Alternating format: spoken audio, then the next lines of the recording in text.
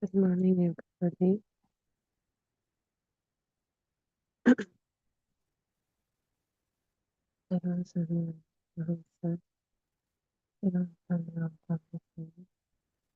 So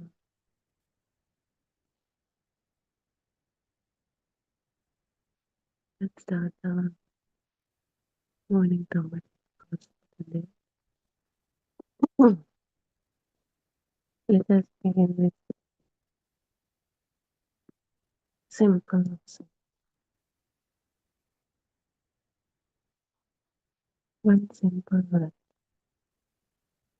Okay.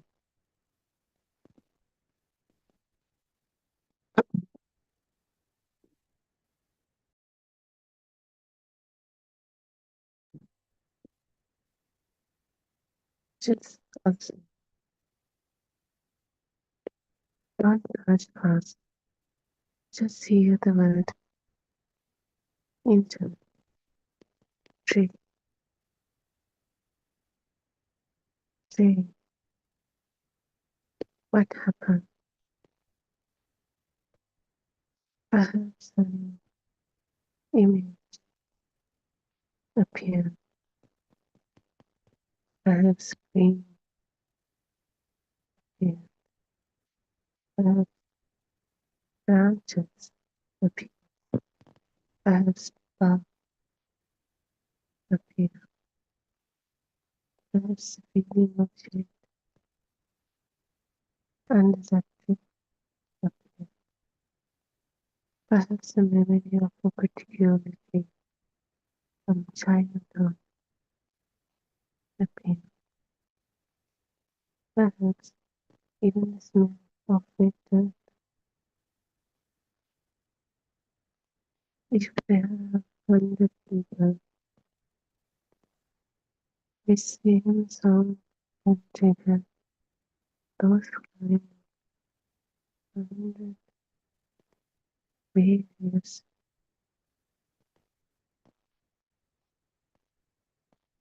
things in their mind.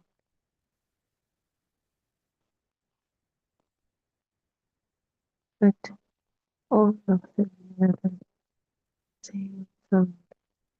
Tree.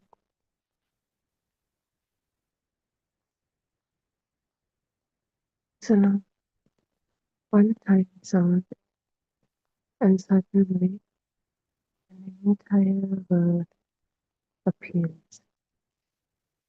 But ask carefully, was the tree that appeared in the mind, inside this world, this sound?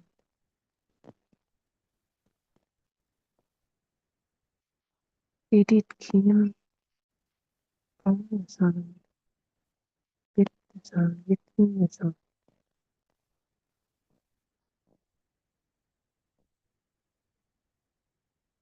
So if it comes with the sound, then it comes not the same thought, but they had different ones. So it could this tree doesn't come with the sound. Sound is just a simple feeling. So the tree is not inside the sound, the world.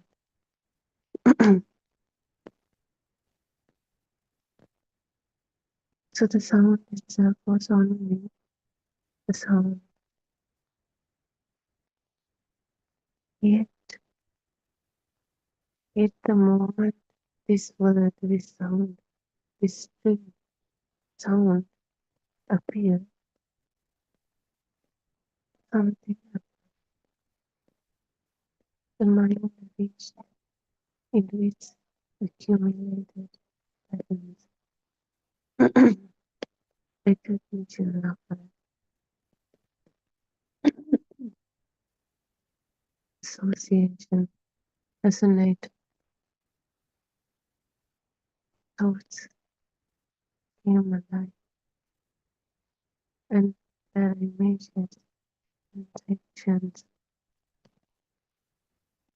figures,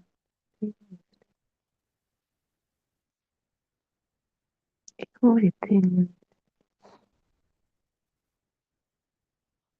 and mind experience all of them, all of them, that they feel like it itself. This whole process creates an illusion of a real three-dimensional experience of a tree. And we are not yet physically experiencing it. This sound triggered the mind to create this physical light experience. So that's why the mind experiences something that feels like the tree itself. Now it's not just a simple sound, now it's a huge three-dimensional object with texture, with color, with smell, taste. And like we said,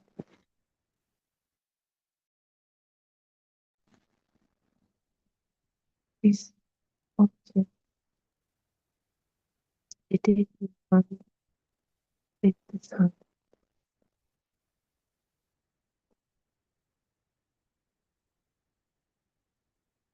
because if it comes with the sun, every person should be able to experience it, but it's different from person to person, which means it depends on each person's mind.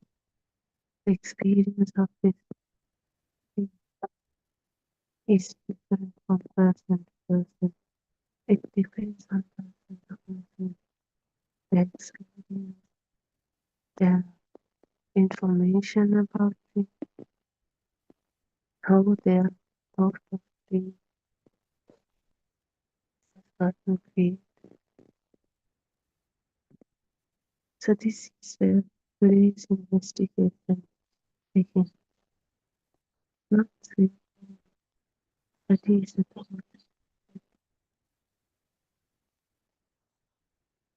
how does it become so convincing that we mistake the thought for the thing, for the reality, for something that is existing, and it feels like simply like mirror is no nothing. It's definitely strong.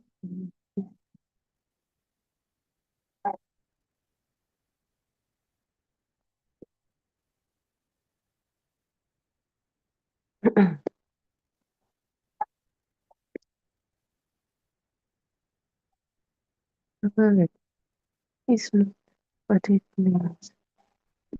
Let me, if we say water, the word is not what it cannot touch, it cannot feel, it has no definition.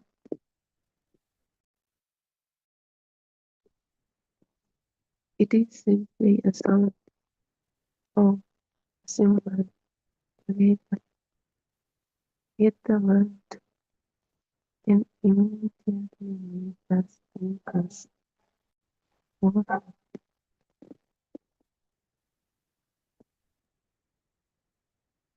It's like we are experiencing that slippery, that it is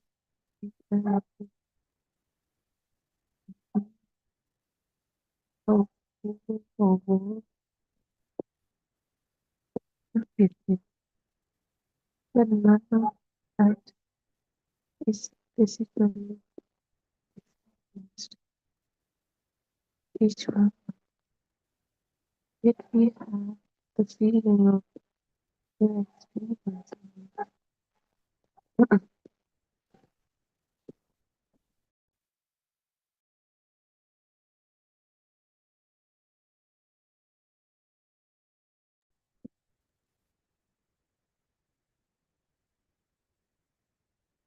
It's not that the border appears physical each and every time the thought appears. It doesn't happen like that. Yet we feel that we are experiencing it. Nothing appears physical, but still we feel like experiencing it. That level, the thought has become strong, they exist, not really existing, but it gives this feeling of strong feeling, an illusion of feeling existing.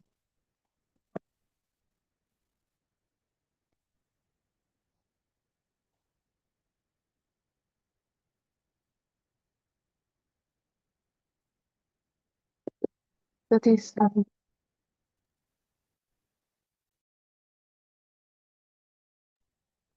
so this sound can immediately make us think of something like experiencing it.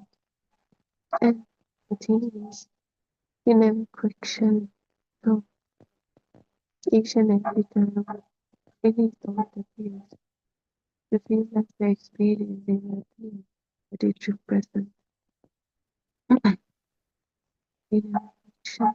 So all of the things of course. But now look at how quickly we forget the distinction, the distinction between what really happens and what is not.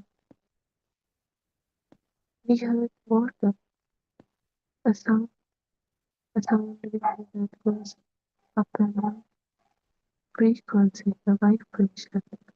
Water, just a sound.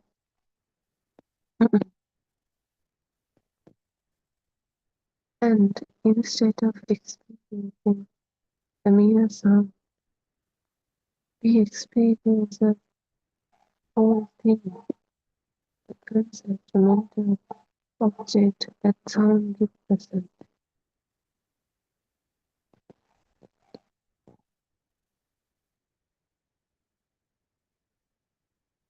And where it is object. So familiar that the original sound almost disappears. That interpretation overtakes the original sound. To that point, we have used these interpretations, treated them as the reality. So now they come off,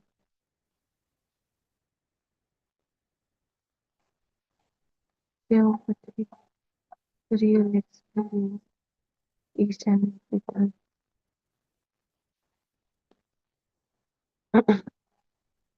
So each and every time now, concept is so familiar that the original sound of any in the content is ignored. Ignored to the point it almost will disappear. It's always there, but we never notice it. So it feels like disappear. Because the thought is powerful, that object is powerful, not simply powerful, but it gives this really existing feeling. We really feel water is real, peace with chair is real, really existing thing, something, an object.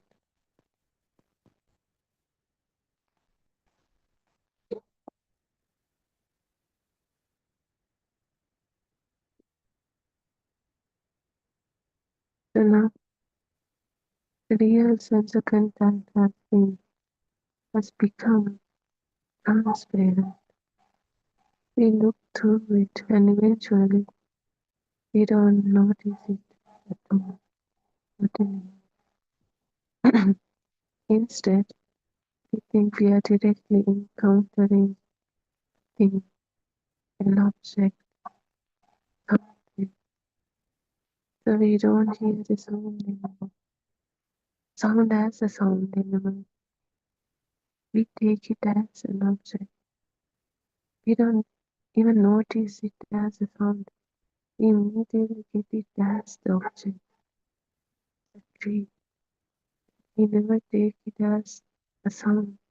We take it as an object. Our perception has changed and it has gotten stronger day by day. Even though it's wrong perception, we have used to it. We saw in that way a long period. Now it appears naturally. Now it appears effortlessly. It's wrong, yet because of this habit, comes effortlessly, flawlessly. So now it's not water, the sun, it's water, the tea.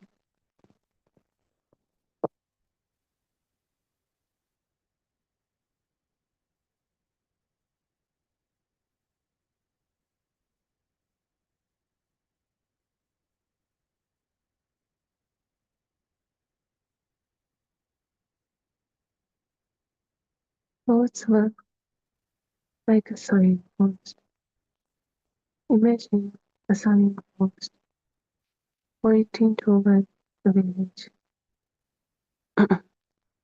The sign says village. The sign is not the village, it only points. But suppose you became so fascinated with the sign that you forgot there was a village beyond. You began living beside the sign, talking about the sign, arguing about the sign, defending the sign, thinking the sign was the way. That sounds absurd, yet the thought can do exactly this. The thought points towards something and then the mind begins living inside the point. And the thing is, none of those things physically happen. It's a whole mental happening process. It's the perception that matters. Same thing, we can look at it in different. If you look at it in the wrong way, it's the wrong perception. But in the right, it's the right perception. So what we have been doing is using the wrong perception, and for a long time, to the point it has become feeling like reality itself.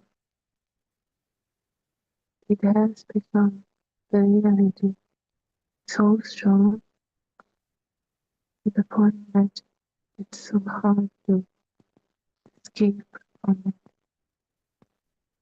So what we have to do is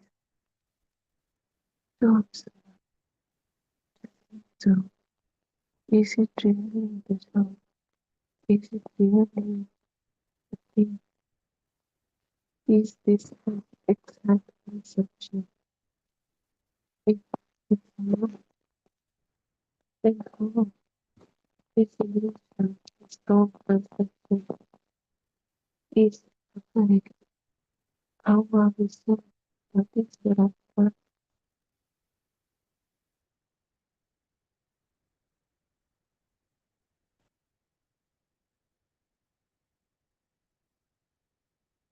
Then we will understand the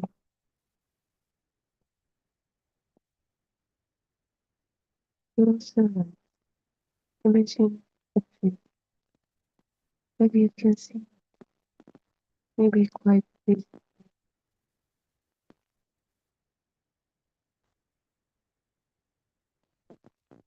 I have certain imagine touching the bark. Can you actually see the tree? Can you actually touch the bark? You are experiencing an image, an internally generated representation. Nothing is physically present right at this moment, yet, yet that image can be emotionally convincing. You can feel nostalgia, you can feel peace, you can even become afraid, different, different emotions. But the thing is, nothing physically has happened to the imagined thing. It is our own imagination, nothing physically present there. Yet the mental representation has consequences. This is I thought is powerful, not because it really becomes an object, but because it can emanate it as reality. So the mind responds to that representation as though it was significant reality. This is a freedom. We treat these thoughts as the reality itself. Another best example is anything in our future.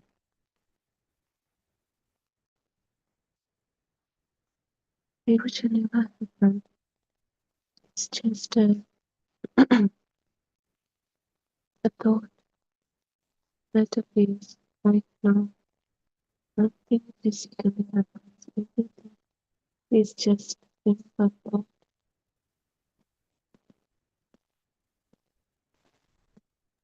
And yet you might have experienced it yourself.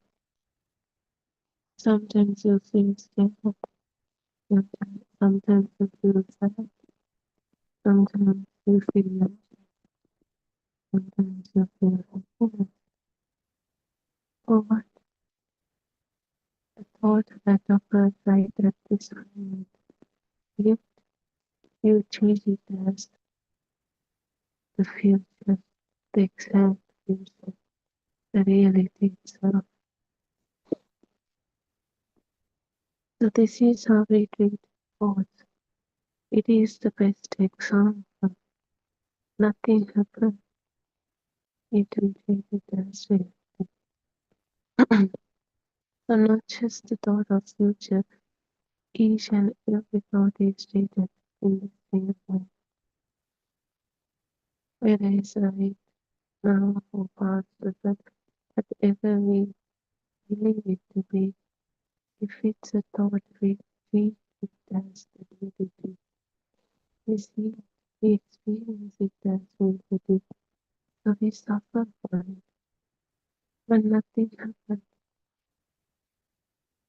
we are suffering for our old mind's creation, because those never exist out there. There are no things, objects out there. Those objects all our own mind's creation.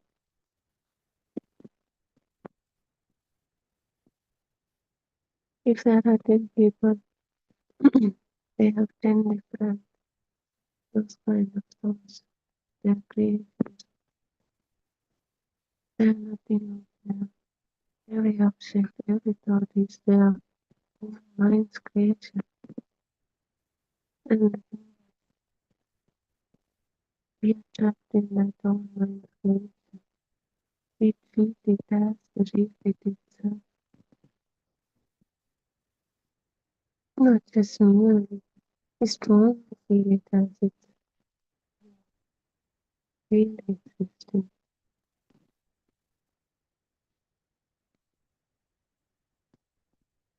As though it was significant proof.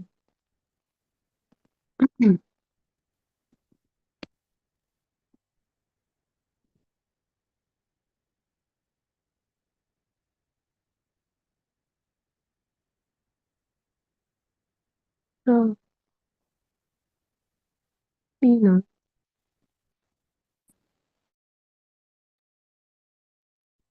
it's something that appears, something that we can't stop keep. It simply appears and disappears. Then it feels, how it creates this illusion of reality. If it's appearing and disappearing, shouldn't it be seen as something that is not real? Then how still we are trapped in this illusion? When it's the perception, each and every time thought appears, and at the same time the thought disappears. And again, another new thought appears.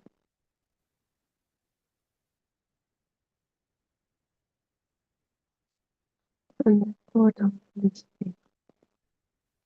But the thing is, those thoughts can be similar. They can resemble each other. And because of this similarity, we can state it as the same thing. Always so different thoughts, yet because of the similar, being mistaken as the same thought appearing again, right again, another option.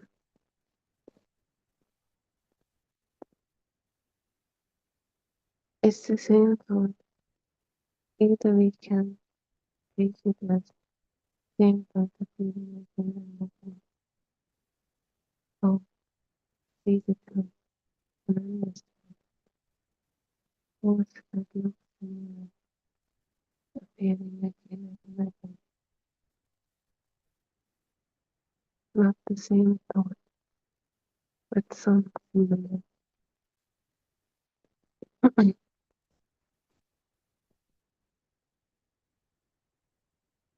So how do they become similar? This time, why can a simple thought produce such a rich breathing, because this whole process activates the resonance. Each and everything is driven by this resonance, whether it's hearing process, whether it's seeing process, whether it's thoughts appearing process, everything is driven by resonating. Suppose the word one previous contact may have no significance, another as you are smelling leaves, branches moving, standing in shade, maybe a beautiful thing.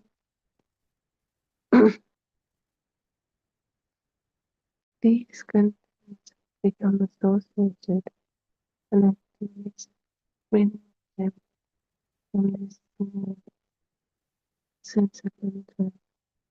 Nobody does it, it's a natural mind does it. When there is no information, it feels more vivid, which makes that object more convincing, more complete, more real, which makes more powerful. So be strong and this, but we only heard the song.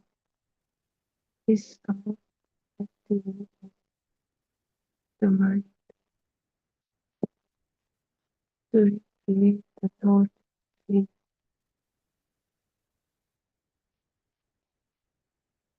before the song.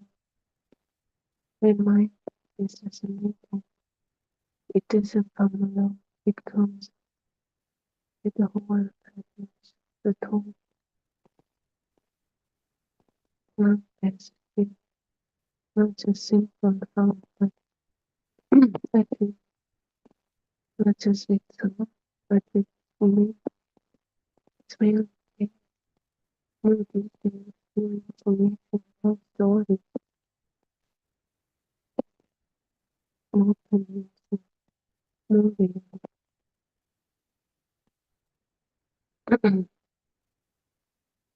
That's why it's not just simply reality. Feels like sunset, but as something really strong, heavy, existing out there on its own.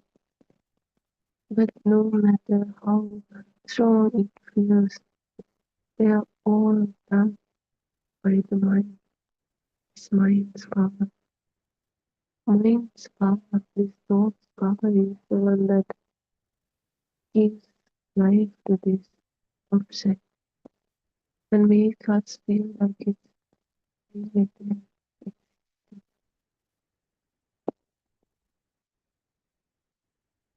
So it depends on the person to person. Some might feel that he's solely existing life, another might feel it is not existing. It's not the problem of the thing, it's the problem with each person's mind, the power it has.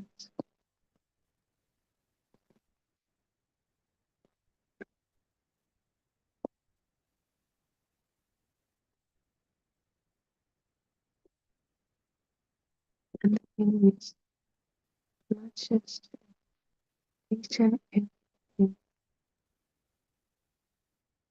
that happens, now we see it as taking them as both objects. It's not we are deliberately doing it. We are used to this way. Now this habit has become so strong. It happens naturally, effortlessly. That's why when something immediately hurt, any sense of contact, immediately we get the object to the thought.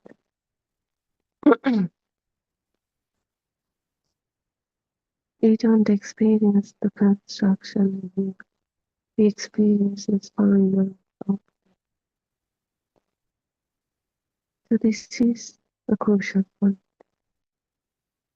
We don't see the sound and the thought appear, and that thought are images, color, when instead these recognitions.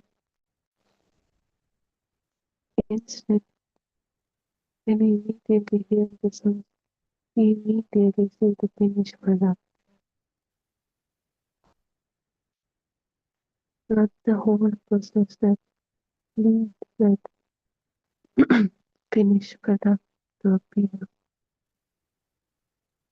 This whole process happens so fast also. So it's really hard to notice at once since you're so used to this way of thoughts appearing. So that is why the construction the convention.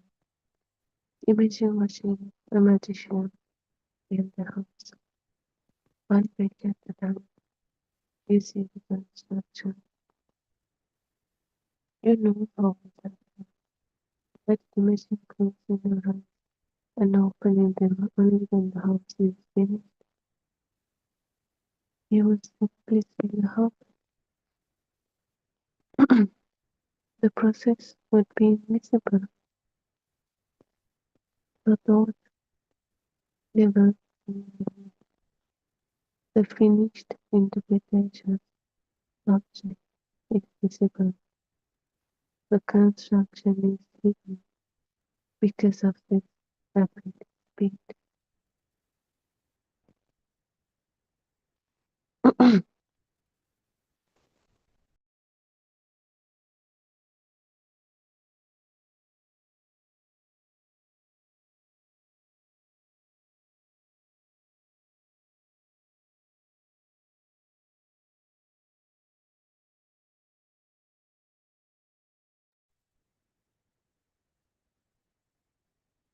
So that's another thing that creates this illusion of solid continuous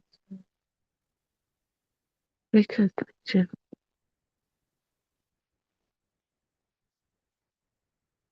Suppose you see something familiar,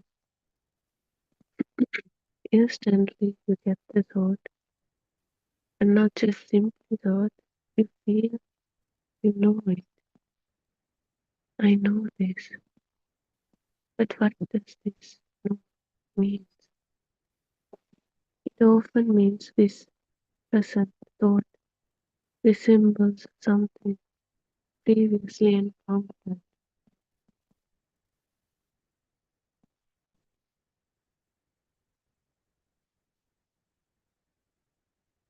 I have seen this before,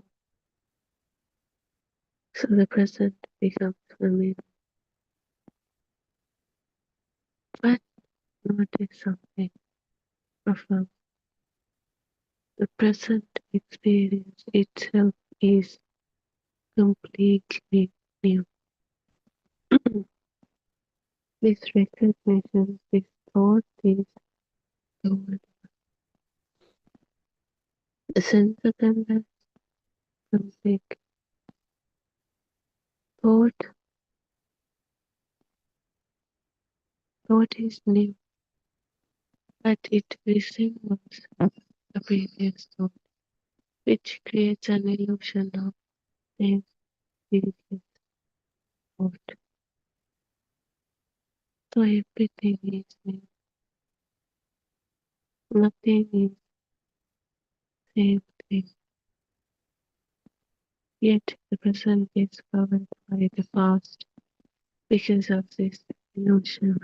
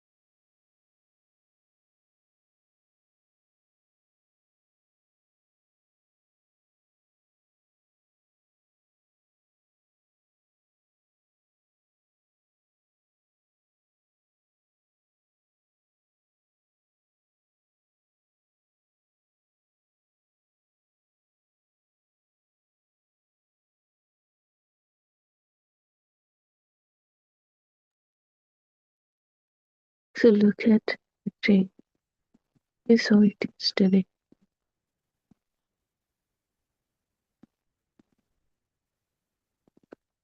Today you see it again. The thought say it is the same. It's the thought that says the same. Thoughts that makes us feel like it's the same thing. But if you look at the sensor content, completely different. Thought itself is just got created right at this moment. Yet it creates a convincing illusion that feels like this is the same I saw yesterday.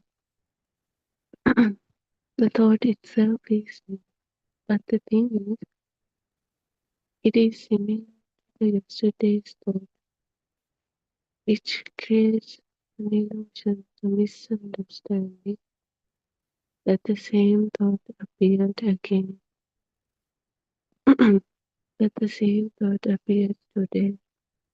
That's why we think the tree is the same tree we saw yesterday, because the sensor content is completely different. So the thought is the one that gives us the tree, not the sensor content. And the thought itself is a new one, but similar to yesterday, so that creates the illusion of same exact thing from yesterday. That's why the thought says same tree. But the present visual experience is not identical. Light changed, leaves changed, air changed, your body changed, your eyes changed, your attention changed. Everything is changed different, yet the recognition says same. The mind takes changing experience and link them under this thought, which creates the fake solidness, continuity.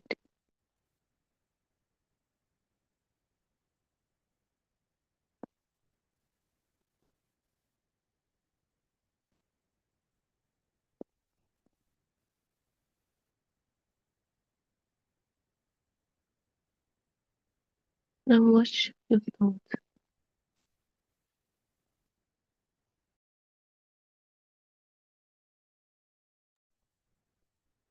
You might say, this same thought keeps coming back. But what is actually happening? Each and every time a thought appears and it disappears. And again, later, a similar thought appears and that also disappears. But the recognition says as the same thought because they look similar, identical, they resemble each other.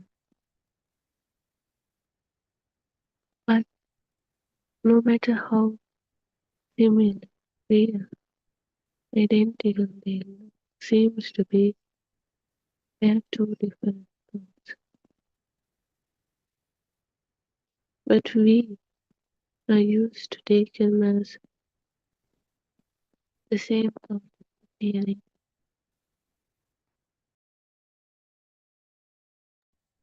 again and again.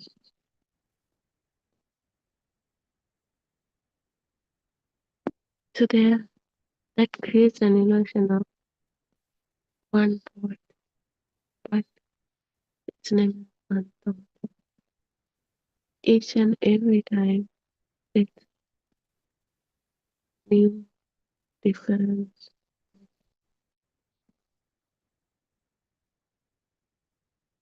just repeated appearances.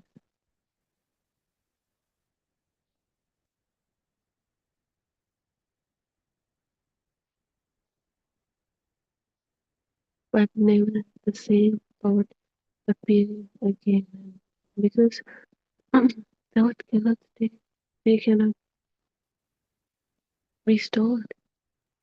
They are always appear and disappear. But something similar to that can appear. That's the one we mistaken as the same one appearing again. They can be similar, but they're never the same thing.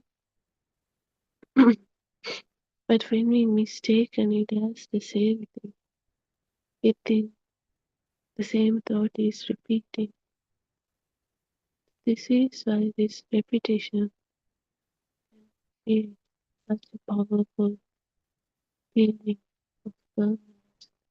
Because now we mistaken it as same thing appearing again and again, which creates illusion of permanence, continuous, solidness of the same thing. But if we see it the other way around, nothing is exist, everything is appearing and disappearing. What appears same thing, continuous thing is an illusion, resemblance. Thoughts that appears similar and it breaks this illusion, this feeling of permanent solidness, continuously.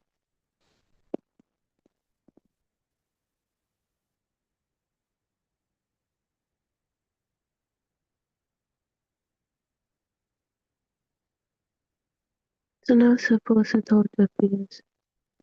I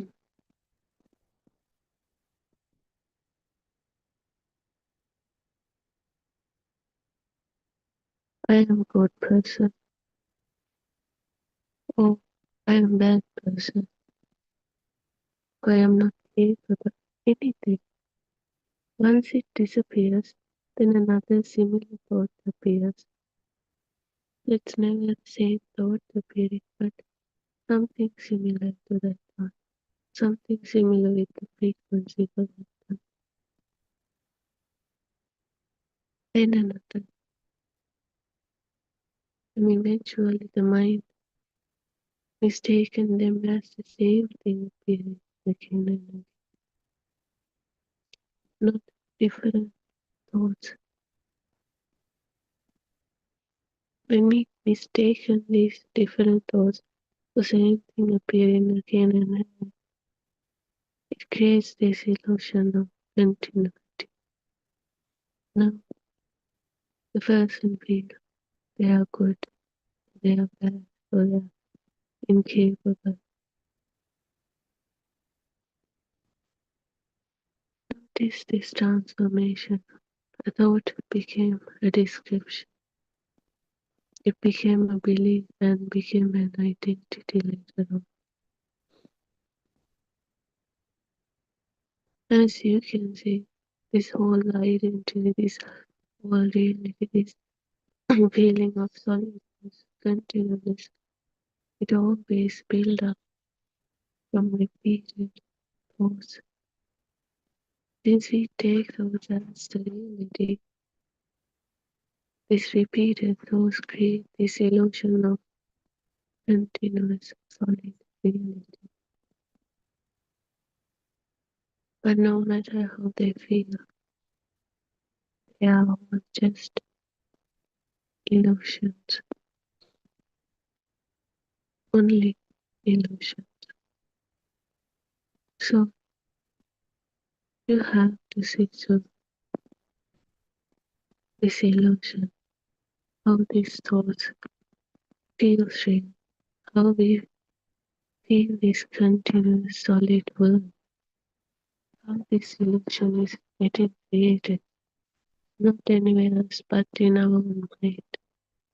When you see slowly, step by step, it's that the power, the value that you have for this illusion starts to fade itself.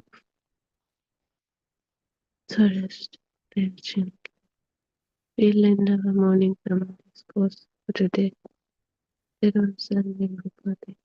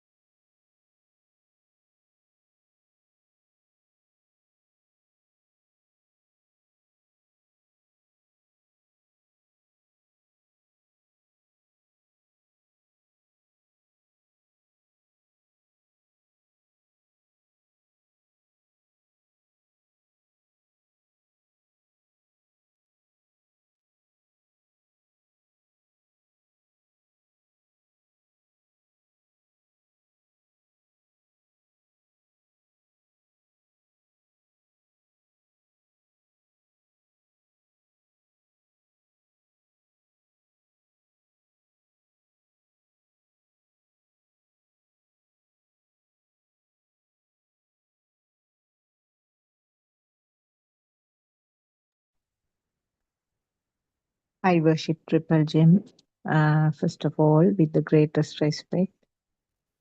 I worship Aryan Vahanse at his feet. Teruvan Saranai Aryan Vahanse. You are our noble friend, our spiritual leader on this Dhamma path. You have been guiding this group of uh, people who are keen to know the truth of this Dhamma for the last 5 to 6 years. Uh, may you be able to provide this grateful service to the world for a long time. Uh, may our friends who are listening be blessed by Triple Gem. May our friends who are helping with the technology be blessed by Triple Gem. Uh, this is the regular Buddothpado PeoTV English series. As you know, it starts at 5 o'clock in the morning and goes on until 11 p.m. in the night daily. And just another small reminder about the discussion session which is there from 3 p.m. to 5 p.m., for which you can join us. If you have any queries, you can always ask us. So with that introduction, I will start this session. Number of us, Dhamma friends, are conducting these sermons during this period. We are trying in our best to convey what we have learned from our spiritual leader, Aran Wahanse. And this is for the benefit of the people who are uh, who are listening from all over the parts of the world, speaking English language, but still trying to find out what is this truth about the living beings, or what is the truth which is common to the humans as well as the animals.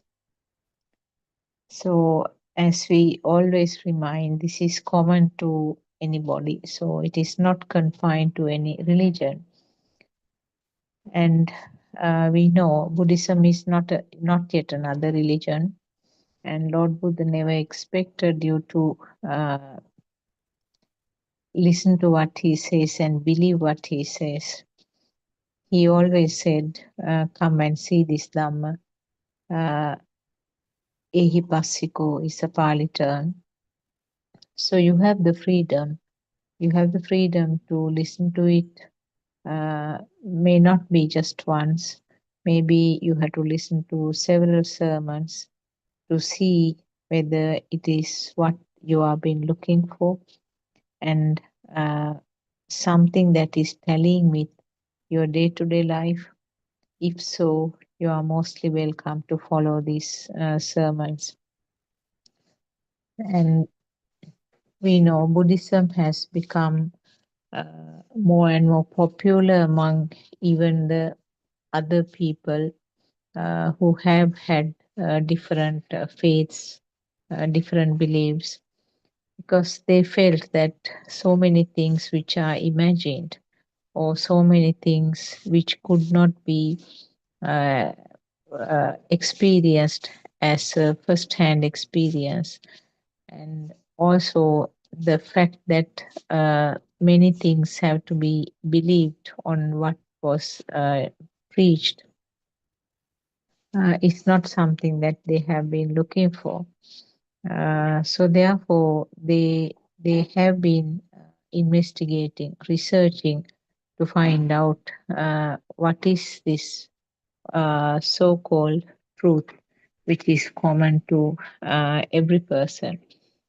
So you have come to the correct place, I would say, but don't take up my word. Always do your research yourself after listening to these sermons. And doesn't mean that just you can be satisfied with few sermons. You can listen to several people who are talking here, and also you can listen to any other sermons and compare and see whether there is a difference here. So that is how you can find the truth by yourself. It should be something done by somebody else. Lord Buddha said that make your own raft to cross the stream. So there aren't any ready-made rafts, and no one else can make it for you. Even the noble friend can't do it. Even the Lord Buddha could not do it for another person. So he will support, he will direct, he will show you where to find the material for the raft. He will show you how to assemble it. He will show it only, but assembling has to be done by you. So this is the basic. The wisdom should be there for a person who is following Buddhism. It's not meant for people who do not have the wisdom.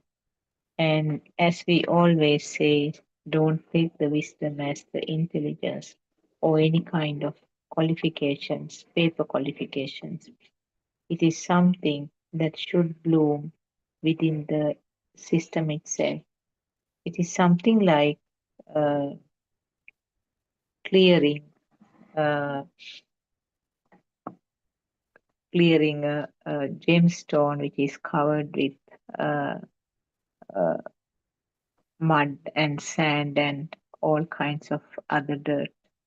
So we all have that gem within ourselves. The gem is there in each and every system.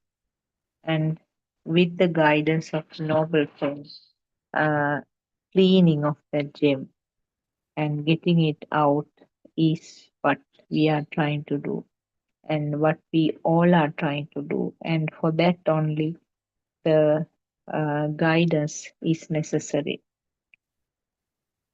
Uh, just talking about something slightly different. What is the difference between us and the animals? We may have talked about it earlier also. What is the difference? We both categories, that means the animals and the humans, we are born uh, either in different ways, either maybe in the form of an egg or it may be a fetus in a womb. And that happens when there is uh, uniting of two cells from the female and the male parties. And this will either grow as an egg or a fetus. And the the living being or the animal or the human is being born and it has to be fed because there is a physical body. So the feeding occurs in various ways and the growth occurs at some point with varying uh, age uh, limitations. Reaching the adulthood occurs, and adulthood means the next step for the nature is reproduction, maintaining the generation. So that is a natural phenomenon. Again, there is attraction between the opposite sex, and the reproduction occurs. The next generation comes up, and what happens? The physical body is subjected to various kinds of damages, aging, illnesses. So it's decaying every day, every hour. The physical body is decaying, and after some time, it comes to an end where it cannot exist anymore, and the physical body comes to an end. But the current, which is created in the form of thoughts, does not die, does not end up there. And the current will be synchronized to a compatible uh, current in a different place. It may be in some other form where there is a physical body, or maybe in some other uh, form where there is no physical body. So, this is the cycle actually which is going on, common to both humans and the animals. As long as this function is not understood, uh, as long as this system is not understood, this will continue, and the current is not going to be dead. Current is going to continue, and that is where the continuation of the life is. So I remember R.N. Mahansi when he was small. He still, I mean, even at that tender age, he had that instinct. Why was I born? I shouldn't have born. That was one of the things he has mentioned even as a small child. And it grew up. The that concept in his mind grew up further and further. This is something useless. Actually, that is the same feeling that even the Prince Siddhartha got when uh, he saw the uh, four important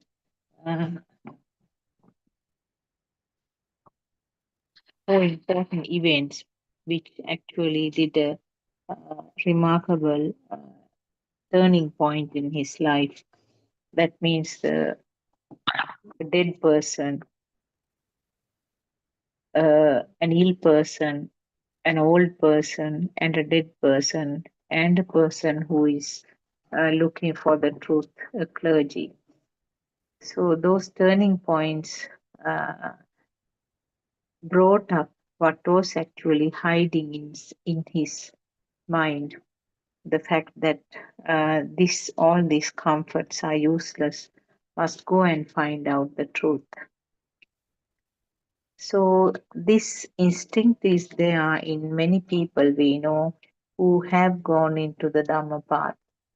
So your birth as a human in this point, coming to the point where you are listening to this sermon, is not something that happened accidentally. It's not something that happened randomly.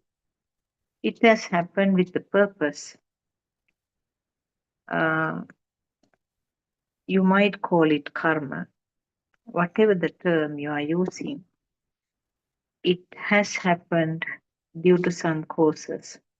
Some causes have led to this effect, cause and effect. So some relevant causes has contributed to this final effect where you are born as a human being and you are listening to these true Dhamma facts. So those two things are fulfillment of something really great, which you may not even understand. Many people who are born as humans do not feel that it is such a great thing, such a rarity, such a fortune to be born as a human. And also the fact that you are being able to listen to this Dhamma, these true Dhamma facts, is equally fortunate. So, talking about the routine things that is happening between the human and the animals, uh, there shouldn't be, if there isn't a difference, what is the point of being born as a human? And we know that Lord Buddha has mentioned that it is such a rarity to have been born as a human, because if you take by number the total animals and insects, all the other living beings with the physical body, is maybe 1,000 times or maybe even million times more than the human population. But we all are in the samsaric journey. We all are having the birth cycles. So therefore you can see what a significant proportion of them are being born in the non-human form. And the most important thing is that only the human being is capable of understanding these deep facts which are explained in Dhamma. And no other animal has that advanced level of mind and is capable of understanding how the thoughts are formed and what is the uh, level of the behavior, how the mind is behaving, how the thoughts are formed.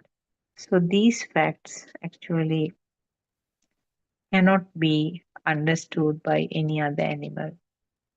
We need to use our own thoughts to understand about this thought process, and also understanding that there is no self and it is a system which is functioning is really a great finding, which was done by the super wisdom of our Lord Buddha initially, nearly 2600 years ago. So that great finding is being again explained in a simple way by our noble friend R.N. Vahanse. So this revelation again and this explanation will help to continue the reawakening of this Buddhism is happening now, and it will hopefully continue for another 2500 years ago, because Lord Buddha said this Buddhism will last total of 5000 years in this world, and thereafter there will be declining, and at some point Buddhism will completely disappear from the world until another human who will develop the super wisdom to find this truth again from the zero level. So these are going on as cycles, and we have been born during a time period where the Buddhist teachings are still there. So that is another reality, because the beautiful example that R.N. Mahase has given, throwing a stone to a lake will lead to some ripples, and it will go to the peripheries, and at some point the power of the ripples will go less and less and less, and then finally it will stop. So similarly, the power of Lord Buddha's teachings will be there up to a particular time period, and thereafter it will not be there. So if a human is born during that time, there is no way of listening to this truth. That is why I say that you and me are very, very fortunate to be born as humans, to be able to listen to this truth, because none of the animals who are thought to be having fairly high IQ are not intelligent enough to understand these facts. And as I said, the current or the power which is generated as a result of this thought formation, as a result of the speed of having the thoughts, speed of formation of the thoughts, which gives rise to the feel that the thoughts are real ones, the world is real, whatever is experienced is real. That current is the one which is going to persist and put all the living beings into a great trouble. So you can't stop this current forming instantly. Only way is to understand how the current is formed. There's a story from Buddha's time. Lord Buddha, along with the rest of the monks, including Ananda Thero, were walking for alms along a road, and there was a line of black ants crossing the road. And Lord Buddha stopped, looked at them, and had a small smile on the face. And Ananda Thero asked, uh, Venerable Sir, Lord Buddha, why did you smile? Why did you look at the ants and smile? He said, each of these ants had a life as a god in the heaven. Each of these had a life as humans, and now they are being born as ants. So this is the way of the uh, life cycle or the samsaric journeys. So I'm sure you and me may have gone through those cycles enough times. And Lord Buddha says, he gives so many examples to indicate how dangerous is this samsara cycle is. He says the times, the that your neck was severed, your neck was chopped off and killed, the amount of blood which may have uh, flown out of the will be more than the amount of water in these oceans. And also, it says at the point that you are standing, you yourself may have died and you may have been buried so many times in the same point where you are standing. Now, these examples, what the lesson or the message that you have to take is that the samsaric journey is something endless. You can't have any idea from our uh, level of thinking how long it has been and the number of years that we may have spent. Uh, you can't give it in a figure. So therefore, it is very important.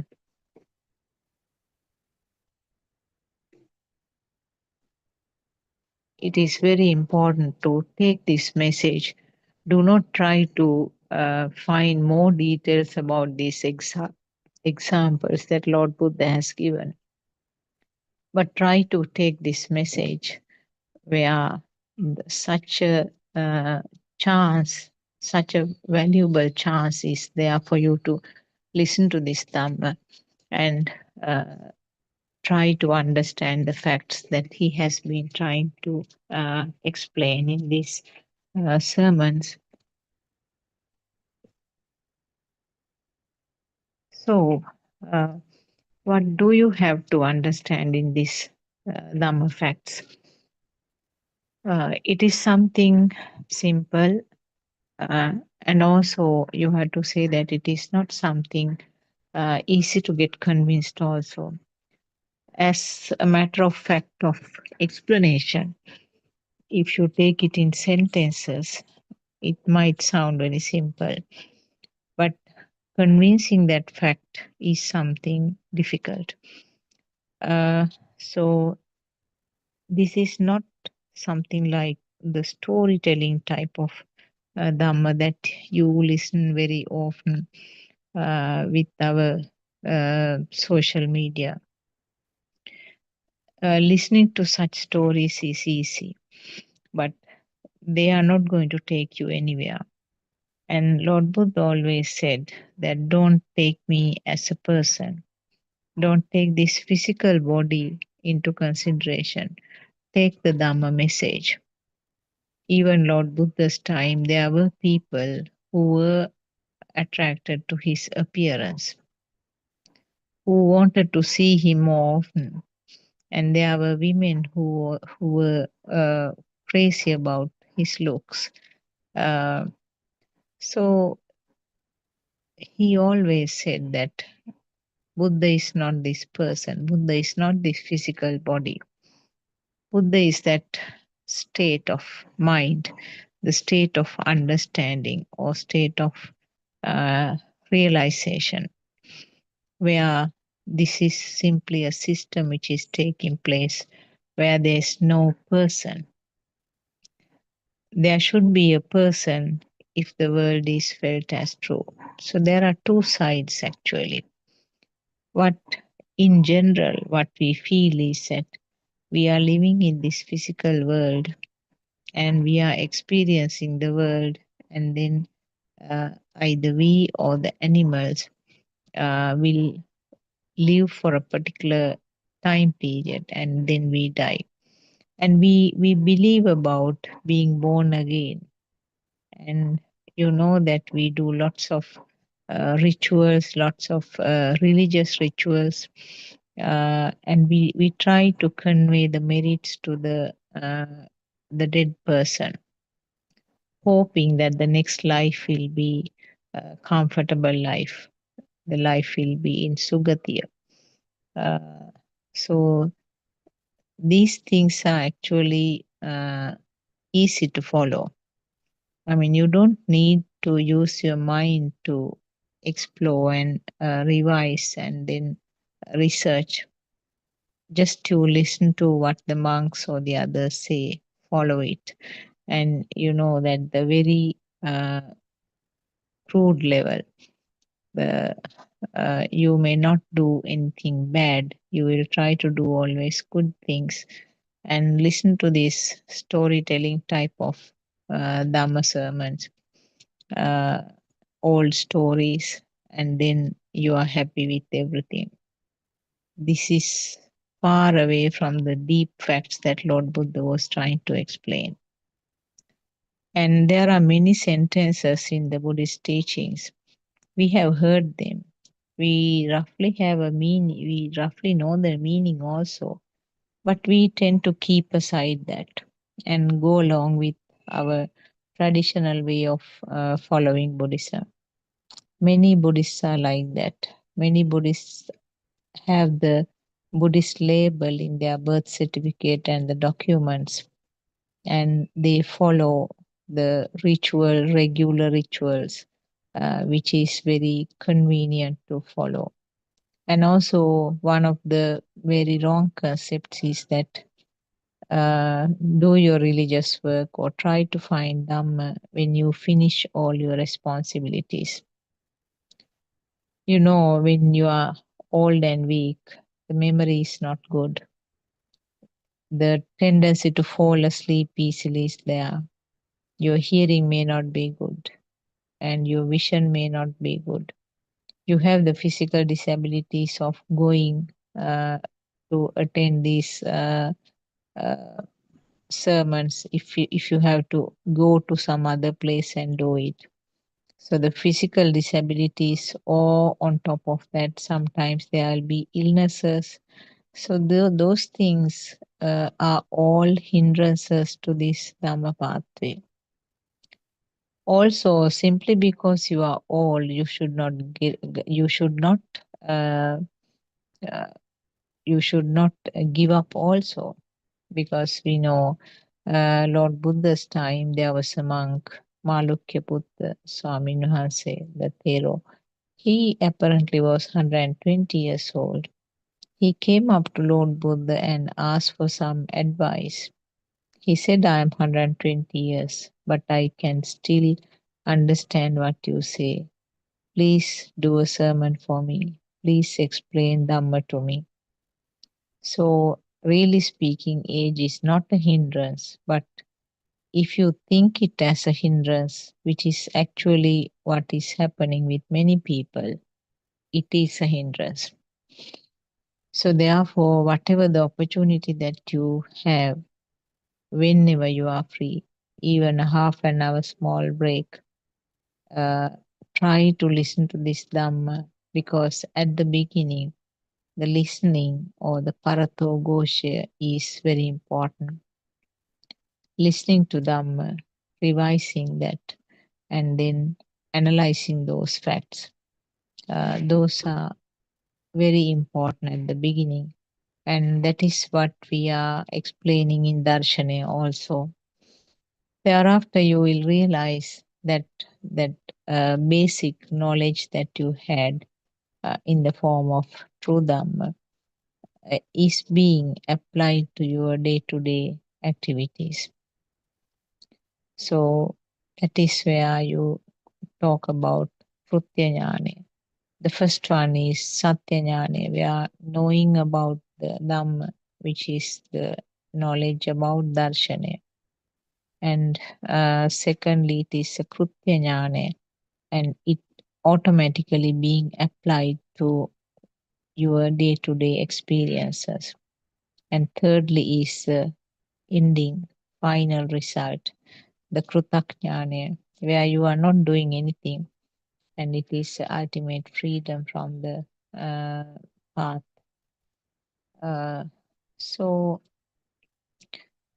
if I talk about the basic things that has been explained by Lord Buddha long ago, we find it very easy with our noble friend R.M. Hanse's teachings, because he's making them very simple for us. Uh, if I say the world is in your mind, it's a bit difficult to understand, or you bit difficult to believe, isn't it? Uh, World means your mind. How come? You might feel that we can see the things, we can hear the sounds, we can feel it, we can feel the smells, we can feel the tastes, and not only that, with our hands and fingers, skin, we can feel so many things. So you might wonder,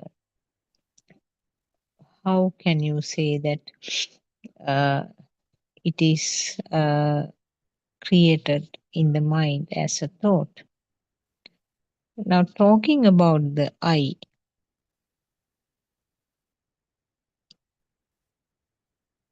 if the function of the eye is not there, you can't talk about seeing a thing.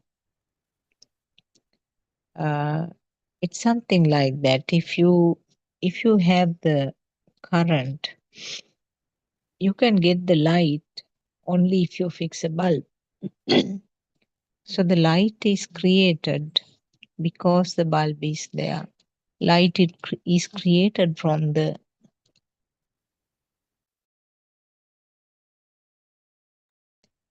sorry, light is created from the bulb, isn't it? The necessary potential was there because there was a live wire which was connected. So the potential is there, but the light was created because there was a bulb.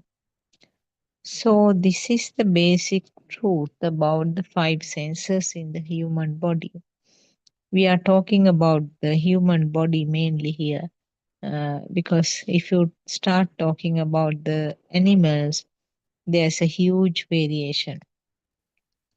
They have different types of senses, and what is created in those senses, actually we can't experience, so therefore we can only guess how they feel it.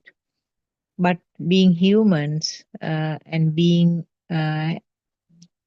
able to see the things in a common way, we can have some idea how these experiences are received. So, as I said, when the current is there, if a bulb is attached, you can get the light. Uh, if a if an electric guitar is fixed, you can get a sound. Uh, if a refrigerator is connected, you can get the cooling. Uh, if you connect a burner, you can get some fire. You can create the heat, and also you can get the fire. Uh, so like that. There are so many, I mean, you can find more and more examples where using the electricity, so many things can be created. But for that, the appropriate equipment should be fitted. So, isn't this something that is happening even in the human body? The current is there from the small age, the current, the sasava or the taints are there. Small age means not after birth, even before the baby is born, even before that means from the level of the zygote, which is a single cell level in the womb or the uterus. From that level onwards, uh,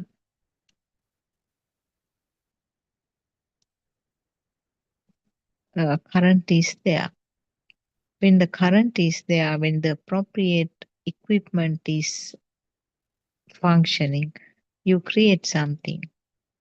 Actually, in science subjects, what we what we learned was actually the light is something coming from outside. Light rays are coming from outside and then uh, created the picture in the eye.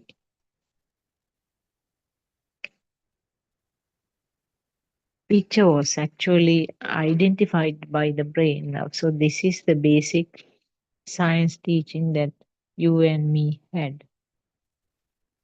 Uh, so, if it is so, there are certain things that we have to clarify. So how come if the dead man's, if a person is dead, the eye is there, and if the light is coming from outside, the the dead body also should be able to see.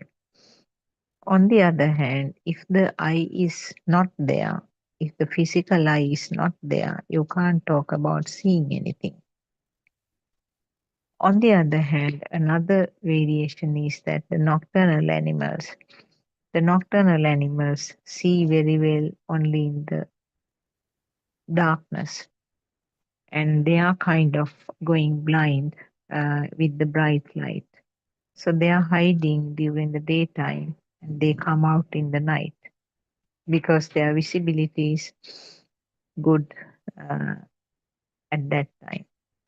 So then can you talk about some light rays coming from outside to the eye?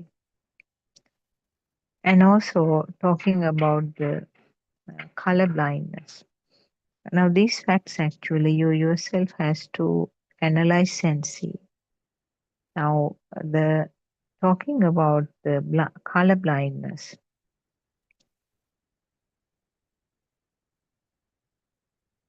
the person with the color blindness is unable to see the red color and green color. So if it is something coming from outside and the eye is also functioning, the person should be able to see the red and green colors because it is not formed at that sensor level. Only you talk about the fact that they can't see those two colors. The people who do not have the color blindness, their eyes are different because those eyes can create that color uh, in the system. So these are some of the facts about seeing, uh, that the seeing should be analyzed. Each and every sensor function has to be analyzed in this way. Now, we think that uh, the hearing, we talk about the hearing. We know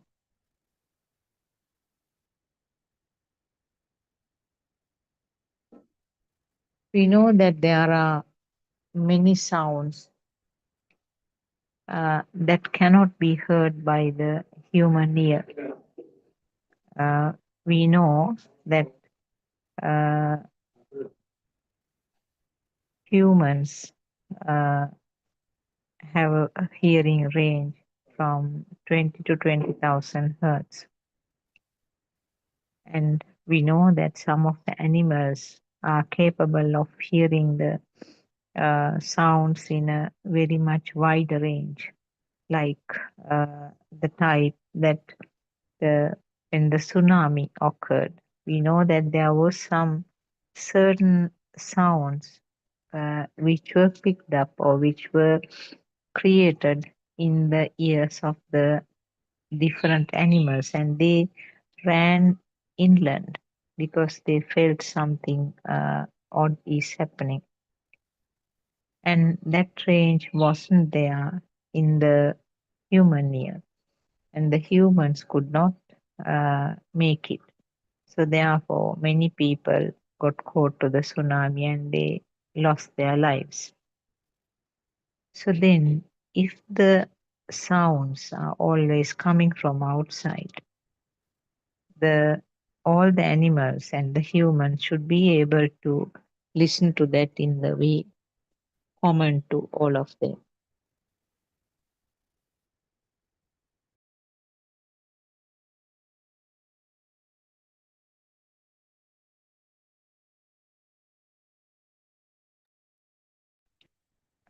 So if the sound waves are coming from the outside world, we all should be able to listen to them equally, isn't it? So these are the facts that you have to investigate yourself.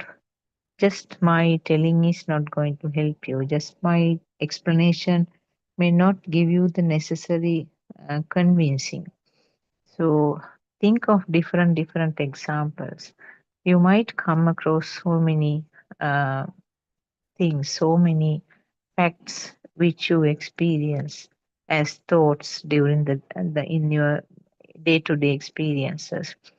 You will realize that it is the senses which decide what is experienced. Actually, the sensor function means the function only. Senses means the function only. The creation of the I means that function. The birth of the I, in another word. Birth of the I means the function of the seeing. So, birth of the eye doesn't mean that the physical birth of the eye, along with the birth of the baby from the mother's womb, but that physical eye should be there. It must be there as a basic necessity. But what we talk about is the birth of the eye means the birth of the sense of function. So the seeing, the function of seeing, means the birth of the sense of faculty. So we don't talk about an existing eye. Again, I'm reminding you that the physical eye is not the matter here. Physical eye is necessary, but for the time being, keep the physical eye aside. The birth of the eye occurs instantly at that moment when the system is experiencing a vision. So if you are seeing a door at this moment, the birth of the door, concept of the door means the birth of the eye. It's created right now. And if your focusing goes to the wall from there, what happens? The birth of the wall occurs. And birth of the wall means the birth of the eye again. So like that, it varies from one focus to the other. It changes from one focus to the other. And it goes on, not only the time that you are awake, even the time that when you are asleep, excluding the short period where you don't see dreams. Even the dreams are also part of these sensor functions. So the sensor functions, we know the five things that we experience. We see the things, we hear the things, hear sounds, we feel the tastes, we feel the smell, and we feel the skin sensations. So the whole world is limited to these five, isn't it? But uh, what we don't feel actually unless you hear from a Dhamma sermon like that, you don't feel that our experience is limited to these five. But if you try to explore, if you turn back and see, you can realize that all the experiences can be accommodated within these five senses. And you talk about a mind sensor or the thought formation. Mind sensor is always a combination of these five. Not necessarily all five, but at least two of them will combine to form the mind sensor or the thought formation. And this is a process, continuing process. Aran Vahase gives the example, gives the metaphor. The five senses are uh, uh, like the solar panels. Lord Buddha said Asaginigani, Kanaginigani. What does it mean? The eye is burning, the ear is burning. All five senses he explained in that way. They are burning points. So, in other words, it's more or less explained in the same way when you talk about the solar panels. When you compare it to five solar panels, non-stop, some form of current is being generated in the five senses. So that is how what has been explained by Lord Buddha nearly 2600 years ago. So the wordings are different. Metaphors are different because from whatever was available in the society at that time, Lord Buddha used them to explain this. So he said all five senses are burning, or taking it to the modern world, we can either say they look like they are like solar panels or they are sparking all the time.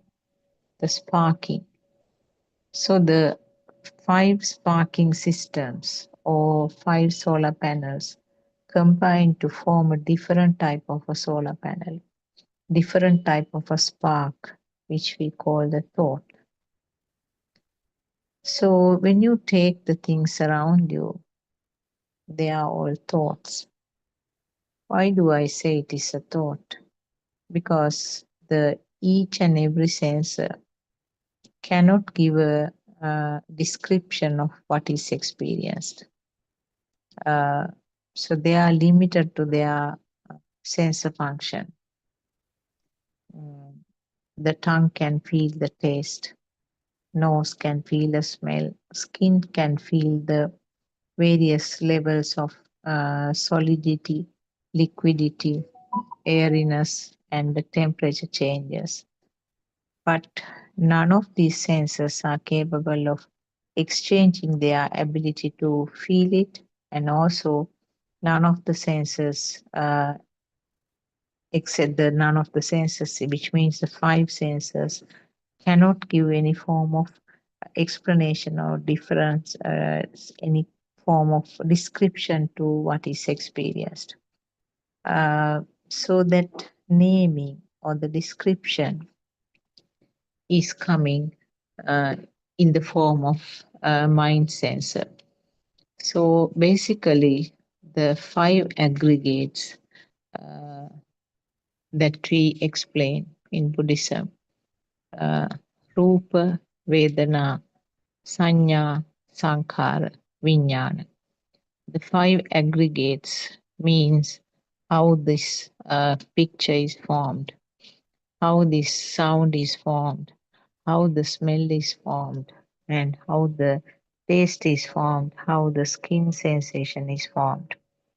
The five aggregates, which means the rupanaya or the vibration, that is rupa, vedana or sensation, uh, vedana or sensation, uh, sanya, sanya means the perception, uh, sankhara means the aggregate or the construct, and vijnana means the consciousness. So those five things are explained as feeling, as experiencing a light, experiencing a sound, experiencing a smell, experiencing a taste, or experiencing the skin sensation.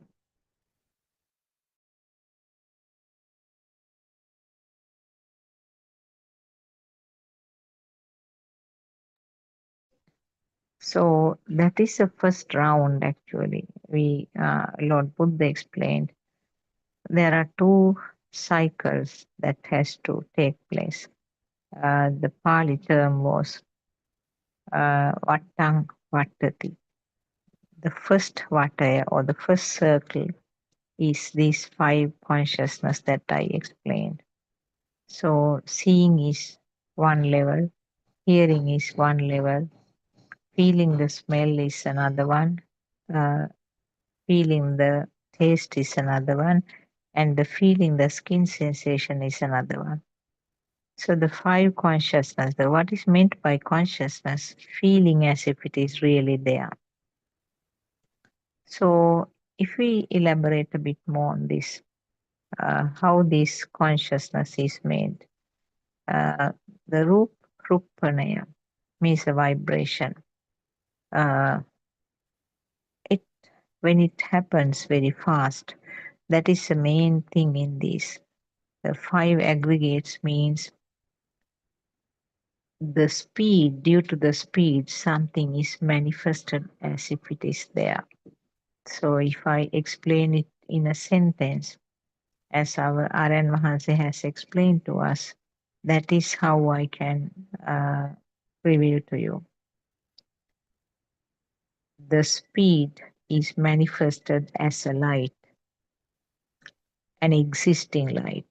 The speed of vibration is manifested as an existing light, and we call it Chakku Vinyane, or the eye consciousness. Speed vibration, vibrating at a very high speed, is manifested as a sound, an existing sound that is called Sota Vinyane. Vibrating at a high speed is manifested as a uh, as an existing taste, and we call it Jivha Vinyane. Speedy vibration is manifested as an existing smell, and we call it Ghana Vinyane. And similarly, speedy vibration is manifested as skin sensation or body sensation that we call it Kaya Vinyane. Now for these five to occur, the basic equipment should be there. So that means the equipment is the eye, ear, nose, tongue, and the skin. So as I mentioned right at the beginning, like when the current is there, when you fix a bulb only you can get the light. When the current is there, when you fix an electric guitar, or maybe you can say a speaker, you get the sound. And like that, the necessary equipment should be there to manifest it as a light, sound, smell, taste, or the skin sensation. So this is how this body is functioning actually. This is the first vata, or the first cycle, where these five sensor functions, seeing, hearing, feeling the smell, feeling the taste, and skin sensation, is created. So this is necessary for us to form the thoughts, because thought is coming in the second cycle, of the Vattang Vattati. And second cycle means these will combine to form the thoughts. So now you and me cannot experience the previous things as a light, as a sound, as a taste, smell, or the skin sensation. Now we get the combined product, which we call the thought. So look around you, listen to the sounds, focus on the sounds that you hear, focus on what is seen, focus on what is felt right now. They all are thoughts. The basic uh, sensor function occurs, but immediately, with no time gap, combine to form the thoughts. So what you experience is a fully pledged thought now. So the banana tree is a thought, door is a thought, wall is a thought, and the uh, tooting of the vehicle is a thought. The smell of a perfume is a thought. and the hardness of the ground is a thought. The taste of orange is a thought. Now you have the full product, full package is there as thoughts. And what is the problem of having thoughts? You can't stop this process, isn't it? You can't stop this process because it is a function of a system that is happening. The eyes are functioning, eye, ear, the basic organs are functioning as long as you are breathing. As long as your physical body is functioning, they have the blood supply and the nutrition, and the five organs are functioning. And when the organs are functioning, as I said, the five solar panels are working. The beautiful example given by R.N. Mahansi, our noble friend, the five solar panels are functioning and creating some information non-stop. And they combine accordingly again. It's a natural process and forming the thoughts. So, what is the problem of the thought? The problem comes as the next topic, next step actually. Having the thoughts is not an issue because you need the thoughts to live. You need to see the things, understand what it is. So, really speaking, the organs are unable to give a description. Combination of the sensor functions only gives the description. And we call this process teaching. So in the process of teaching, the sounds, combination of the sounds and the pictures, along with the other three, help to combine more and more together. It can happen as a natural process also, but with this process called teaching, we exacerbate it. We make it more and more. And harder you are learning or harder the teaching means this process becomes faster and faster. And your world of thoughts become larger and larger. So that is what we call now. Now he's an intelligent person. He knows quite a lot. That is how we use the word, isn't it? Knowing a lot means you have got so many creations in your mind. You have got so many thoughts in your mind, which means sometimes more and more difficult for you to reverse, isn't it? So, as I said, even the Lord Buddha has the thoughts. So what? What is the problem with the thought? Each of these vibrations means there is a little current. So the vibrations combine to form a seeing, eye consciousness, ear consciousness, taste consciousness, smell consciousness, and the body consciousness. And that means the vibrations of the current of the vibrations, when it is constructed in the form of sankhara, aggregation or constructs, the consciousness has a stronger power. That is why you really feel that something is seeing, something, the word thing, I stress out that word thing means there is some form of power in that. So seeing itself has a power, hearing itself has a power, and so as the other three also. All the consciousness has a power. And when several consciousness combine to form the mind consciousness, it has even a higher power. And when this mind consciousness or when the thoughts are repeated,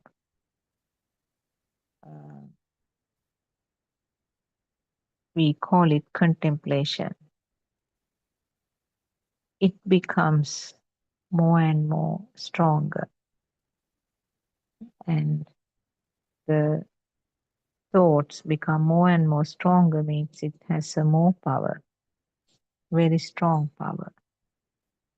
And very strong power means you know that when you use a powerful battery to a toy, the toy will be alive, looks alive, isn't it?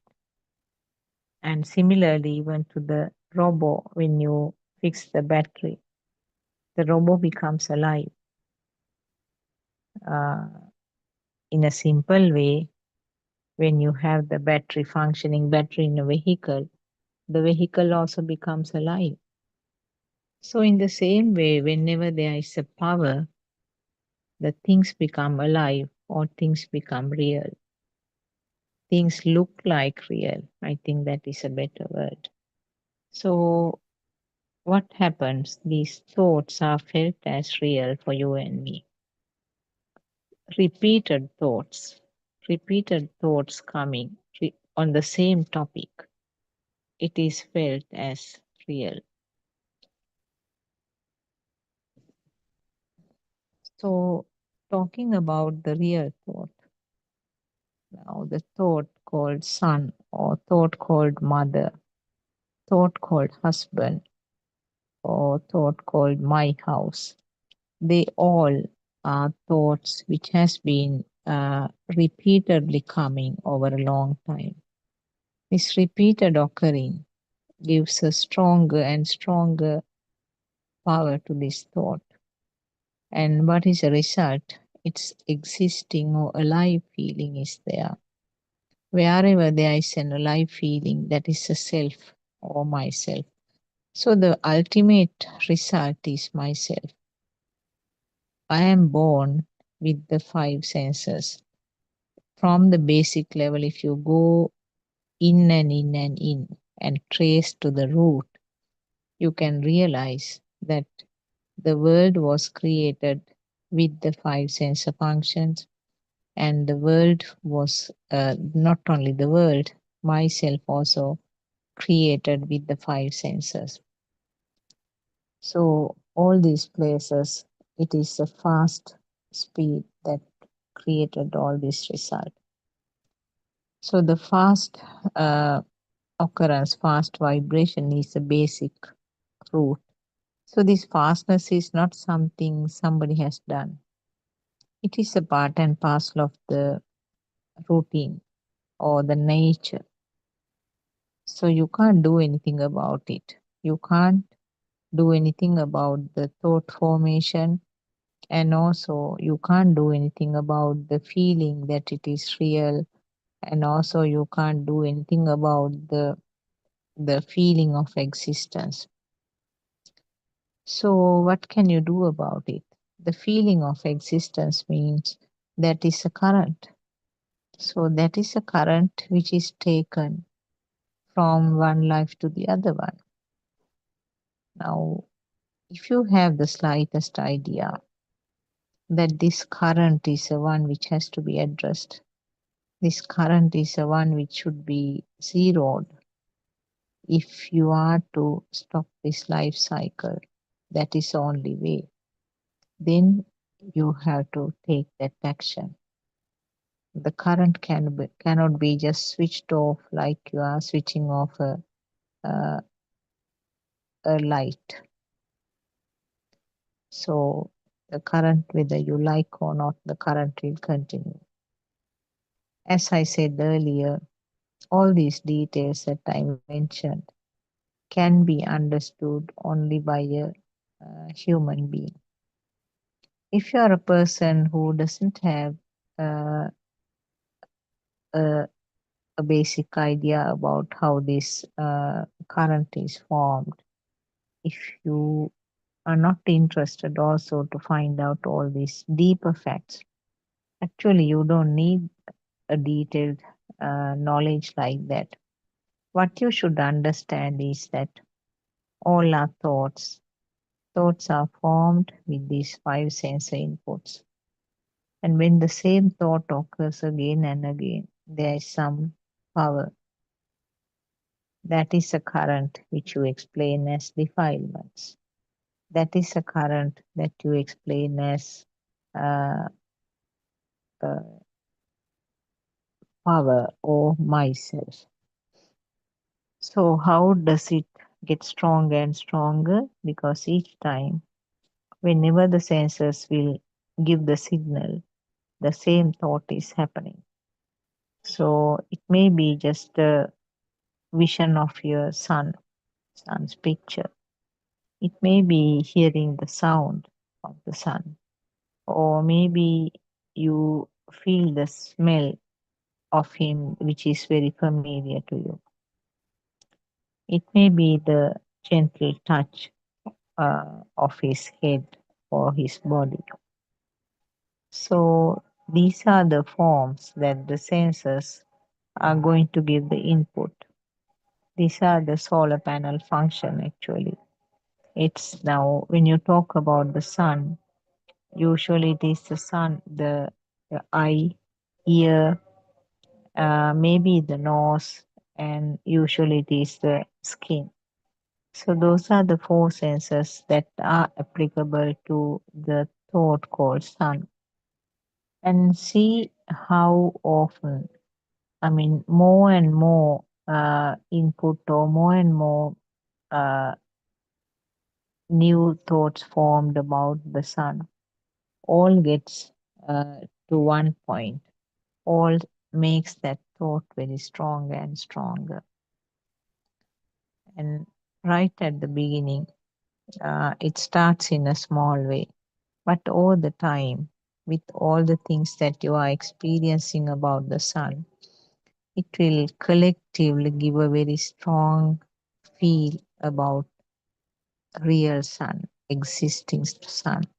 Even now, at this moment, when I tell you sun, if you have a sun, when I tell the sound, that is simply a sound to your ear.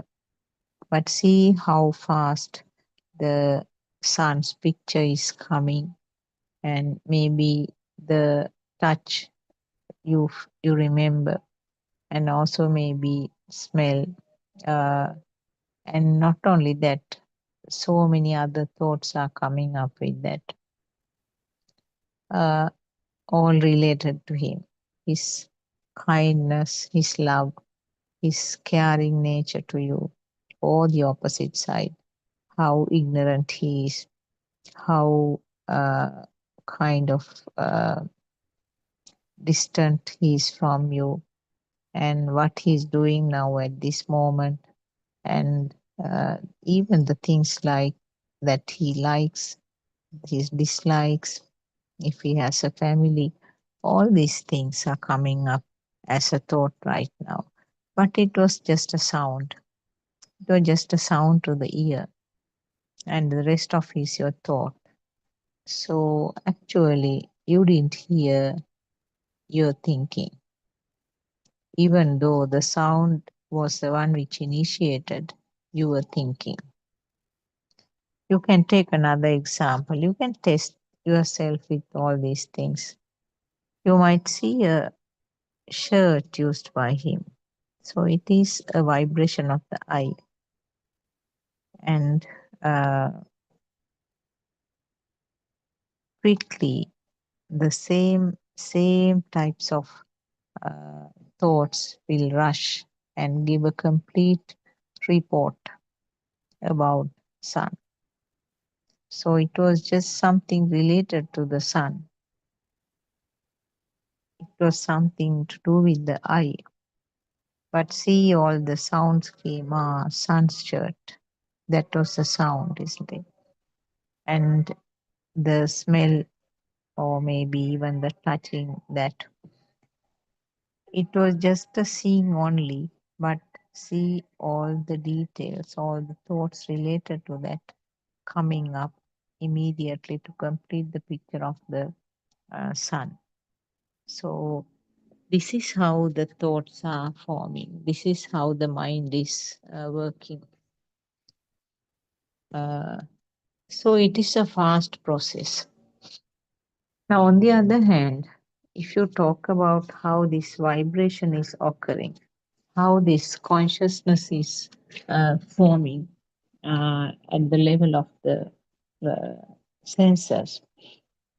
That is a creation of the speed, as I said earlier. The Lord Buddha used the word Rupane for that, and uh, some other words like Iddena, Rupane, that sort of words have been used by Lord Buddha. What it really means is that actually created due to the speed. Now, there are many examples that you can see in your practical life. The initial example given by Lord Buddha was the fireball. When the fireball is being spinning, you see it as a cycle, you see it as a circle, fire circle. But when it is slowed down, you can see the ball separately. So, this is something that is happening at the religious processions in Sri Lanka. So this is done. They spin a fireball tied up into a fixed to uh, a wire and spinning it very fast, and it creates a picture of a circle. You can't say that there is no circle also because you can see it. You can't say that there is a circle because there is no real circle. This is the concept that is happening at the eye, ear, nose, tongue, and the skin level. Due to the fastness, something is felt as if it is really there. Now imagine if now we are talking about the fireball and the uh, fire circle. There are similar things from the modern world, like uh, a fan, maybe a ceiling fan, or even a uh, fan of an aeroplane or helicopter, which is much more faster than the ceiling fan, isn't it? When it is uh, spinning so fast, sometimes you can't see the blades at all. It looks like a complete circle, a round. It looks like a complete round actually. Only when it slows down, you can see the blades separately. So it really looks like a round when it is fast at the fastest speed. Now just imagine if something is vibrating in the same way in an unimaginable speed. Will not it look like really existing? Now we can't think of the anything physically that you can take as the example to explain how these sensors are functioning, how this sensor function occurs. But that is a bit of an imagination because take the speed of the blade of the uh,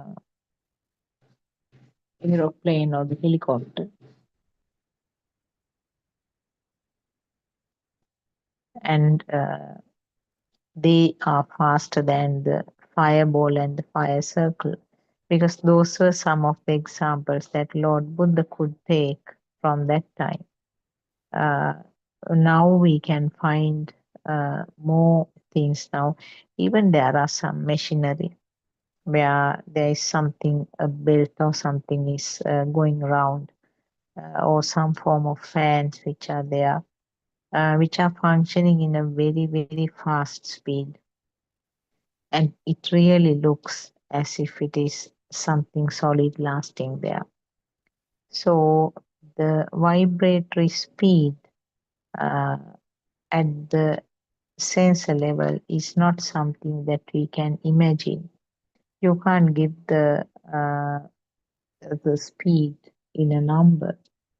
Uh, so if it is vibrating in such a fast speed, definitely it will give rise to the feeling that it is really, really existing, isn't it?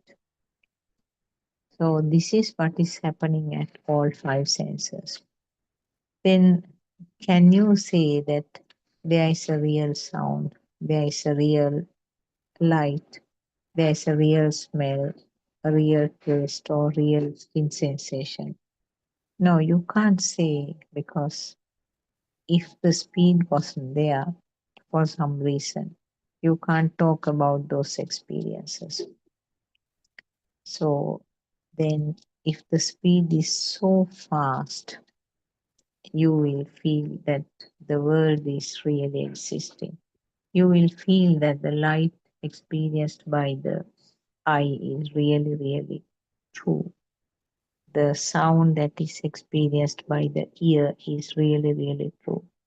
Similarly, about the other three senses also, if that vibration occurs so fast, now you have got a really existing light, a really existing sound, really existing smell, taste, or the skin sensation.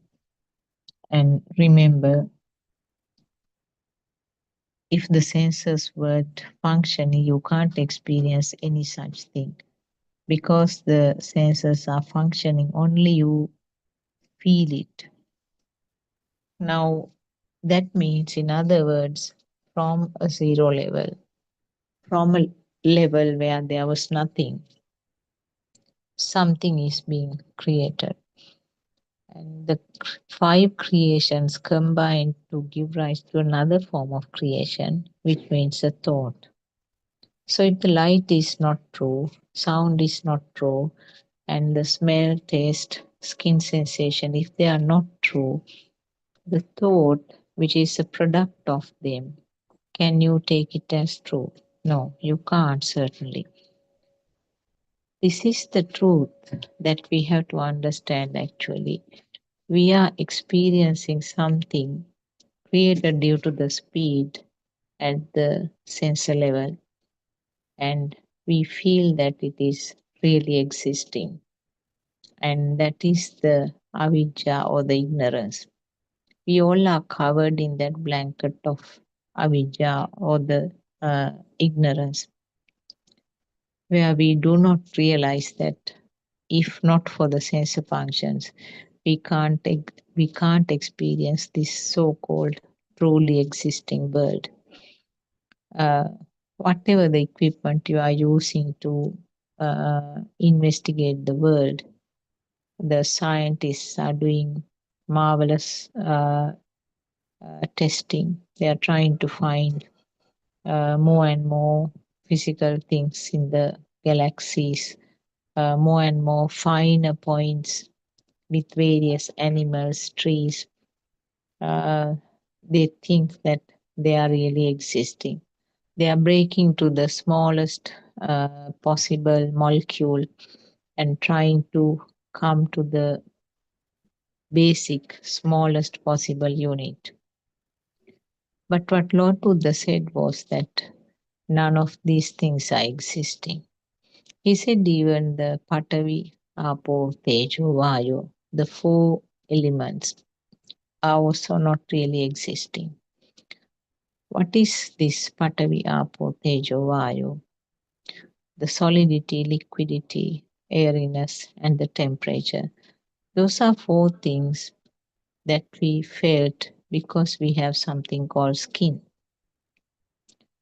But as a general rule, we assume that the world is created of these four elements.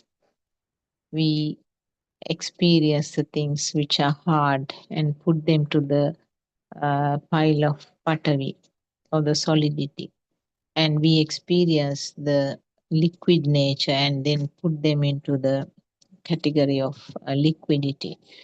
And the things that we feel like air is coming under the category of vayu, or the airiness.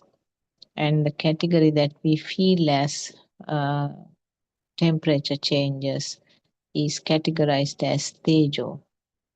And in basic knowledge. Actually, Lord Buddha used these things to explain the humankind, uh, how the world is created. So the world is thought to be composed of these four elements, including the physical body of the humans. There is a form of meditation that Lord Buddha said, uh, dividing the body parts into 32 components. And the four categories were Patavi, Apo, Tejo, Vayu.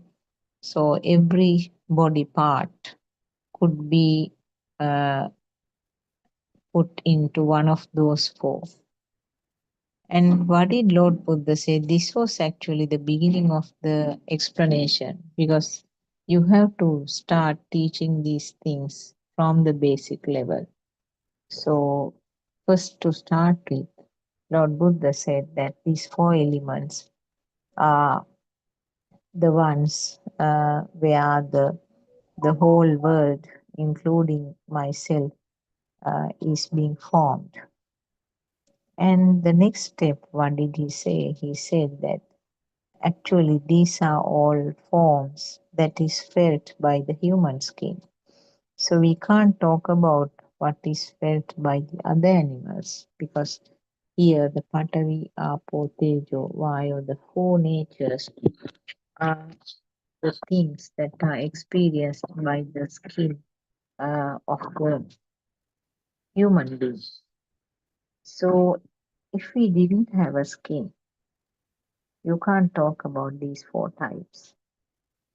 And also, if the skin was not functioning in the normal way, we know that if the skin was anesthetized, or if you had a problem with feeling due to some illness, where some patches of the skin can be numb and you don't feel anything, or a simple time where your leg was kept pressed for a while, you feel that the whole leg is numb.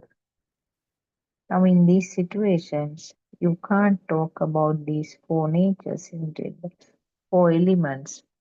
The feeling of the four elements is out if the leg or the hand or whatever the part of the body is numb and unable to uh, perceive these four natures.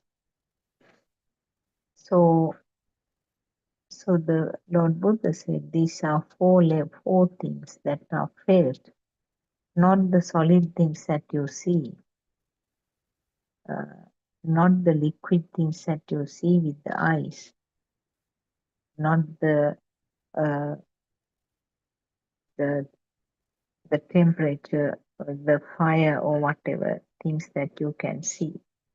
They are all experiences by the skin. So they are, in other words, the body sensor only, kaya sensor or the body sensor experience only. Then you have to go to the next level. Is the body sensor true thing? Now a little while ago we discussed the body sensor itself is not something true. Body sensor means something due to fast vibration, something created then and there. So if that fastness wasn't there, you cannot experience this solidity, liquidity, airiness, or temperature. So that is out again. So if the skin wasn't there, you can't talk about Patavi, Apo, Tejo, Vayu. If the skin was kind of anesthetized, where you can't experience, then again that talk is out. And thirdly, for some imaginary reason, if that fastness isn't there again, you can't talk about experiencing the four elements. Then can you say that there is something called Patavi, something called Apo, Tejo, Vayu? You can't say that they are existing either. Now coming back to the world, then can you say that these banana trees are really existing? Can you say this building is really existing? Can you say that the uh, soil, sand, the house, window, whatever you are seeing, the waterfall, can you say that they are existing? No, because they are simply the vibrations.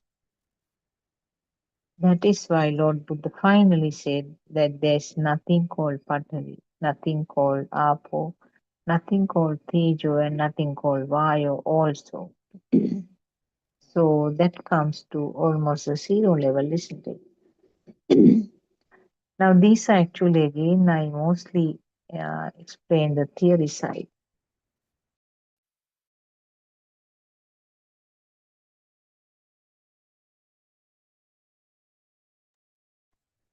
Sorry. So, these theory side, actually, as I explained earlier, also, you don't need to buy hard these things. Just listen, simply listen. Gather whatever the information you can gather from the level of your uh, understanding. Do not try to buy hard these things. What simply that you have to uh, learn is that uh, nothing is really permanently existing. We don't know what is really there outside. As the outside, what can be categorized, we have no idea. Whatever is created at the sensor level is what we are experiencing. You can't say that these things are not there. You can't say that these things are there. Neither uh, answers are correct because no way of finding. Whatever is experienced at the sensor level is the one which is felt as true. So the problem is that not the experiencing that as thoughts, but the feeling that these thoughts are true. That is a trouble, isn't it? Because when you feel that the thought is true, uh, that is where the extra current is. When you feel something is true, uh, you can use the terms becoming a thing. Dasaganim in Sinhala. That is where self is born, as I said. The Itta Sanyava is the one which leads to the Atma Sanyava. That is where you are born. The thought which is felt as real means you are born there. That part is the one which creates this current which is going to continue this samsaric journey. So wherever you feel a thought is real, that is the extra current. That is the self. So that is where it is explained as jati. Wherever there is a jati, there is a marana also. That is the birth and death consequences. And this goes on actually in day-to-day life. Whatever the thought that is experienced, as long as you have no idea about this Dhamma, you feel true. And more data is being added to the system, and the current becomes stronger and stronger. So, compared to the small child, Aranhase gives a beautiful example. The child of 3 years might have a current of uh, 3,000 watts, whereas a father might have a current of 33,000. So here what happens is whatever the stimulus which is coming up is taken in the same power. You can't say for one thing your current is 0, for the other one is 33,000. But you feel that for certain stimuli your current is less. but the concept is going to be applied to everywhere. The level of the current will go down simultaneously, like the water level coming down in a bucket which has a hole in the bottom. So the water level will be coming down simultaneously. Similarly, the current that used to be created for different stimuli will come down equally. Uh, and you feel that the way that you thought about the uh, stimuli, the burn that you felt regarding different stimuli are coming down. Now that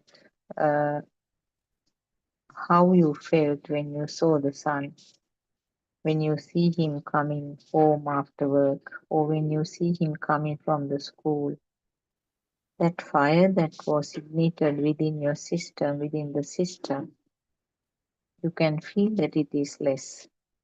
But certainly you can do all what commitments, what the responsibilities, what the duties that you have performed uh, to help him in the same way. When there is some drastic change, uh, you will not be shaken. That is how you can test yourself.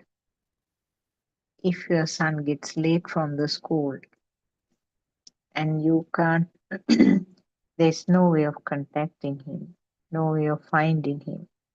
He's late by 1 hour, 2 hours, 3 hours. See how the fire is rising within your system. That is yourself. That those are the defilements. That is your tanha, the craving about the sun. How strongly you feel that he's real. How strongly you feel that the thought called sun is real. This fire is also stronger. You may have had experiences similarly. If you are expecting your son after work, he usually comes around 6 o'clock, but until 8 o'clock he is not home. And you try to contact his phone. He doesn't answer the phone, or the phone is not ringing. And you try to contact some of his friends, and he's not with them either. Now these are the ways to test yourself, how strongly you feel your son, how strongly that thought is felt real. The parallelly, the current which is generated in your mind is also very strong. That is yourself. Identify yourself. That is the Itta Sanyava and the Atma Sanyava, perception of existence and perception of self.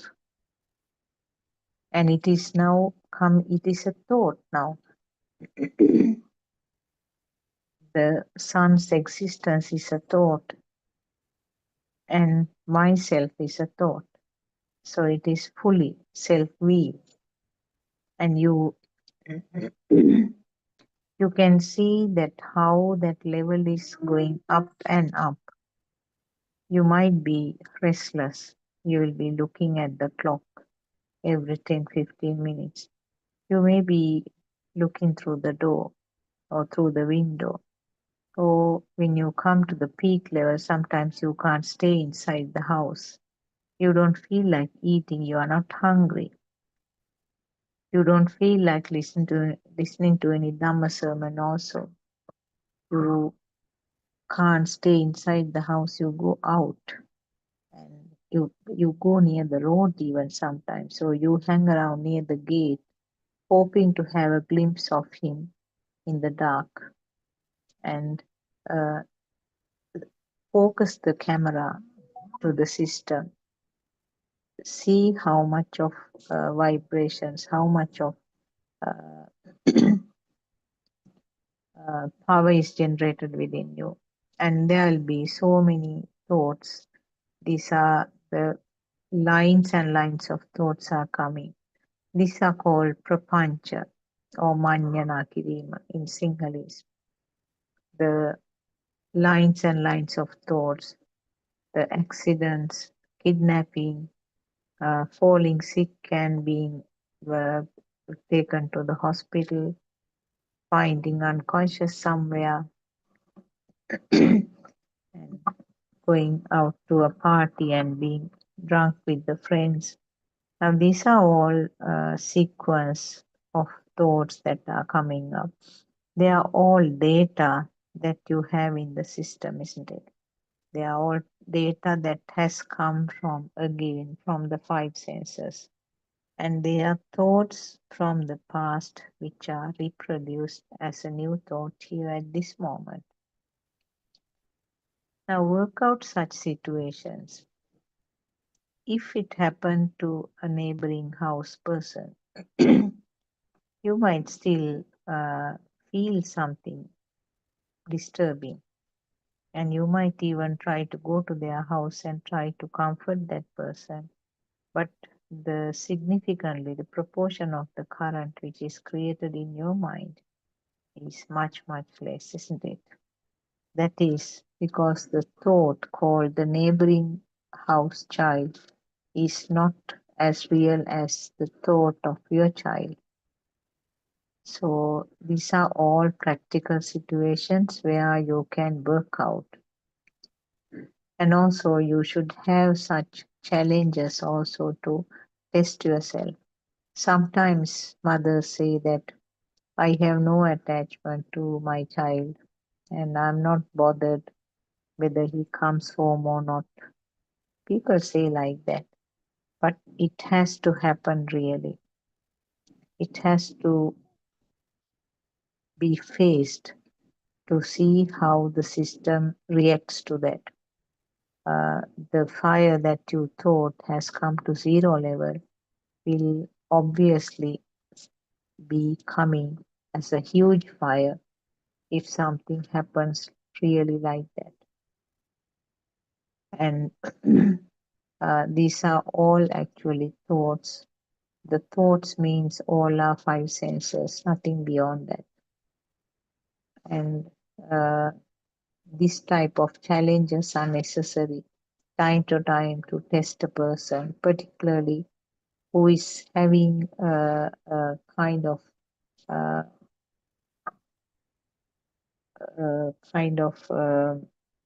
self guarantee about your own uh, advancement in the Dhamma pathway. So never be in hurry to put a right mark to yourself because these things take a long time sometimes. You can't instantly stop these things because they have been the thoughts which were felt true over a long time, particularly when it comes to the point of contemplation of your life. It may be try to identify the point of contemplations, kamatahana, where you have the strongest level of um, power or the current generated or the strongest thoughts which are felt real. So they are the ones which you have been experiencing over a long period. And of course, the point of contemplations change. Now, for example, a woman who was very much attached to the husband, and if the husband dies, and she goes into a second marriage uh, after the initial period of mourning, and after the marriage, she might be attracted to attached to the second husband in the same way, or maybe if the first marriage ends up in a divorce and the woman marries a second person, and now the point of contemplation is the second husband. So it can change like that. The kamatahana can vary time to time. And also, there may be more than one kamatahana also for a given person. It may be child and husband both, or children, 2, 3 children, or maybe 2 grandchildren. So, like that, different people will have this tanhava or the point of contemplation to different thoughts. These things need to be analyzed by self. As we mentioned at the beginning, this is a Dhamma that Lord Buddha said, come and see. It is a Dhamma that is only led by the noble friend, but the noble friend cannot take you to the ultimate destination. He will correct you whenever it is necessary. He will be there behind you all the time. So we are very fortunate that noble friend Aryan Vahase is right behind us. And he has taken these true Dhamma facts from all the original Buddhist teaching, which are the Pali Sutras, which is there in the Sutra Pitaka. So, uh, so there's no doubt about it because it is proven facts are there. And not only that, these things you can very clearly understand from your experiences. Now, when he explains these things to us, we were just wondering, oh my gosh, yes, this is how it is happening. This is how the thought is happening. The way that the thoughts are speeding up, it's very clear. The examples are very well matching. And also the way that it is explained, it's very clear. So uh, you have got these true Dhamma facts now in front of you.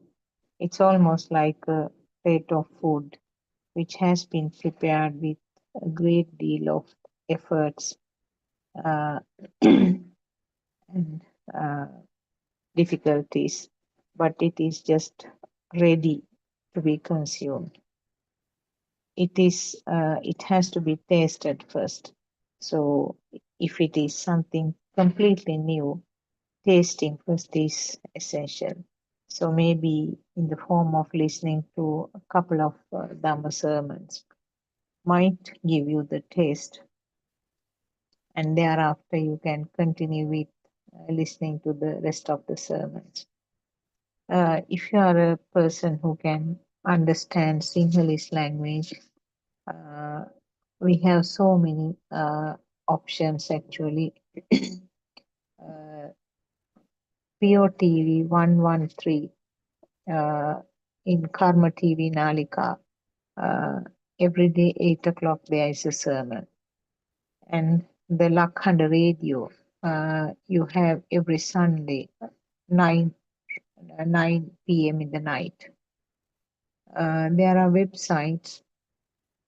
The main website is www.buddothpado-dhamma.com www.buddothpado-dhamma.com or www.buddothpado.lk www.buddothpado.lk. These are the two websites for the Sinhalese speaking people, and for the friends who are speaking only English language, the website is www.wisdomofasia.com www.wisdomofasia.com. Now these websites will give you a lot of information. The Zoom links are also there. If you are interested in listening to Sinhalese sermons or Sinhalese Zoom discussions, there are about 8 of them altogether during the day in Sinhalese medium. The English one, of course, you have the Zoom link, or you can listen to these via the YouTube.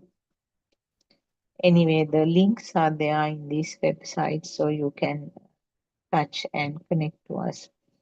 And for the English speaking people, as I mentioned earlier, these sermons will be continued by different people.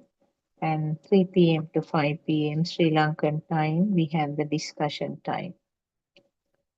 If we have a problem of giving you a correct explanation, we can always contact our RN Mahase Noble Friend for more explanations. Uh, so just you can be happy because you have found the correct path. As RN Mahase always says, the if you know the address and the path where to go, then you are not lost. But on this path also there are many pitfalls, and those has to be identified then and there.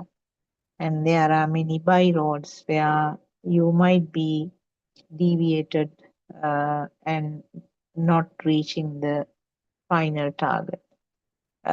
So for those times, actually you need the help of the noble friend.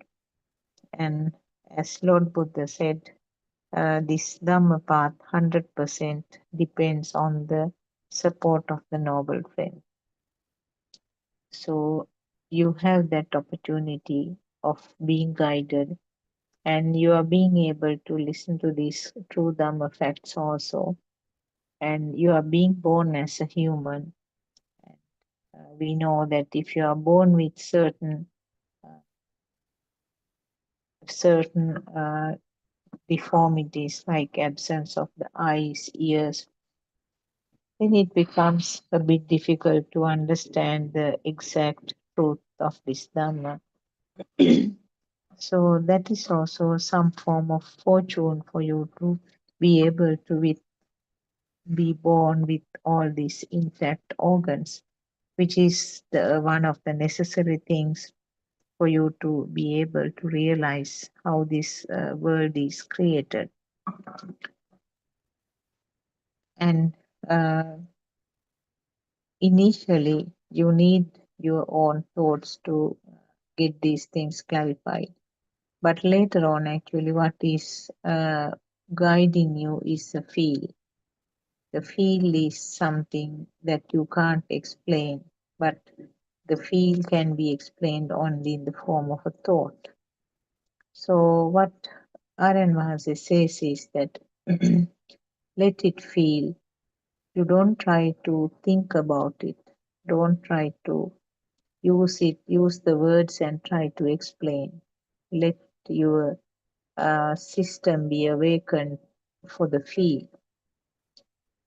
And the the word called self is used to explain that current which is created as a part of this system function.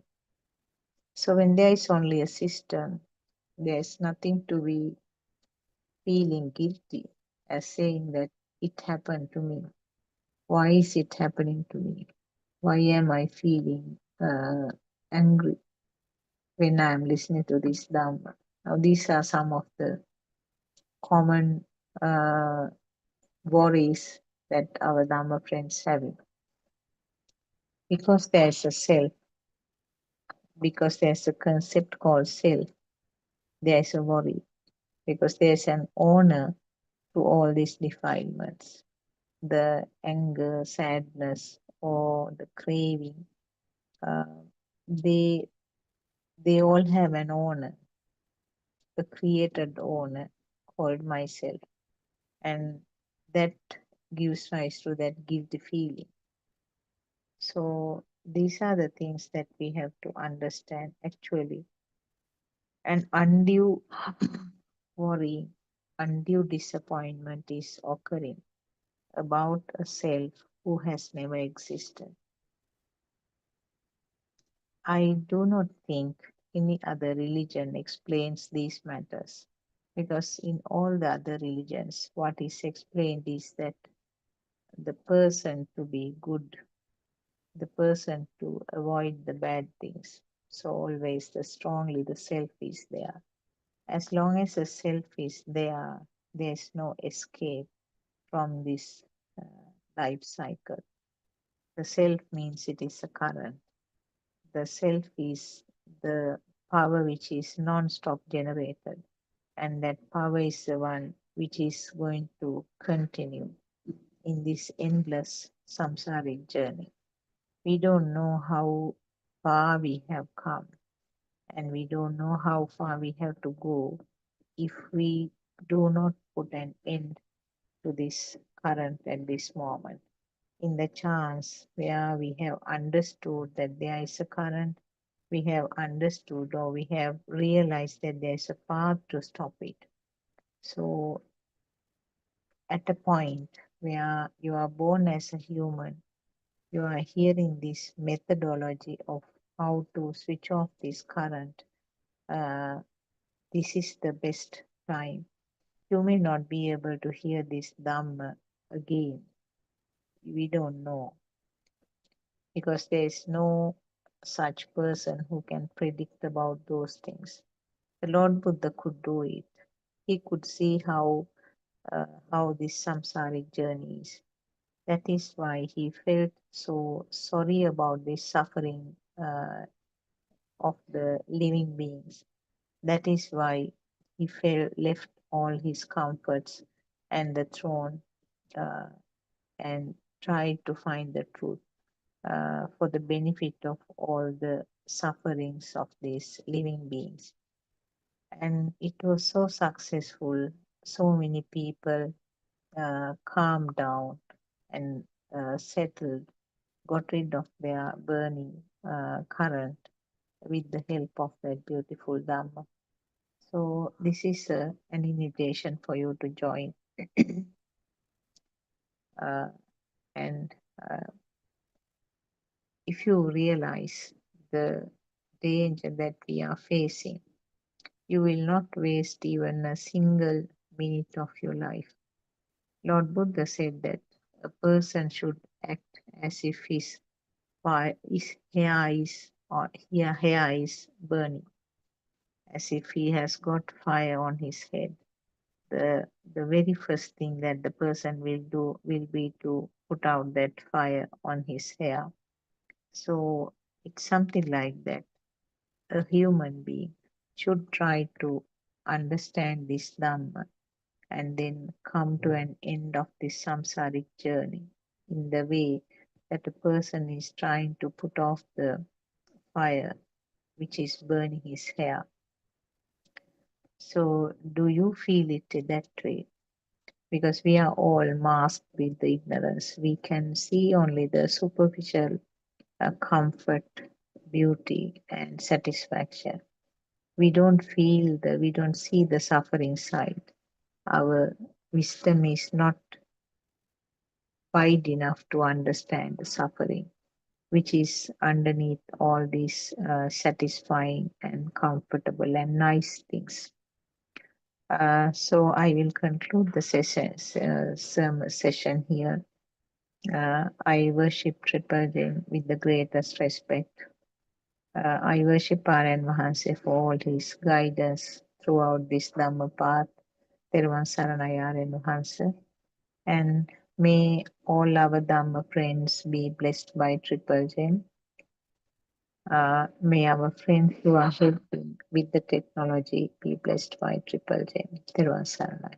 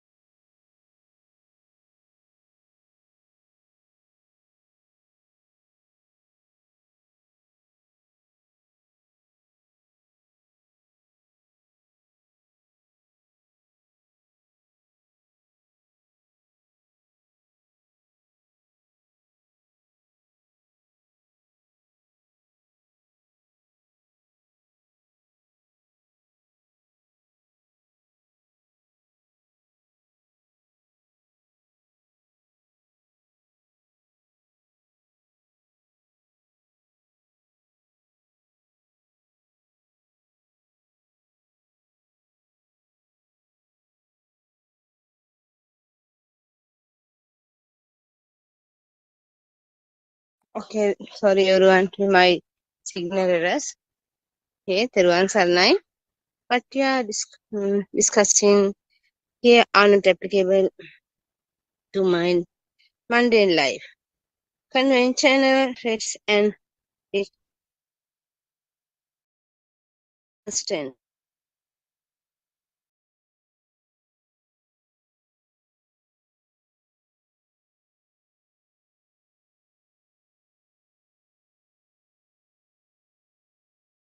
And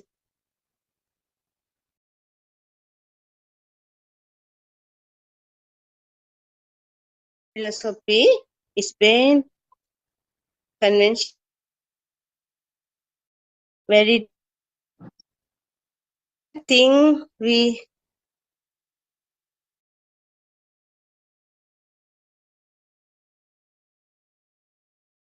තෙරුවන් සරණයි මෙහෙණින් වහන්සේ. We can't hear you properly. on the spiritual path.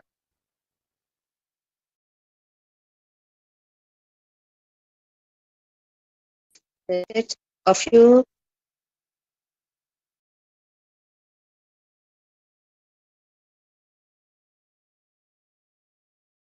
bishops.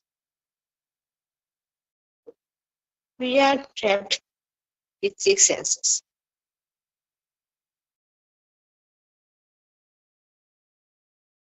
Sensations getting through the six senses are real. When the truth is realized, we recognize all else. We are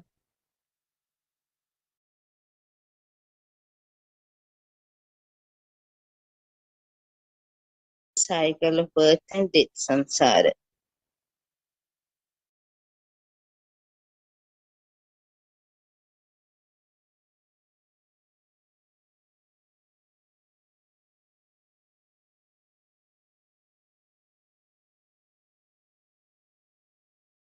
තෙරුවන් සරණයි මෙහෙණින් වහන්සේ. I think you have a signal problem. Can't hear.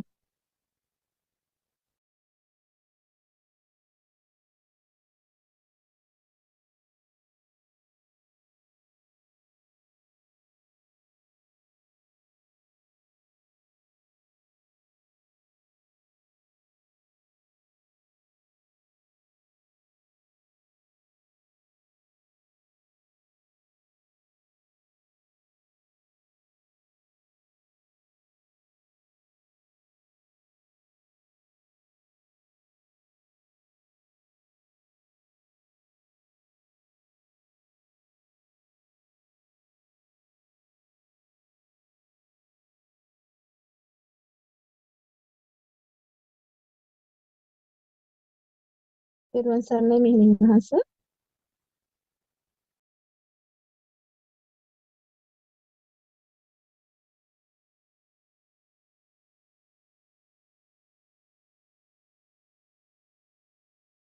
Sorry, my signal problem today. When you have tasty food, when you have good clothes, etc. This is the mundane way life.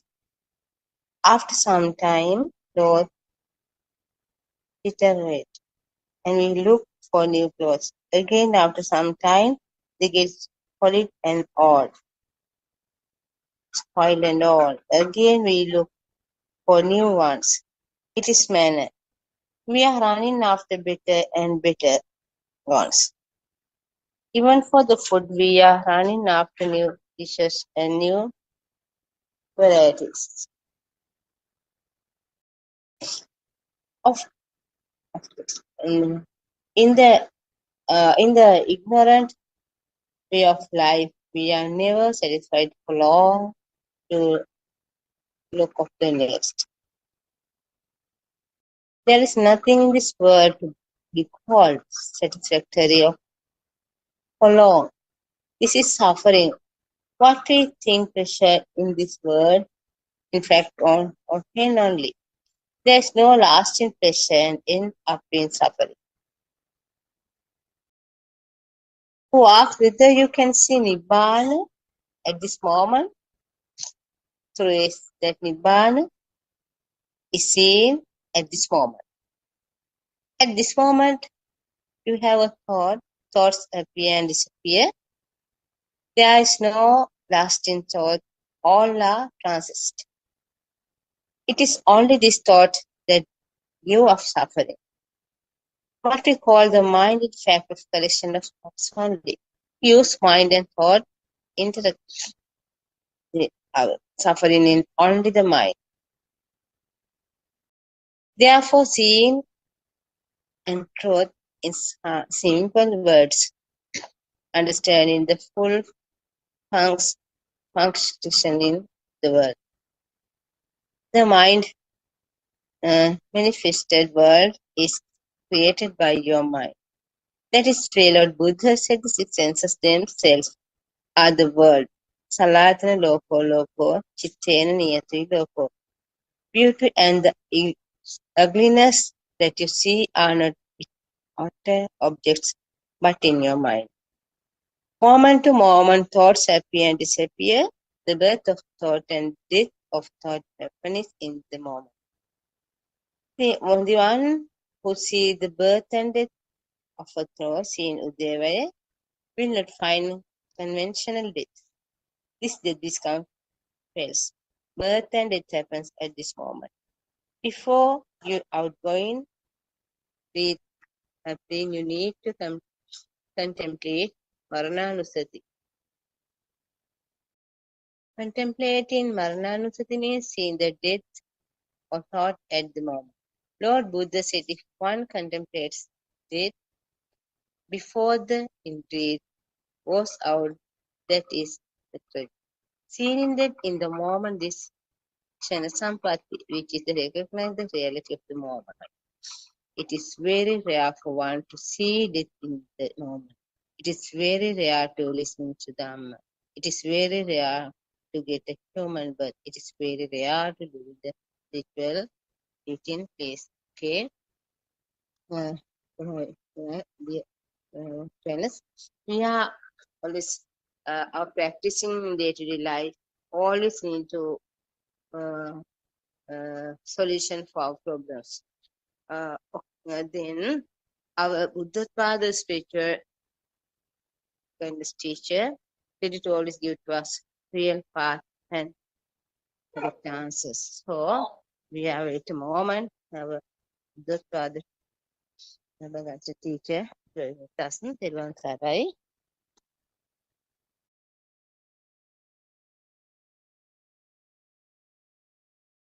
Therwan Saranai. May I pay homage at your feet? Therwan Saranai, everyone. Welcome to the Buddothpado Zoom sessions. Today we will talk about self, or the concept of me, and how it is created. If I ask the question whether you like to lose your so-called soul or individual self or me, many will say no. We don't like to lose ourselves. Why? Because we love ourselves. Here, what we meant by soul or the individual self is the sense of individuality or I-ness, or the sense of separate entity that we believe as me, or the feeling of existence, or the Atma Sanya. In reality, there is no such soul or individual self. It is just a belief, a concept, and imagination. So what happens here is you are afraid of losing an imaginary, non-existent me. How can you lose an imaginary thing? How can you lose a thing that does not exist? It is like a frog in a well who is afraid of coming out of the well, isn't it? It is scared of all imaginary, fearful things outside. Another example, it is like a baby chicken. He is scared of breaking the eggshell to come out of the shell. All are imaginations. So we will find out how this imaginary self is formed. How do we get this alive feeling? To identify how the self is made, one should know the dependent origination Dhamma or Paticca Dhamma, which Lord Buddha has revealed to the world. Paticca means the process of coming together of all senses. It also is dependent on cause and conditions. If you take a book, for example, the concept of a book is formed due to a color and sound. Actually, color and sound are also vibrations. When you were small, you were shown a shape and you were taught a sound by which to call this shape. The shape and sound together makes a chittarupa or a mental image, which is called a book. It is actually a thought. A thought, as you know by now, is a illusion or a mirage. But when we see the shape, we match the sound, so we call it a book. As our spiritual guidance teacher, Buddothpado pointed out, it is a telepathy system that works. Even sounds and colors are vibrations. All are at sensor levels. It does not come from outside. You have to remember that it does not come from outside. It's a creation of our senses. So when the six senses come together, it makes the illusion of a book. It happens naturally. It is a natural phenomenon. The six senses generate power due to spark in speed, which ultimately creates a thought. Example, chair, house, book, everything.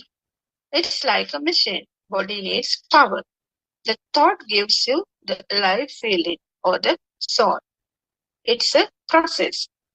It happens naturally. For example, if you see a picture again and again, you will see it in a dream too. Now, how does this happen? Repeated vibrations or the spark in speed has built up power or energy. That's why you see it as a dream. There is no one doing it, no doer. It's a natural phenomenon.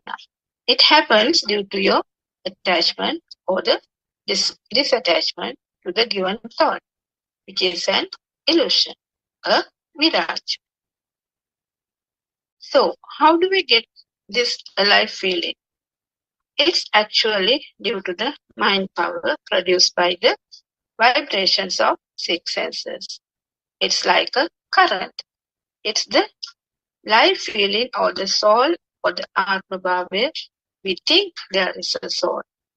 So the six senses are creating the current, the waves or the spark or the vibrations. This happens so fast. For example, if you draw a picture of a child running in a book and turn the pages very fast, you could see a running child, but it's an illusion. Likewise, we get the feeling of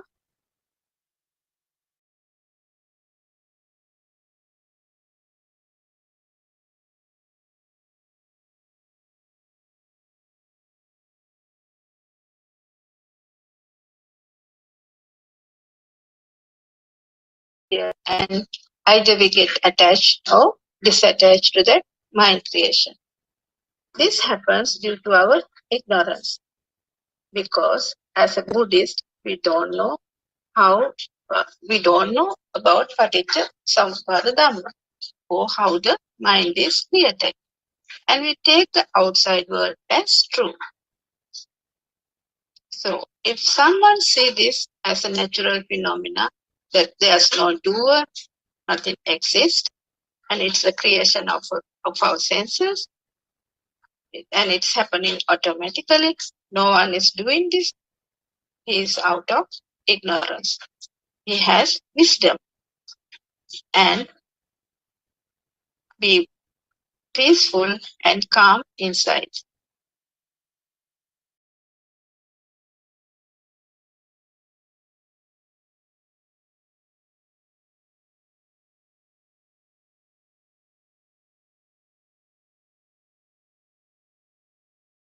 He is always burning with inside fire. You must have seen people like that around. They are always angry of something or other, always find fault with someone. They are restless, always want to do something, find fault with others. They don't like to be, they don't like to share things with others. They don't talk kind words. Their actions, words, and thoughts shows that they are burning inside. So this is why war is happening in the world. Maybe due to one thought of someone. So many innocent people suffer. They have a big ego. Their mind is not calm and peaceful. If they stop for a moment and think, this is my mind, why should I do this?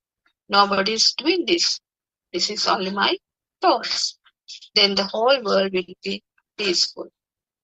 So if someone knows this Dhamma, doesn't matter about the religion, but if someone knows how the thought is made and we suffer due to a thought, the lives will be more peaceful, isn't it?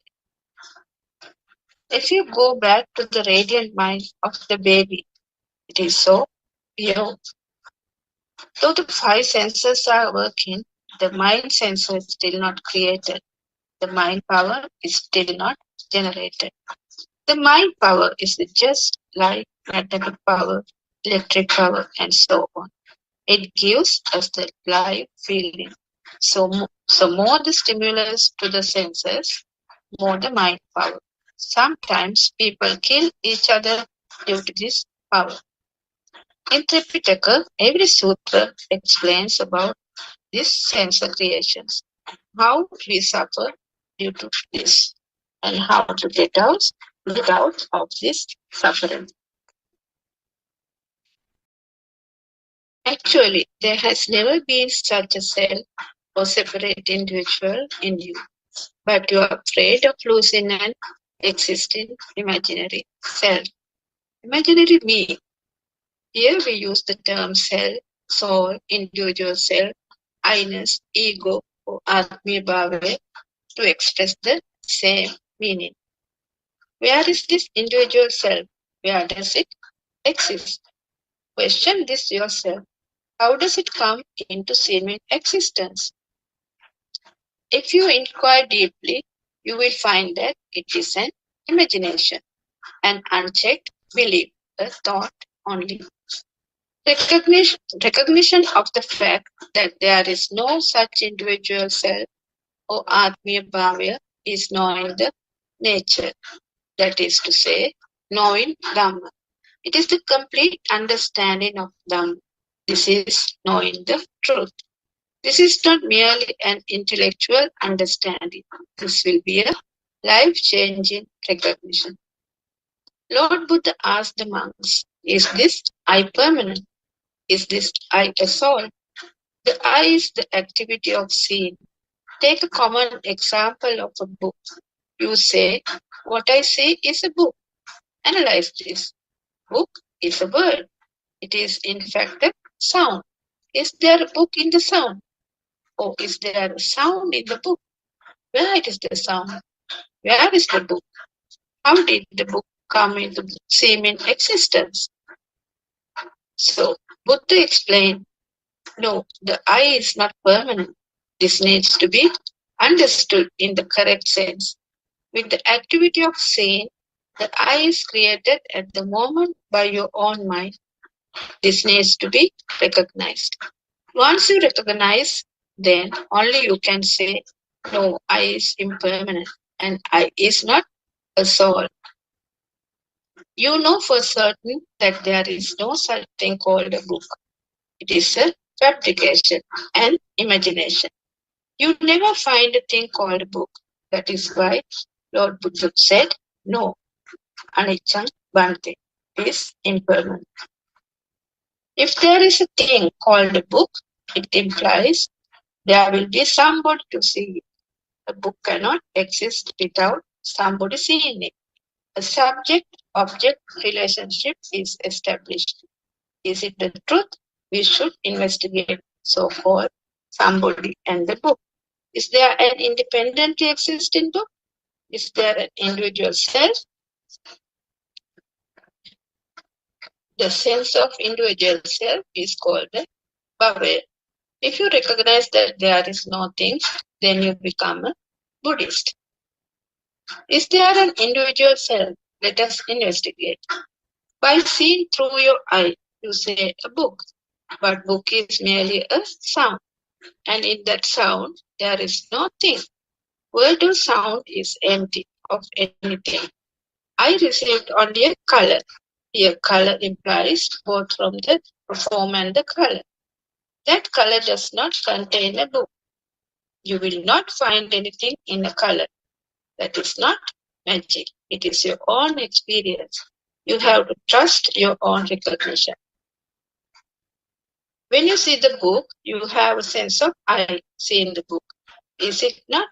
Then how can the self of individual entity, me, come into existence?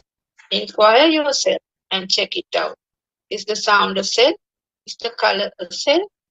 If you do not find a thing called a book, how can there be an individual self to see such? Non-existent book, non-existent self, not non-existent world. Where is the world? Does it exist outside of you? The color came to the eye. Is it world? The sound came to the ear. Is it the world? Inquire this. Why can't we turn inward and see this rather than follow habitual patterns? Whatever you perceive, are those real or just mental contracts? Understanding the functioning of the six senses is called seeing the world created by the six senses. Salayatana. So, Salayatana is the six senses: eye, ear, tongue, nose, skin, and mind. Mind is created as a result of five sensory sparks. It is said that cease of the six senses is Nibbana. Now, you know that the mind is formed due to the speed of the sparks through the eye, ear, tongue, nose, and the body. The result is the sense of existing things like books, tables, beds, and so on. These are the mental creations, which is called Mano Sanya.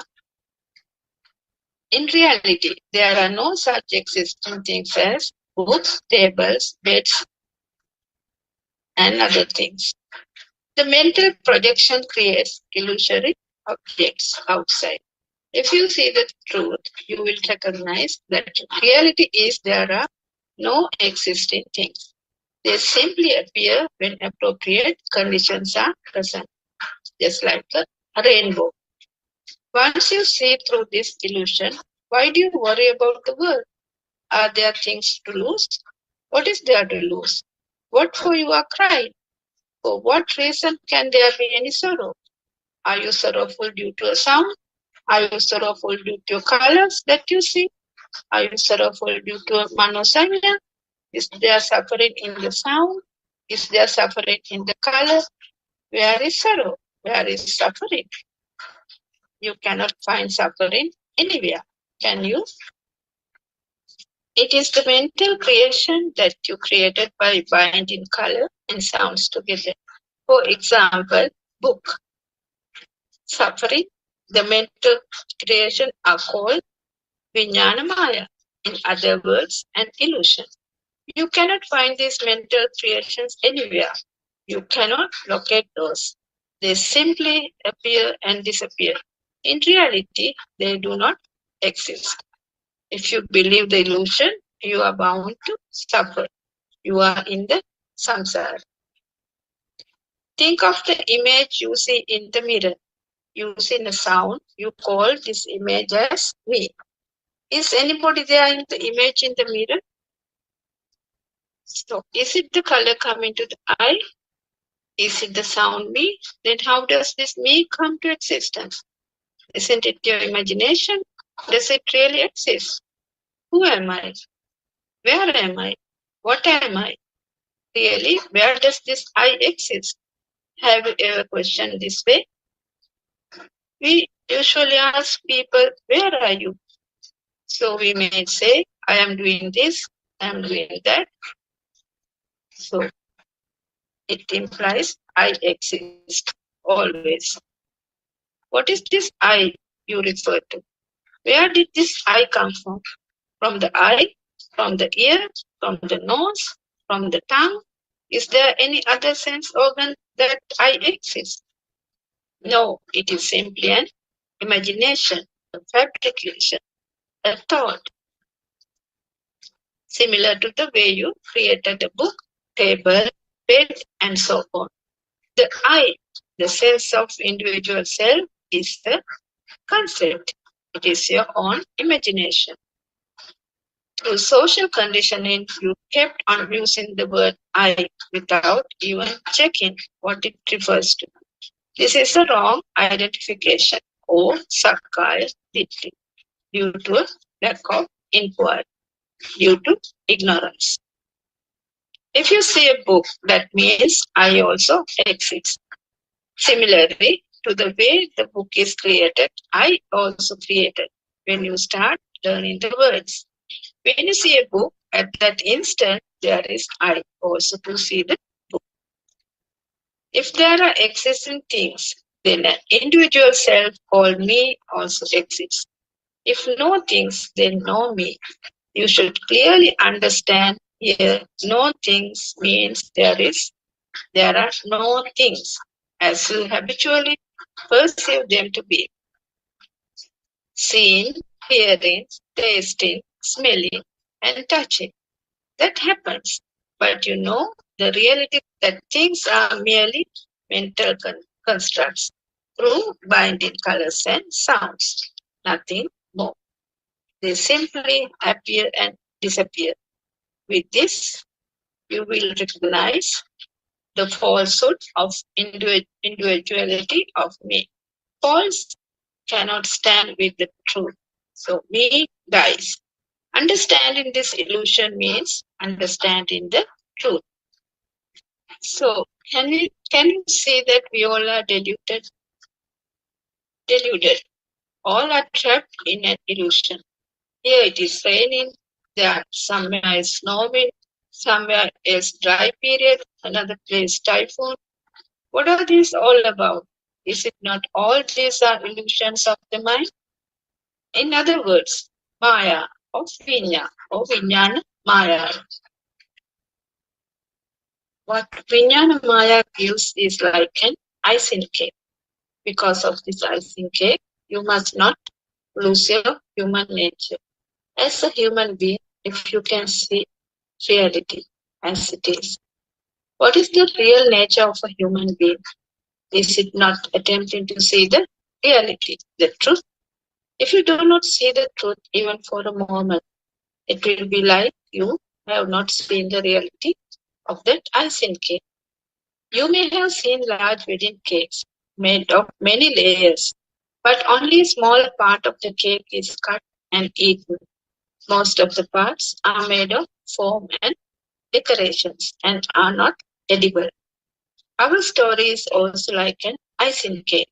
What we dress, what we think, what we see, what we hear, and whom we associate with all are illusions, a Maya only.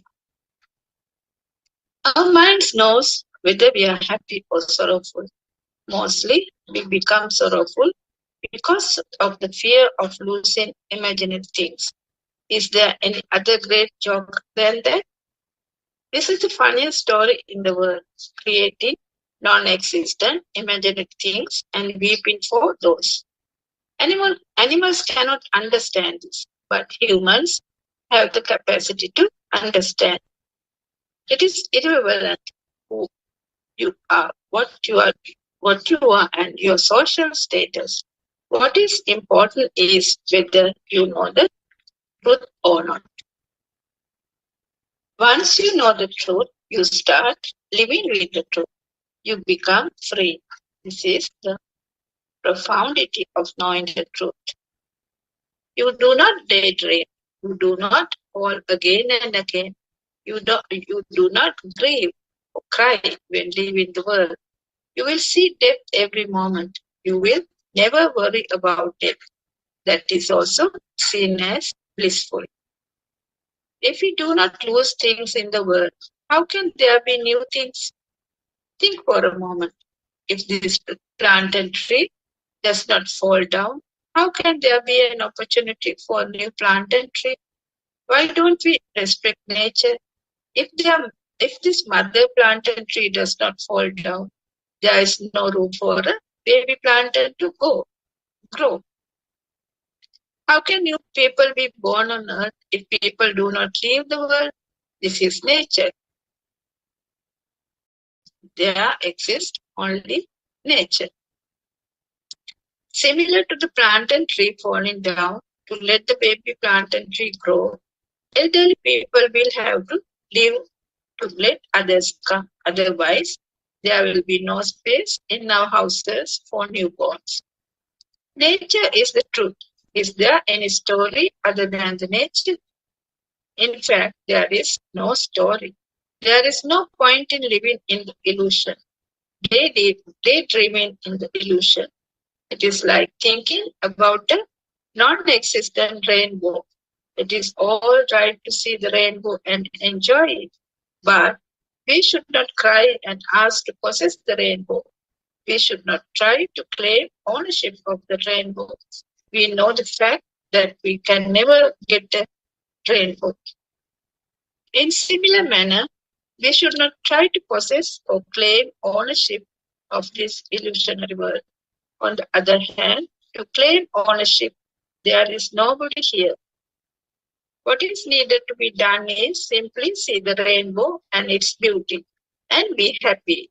Similarly, see the beauty of rain and be happy. See the wind and be happy. Try to be happy in all circumstances, no matter what comes on the way, whether it is flood waters, sorrow, or an overflowing river. Even if your last breath is about to go, be happy. This packet of flesh of bones is like the soil of the earth. There is nobody here. There is no individual self. How wonderful, how blissful it is if you can see and abide by that there is no world, nobody. It is simply the happenings in nature, nothing apart from nature. Then you will be ever blissful. This peace and bliss can be achieved only through the understanding of Nam. No one can reach this state without seeing how the sense of individuality and the world come into seeming existence. That is, out of dukkha or suffering will not happen. Until such recognition of truth happens, all are in dukkha. If you want to get out of this fire of dukkha, you should understand and recognize the truth through Buddhist philosophy. All beings end suffering by knowing the truth. How beautiful is if all human beings could recognize the truth. We do not think anyone in the Buddha's path fall into lower worlds or has dukkha even at this moment. When you go in this spiritual path, everything goes on as usual. Sometimes you forget things. You feel you are slow at work, less interested in worldly things, and not too serious about worldly affairs. These are natural at the beginning because you have started going against the natural flow of ignorant life. These types of changes are noticed at the beginning, but slowly all become normal. The reason for this is your attachment to the world is slowly fading away. Earlier we behaved as a slave to our minds. We are adamant about doership and achieving results and targets. Things needed to happen our way. We have deeply dwelt on this world. This is the natural tendency of an ordinary householder. However, when you are on the spiritual path, you feel the kind of freedom and lightness, and you are not much agitated within. You feel you are not too attached to worldly things, not excessively dwelling on worldly objects. You will notice these kinds of changes in small day-to-day matters initially. With time, it becomes normal. You still do day-to-day things, but you have fewer worries and anxiety whether you do things or not. You will realize that slowly the tendency to dwell on worldly matters and attachments will fade away.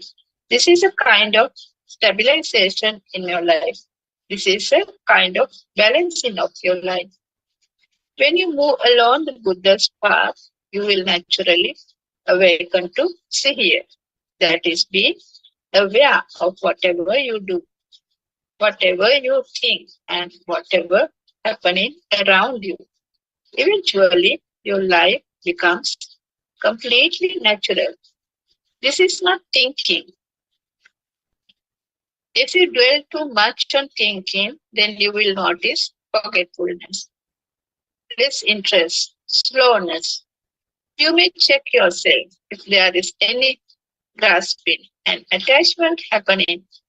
This is the contemplative process.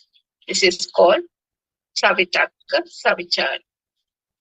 When you progress along the path, it will become Avitakka.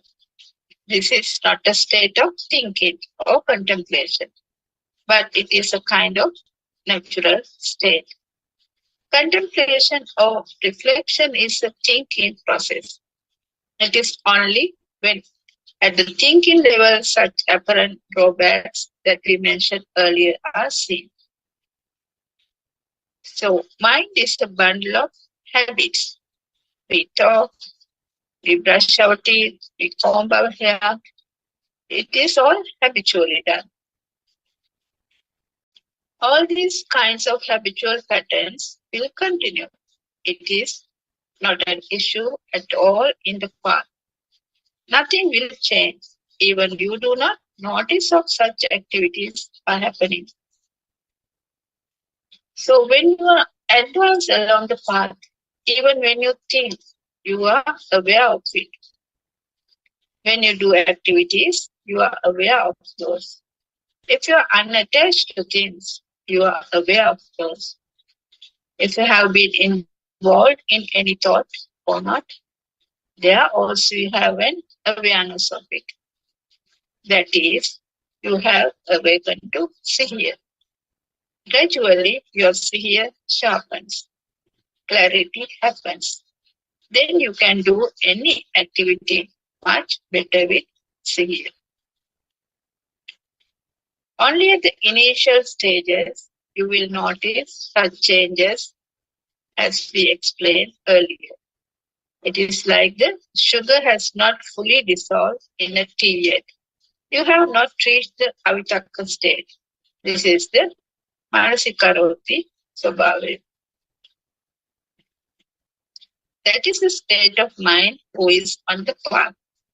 Margasita. In other words, this is the state of the yoga.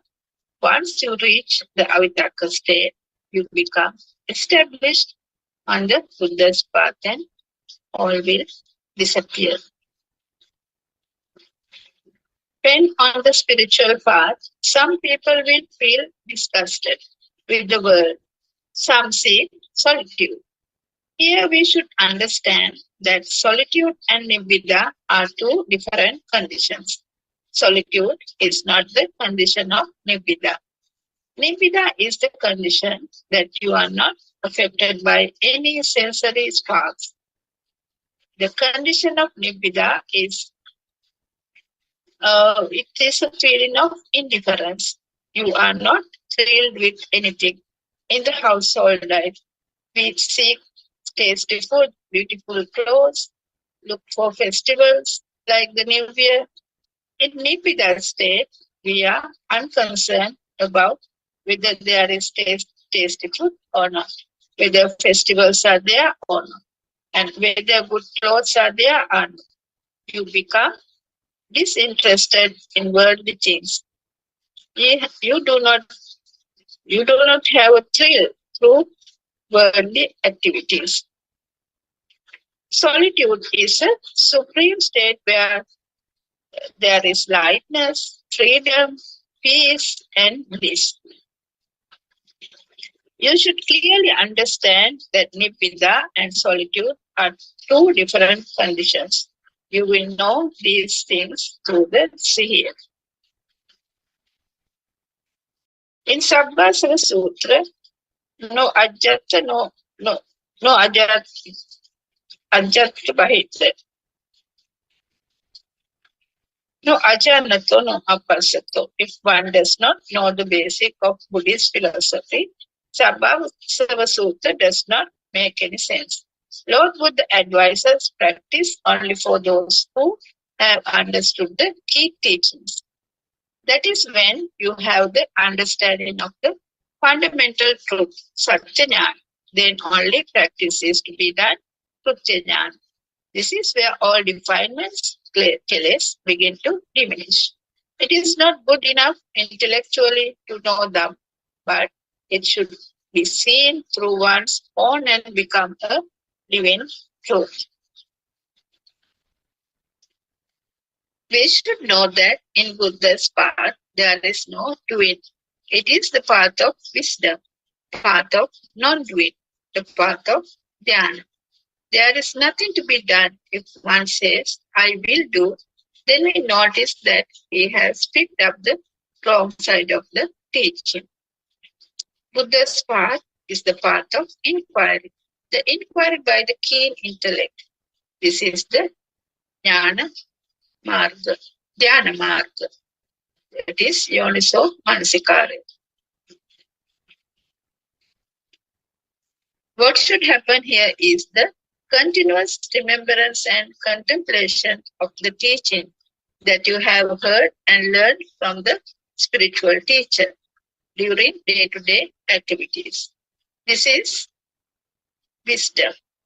This is called the awakening of the spiritual eye, or Dhamma Chakushe. We should understand what is meant by doing here. If you say you are doing, that means you use thoughts for doing. For any intentional doing, thoughts are essential. This is not the thing we are talking about here. This is happening internally within you with your spiritual progression. This is the opening of wisdom. This is the way of this is the way we can explain. So what we do in this path? It is only listening to Dhamma and Konaso Manasikara. Buddha's path is not action-oriented. Any action is done by using the hands, body, and mind. Here we do not do such. Then what are we doing? Is the Sihir a doing? Is being aware a doing? All of these are seen by Sihir, by keen attentiveness. All defilements or impurities within are seen by Sihir. The path that listens of all kills is the path of Arahat. It is not the path we are following. Is this the path of doing or a path of being in awareness? This is the path of being aware. It is correct to say this is happening rather than doing. In reality, it is happening, not doing. When you truly understand Buddha's pointing, it happens without doership. When you clearly understand Dhamma, detachment happens by itself. Or do you do detachment? It happens naturally. Is it not? This talking is also happening, not anybody doing. This is the wonder. To grasp this, we need our own experiences. These are the experiences that should come through a deep understanding of Dhamma and seen in your day-to-day activities. These come naturally when you progress towards complete realization. So this is why Lord Buddha said, there are no ready-made routes. You have to make your own route to sail through. You cannot sail through someone else's route. This route we refer to here is not a thing. It is your path of travel with full awareness at your own space. Now you will notice even you stuttering mind wise here. If your mind dwells on worldly things, you are aware of such. Gradually, clarity develops with being aware. If you have developed here, you will not run after your thoughts. You will not become a slave to your mind.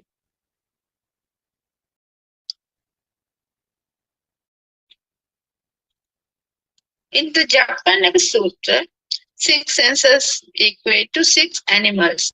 One time, eye pulls you away. Another time, ear pulls you. And on another occasion, the tongue will take you away.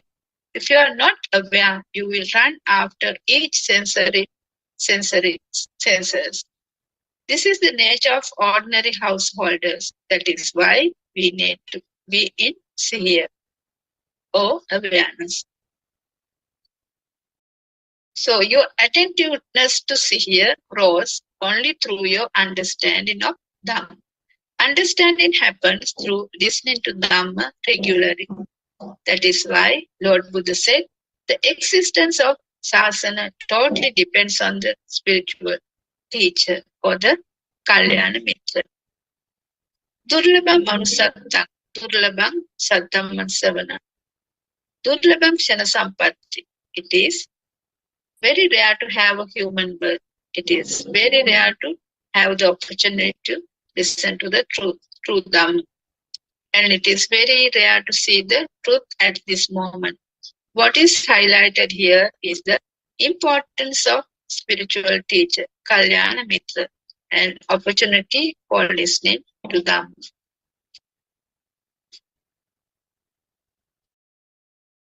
So if we do not get the human birth, we will not be able to hear the truth. If Lord Buddha had not expounded the truth, there is no chance to hear such. Even having a human birth, if we do not listen to the truth, we miss the given opportunity to know the truth. Seeing the truth is very, very rare. Seeing the truth at this very moment is darshana sampatti. Though we say in words, see the truth, you cannot see the truth at this moment. It is happening. You may be surprised when you hear these words. If you try hard to see the truth, then you are grasping upadana. It is a trap. There is a spiritual secret behind it. There is a very important point that cannot be explained. It is not easily recognized without the guidance of our spiritual teacher, Kalyana Mitra and Monks. Being aware of the thought stream and contemplating of thoughts are two different things. If you contemplate on thoughts, unknowingly you start dwelling on thoughts. This is grasping of upadana. When you progress along this path, you may notice that things will happen without doership, and you are simply observing the actions. This is kind of wakefulness arising within. This is the dawn of wisdom or dhyan. This path seems difficult initially and needs sharp intellect to see through. There are many traps a spiritual seeker could fall into. That is why guidance from a spiritual teacher is required. So, moment to moment, thoughts appear and disappear. Thoughts are the results of sparks happening through the six senses. In fact, it is due to the tremendous sparking speed of sensory perceptions. Sparking happens through eye, ear, nose, tongue, and skin. Once a thought appears, naturally, we get the feeling that it represents something. At the same time, we get the feeling of living I. We feel an existing individual or living entity. This is the Atma Swabhavya, Atma Bhavya. All thoughts that appear and disappear gives rise to a sense of feeling of existing I, the Atma Bhavya. With the sense of I, we feel we are living. We do actions and we think. This is a natural process. The sense of existing I, living I, thinking I is a delusion, a false belief, false identification due to ignorance. From moment to moment, we get different impulses. Sometimes we are sorrowful, sometimes we are happy. We are oscillating between pain and pleasure all the time. This oscillation of mental status depends on the degree of attachment, aversion, and ignorance that each has. What are these raga, dvesha, moha? These are actually thought forms. In other words, impulses. We feel the effects of this raga, dvesha, and moha very clearly. Why we are sorrowful, why we are happy, why we are subjected to such impulses.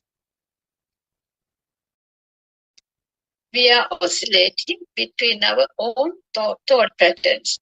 One time, your home comes to your mind. Another time, a temple comes to your mind. Another time, a person that you met yesterday comes into your mind. Sometimes you just keep thinking about the past and future. In this manner, we are subjected to train of thoughts. We are getting impulses through different thought patterns. We feel we are living. We have a feeling of a living entity here. The sense of living entity or sense of individuality or me is called bhavya. In this manner, bhavya is created each moment. The creation of bhavya, moment to moment, is called pono bhavika. In other words, repeated thought patterns generate the power to sustain the sense of a living entity. The I-ness sense of I is like a whirlpool. It has its own pulling power. It gives a sense of doership. It gives a sense of existing entity, a living entity. I exist. This is me. I am living. It binds us. It keeps us in samsara. In reality, there is no such living entity or I. It is just a process, just a functioning, just a happening. I, as a separate entity, is a wrong identification due to ignorance. I sense is simply a thought. In order to further explain this, we say a thought cannot eat, a thought cannot drink, a thought has never walked, a thought has never sat, thought has done nothing. However, thoughts gives us a feeling of sense that I exist, I eat, I walk, I sit. Where is this I? Where is this thought? Who is the I? Is this form body? Is the body I? Is the sound I? Is the name I? Then who is this I? Can you find any entity called I here? No, there is nobody, no entity. Then why do we feel this I-ness, existing, living? So we should catch this I feeling or sense of I by being aware. That is, we have to be in here. We should catch this I feeling or I-ness whenever it raises its head. This non-existent ghost-like I-ness or sense of individuality needs to be caught and questioned. By being aware, being in here, you should be able to identify and catch this non-existent separate entity feeling or this I feeling is due to our ignorance. Not knowing the truth behind the thoughts. When caught and questioned, you will notice it does not actually exist. We have to catch this I whenever it raises its head. Just like cutting a stack of paddy, harvest with the sickle, we have to catch and drop our ignorance of being separate entity. For this, we need wisdom. We should see the truth through the wisdom. This will happen only when we know the Buddhist philosophy and we see the reality of thoughts in day-to-day experiences. Those who know the Buddhist philosophy and who see it in practical life can be free from this ocean of ignorance. Otherwise, it is impossible to be free from the ignorance. Fading away of defilements happens only when you know the philosophy and you try to see it in your practical life.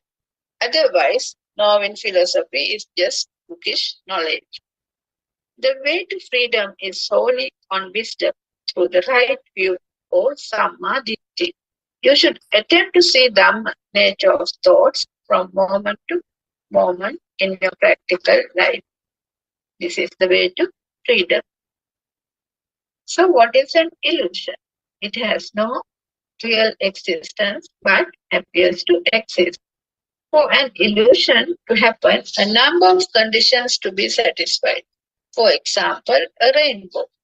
Was there anybody to get deluded? No, there is nobody. Then who got deluded? When a little baby is adopted in America, he says, mother to that color and form appearing to him over there. If the baby is taken to China, he says, mother to different color and form. To this baby child, the mother is born through his seeing and hearing. That is through the eye and the ear. To this child, he himself was born through his eye and ear. The eye and ear here mean the activity of seeing and hearing. The binding of color and sound together creates seeming objects or the world. So, the mother is born through the eye and ear. If we ask the child, where is your mother in his language? He replies, there is my mother. That is my mother. Language does not matter. Only mental projection that relates to sounds matter. There is an immense illusion happening here. Are we saying the child got deluded because she is not his actual mother? No, she is his mother to him. Here we must know the truth behind how the mother is born or created by the child. Lord Buddha says the birth of the eye is the birth. Is there anything or any object called a mother? Here the great mistake is taking the mother to be existing object or a thing outside. The untruth here is the projection, the mental projection of an existing thing or object outside. It is a mental fabrication, a falsehood. It is not a matter of his mother. Is not the actual mother and the other being the actual mother. Even if he says that mother is the actual mother, even this is the untruth. Why is it so? This is due to the abhisankarana. Recurring thoughts create seeming objects or things because of ignorance. It adds value and seeming reality as well. This is called abhisankarana. So this phenomena occurs due to tremendous sparking speed of sensory inputs. This is the nature. This is a natural phenomena. If one tries to change, then it will be a disaster.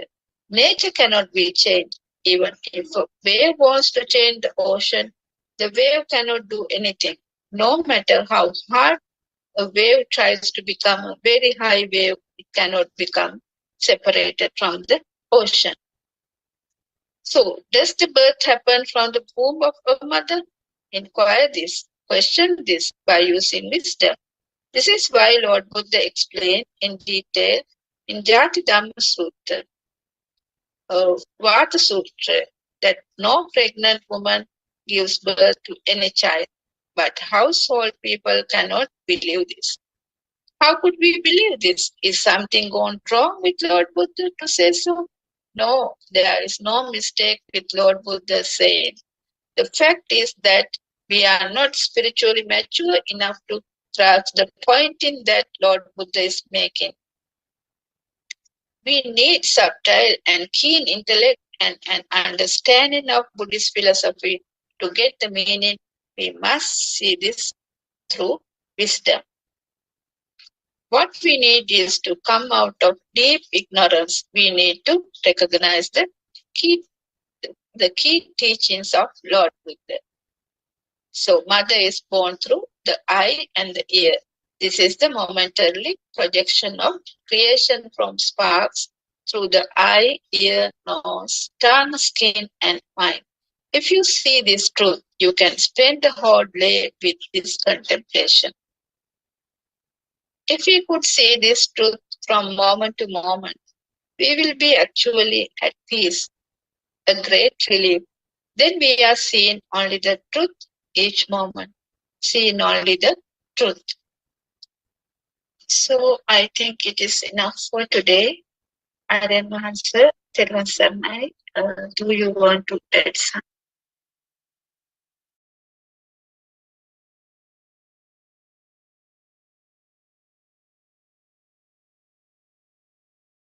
තෙරුවන් සරණයි වෙහින් වහන්ස. තෙරුවන් සරණයි. Arinase not joined with us yet. So our time is past now. Yes. Okay, Shall we we will conclude say? for today. Okay. තෙරුවන් සරණයි. තෙරුවන් සරණයි.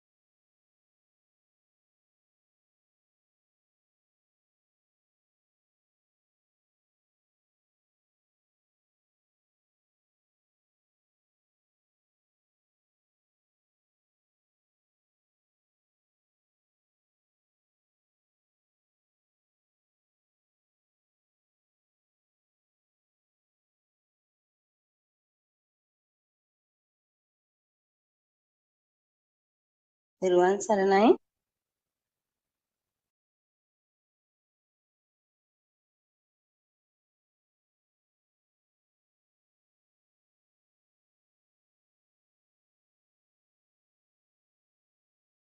තෙරුවන් සරණයි. තෙරුවන් සරණයි, Dhamma friends.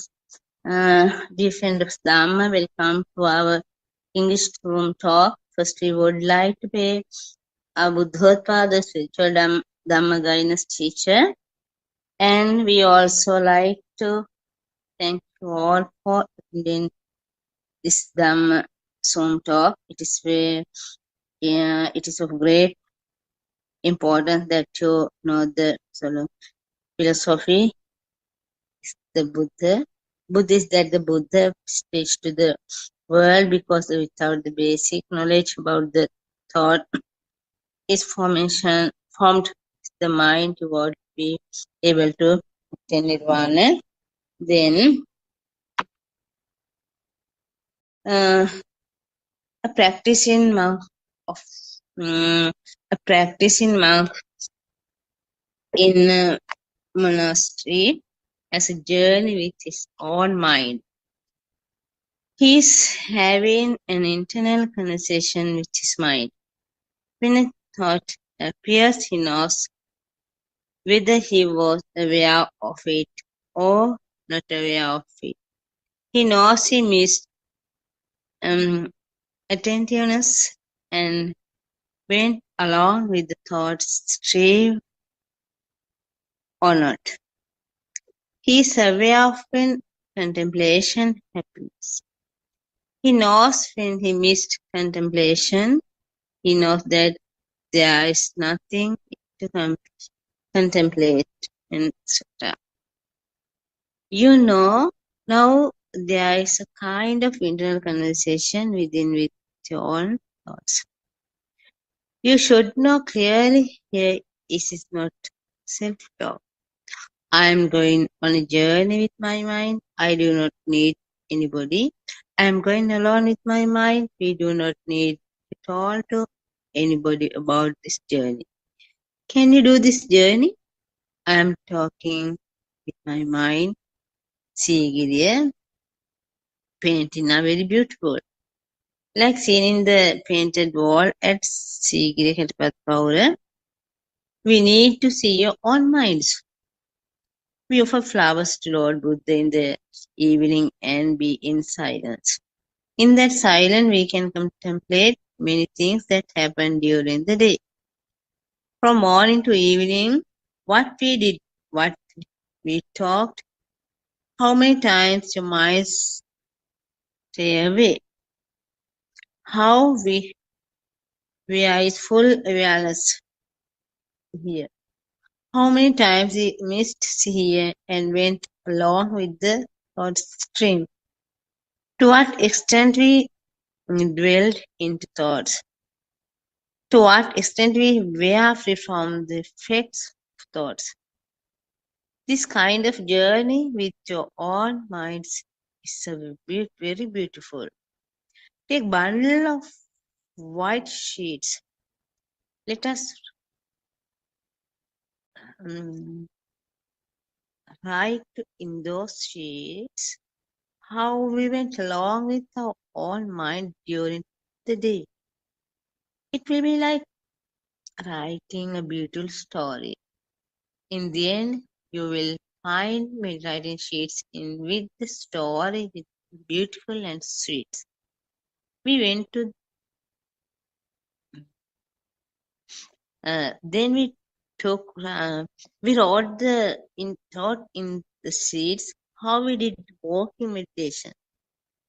What we contemplate, how the mind became purified and calm, how the mind stayed away, how old memory and covered the moment, how we create the thoughts by using old memories, how we lost the present moment, how we were falling in the spiritual path, how we come back and awaken to pure awareness here.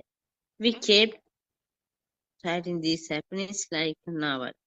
It is a novel here. This is all internet story. This is the story of mind-made world that did not for 1 week and 2 weeks. In the end, we had many sheets. Some people ask, are you writing a novel? Yes, I have a novel.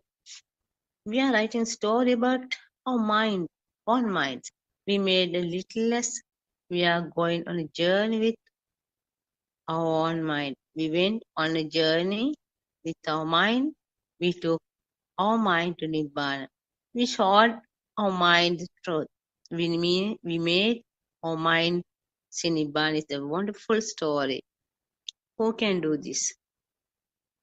We wrote that we felt when doing walking meditation on sands. We wrote how much live a burning fire and felt deep. We wrote about how we saw Dhamma through all these events. Everywhere we saw Dhamma. Every moment we spent with Dhamma Amatahan. It was like the wall of nature touching to us. There was nobody to speak with. There are only trees, all wine, sun, trees, sands, and the earth tour. Nothing else. The home we are telling this story. There's body to tell. There's nobody to tell. We know only we have seen the truth and absolute truth. What has happened to the people in this world?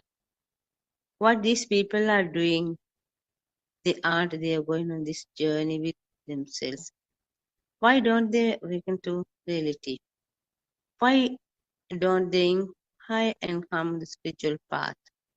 We should be awakened to the here in this journey. We have made this journey with here awareness. We have to follow the path of Nibbana. This is very sweet and beautiful. That is why we said we are going on a journey with ourselves, our best friend in our here. Dear my friends, like this we always practicing in Dhamma day to day in our life. Like this practice, we want to sometimes clear the Dhamma, or we face many problems. We want to get a solution. Our Buddothpado spiritual Dhamma guidance teacher always ready to explain correct path. So then practicing all times in Dhamma life, day-to-day life. So with this moment, Buddothpado join the lesson. Teruwan saranai.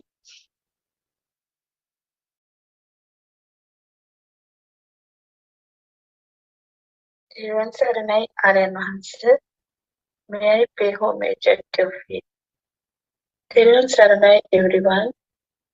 Welcome to the Buddothpado Zoom sessions.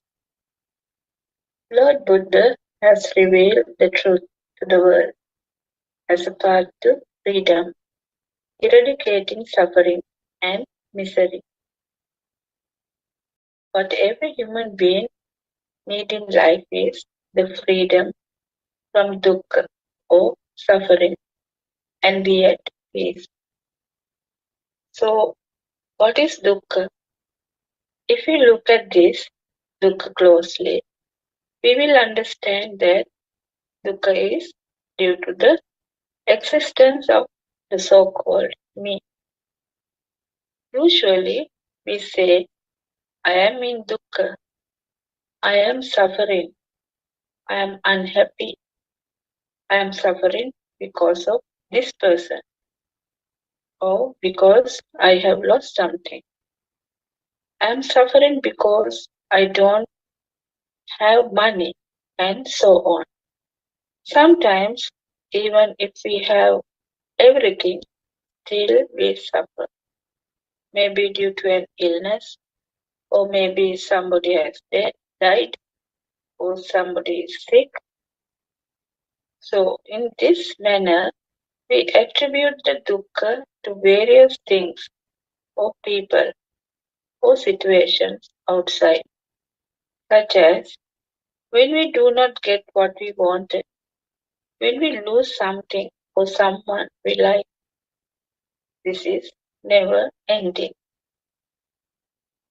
So in all these situations, we say, I am in dukkha, I am miserable, I am unhappy. Why dukkha always happens to me and my family, and so on. If you take the mundane world or the Pruthakjana Bhumi, everything exists outside. So we can point out and show someone or something which makes us unhappy.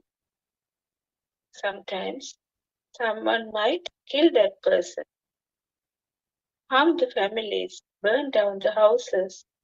Day to day, we can see those things happening worldwide. This happens because we think that there is an outside world, and the people outside makes you unhappy or sad. We always think that the other person should live as we tell them. This is why the wars happening all around the world. That is why Lord Buddha has said this is a Pruthakjana Ummataka Bhumi, or the crazy world. As long as we take outside as true, the dukkha or suffering is inevitable. So even for a moment, have you ever felt that you have a mind? People are so busy these days that they don't have time to stay still and think. Often we say, I have a mind. I have used my mind so to study hard, to become a doctor, to become an engineer, to do some business, and so on. But whenever the mind is there, it's wherever the mind is there, it's dukkha. There is suffering, unsatisfactoriness, or unhappiness. Also, there is joy and happiness. There is a duality. Mind never stays at one end. It always oscillates.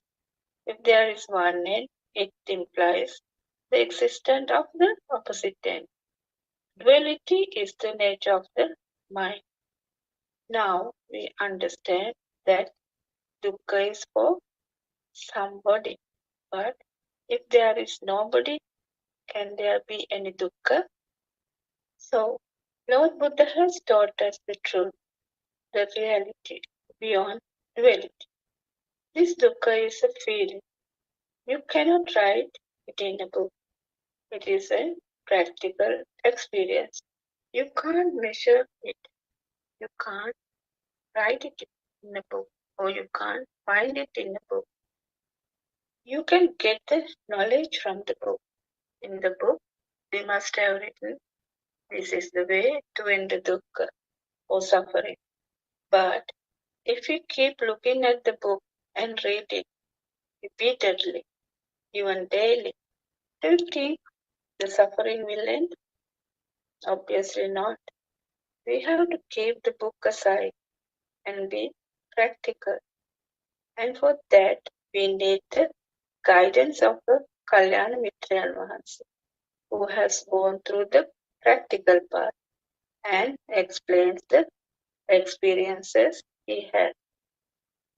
So what are we looking for? A path to freedom from samsara. For that, we should know the true Dhamma. So after listening and practicing true Dhamma, you should be considered that you know the truth. You should be confident that you will not have any birth after death. So The path lies in the phrase Nibbidanti, Viraganti, Patinissakam Passi. So, what's the path to freedom? It's Ragakshu, Dveshakshu, and Mohakshu, Nibbana. If we believe the outside world is true and hold on to the existence of things outside, we can never eradicate sorrow or dukkha and become free. So, Kalyana Mitra can uncover the message only. It is by yourself to walk along the path. No one can make you to realize the truth. Even Lord Buddha can't make anyone realize the truth. There are many things to be told on the spiritual path. If you keenly investigate, recognize, and experience the truth by yourself, then you will clearly see the fact that there is nothing called mind. The so-called mind is non-existent. This may cause serious arguments. How do you say there is no mind? There are so many books, sermons about the mind. This Dhamma we are talking about is beyond reasoning and logic. That's why it is called Atakkavachara Dhamma. It is beyond the reach of thought, understanding, and conception. This cannot be debated by logic. In reality, there is no thing called mind. It does not exist in reality, only seemingly exists. If this is so, then how do we say we have a mind? How do we say we think, we talk, we remember? Yes, that is how it seemingly appears. So, many people naturally think the existence of a mind, it is not easy to recognize. The no mind. If we keenly investigate, what is this all about? Mind is that which momentarily appears and disappears. It does not exist constantly throughout. All the samatha, vipassana, and all sorts of meditation and practice are to understand and recognize this fact. Sattva Satipatthana, the Noble Eightfold Path, Satyas Bodhipakshika Dharma, are also practiced in order to recognize this fact. These words are like precious gems, very important. So, we say there is no such existing mind. Naturally, we tend to think things exist. No, but we can't prove such an existing mind. Then it is an extreme view, and it is false to say non-existent. Then it implies it had existed. Either way, it implies existence of things, which is false. Lord Buddha always shows Dhamma in the middle part. Buddha's preaching always based on the middle part, or Majjhima. All Tripitaka Deshana are based on Majjhima. This can be seen only by those who have understood this fact. When you read sutras, the understanding totally depends on your spiritual maturity. When we say Rupato Nichyato Anicyato Anicyatam Bhante, this is said for all things. Is Vedana is Nitya or Anitya? It is Anitya. Khandha is Nitya or Anitya? It is Anitya. Sankara Nitya or Anitya? It is Anitya. Vijnana Nitya or Anitya? It is Anitya. What is tried to convey here? There is no thing called mind. Kanda itself is mind. If Vedana is anitya, Sanya is anitya, Vijnana is anitya. How can there be existing things all the way through? There is no such existing mind. You may not believe this. Also, you do not accept this. Therefore, I suggest you may keep this in your mind to inquire later. When you investigate and reflect with keen intellect, one day this point may click to you. Then you will understand the message that was conveyed by our spiritual teacher. There is no such thing called mind. We are trying to recognize this reality. This is what you will realize at the end. This is called emptiness, shunyatave, empty of things. This is shown through Shunyata Patisangita Deshana. That is why advice is being given to reach emptiness or Shunyata state. Most do not understand this Shunyatave. Some may think it is like emptiness in outer objects. This is not so. There is nothing called mind. Mind appears and disappears. Tatra, tatra, vipassati. Momentarily appears and disappears. What are these jnanas? Known as Udeva jnana, Bhavana jnana, Munyatapammata jnana. What are these 10 jnanas? They are not the mind. They are not in the mind. We told this over and over. They are not the mind. This Deva jnana is that which knows the appearance and disappearance of the mind. That is the sense of knowingness, arising and falling. When you say anicca sankhara, upadavaya dhammino, upajjita nirujjanti, that also shows how the mind appears and disappears. Even in Bhattekaratha Sutra, which is a very important sutra, Atitannata Gammeya Appaticintanagata, Tatra Tatra Vipassati. This is the nature of reality. All momentarily appears and disappears. See keenly, attentively how this is occurring each moment. The spiritual guidance teacher, Buddothpado explains the nature of mind through his own experiences. It is not borrowed knowledge. It is difficult to write in a book. It is not in a book. It is in your mind. So, if one sees the reality of the mind, it is freedom, nibbana, recognition of the non-existent mind is nibbana. We cannot write this in a book. Why? Because the experience one gets cannot be translated into words. Can we write the taste of salt in a book? Even you spend 5,000 years, you cannot write this in a book. No one can argue this fact. Similarly, if you spend 5,000 years, you cannot write down Nibbana, the nature of reality, in a book. This is an you get from experience.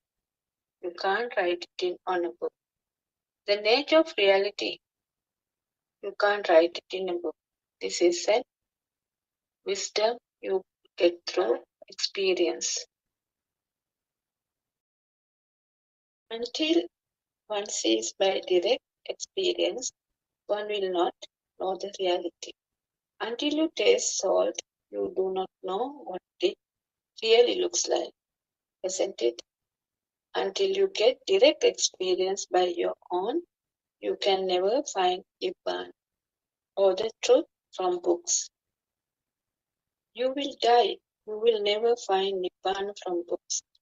Nibbana, the truth should be experienced by yourself only through your own efforts. That is why we call this Sandittika Dhamma, that is subjected to one's own recognition and experiences. So, if there is no mind, it momentarily appears and disappears, then how does time exist? That is why we say Dhamma is not subjected to time, that is Akalika Dhamma. At this moment, a thought appears and disappears. Where is the time? Time is also thought only.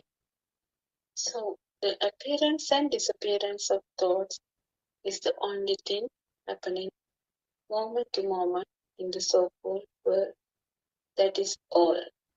When you say you die, it is just an appearance and disappearance of another thought only. Every moment thoughts rise and fall away. That's all. Where is the time now? These are all our imaginations and fabrications. There is no such thing as time. Only the truth beyond time exists. This is just a way of reality. This is called Atakkavachara Dhamma. No point of arguing. The salt taste cannot be written in books. In similar way, we cannot argue and win on this truth. This is the absolute truth. This cannot be subjected to logical arguments. This is the truth one should recognize and experience. So why this is a Sandittika Dhamma? Because no one can teach this. No one can give you. One has to recognize by his own efforts and experiences. The salt you eat is only experienced by yourself. How can you make someone else to experience it? This is directly experienced by yourself only. Sandittika, Ehipasika, Opanayika. Anyone can come and investigate this. Until one directly experienced by oneself, this cannot be expressed. Pachupanna Dham, that is by nature arising and falling. That is why we say only this reality exists, nothing else. So Dhammam Passati, Soma Passati. Lord Buddha showed us to see him through Dhamma. We told Buddha is not an individual. The state where no mind is the Buddhahood, or the Buddha's nature. So this is the word we use to point this nature or to represent only. There is emptiness, Shunnatavya, at this stage. There are no defilements, pleasure at this stage. There is no thing at this stage. All arise and decay. Only the truth ever exists. And that's why it is only the Nibbana, the absolute truth, exists. So how can then one say all appear and disappear and only Nibbana ever exists? This is by recognizing the fact that all else appears and disappears. By recognizing the falsehood, truth is revealed. This is a very deep, subtle knowingness. There is no such thing called mind. It only momentarily appears and disappears. There is no thing that ever exists. This is very simple if one sees it is in this manner. How can then we have reasons to be sorrowful or unhappy? Dukkha. We do not find reasons or causes to be joyful or sorrowful. All thoughts, constructs, end then and there. All appear momentarily and disappear. If we cling to a thought, projection, it is inevitable that there will be a residue. The thought of a book appears and disappears with no residual left. The thought of a wall appears and disappears, no residual left. Nirvashesh. We are using the words only. You could recognize the deep meaning that these words points to. The one who sees the momentary appearance and disappearance of a thought, constructs of the mind, will not find the so-called death. Then he will be ever blissful and at peace. The mind is like the wind. Is there beginning or end to the wind? Can we enforce an end or boundaries? No, we cannot limit or demarcate by any end or boundary. In other words, it is impossible to fix it. No ends, no extremes, no boundaries. We cannot define or fix this. It is just a natural phenomena of arising and ceasing. We cannot show you the mind. There is nothing called the mind in the world.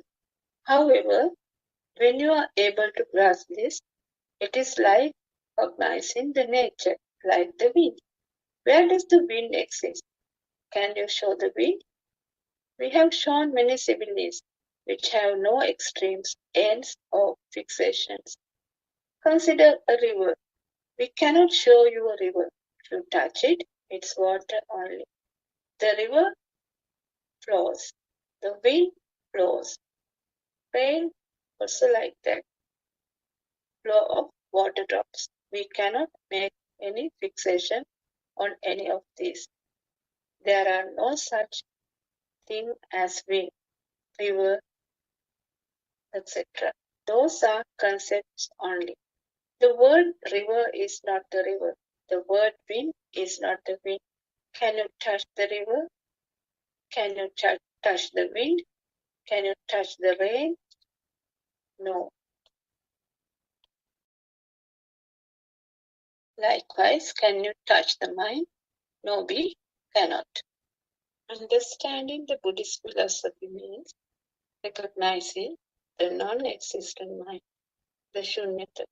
In order to reach the goal, Lord Buddha initially showed the two extreme positions, the two ends, the external and the internal, or Ajatta Bahita. Then Lord Buddha went on to show that the external is not real. There are no so-called objects as we perceive them to be. It's only thoughts or thinking about externals. Having this insight, one can be free from the illusion of external objects. This is the Sowan Alaya. Next, Lord Buddha has explained that there's no such thing called internal mind also. It is not real. Here the mind means the aramuna itself. There are no things in the mind, and most importantly, there is no such thing called aramuna. It is a transient, arising, and ceasing thought formation. Having this insight, one can be free from the influence of transient thoughts also. That is the freedom from non-existent thought formations. Ultimately, it is realized there are neither aramuna nor things, only knowing emptiness, shunyata. So almost all the time we have a sense of, we have a mind, we are hearing, we are seeing, we are thinking, we are feeling. This is a false notion or the mistaken view of the world that we should get rid of. That can be done only through wisdom, knowing the reality behind it. Through all sensory inputs, we are naturally deceived, giving us a false sense of existing objects outside. Having this false sense for a long time, it has become a sort of living truth. Ordinary people naturally believe independently existing objects, the world including themselves. It is the living truth for them. That is why they are consumed by dukkha, suffering, or unhappiness. In reality, there are no such existing objects or world independently. The wrong notion or belief of independently existing objects or the world is the cause of dukkha. If you see non-existent things as non-existent, how can there be dukkha? This is the reality. Every dukkha, sorrow, comes due to the false beliefs or notions.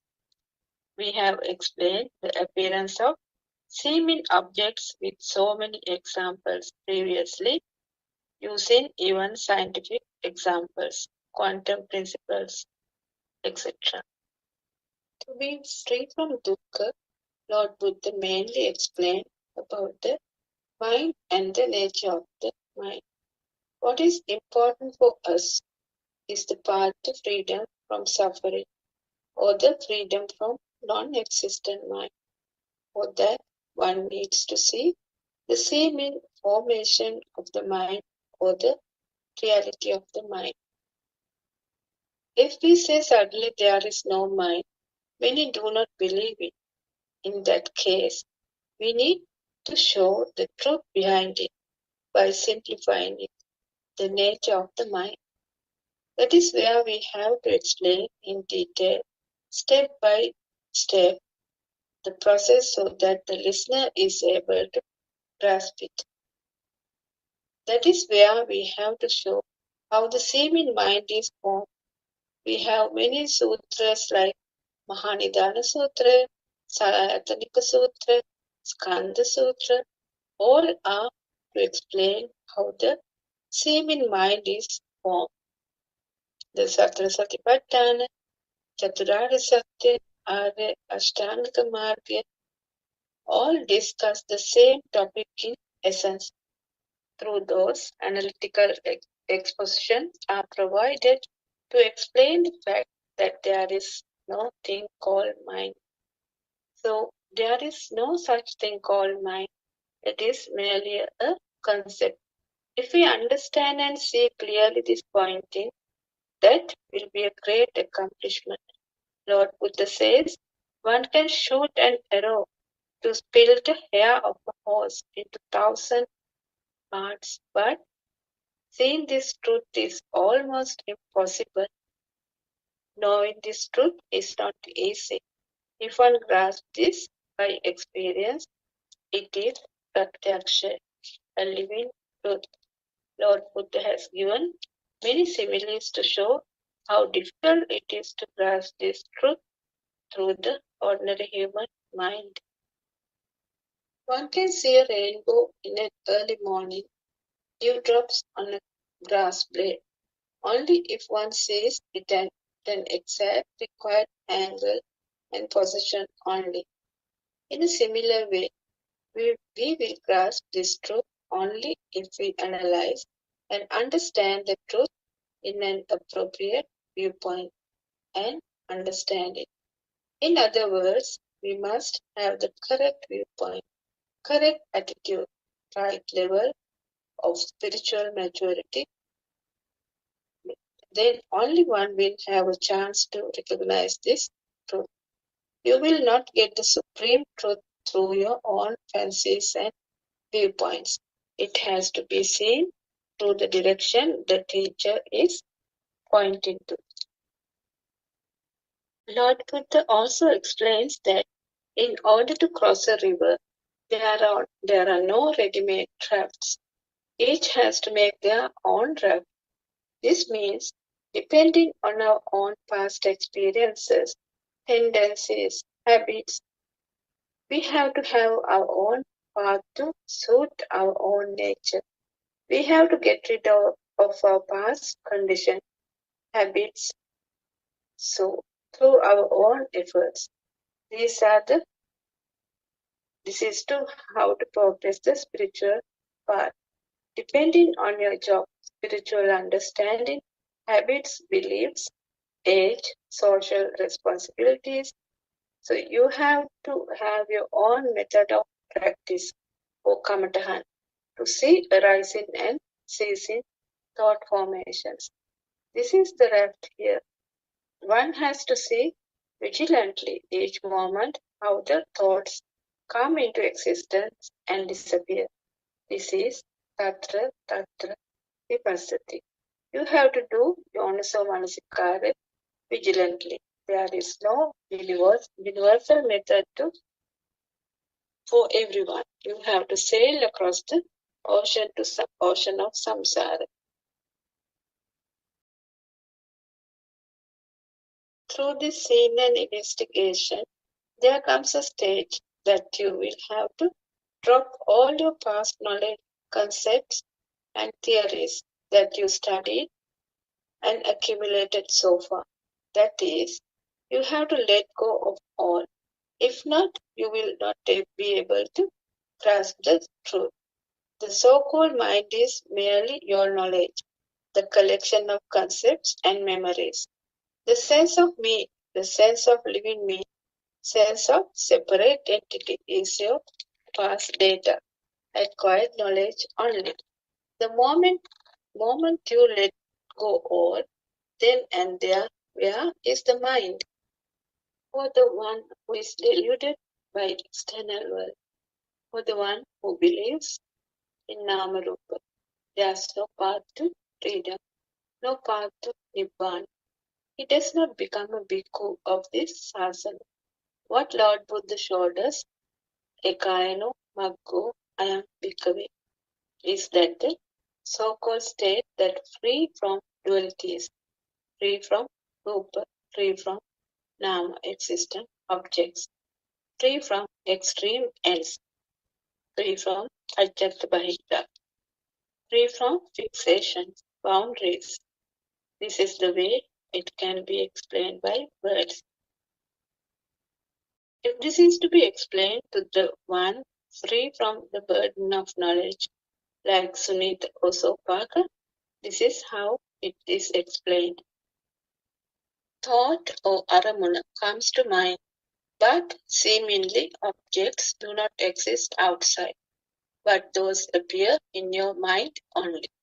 We live in a fabricated world made of mental concepts and imagination, and it is not a world existing outside. We are merely in an imaginary world of names and forms, nama, rupa. This is not the reality.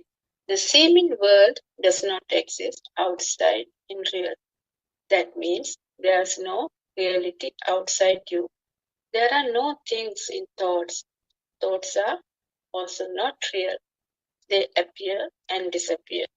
With this insight, one is free from duality, external and rupa antaya, and internal and nama antaya.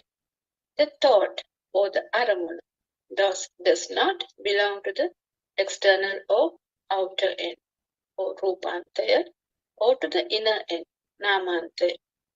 The thought or aramuna itself cannot claim a place for its seeming existence.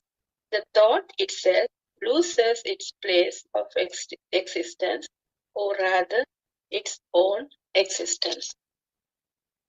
Now, a sound is heard. That sound is not a thing, just hearing only. No concepts, no labeling. Take the sound of the wind. We have named it the sound of the wind. Take a sound of a crow or a sound from a tree. We name all of these. Without a name and form, it's just hearing. Just hearing. When we have this insight, that is unreality of names and forms, or nama, rupa. All concepts and labeling fall apart. This means one sees clearly the unreality of so-called external objects. We need to see the thoughts themselves are also not real. These are no concepts in them also. All are our own make it. Then the sound is merely a sound without a name attached to it. Sound is only a sound itself. There are no intrinsic thoughts attached to the sounds. This is where no mind is. We have discussed here about the sound. Now let's take the color. The book is seen by you. There is no such thing called book outside.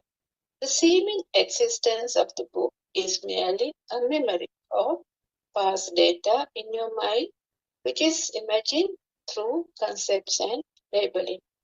These concepts and names are created by us and are merely thought constructs only. And in reality, those are non-existent. Can you find a book in your mind?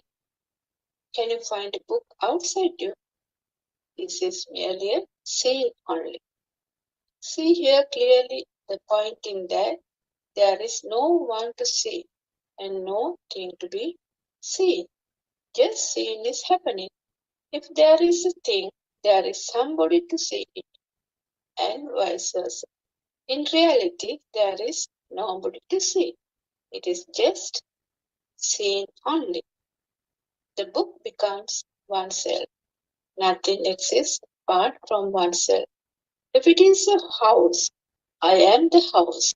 There is no separate me and the book or separate me and the house.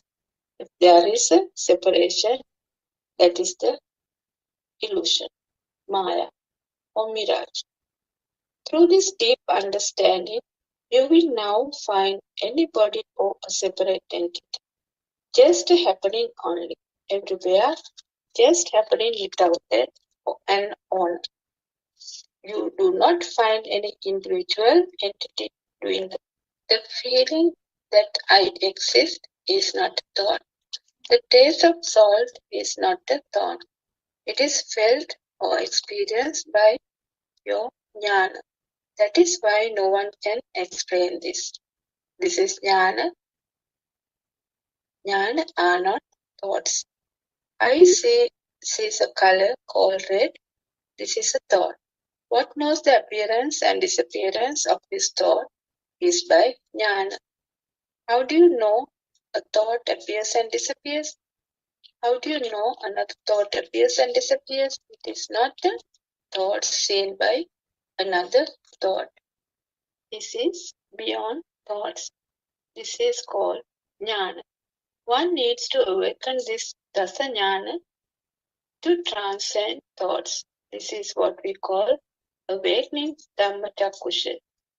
This is seen by Abhijna. When you hear these deep insights and recognize the truth, all of your conventional beliefs and concepts will fall apart. All our thought constructions, sun, moon, whatever you talk about, are mere thoughts. In many sutras, Lord Buddha says, whatever I discuss on the phenomenal world, or Laukika Bhumi, is not true for the spiritual world, Lokottara Bhumi, and vice versa. This is because the phenomenal world is made up merely on the concepts and beliefs, and all of those will fall apart in the spiritual world. In the spiritual world, Nama and Rupa have no validity. Vijnana Anidasana. Vijnana is not created. Vijnana never existed. There are several sutras discussing various aspects of practices of non-existent mind.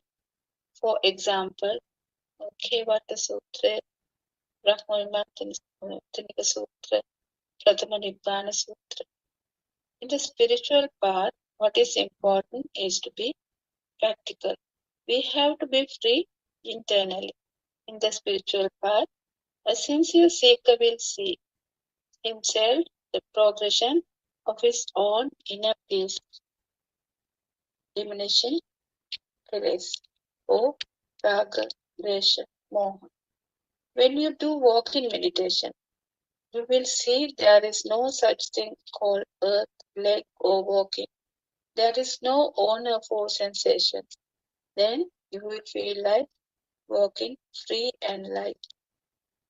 In Lord Buddha's time, Lord Buddha, Lord Buddha expounded the truth as profound and not heard before. This means Buddhist philosophy is beyond conventional thinking. This statement is valid even today. The things we all consider real are in fact false. Reality is completely different. This is the point we need to understand first if we are on the spiritual path.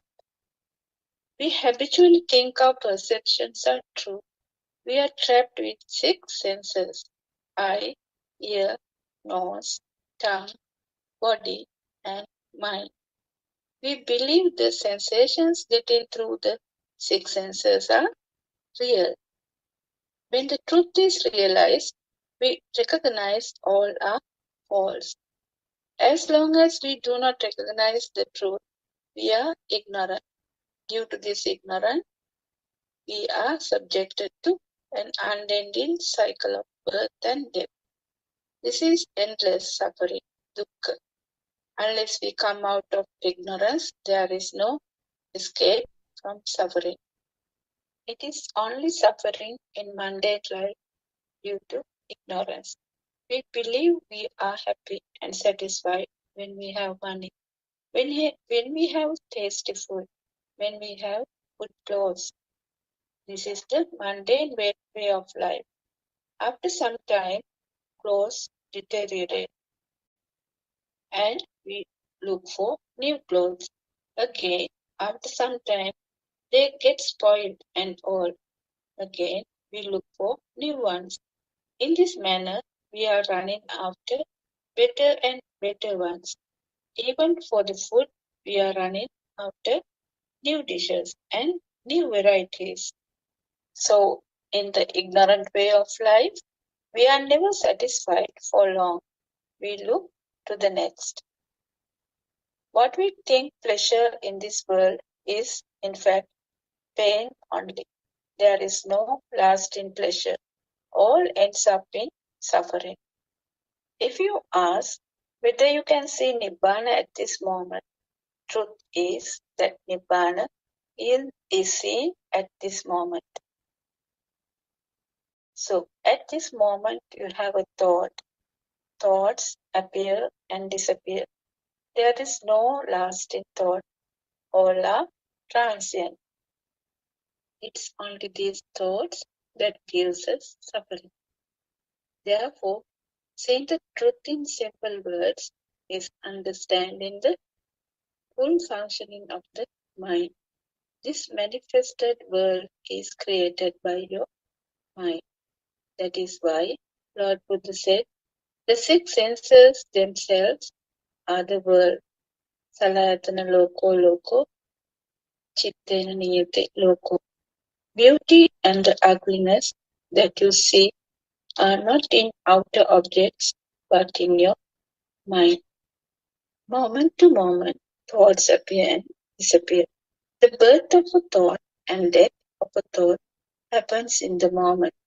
The one who sees the birth and death of a thought will not find conventional death. This death becomes false. Birth and death happens at this moment. Before your outgoing breath happens, you need to contemplate Marananusati, occurrence of death.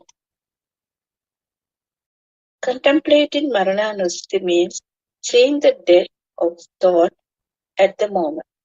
Lord Buddha said, if one contemplates death before the in-breath goes out, that is sacred. Seeing death in the moment is Shanasampatti, which is recognizing the reality of the moment. So it's very rare for one to see death in the moment. It is very rare to listen to Dhamma. It is very rare to get the human birth. It is very rare to live in a spiritual elevated place. So now you know you have only this moment. If we talk to you, it is only at this moment. If we talk to you tomorrow, there is also only this moment. Even in 5 years' time, only this moment. If we think past, it is also thought in the present moment. If you think of the future, it is only a thought in the present moment. We have only this moment. However, even the thought at this moment is not true. Past thoughts are gone. Future thoughts have not appeared yet. The thought appearing at this moment is also not true. Now imagine you see a book. So this book is not outside. It is a thought in the mind. This book is created in the mind by binding color, form, and sound together. Now analyze how you came to know the book for the first time. In early childhood, when you start speaking, you were taught colors and sounds such as red, blue, yellow. Here, color includes form as well, and the sound is the word of the language you use. For easy reference, we use the word color only. From that early age, objects are identified by binding color and sound together. Until today, this process of binding colors and sounds continues for your wordly transactions. We call the result of combining colors and sounds the mind of thoughts. Here we use color and sound because these two are predominant among other sensations. Binding sound to color to other sensations happen in a similar way. When you hear the sound parrot, a form of a parrot is created in your mind. If you hear the sound crow, a crow is created in your mind. If a person who does not know English hears the word crow, any form is not created in his mind because he has not bound the color to the sound crow. Do you see how a form is created in your mind out of a sound? Now you can understand that the mind is the result of binding colors and sounds. This is the truth you need to recognize. So we have only the present moment. Everything happens only at this moment. If you see the reality of the mind, you will see that there is no book out there. There is no crow outside. All appear in the mind at this moment. So you are free from outer objects. Now, when you investigate the mind, can you find a book or crow in the mind? No, we can't find anything in the mind. It is just the appearance of a thought. Now you are free from the mind as well. You cannot find anything inside or outside. It is empty of things. The shunyata, no material or mental objects exists to be grasped. This is called animitta. If there is no book, then no me also. The absence of me or individual self is the absence of things. This is shunyata, emptiness. This is freedom from the mind. This is the Buddha nature of the moment. Buddha's birth is at this moment. Buddha's death is at this moment. Buddha's awakening is also at this moment only. Therefore, Buddha's Temagula or birth, death, and awakening is at this moment only. So if we take like that, every moment is a result, isn't it? If one realizes the truth, for him every moment is auspicious. The greatest achievement in human life is the realization of this truth. So I think it's enough for today, and I invite Buddothpado to add anything. තෙරුවන් සරණයි.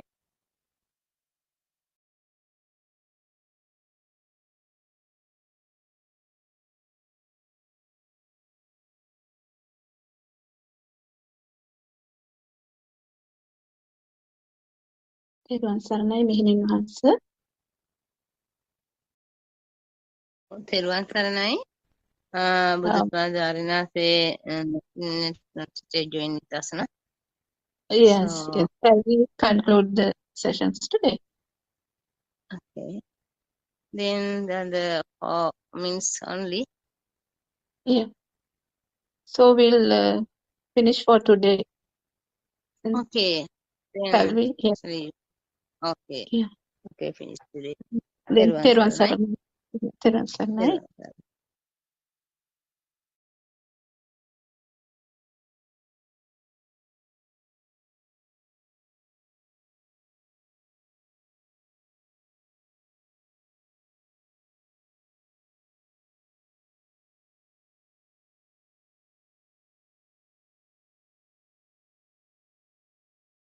Table, house, mother, father, and so on is created, which is an illusion, a mirage, which is a mental image or a chittarupa. With that creation, we get the alive feeling. That's another spark, the soul creation, I creation. Now the ego, myself, is created. If we take that everything exists outside, and if we don't see this, only a mind creation. So then, who are you? You are not the body. If the mind is not working, senses are not working, that's you call death. If you understand this, you won't find death or birth. So, why do you have an ego? It happens due to the I-ness. So, I am jealous, I am proud, I need to buy something, a better car, a better house, and so on. It goes on and on. It's your samsara. Always I, ego comes forward. I want to be better than the other. My child should go to a better school, so and so on. It's power which is generated. This all happens because of some vibrations, which automatically happens at the sensor levels. So it's the vibrations again. Sometimes the thought ends up bringing a war between two countries because of a thought which was an illusion. Everything happens due to vibration. Actually, beloved spiritual guidance teacher Buddothpado showed us the pure truth we all were in the mundane world. What happens when we see the truth? When we see the truth, that there's nothing to get attached or disattached, nothing to be proud of. Actually, there's no self. We go to Nibbidava. It comes with the understanding of Dhamma. Then it goes to Viragya, means no attachments, no defilements, because there's no one to get attached or disattached. Your fire within will slowly die down. You will feel the calmness within. If you understand this, there is no one to suffer, only a creation of thoughts. Everything is not real. If someone understands that the world is not real, it's only in your mind, you will be relieved.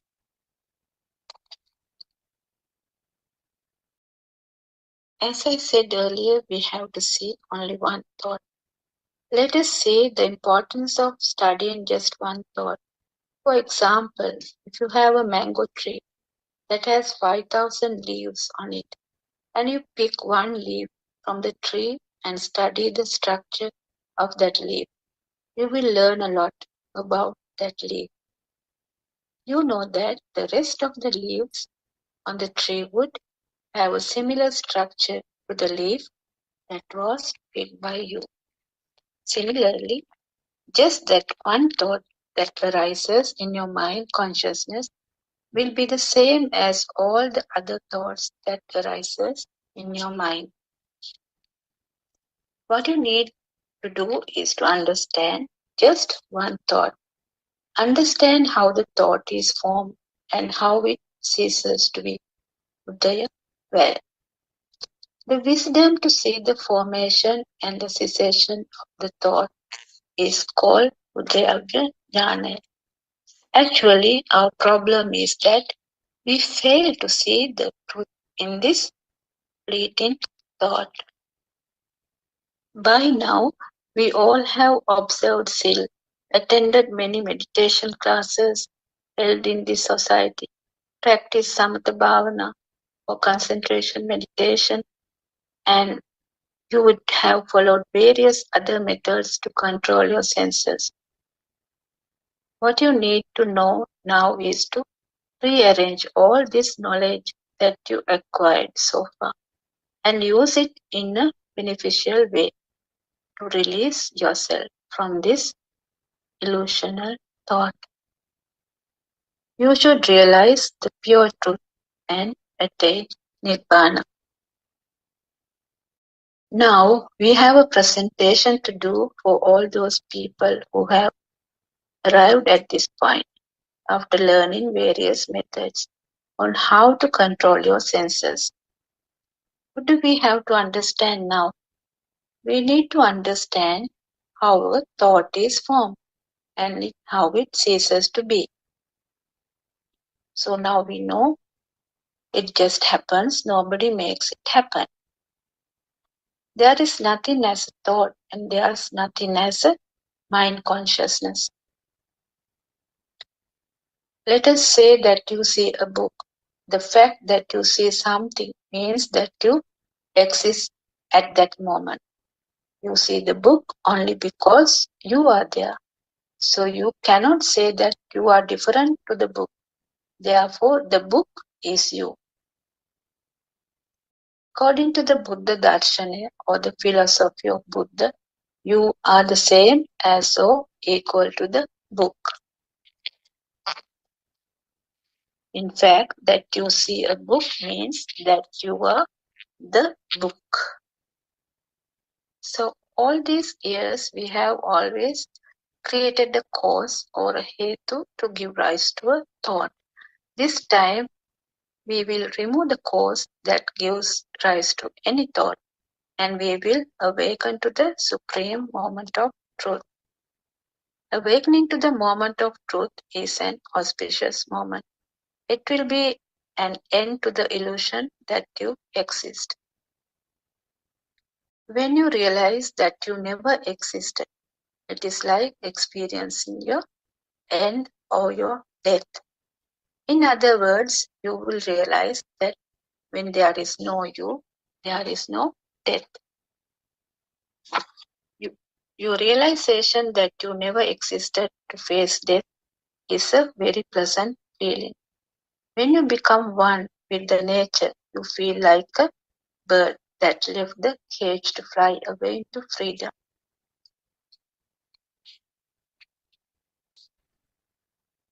So, what you have to do is you have to attempt to say just one thought. Now, if you have the wisdom to see the Aramuna and you understand the Dhamma, then you could begin your journey to realize the ultimate truth. Once you develop the Satya Jnana, it will lead to Krutya Jnana, which in turn will lead to Krutak Jnana.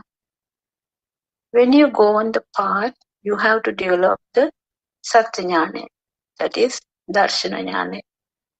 Developing the Satya Jnana means you need to realize that you don't exist, and you should know how your mind is created, how the soul is created. You need to eliminate your sakkaya drishti.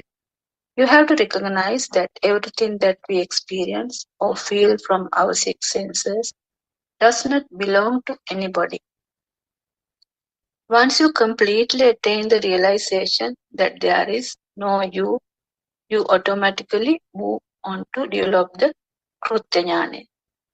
Krutya Jnana means you realize that this illusion is created only by six senses, and you clearly see the nimitta sabhavya of the six senses. When you have the wisdom of the Krutya Jnana, you just don't do anything. The scene of the illusion automatically happens. Automatically happens means you don't think that there is no outside. You already feel that there is no outside. At the stage of Krutakjnana, the moment you receive an aramana from one of your senses, you will immediately be able to realize that book which you see outside is only a thought, and that is this, it does not exist outside. And then you let go of that thought. When you let go of one thought, it is similar to letting go of a long string of consecutive thoughts that arises in the mind consciousness. Now we know that we always have only one thought, and we should know that the thought is formed only in this moment. You should also have a very clear understanding that there is nothing as the moment either. And you should have the understanding and the wisdom that not even a book exists at this moment. It is an illusion. When you arrive at this point of wisdom, you will awaken to the moment of pure truth, that truly nothing exists at all. When you awaken to the moment, you will experience the nothingness, the shunyata. Now we will talk about Satara Satipatthana, or four foundations of mindfulness. Lord Buddha assures us that if a person follows the Satara Satipatthana in the Vinaya Loke basis, within 7 days or 7 years, the results will be granted. Today, many are not aware of how to follow the path of four foundations of mindfulness. It should be done with the proper understanding. If you follow the right practical process, the results will be attained. So our spiritual guidance teacher, Buddothpado Aranmahansa, shows us the correct practical path. So one should understand before practicing Satara Satipatthana, first you should know the Satya Jnana or the Darshana Jnana perfectly. That is how the mind is created before stepping into the Krutya Jnana. So we'll start with Kayanapassanava. You are Vinaya Loke means you are not in the body. So there are several ways to practice it, like Anapanasati Bhavana, Indriya Paroparya Bhavana, Skandha Bhavana, and so on. So Buddha said our body has 32 parts and asked, where are you in these parts? Is your hair you? Is your teeth you? And likewise so on. Nowhere. You are not anywhere. It is in your thoughts only. That is Kayanupassana, which means no one is here. Your hair is not you. Your teeth is not you. You are not in the 32 parts of the body. So Vedananupassana, the pain is there. It is your body pain, but you are not there. If you suffer or worry due to pains, no one here to take the pain. But body pain is happening. You are thinking that I have pain in my leg and so on. All the senses are working. It's a natural phenomena. Pain is not yours. It is only the body pain. If you are existing, you are suffering. That's in the mundane world. But everything is in the thought. Chittanupassana is our thoughts. It's also sensor. Nobody is there.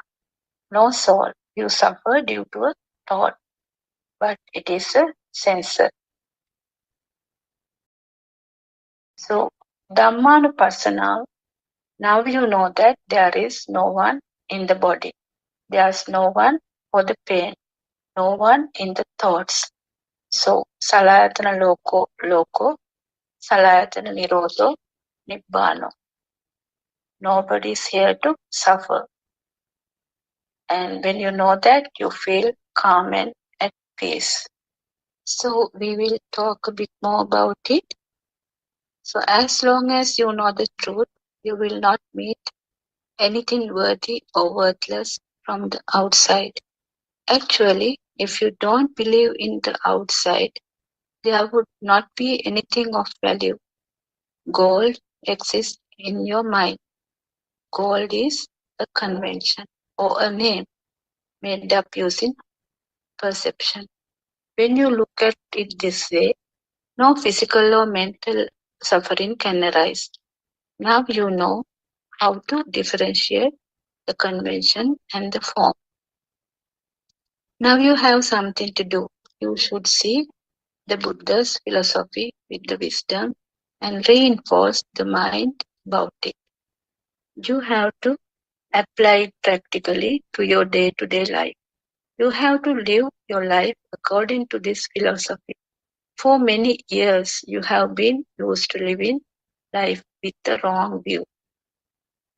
You have always been used to living in an illusion that there is a person or things that exist outside. If you have lived having a false view without knowing the philosophy of Buddha, you have to be free yourself from this false view.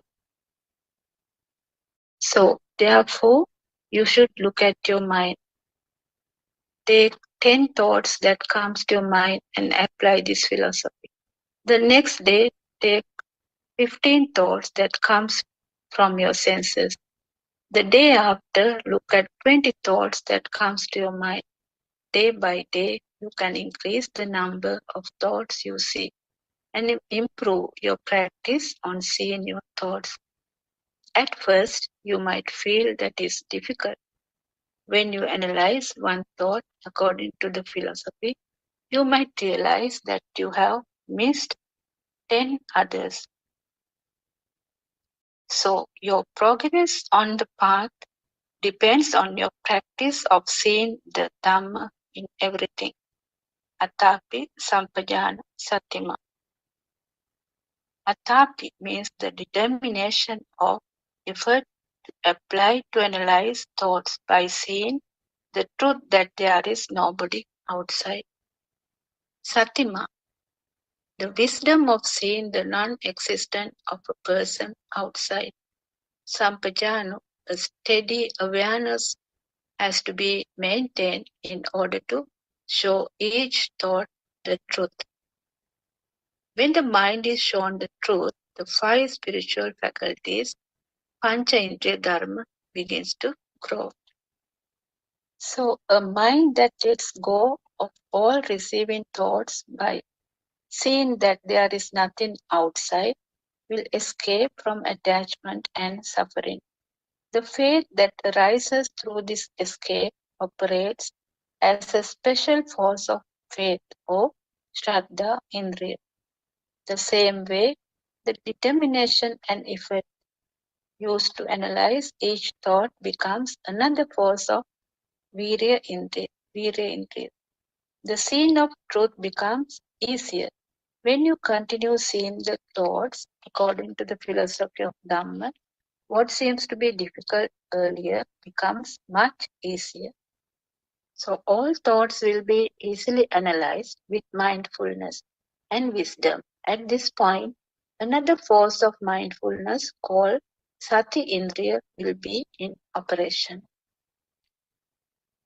When someone knows this pure truth, there's nothing to attach to or detach from. For the one who is freed from the illusionary world, when suffering is seen clearly, the cause of suffering declines or diminishes. When the cause of suffering diminishes, one achieves freedom from the mind. Understanding how suffering arises means you show the truth to the mind with effort, determination, wisdom, and with awareness. If one shows the truth to the mind, it is called the Marga Jnana, or the path to the truth. If you clearly understand how to practice Kayanupassanawa, you would let go of your body attachments. So we'll talk a bit about Vedananupassanawa. So we meet or receive feelings within the world. Feelings comes from a specific person, a specific place, a specific taste, a specific smell, or from specific images. We feel that we receive feelings from external. If we feel some kind of suffering or any feeling, we feel that it comes from somewhere. We feel like we can stroke some place with our palm of the hand and say that the feeling can be felt. We will be able to say that the feeling can be felt at this specific point. So this shows that we associate the form, rupa, to a thing. We connect the feeling to the body, and wherever there is a feeling, it is followed by thoughts, volitions, or mental formations, sankhara. It means that there will be bodily volitions, kaya sankhara, verbal, mental formations, vachi sankhara, and mental formations, mano sankhara. Bodily, verbal, and mental mind formations built on ignorance or avidya. Now, during this mindfulness of feelings or Vedananupassana, one should let go of these three formations. For that, one should let go of the world first. The mind rises into action in the form of the mind, the body, and words due to grasping of the stimuli from the world. A stimulus occurs in the mind. Taking that stimulus as a target, we get up and go from here, good and bad, coming and going. All these build up because we grasp that stimulus due to our ignorance. When you get a feeling, it is not felt just alone by itself. You get a feeling of where it comes from too. You can touch it, you can say it, you can think of it, as that is where the feeling came from. What is that place? What is grasped as a thing is the form or rupa, and that is your body. Really, the form cannot be grasped. The thing you feel is your body. The feeling that you can grasp your body is an illusion. Now you even meet a body that has a feeling. Now we also find a spine which can be feel the pain. You can find a leg that feels the pain. We find a knee that feels the pain too. We also find a stomach that feels the pain. So now we have really found the world. The feeling, the sensation belong to the world. You may find the world externally. You may find the world mentally. We have a false belief, a misconception regarding the feeling. We believe that we suffer due to other people or things. We get attached to the world or oppose the world or we confront the world. We think that this feeling of pleasure comes from the world outside, and we try to own the world outside. Also, we think that this pleasure and suffering comes because of that person, this person, because of that place or this place. If we believe in an external world, we tend to get attached to it, thinking that feeling comes from external world.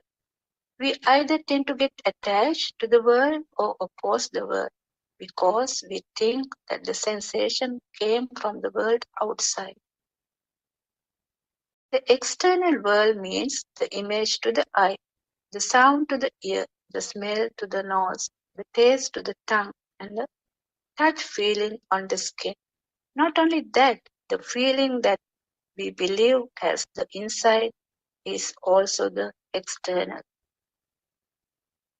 So whose eyes are these?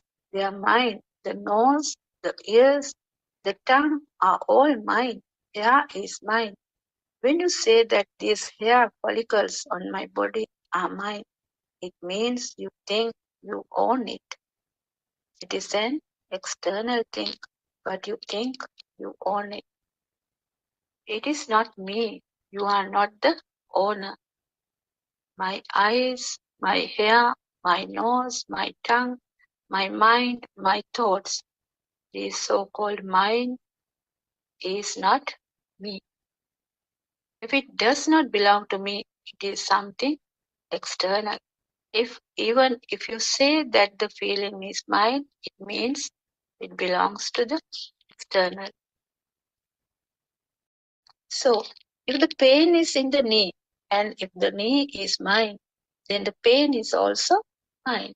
The owner has to go through the pain, but actually it's in the external, isn't it? There's no me in the knee. Is there? Isn't it only a thought? You think it is me. So now we can come out of this illusion of feeling by really recognizing the sensation. That it means we have developed mindfulness of the sensation in the correct manner. If you understood the truth about the sensation, then the feeling will not be mine. Then you won't believe that there is a place where the feeling came from. A feeling is only a feeling. It cannot be anywhere. If there is a place where the feelings come from, that means there is a world. It means that you have grasped the world. The feeling has been accepted as something that has to come from the world outside. If we are in this order or the shasana or in this field of study, then we have to find the true meaning of the feeling. Otherwise, it would not be the correct practice of the Vedananupassana. When you practice the correct mindfulness of the sensation Vedananupassana, a body cannot exist. Let us see how we can go wrong and believe that there is a body. So when we meditate, we shut our eyes. For example, let us say that we want to practice the breathing meditation, Anapanasati, while being seated cross-legged in the lotus position. You tend to feel pain in some place of the body and you point at the place where the pain is felt.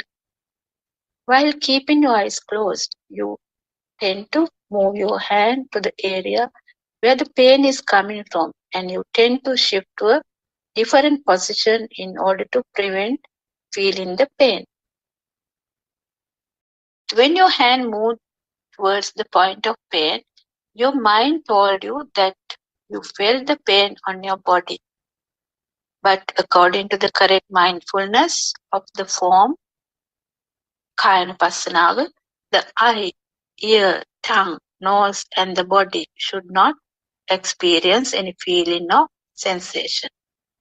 If at all a sensation was experienced, it was experienced only because of the formation of the mind. The mind experiences the sensation as a mirage, an illusion, just like a mirage of a pool of water in the middle of a desert. A sensation arises to the mind, then the mind assigns the pain to a certain shape from which it believes the pain came from. Then the mind tries to match it with something the mind learned previously. Then the mind ties up the sensation to the place of the body, which is also mirage or illusion, known as the body. So the sensation is a thought. The thought does not belong to the body. It arises in the mind, but we tie it to the form or the body. Then we identify that the pain or sensation arose from the body. The perception, which is a mirage, named the point from where the sensation arose from.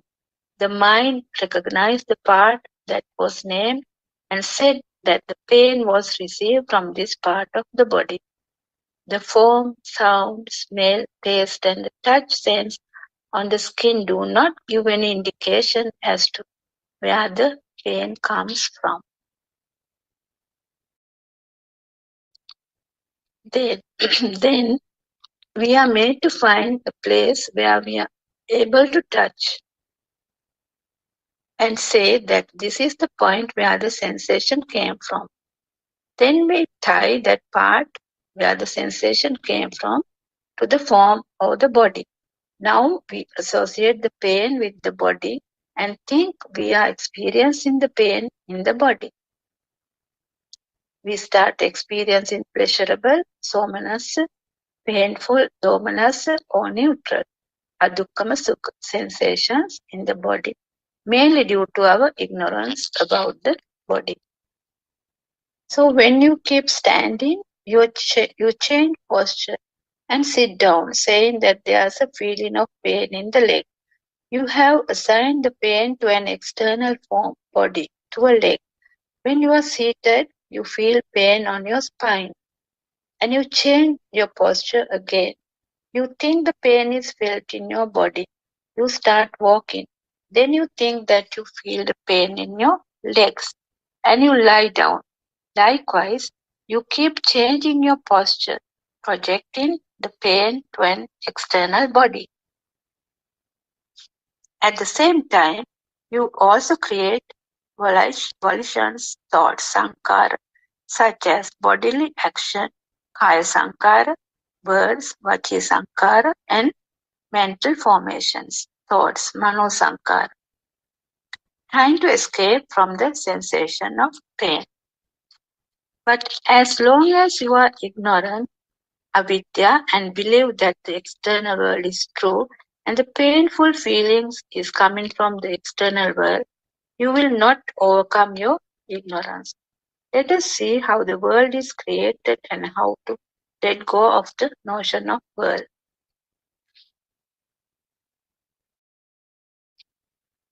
So the world, the cause of the world, Loka Samudaya, the truth of end of the world, Loka Nirodha, and the truth of the path that leads to the end of the world, Loka Nirodha Buddothpado.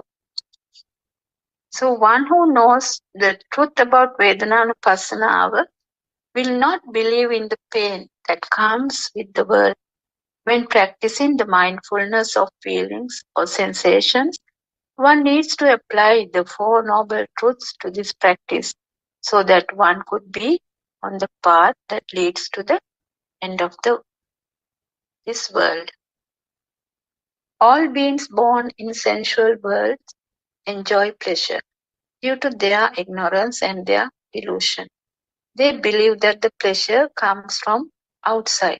Their ignorance ties them up to the rebirths and an endless samsara. They create their own faculties in order to see the world outside. From eyes, we think we can look at things and gain pleasure. From ears, we think we can listen to things and be happy. From the tongue, we think that we can taste and gain happiness. From the nose, we think we can smell pleasant smells and be happy. From the body, we think we can feel pleasant sensations on our body and be happy. As long as we think that pleasure comes from outside, we will never be able to stop our mind from going outside. So we have to maintain our wisdom and awareness that each sensation comes only from one of the faculties. In that case, we would not find a thing outside. What we do is that we tie up all the sensations from all the faculties together and create a thing which we believe comes from outside. That belief is a false notion, delusion. We all go after mirage, a fantasy, looking for pleasure. Can you experience pleasure or pain from your eye? Can you experience pleasure or pain from the ear? Or can you explain pleasure or pain from the nose? Can you experience pleasure or pain from the tongue? Can you even experience pleasure or pain from the body? If the eye only comes in contact with the color, then apart from only seeing, the eye would not know anything else apart from only seeing. When you look at a picture, you experience happiness or suffering, don't you? You would think of a sea beach, a garden of flowers, a house, a person. You create emotions about those things. But it is all a mirage, and you are tricked by making you feel pleasure and pain. The truth is hidden. The truth is that the picture is only some color. A tree, a house, an animal. These are all thoughts that was created in the mind. A false view, a misconception. We experience pleasure and pain because of a false view, a misconception.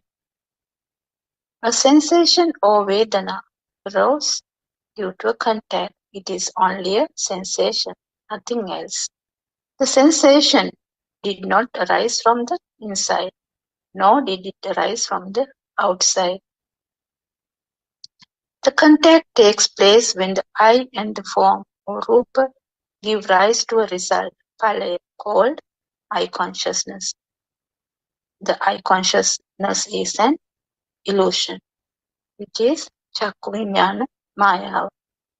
The tree, the light, and the ground creates a shadow. The shadow is an illusion. Same way, an illusion called eye consciousness is created. The eye consciousness does not exist on the outside. Therefore, the sensation created due to the contact does not come from the outside either. One should have a spiritual mind, awaken to the moment, to understand the truth about the sensation and that nothing exists. Atapi sampajano satima. One has to apply effort not to create impurities in the mind by seeing the pure truth all the times. This is the correct path to Nibbana. The ones who sees how the world is created will also know how to escape from the world. For that, it is essential to understand the four foundations of mindfulness or Satara Satipatthana very well. So, Nibbana path is based on contemplating and through wisdom, not in thinking. With thoughts, you can't attain Nibbana. It will just be another thought. I think it's enough for today, Aran Mahansa, and I invite Buddothpado Aran Mahansa to add anything. Thiruvan Saranai.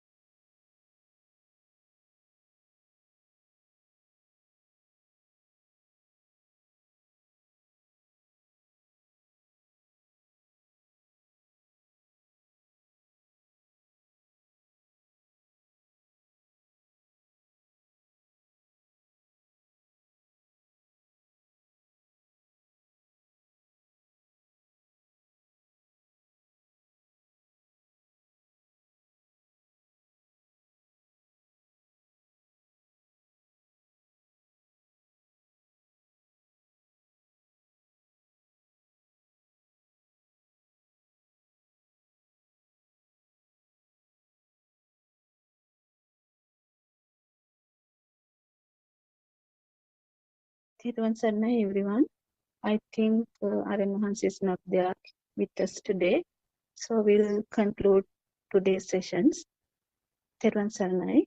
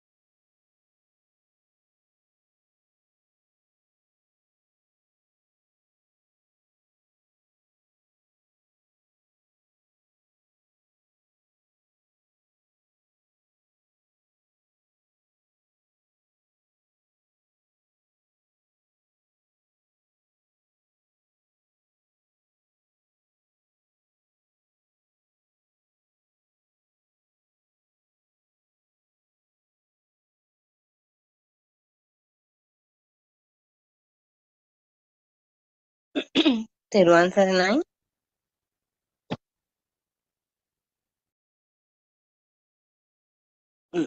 Thiruvaan Saranai. Dear friends of Dhamma, welcome to our English Zoom talk. First, we would like to pay our Buddothpado spiritual Dhamma guidance teacher, and we also like to thank you for all for attending this Dhamma Zoom talk. When Anwar joined us, we discussed about Dhamma. Thiruvaan Saranai, when you read sutras, the understanding totally depends on your spiritual maturity. This is the truth. In one sense, is a sort of reader's helplessness. This is not a mistake. It is the nature. However, the one who recognizes the truth will see the real import. That is way. It is said, Rupato Nichanto Anichanto. Anicham Bante. This is said for all things. In is Vedana. Is Nitya or Anitya? It is Anitya. Skandha is Anitya or Nitya? It is Anitya.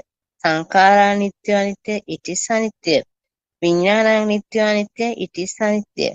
What is tried to convey here? There is no thing called mind. Skandha itself is mind. If Vedana is anitya, Sanya is anitya, Vijnana is anitya. How can there be exciting this all the way through? There is no such exciting mind. You may not believe this. Also, you do not accept this. Therefore, I suggest you may keep this in your mind in inquire later.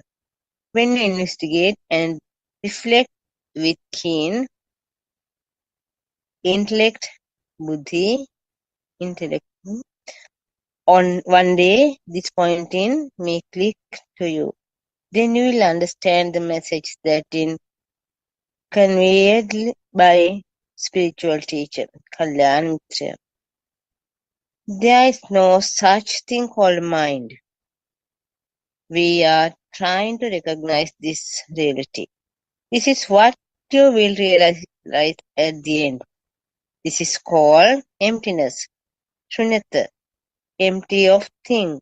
This is shown through shunyata Patisangyukta Desana also. That is where advice is being given to reach emptiness or shunyata state. Most do not understand this shunyata. Some may think it is like emptiness is outer objects. This is not as such. Language is used to express in indirect thing. Language is limited or expressed to ends to extremes, that is duality. One end is existence and the other in non-existence. It cannot accurately express or translate beyond these two ends. We said earlier that Dhamma or the way or reality cannot be articulately explained by using a language. This is the reason for that language is always used to express an extreme, antaya. But for Dhamma, way of reality, there is no extreme, antaya. How can Dhamma that transcends duality can be explained by using a language limited to express extreme or duality? This is a subtle point and difficult to grasp. That is why most people cannot understand this point in. There is no thing called mind. Mind appears or disappears. Tatra tatra vipassati. Momentarily appears and disappears. What are these jhanas, knows and udaya jnana, vaidhamma jnana, bhajana, munchita kamyata jnana, etc.? What are these 10 jhanas? What is these 10 jhanas? These are not the mind. We told this over and over again. That's not the mind. This udayana is that which knows the appearance and disappears, and the mind. That is sense of knowledge. That is sense of knowingness, arising and falling of thoughts. Aramunu. Anicchata sankara upadavaya upajita nirujjanti. All these describes the same facts. Upadavaya this is the mind and thoughts construct. Aramunu. Upadita nirujjanti, those momentarily appears and disappears. If you check the Buddothpado Sutra, it is very important sutra. Atitana Pagameya Napatikanki Anagata. Tatra Tatra Vipassati. This is the nature of reality. all momently appears and disappears. See clearly, attentively, how this is occurring each moment. When the experiencing thoughts constructs, we say the mind that sees the book will not see the wall at the moment, and the mind that sees the chair will not see the flower at the moment. This is the stream of thoughts. What is said here is that the thought of the book appears or disappears, and the thought of the wall appears and disappears momently. Though a thought arises and falls away, we call the arising of a thought a spark. We have explained this in details on this line earlier. You will be able to listen to those. There are hundreds of talks, so those that we are trying to convey is thought never higher exist and momently appear and disappear without any reduced depth. Then our friends, when we always practicing Dhamma, our day-to-day life, then on the way we want to, we always face some problems and errors Dhamma. So we want to help us, our Kalyana Hanse. So Buddothpado, our spiritual guidance teacher, always ready to get a solution. Then we, at the moment, I will not say join us. Then once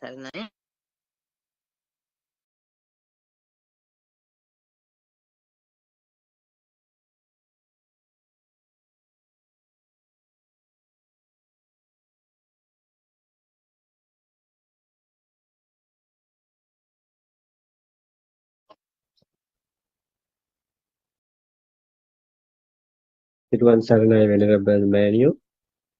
Thiruvan Saranai. Thiruvan Saranai.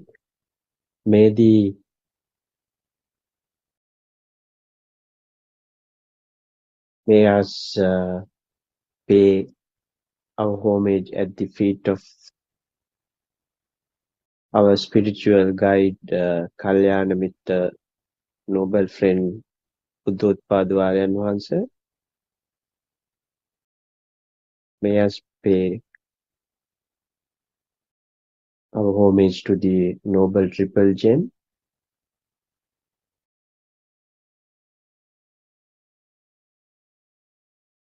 Aryan Wahanse requested us to continue the discussion, and the noble one will join us and help us wherever it is required to be guided in our discussion. So Mahasati Sattara Satipatthana Sutra, or depending and origination doctrine, we have discussed depending and origination in a very simplest of form you will ever find anywhere in the world.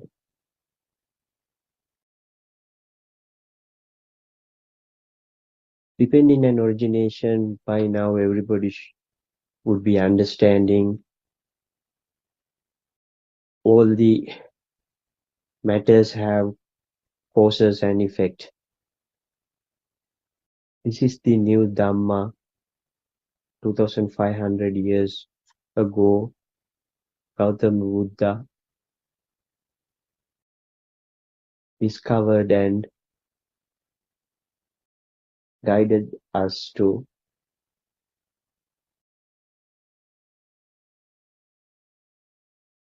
achieve that will give us the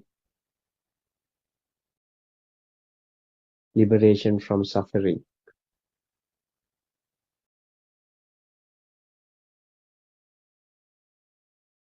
So when you understand in the cause and effect or the depending and origination, you understand the six entities or the six senses works on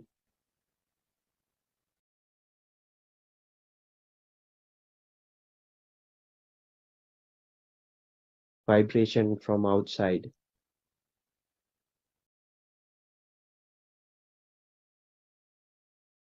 Correction, not outside, the vibration which is taken place, which will be in an equal length, in a wavelength that will operate inside the operate in the six senses and manufacture the feel, vision, and sound. Feel will be in body sensation, and taste and the smell.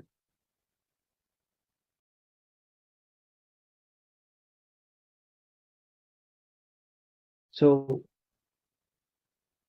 what is the purpose of a Buddhist or a person of truth seeking would achieve in the end by understanding the ultimate truth depending on origination?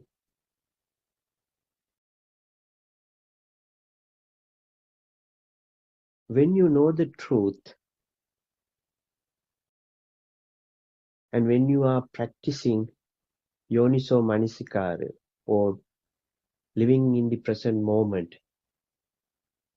living on the moment, you will get the tranquility or the samadhi. This is what you call vidarshana samadhi. This is what Buddha's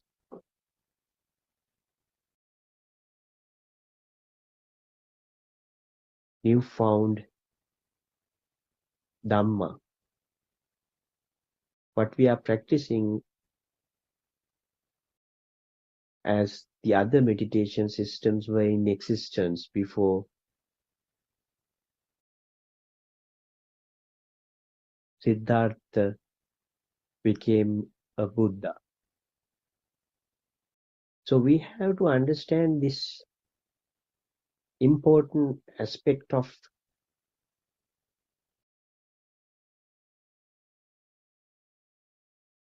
Dhamma if you want to liberate yourself from the suffering.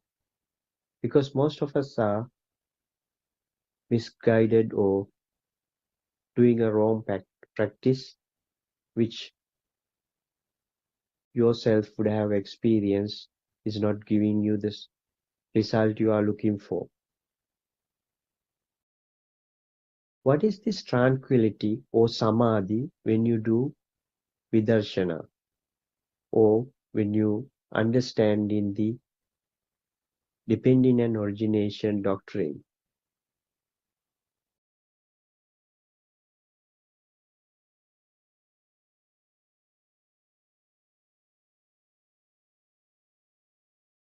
If you look at the normal reading in English or the online materials or even AI systems, if you type tranquility, you will see the explanation given for it is living in a beach without any agitation or without any depressive thoughts or living in a peaceful mind. It's a good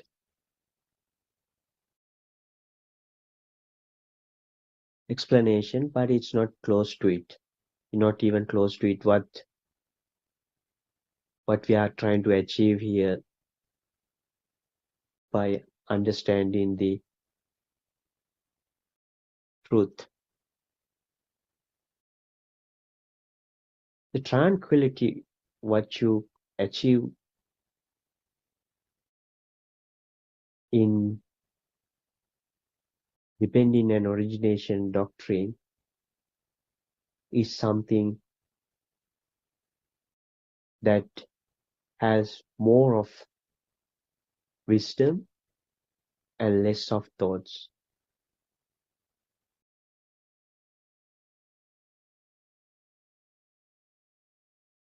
And in other words, it's more or less feels and less of imaginations and thoughts.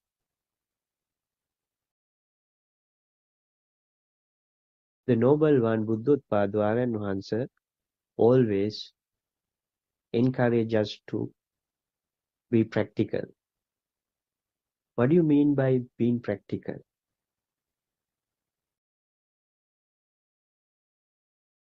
Our understanding and the best gift we received was this guidance we got from the Venerable One.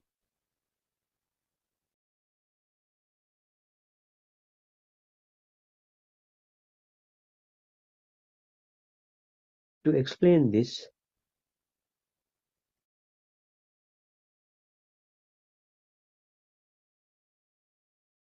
we have to go back to how our mind works.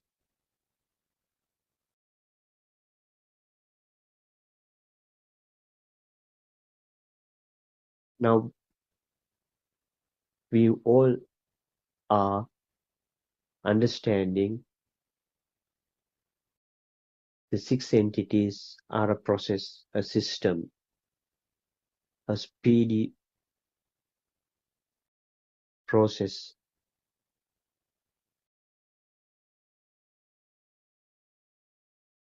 and it works 24/7.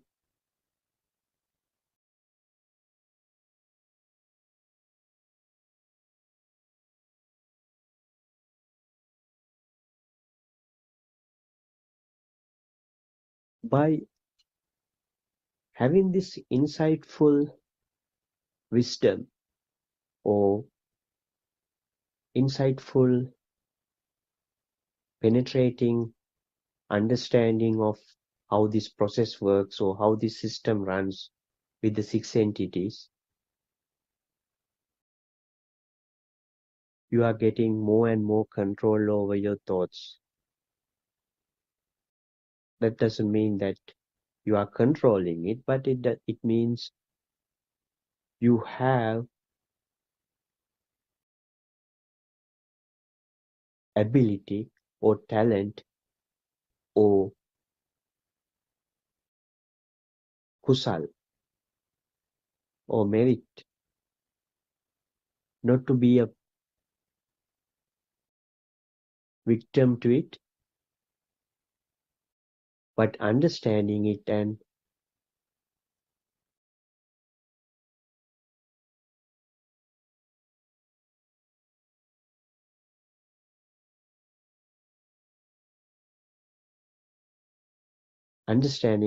become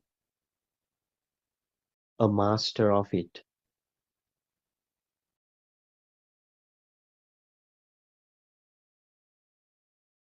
So these abilities are explained in different types of wisdoms in Buddhist texture, but without going into much theory of it, as mentioned by the Venerable Manu in her introduction, these wisdoms are the key to overcome the suffering, rebirth, and liberation.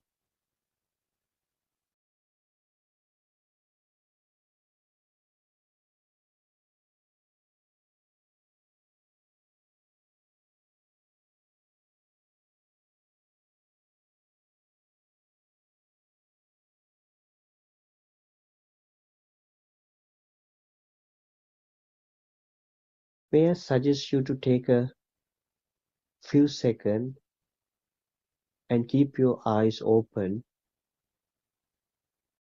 and see how your sight works, how your hearing works, and sensations, feels, taste, smell, and body sensation, and most importantly, how your mind works. Do it wherever you are, either standing, walking, sitting, or lying down on your bed. Take few seconds and focus on those six entities for to understand the practicality of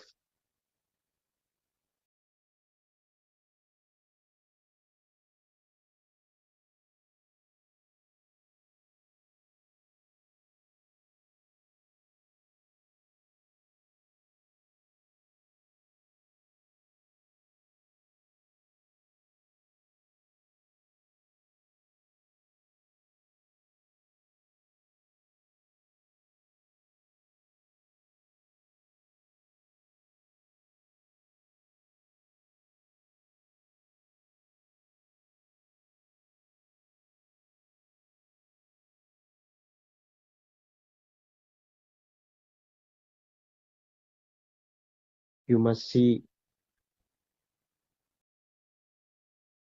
whatever in front of you, and you must be hearing whatever making sound in your eardrum,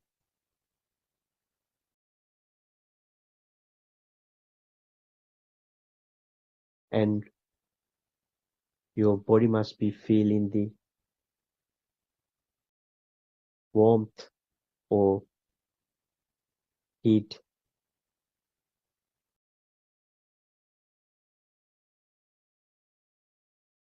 and you must be smelling the whatever surrounded by you, or maybe it doesn't have any smell. You might not feel any smell. Same like the taste you are getting.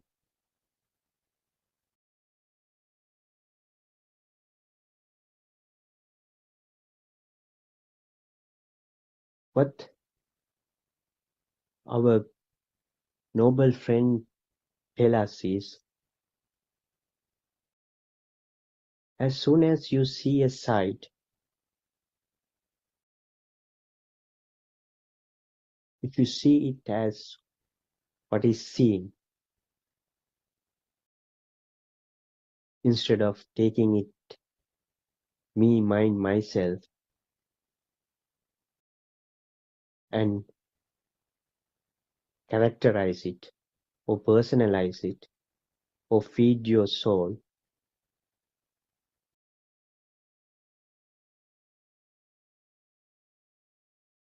that is Vidarshana.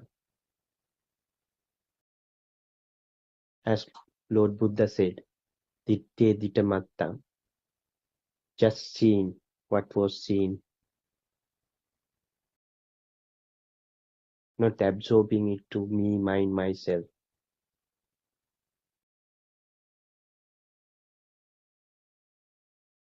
When you practice this, the tranquility or the samadhi you are getting, you wouldn't have experience with any other meditation or any other worldly experience you had. I guarantee you, you wouldn't have experienced it anywhere else.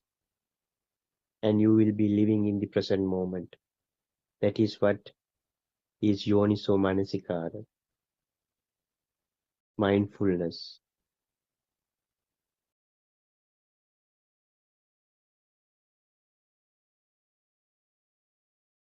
Dear Dhamma friends, this doesn't require you to be a Buddhist or any religion. This is your own story. This is your own body. This is our story.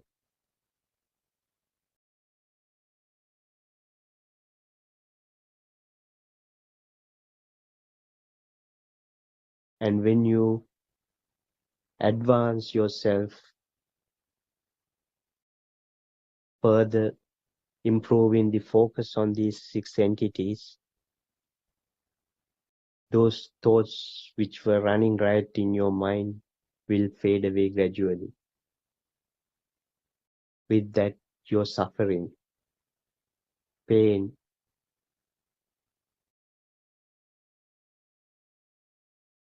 and all those problems you had. This is the beauty of what our Lord Buddha and our Kalyana Mitta, noble friend Buddothpado Aryan Mahansa brought to the table.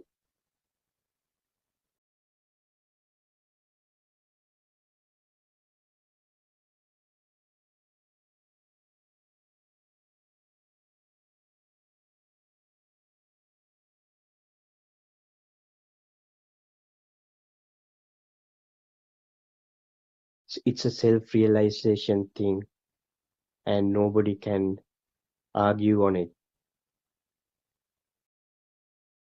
As soon as you experience it, nobody else can take it away from you.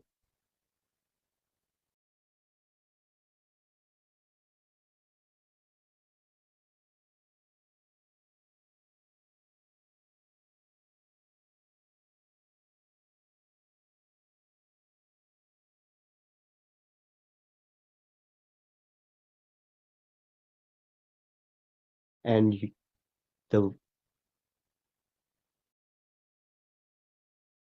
the person you have been prior to become a practical Dhamma follower would be completely changed. You will be compassionate and loving person.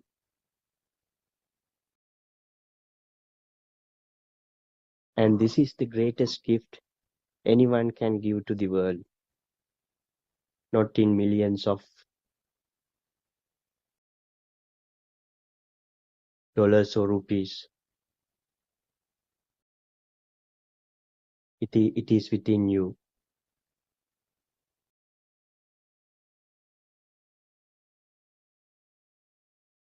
And it will cleanse you and in all the defilements, attachments, hate, everything will be purified.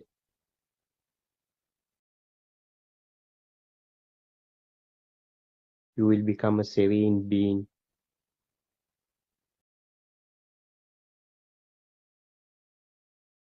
And you are not feeding the 6 senses with all these defilements or dirt.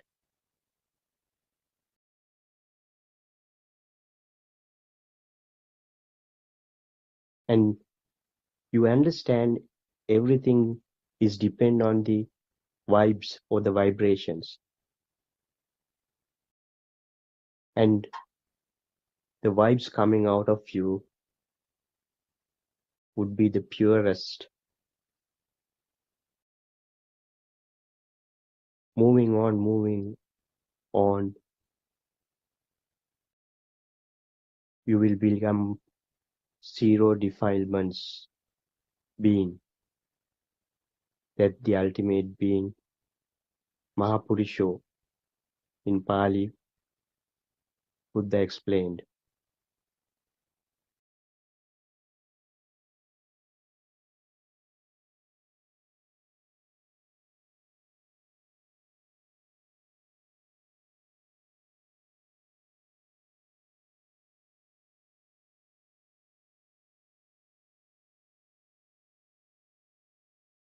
going back, how to achieve this, and depending on origination doctrine, first we have to understand the truth. Again, understanding the truth is how the six senses are working, how they are working, and how they operate as a system and a process, and how it manipulates you.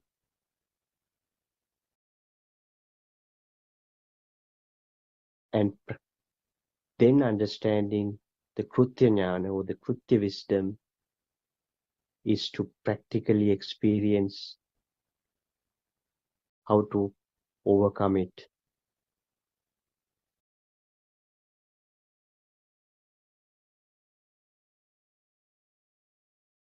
And the Krutajnana is the wisdom you get when you have the complete tranquility. And a person who has the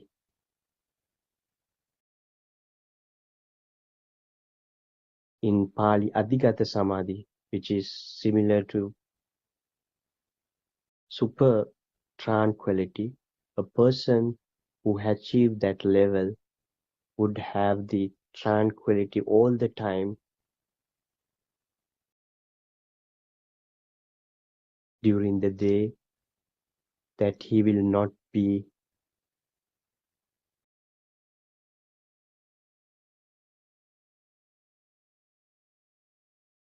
misguided, or he will not fall into trap of the system. And he has that mindfulness 24/7, that whatever he hear, see, feel, he will see it as just a felt, just a scenery, just a sound, and it's not me, mine, myself. That's the super tranquility.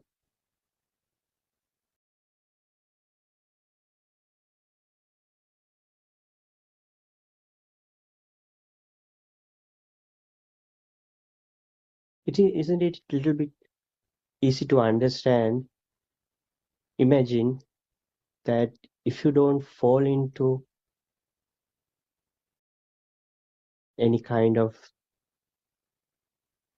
I'm trying to explain how is this super tranquility will completely eradicate your suffering.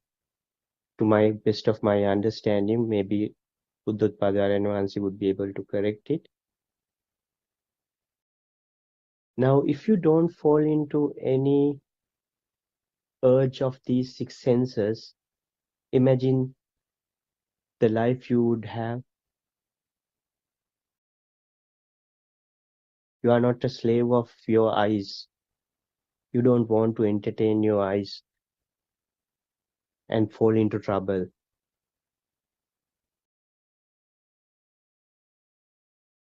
And it's a discipline automatically created. And we mostly, even if we are well disciplined people, still our six senses trick us to do certain things to put us in trouble. A person who is very religious or disciplined still can be craving for food.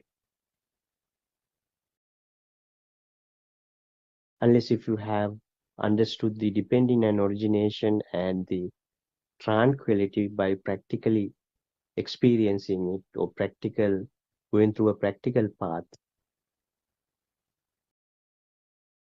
you will be slave to at least one of these six senses.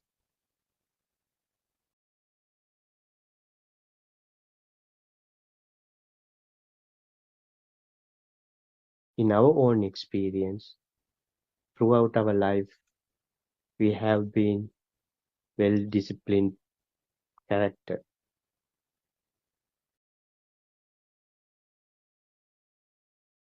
But the weakness we have is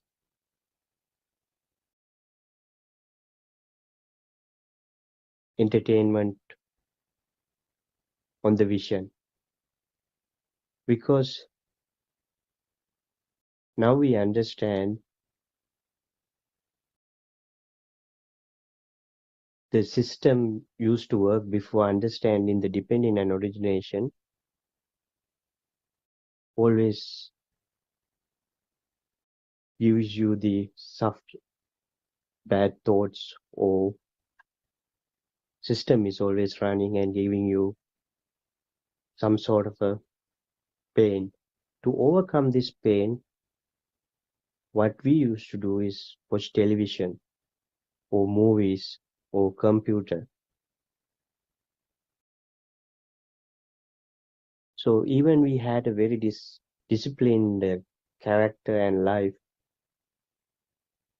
now we understand still we, we were poor and collecting akusal because couldn't overcome being a slave of television or the entertainment of eyes and ears.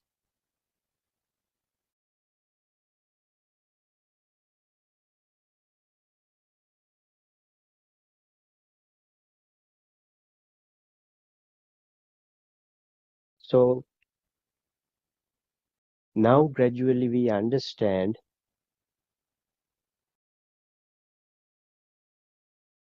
when you are not a slave of any of these entities, you are very well talented or accumulating kusal activities, meritorious deeds, and suffering coming out of entertaining these senses are fading or reducing.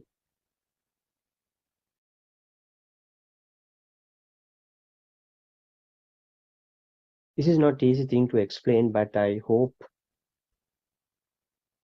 this will give you some sort of idea why depending and origination is so important for you to have a peaceful and joyous life.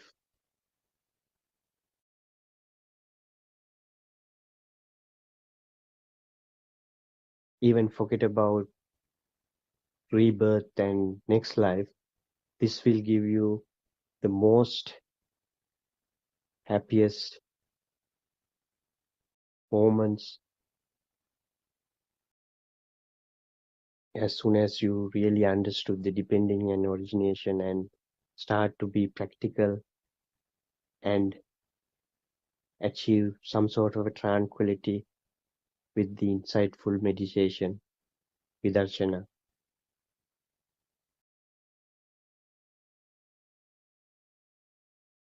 And my vocabulary is not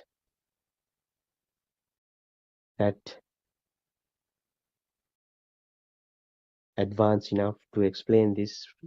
Apologize for it, but I'll do my level best to explain what I feel, and maybe Buddothpado Aranhanse will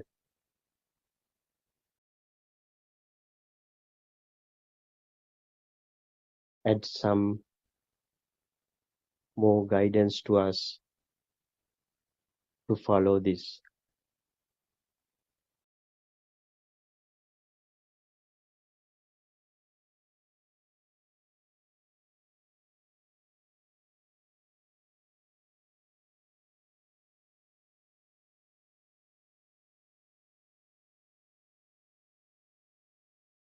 Dear friends,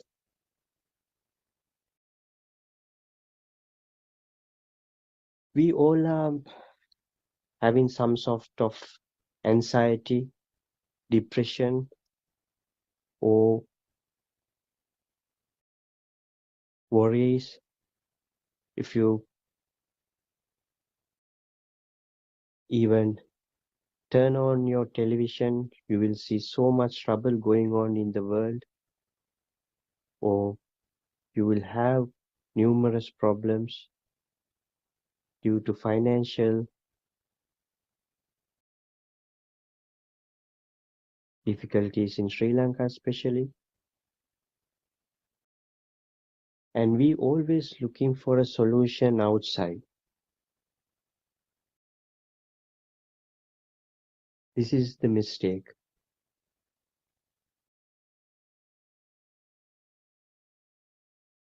Because when you look for something outside, as soon as you do that, you are trying to satisfy your six senses. How do I say that?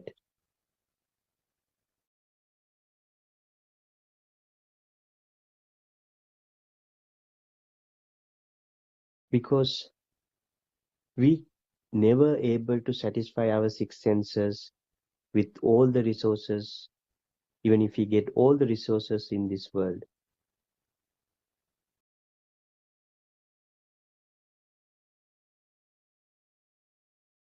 Only way out of this is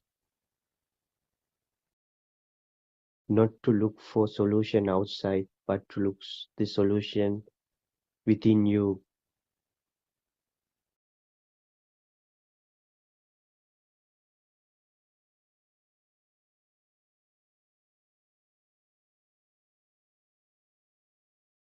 Look for solution within you is that to not to overcome the sensations created by these six senses.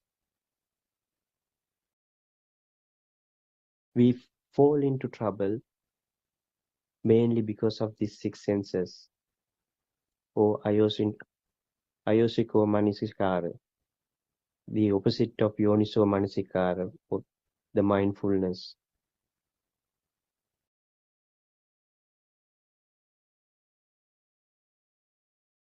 Even if you entertain a sensor for a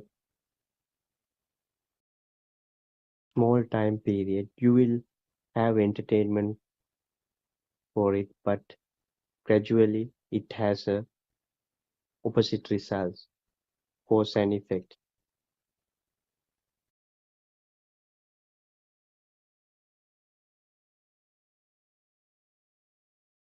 In our case,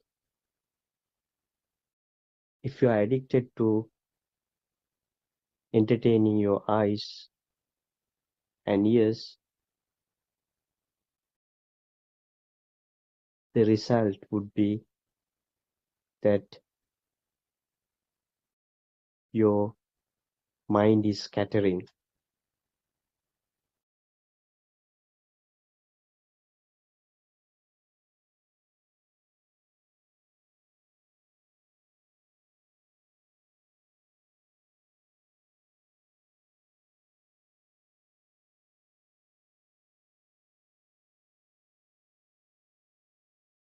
Similarly, in an extreme situation, people are doing criminal activities to entertain your senses. What would be the results? You will be imprisoned, or you can get injured or lose your life.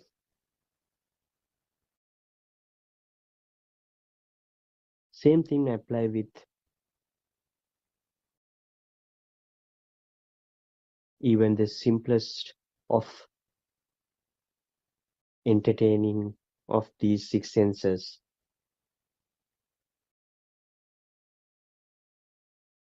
However, this doesn't mean when you become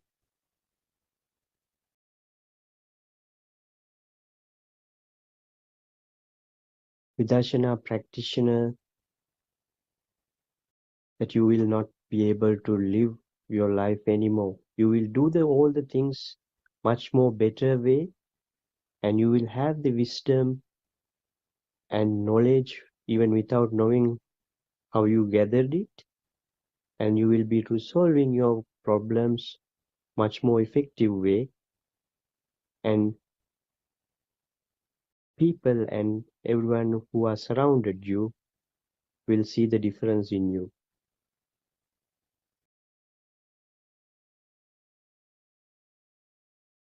It's a amazing changeover.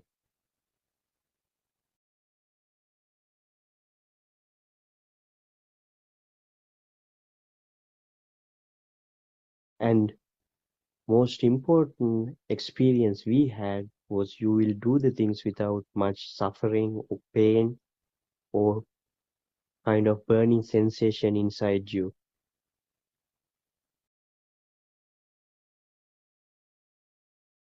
In our own experience, when we find sometimes child is not returning home on time, before we became a practitioner of Vidarshana and a student of Buddothpado or advanced, we get burnt inside, and it's shockingly hard to do anything at all. But nowadays, if something similar to that happens without any pain or any kind of shock or any kind of uh, drama, would be able to resolve it. That is the amazement of the Dhamma which Lord Buddha gave us 2500 years back.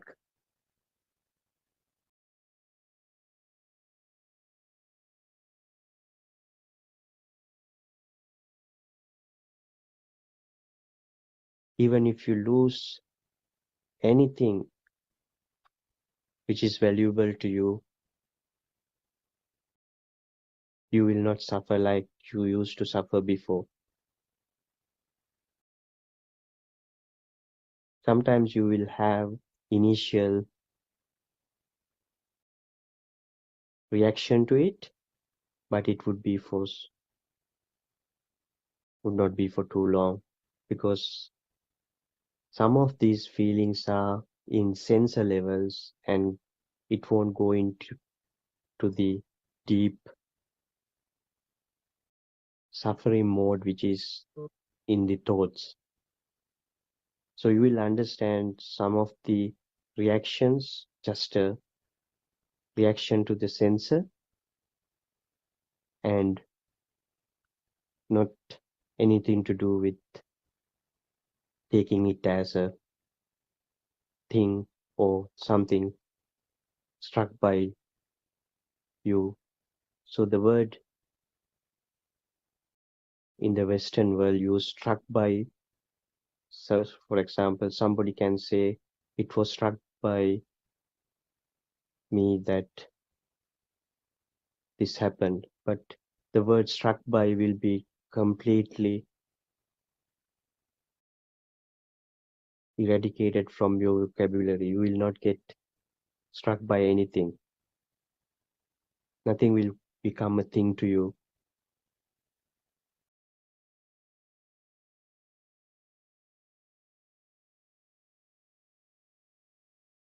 And the fear of death or things you used to get scared of will gradually fade away.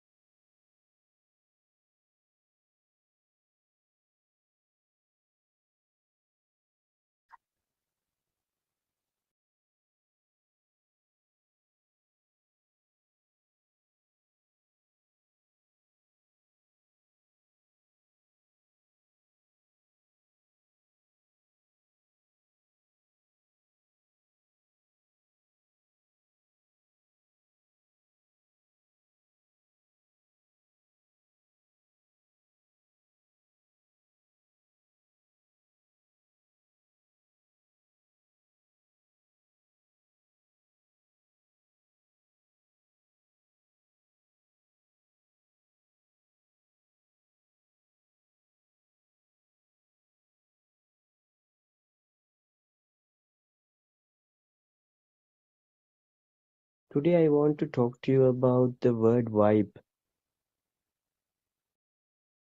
I believe most of you have heard people say it doesn't give you a vibe, or it can say it gives you the vibe that make them happy or something. So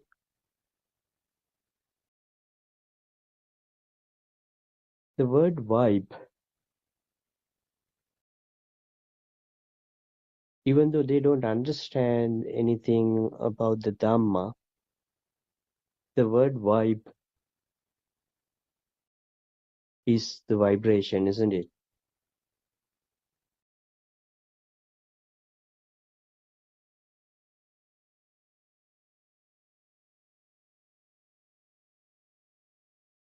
So most of these things related to ending suffering or nirvana are with us,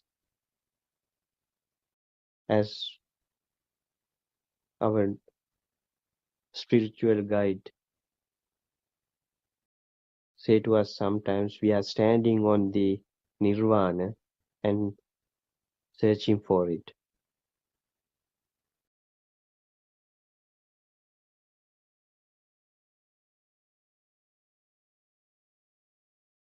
So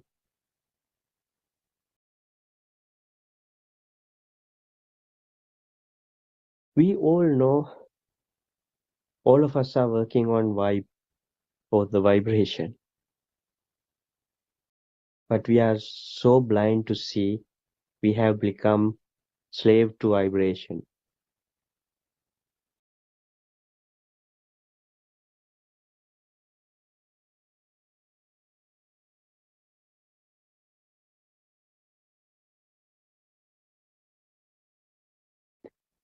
Because I use the word vibe to give you another way of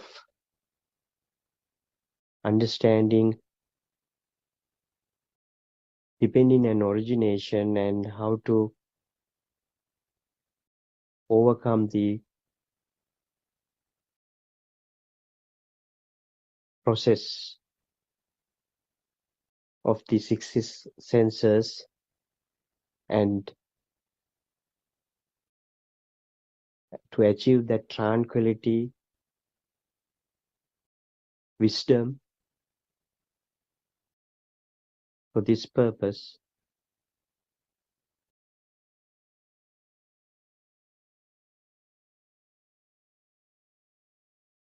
we have to understand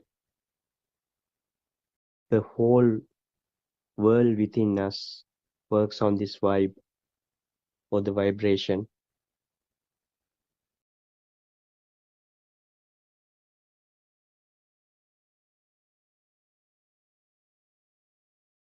But it is so difficult to understand it since you can't see what is the vibe. We only see the results of coming out of the vibe as six senses: sight, sound, and feelings,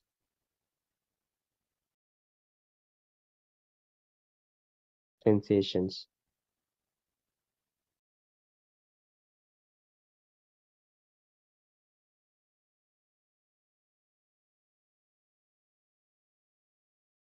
Only one we understood as even children, there was some of our senses are working due to vibration is the ears. The vibration take place created the eardrum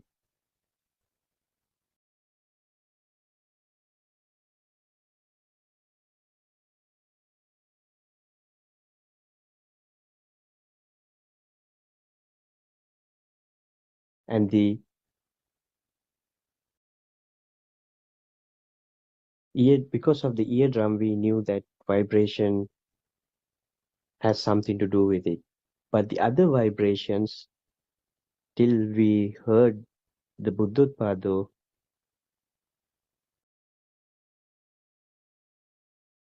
Dhamma talk, the vision and the sensations, also vibration, and the examples we got, television and the hydropower generation, all these things clearly proved everything depends on the vibration.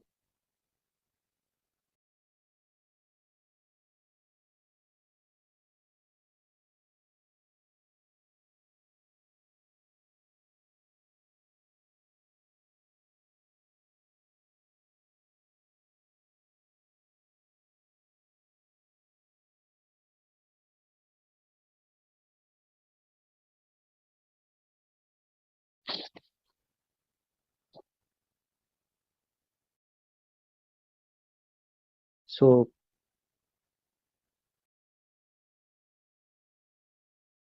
if you look at what we do, most of the things in our lives is meaningless. We have done things for a pure vibration. If you look at it in that aspect,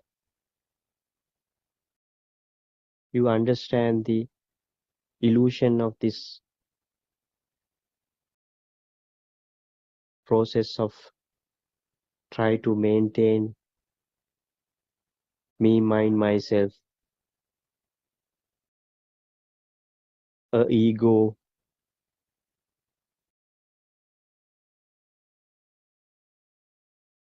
soul, all these things.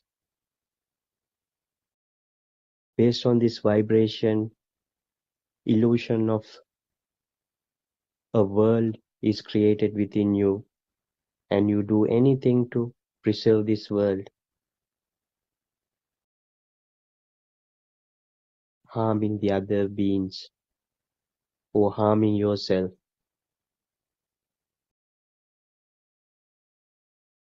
and ultimately ensuring continuations of samsara.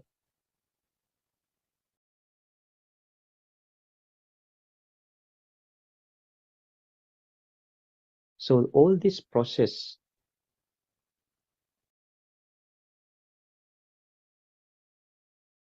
to unwind, or the opposite of the vibration, is the solution to this suffering.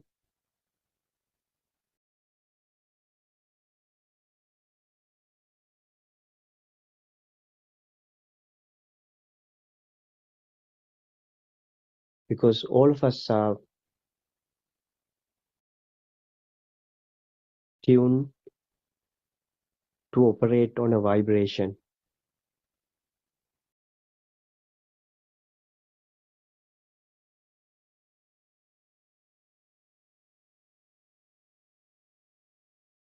When you go in the practical pathway with the tranquility, your vibration started to get less impactful. A, a person who used to be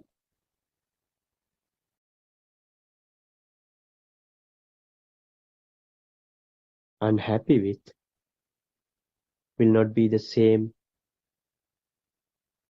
feeling you get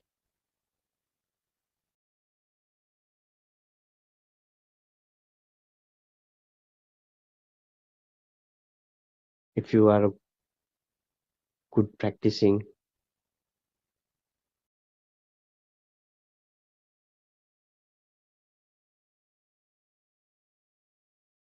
Buddhist.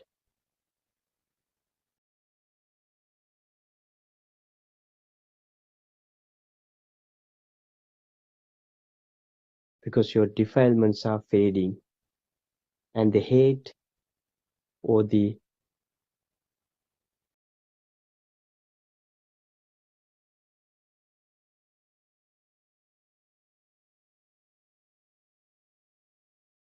uncleansed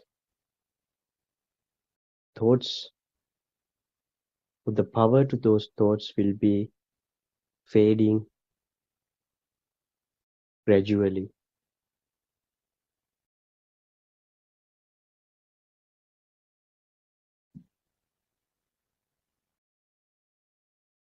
This is the beauty of Buddhism.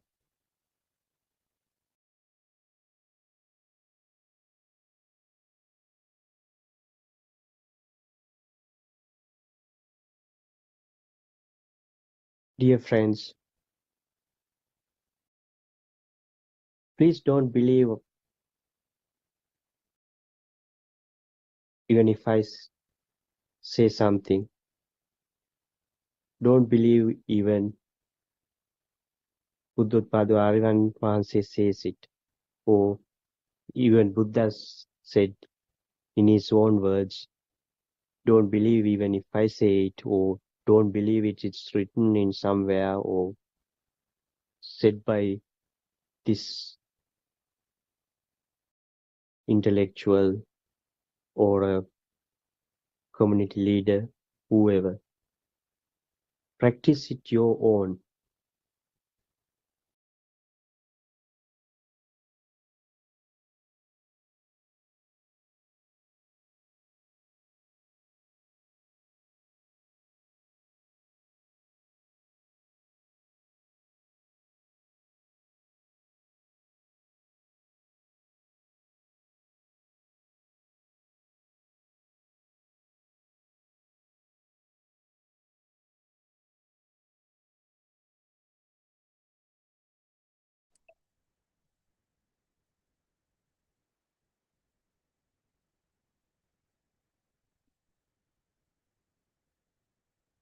May the Noble Triple Gem bless you and welcome to the Buddothpado Dhamma discussion, which happens daily from 3 p.m. to 5 p.m. Sri Lankan time. So, this Dhamma forum is conducted under the guidance of Buddothpado Aryanasi, our spiritual teacher, for the benefit of non-Sinhala speaking communities all around the world, uh, with the intention of helping them to clarify and verify their doubts in the path. So, as every day, it is important to remind that Buddhothpado sermons are definitely the true uh, Dhamma of Gautama Buddha Sasana. That is why we call it the reawakening of Gautama Buddha Sasana also, because our spiritual teacher has experienced the proper path, the true path recommended by Gautama Buddharajanan Vahanse by involving in the Vidarshana or insight meditation over a long period of time, and he is sharing his first-hand experiences with the followers of Buddhothpado sermons. And as every day until our Dhamma friends join, and now Dr. Sakuntala has joined, and we can start the discussion. In time to come, Dr. Kokila will also join the discussion. First of all, let's all worship our spiritual teacher, Buddothpado Aryan Mahanse. Teruan Saranai, Dr. Sakuntala. I just started. Okay, there was before starting Sudharma.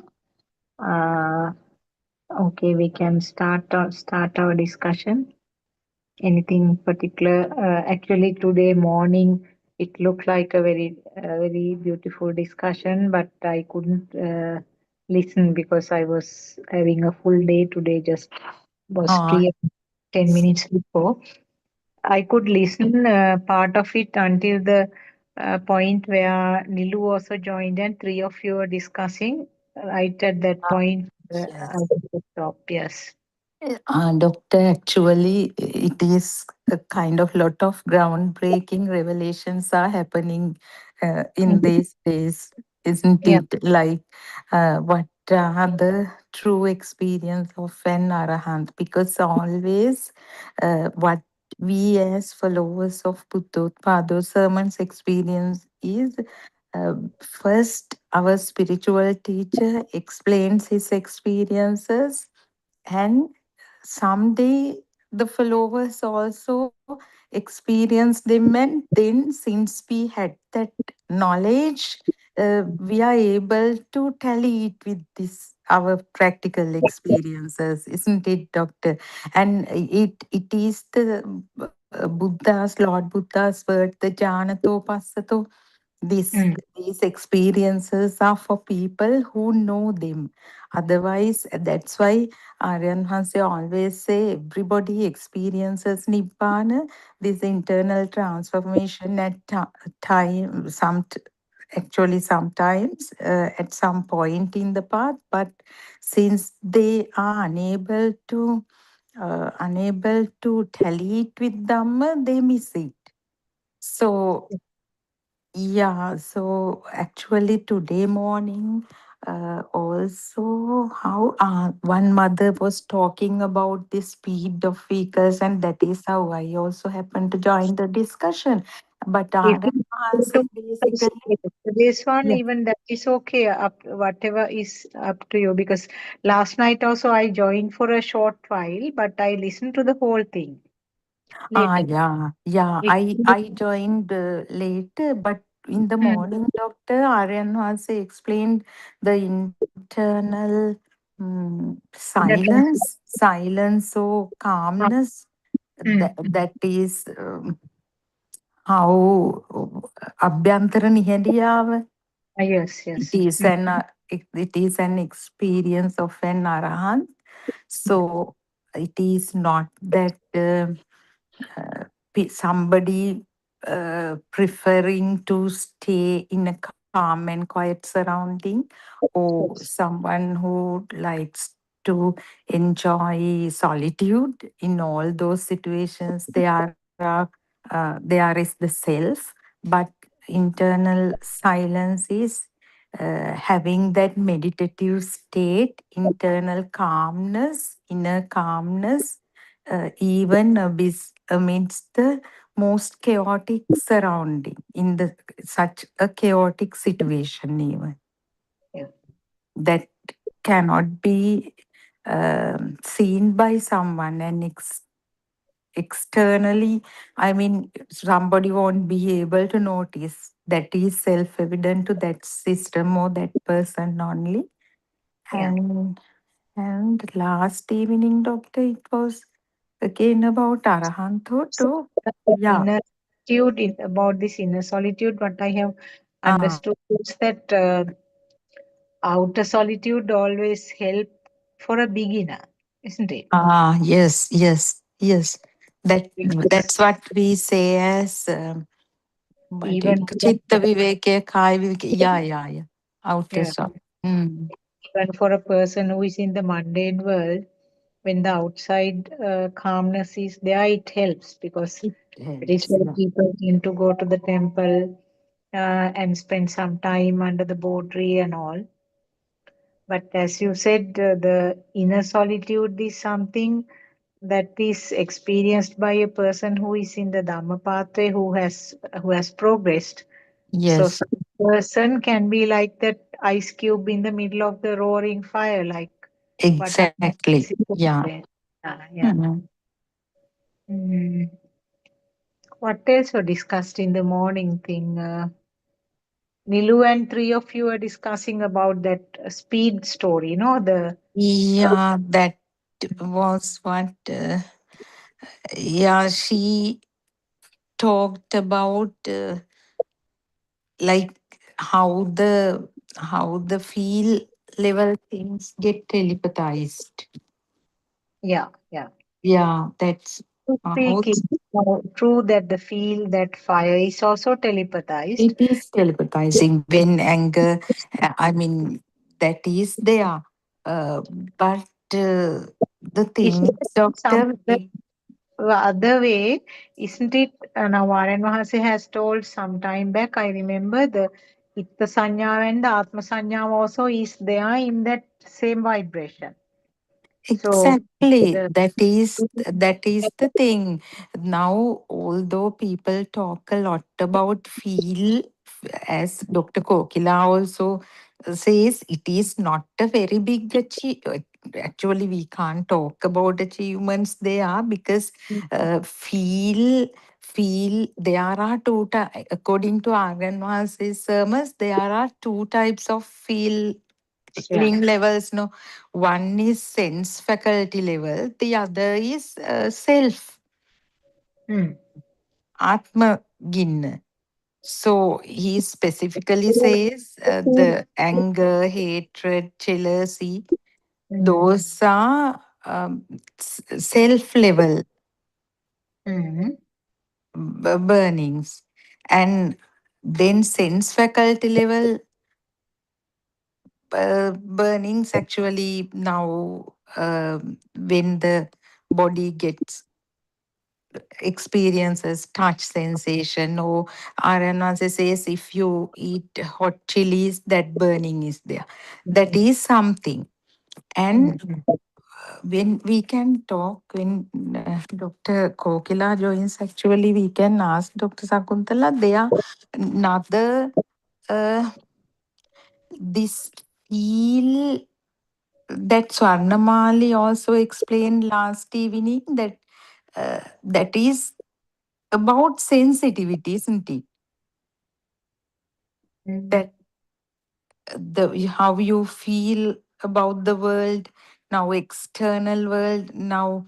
Her example earlier, our people were the most important stimuli for us.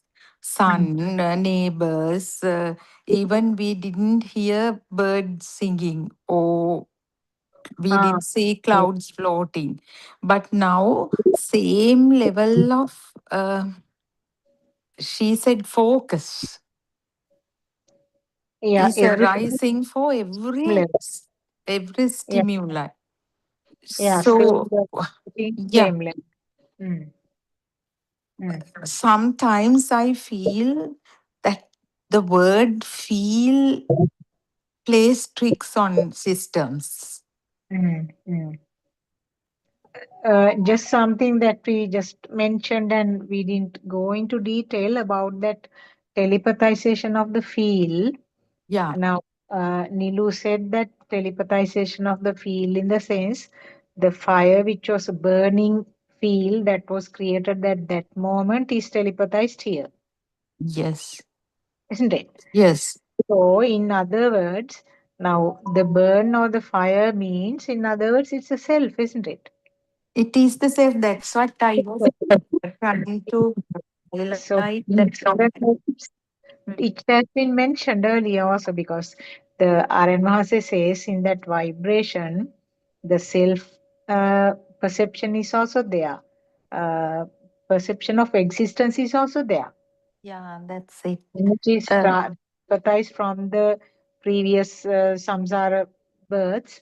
I mean, the whole samsara journey is summed up in this single vibration. So it not only has the five sense of faculty functions, but it also has the feel, which means, in other words, the fire which was created at that moment. That means, in other words, your defilements or yourself. So it's a exactly, power. exactly. Uh, Mm. I don't know whether we can say I'm experiencing the world with feel and someone else is experiencing the world with mind.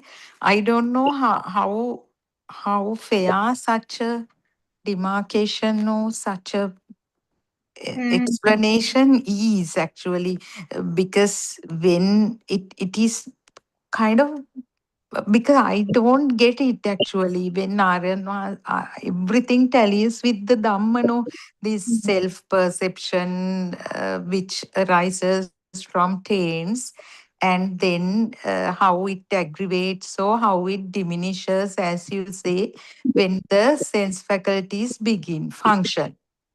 Yeah. Sometimes it goes up due to ignorance, but with Dhamma, it goes down gradually.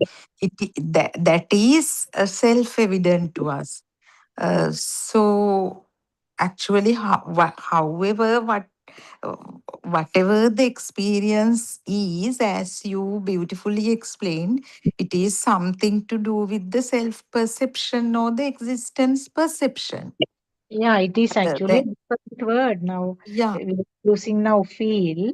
yeah, Feel means, in other words, the feel of the mind sensor. yeah. In words, it is a burning or whatever the craving or whatever the name you have given. It's the same thing being telepathized. In other words, it's a the Exactly. perception of self. Yeah. That is why Aryan Maharaj says this samsaric cycle is so dangerous. Now, I remember him talking about this in Matara.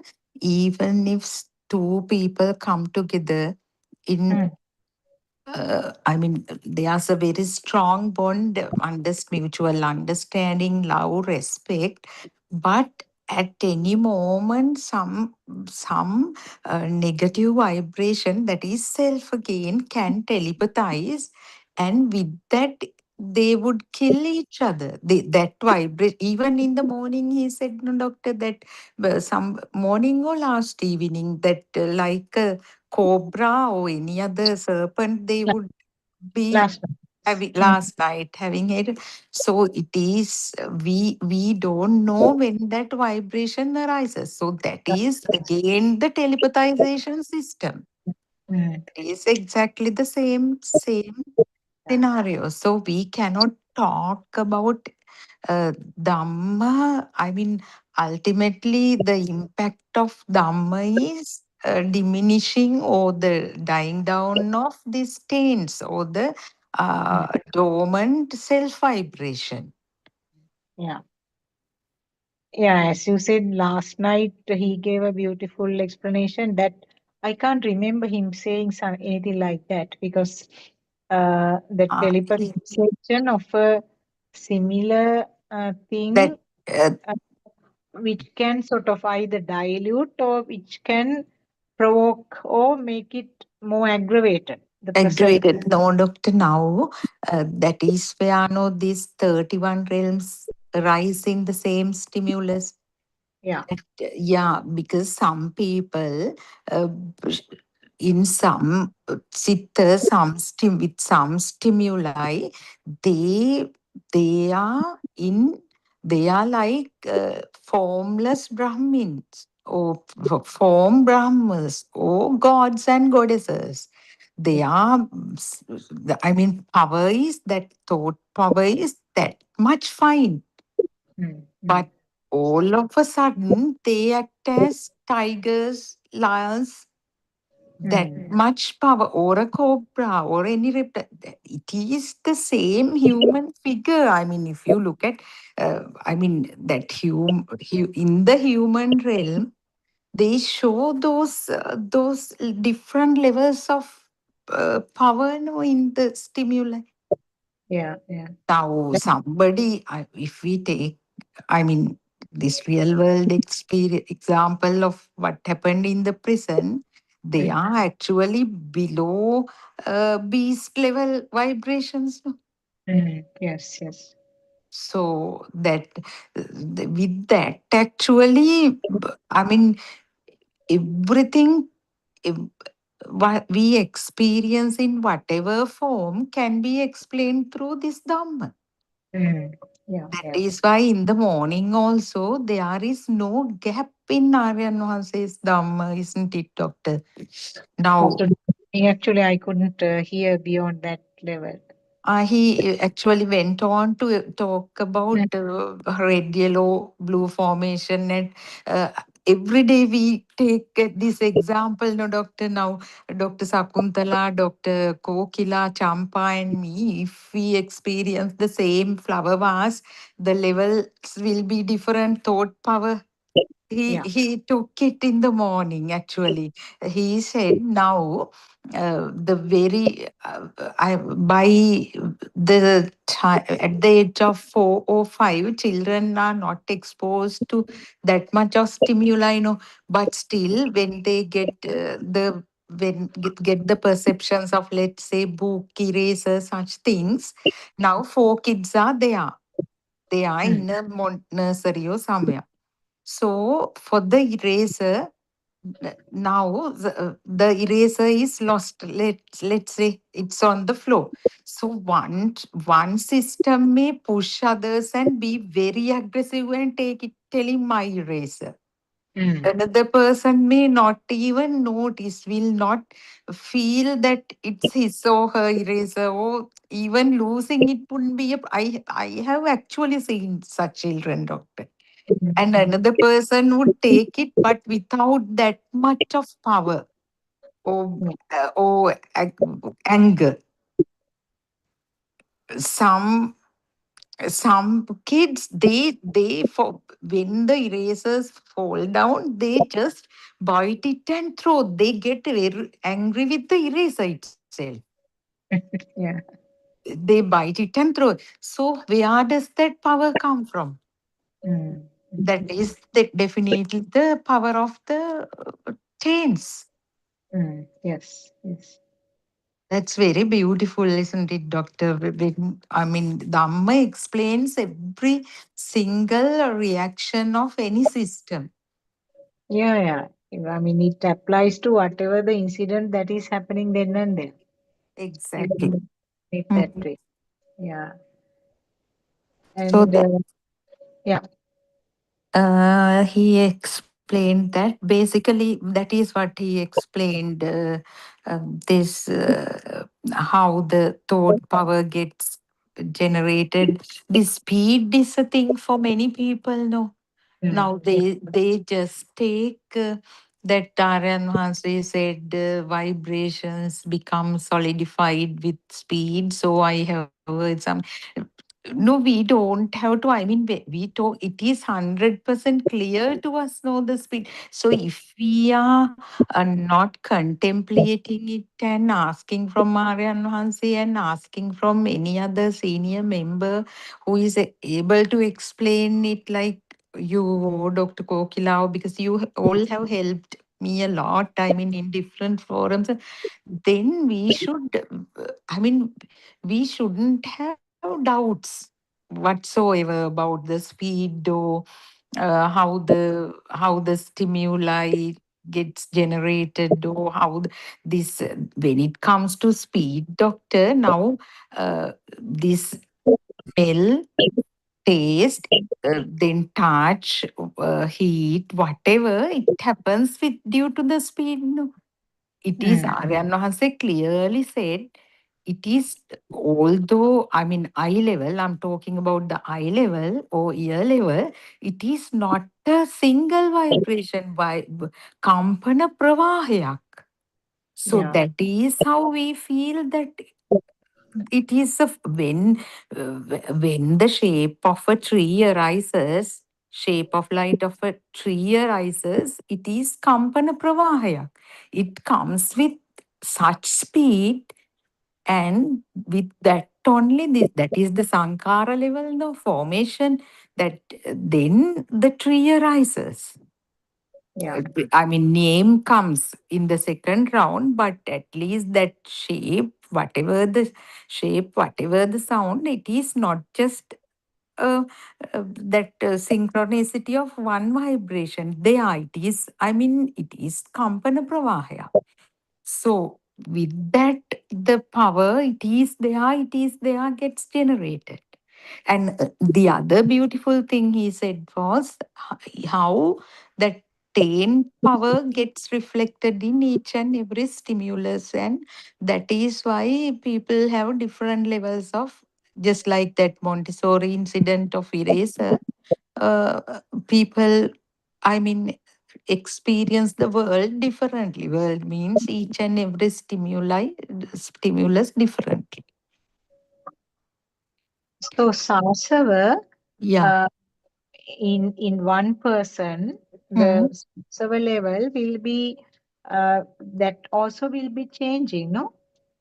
That changing in the sense, doctor, it is aggravated. I mean, it is reflected in each and Rhetor- every stimulus. Mm. Only way to my understanding, only way to diminish it is the power of Dhamma, seeing the truth, seeing the On truth.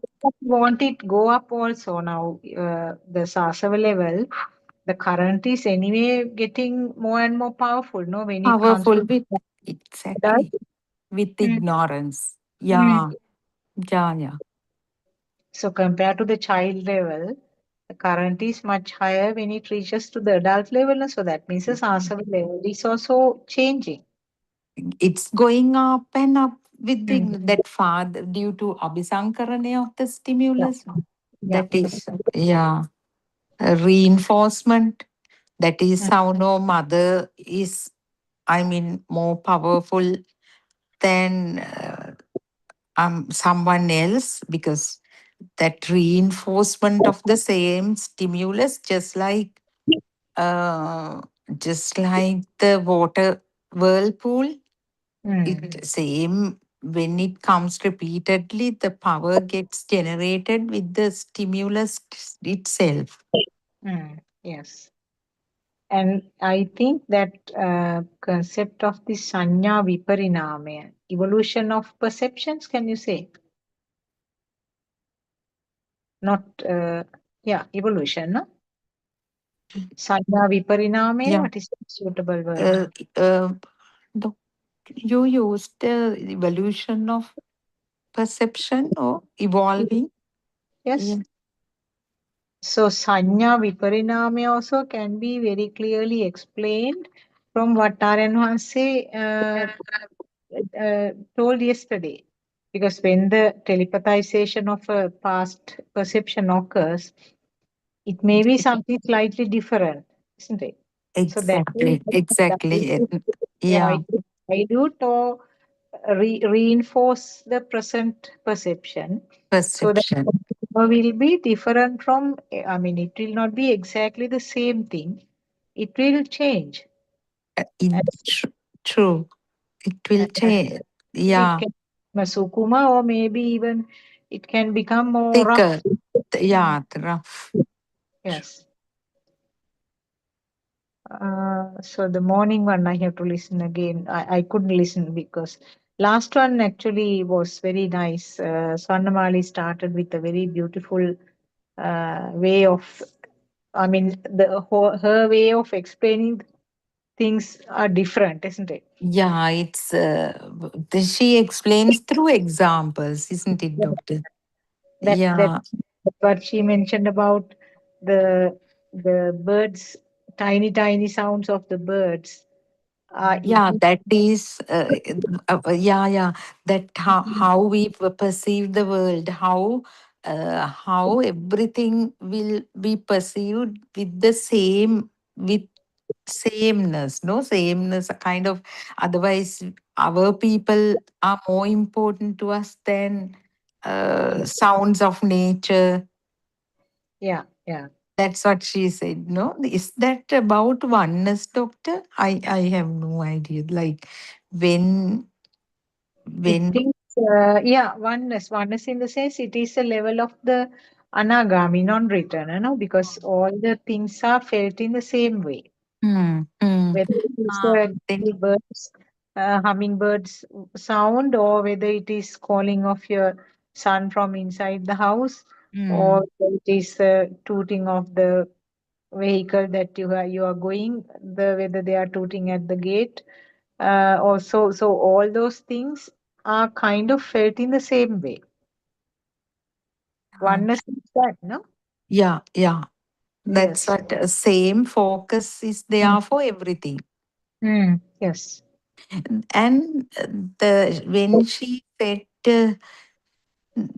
to Kavindya that now see if someone feels as if his or her presence is there in 1,000 places or 100 places simultaneously, that power will be less than that person's presence is there in one place. It's the same, no? Same, she said. Now just see, if a person is at one place, that all experiences of that one place will be kind of very important to this that system, no? I mean, we are using words sometimes. One may feel as if the world is real for us, but still, that's what she said. But just imagine, that person's presence is there in 100 places at the same time. So that power will be divided into small 100 portions kind of thing. That means, does it mean now? I can't actually remember about. Yeah, she said that, but I was it goes beyond the literal meaning, doctor. Again, that is what she said. Exactly.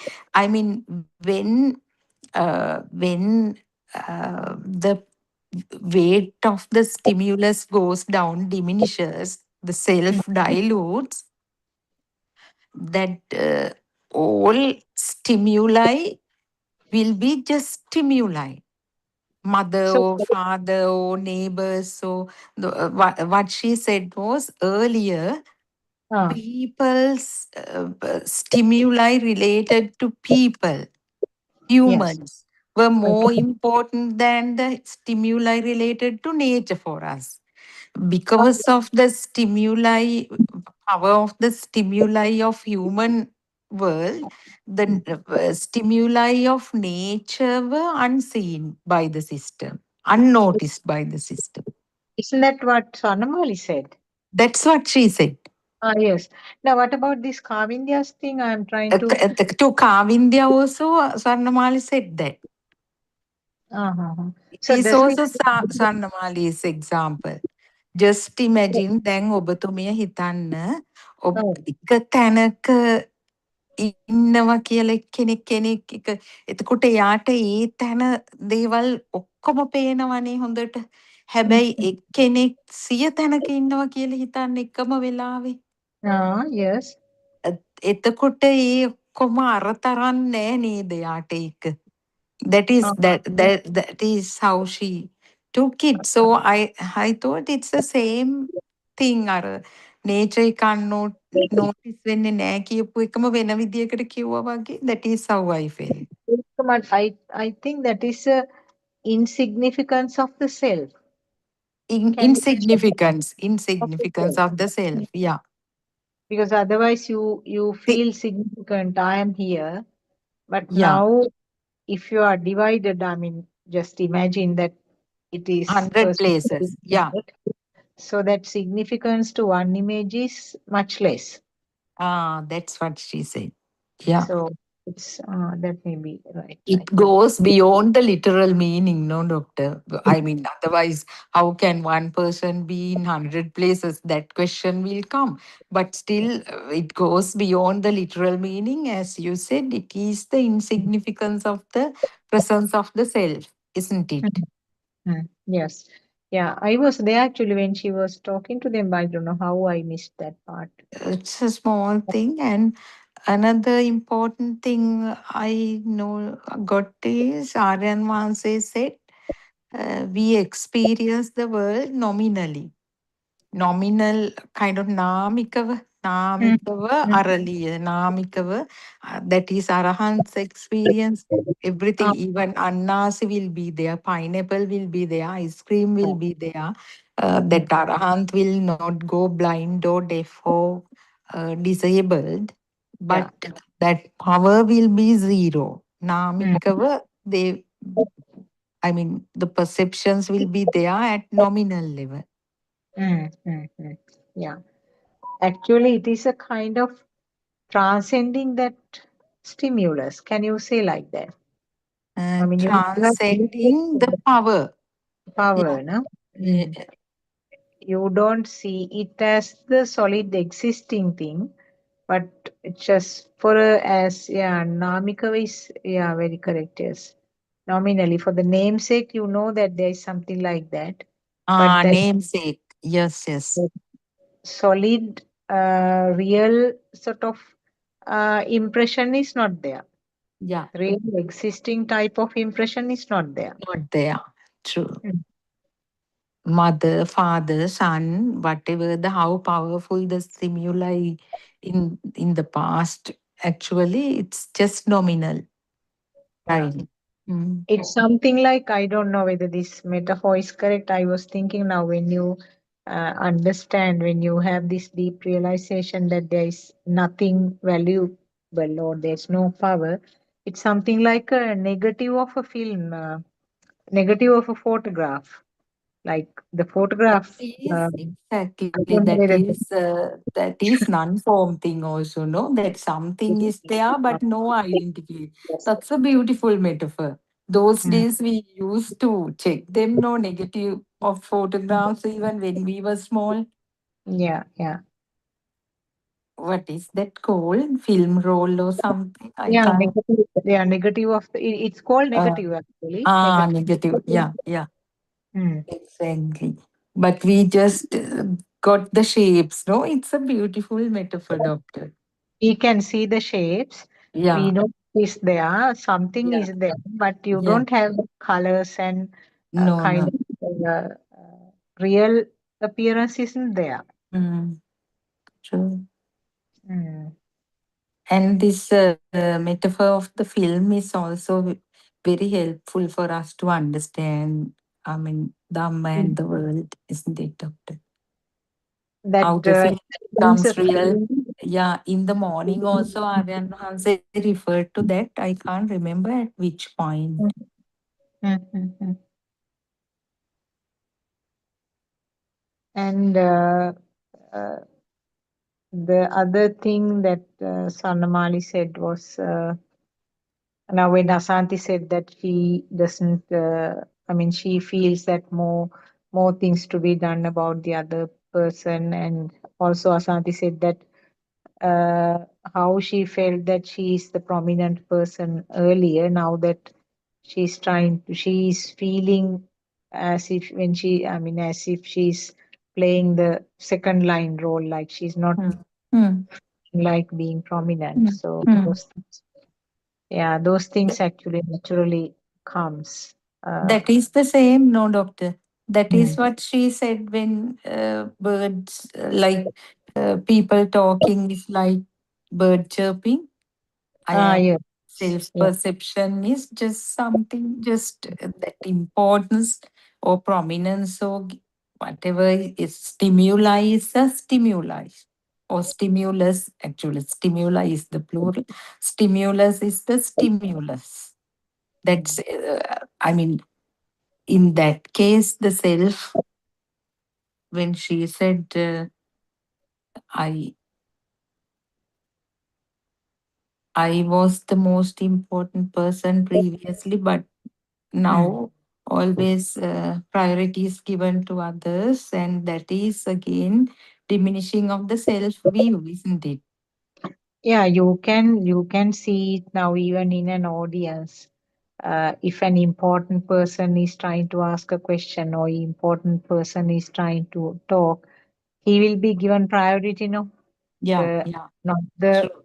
the sort of small scale people Mm. uh, whose voice is also unheard of, and that is what Sanamali was saying. Now this is the natural way where the that tiny birds the I just sound, ignored. Yeah, yeah, and you focus on the other person's talking or something more prominent, and it you can see even in the Zoom discussions, that isn't it, yeah, that yeah, true. experience is there Yeah. throughout. Yeah, Dr. Kokila Terwasaranai. Everyone, Sarna, sorry. Actually, I'm just finished work and going now. So I'm starting to drive. I don't know whether I will be a problem It's okay, it's all right. Okay. uh, because of the sounds. I think I Mhm. might. Should I keep my mic closed or I don't know? Can you But hear me? So far, so good, doctor. No Yes. disturbance. Yeah. Are you, Yeah, okay. you won't be Safe. able to take by driving, isn't it? Can you? You can't Yeah. drive. Yeah. I'm hearing through the vehicle. Bluetooth. Yeah. Mm-mm-mm. So what was the discussion? Sorry. We were briefing about last night's. Yeah. Last night one, that was good, and today morning one also good. Today I couldn't listen actually, but Sudharma was explaining that. Yeah. Any thoughts about that? Our writer is not there, so we have to Yeah. remind ourselves, right? Doctor, Mm. yeah, Aryan Vahansi talked about inner silence which arises with when one becomes an arahant, because it is not just calmness. This confusion about the avadya, I think it's a Uh-huh. very important aspect that which is happening at this moment. I think because there's always a confusion about avadya. I don't know whether you remember, Sudharma. I think you may remember. Mm. Can't you remember? I have been trying to tell that you know this anatma sanya, Yeah. that is what is going to manifest and become the normal. Now, when we were little, we had the electricity, as in the sense we had the power, and slowly it went to the atma sanya. So, but after the changes which happened through Dhamma, anatma sanya, that is, what's the English word? Non-self. Non-self perception arises, and that actually it takes over, like completely the atma sanya or the self perception will vanish, and slowly, it doesn't happen quickly, and the anatma sanya will take over. So the avadya actually, which is in Rahatan Hanse, is the complete taken over of the no self perception. Yes. So it is no self feel that Aran Hanse talks about. I think I have been trying to tell this for some time. That feel can be explained in so many ways. But the problem is, even last night when Aran Hanse was trying to explain it to even Swanamali, there was a point there that Swanamali likes the arupa, that thing, like which is very evident. So that is the thing. So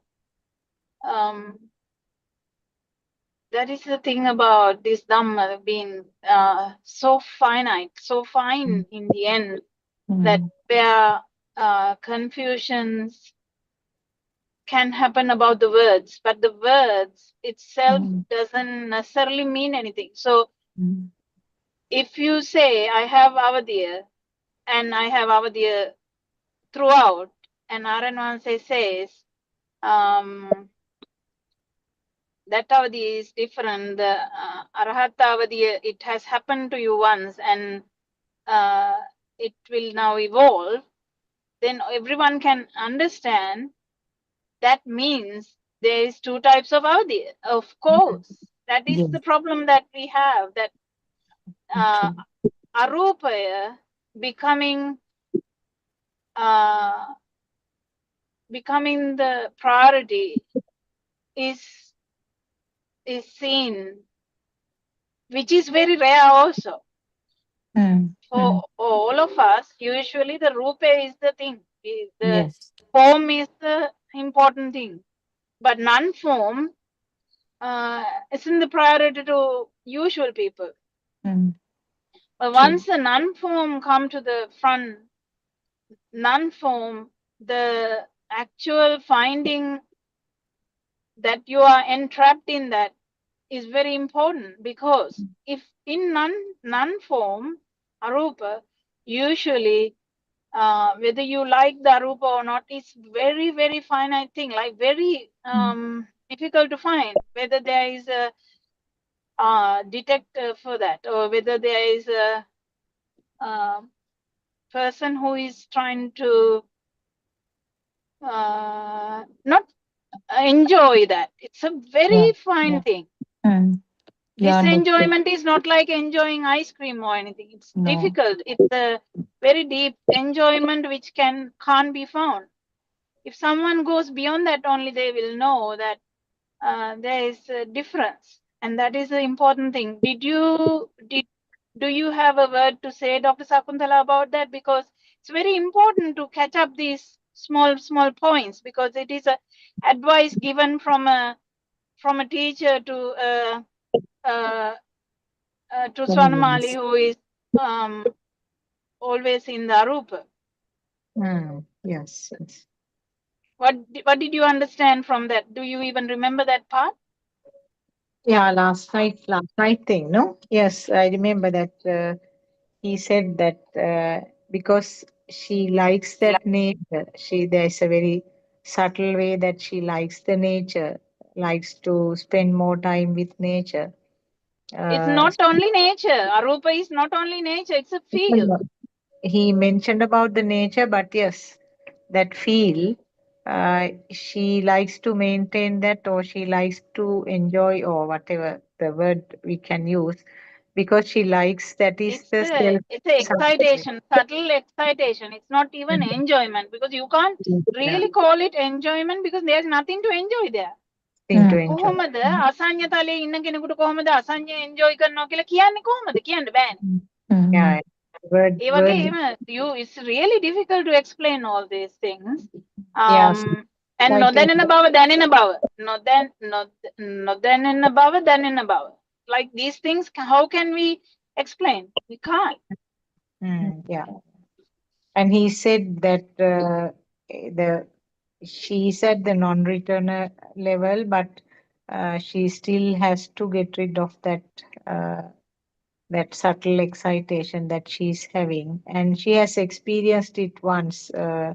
Aranvase said this arahant status, probably from the experiences that she explained. So that means that she has experienced it once, but it's not lasting. It is not permanently there. Yeah. The trick is, there are so many tricks here, not one.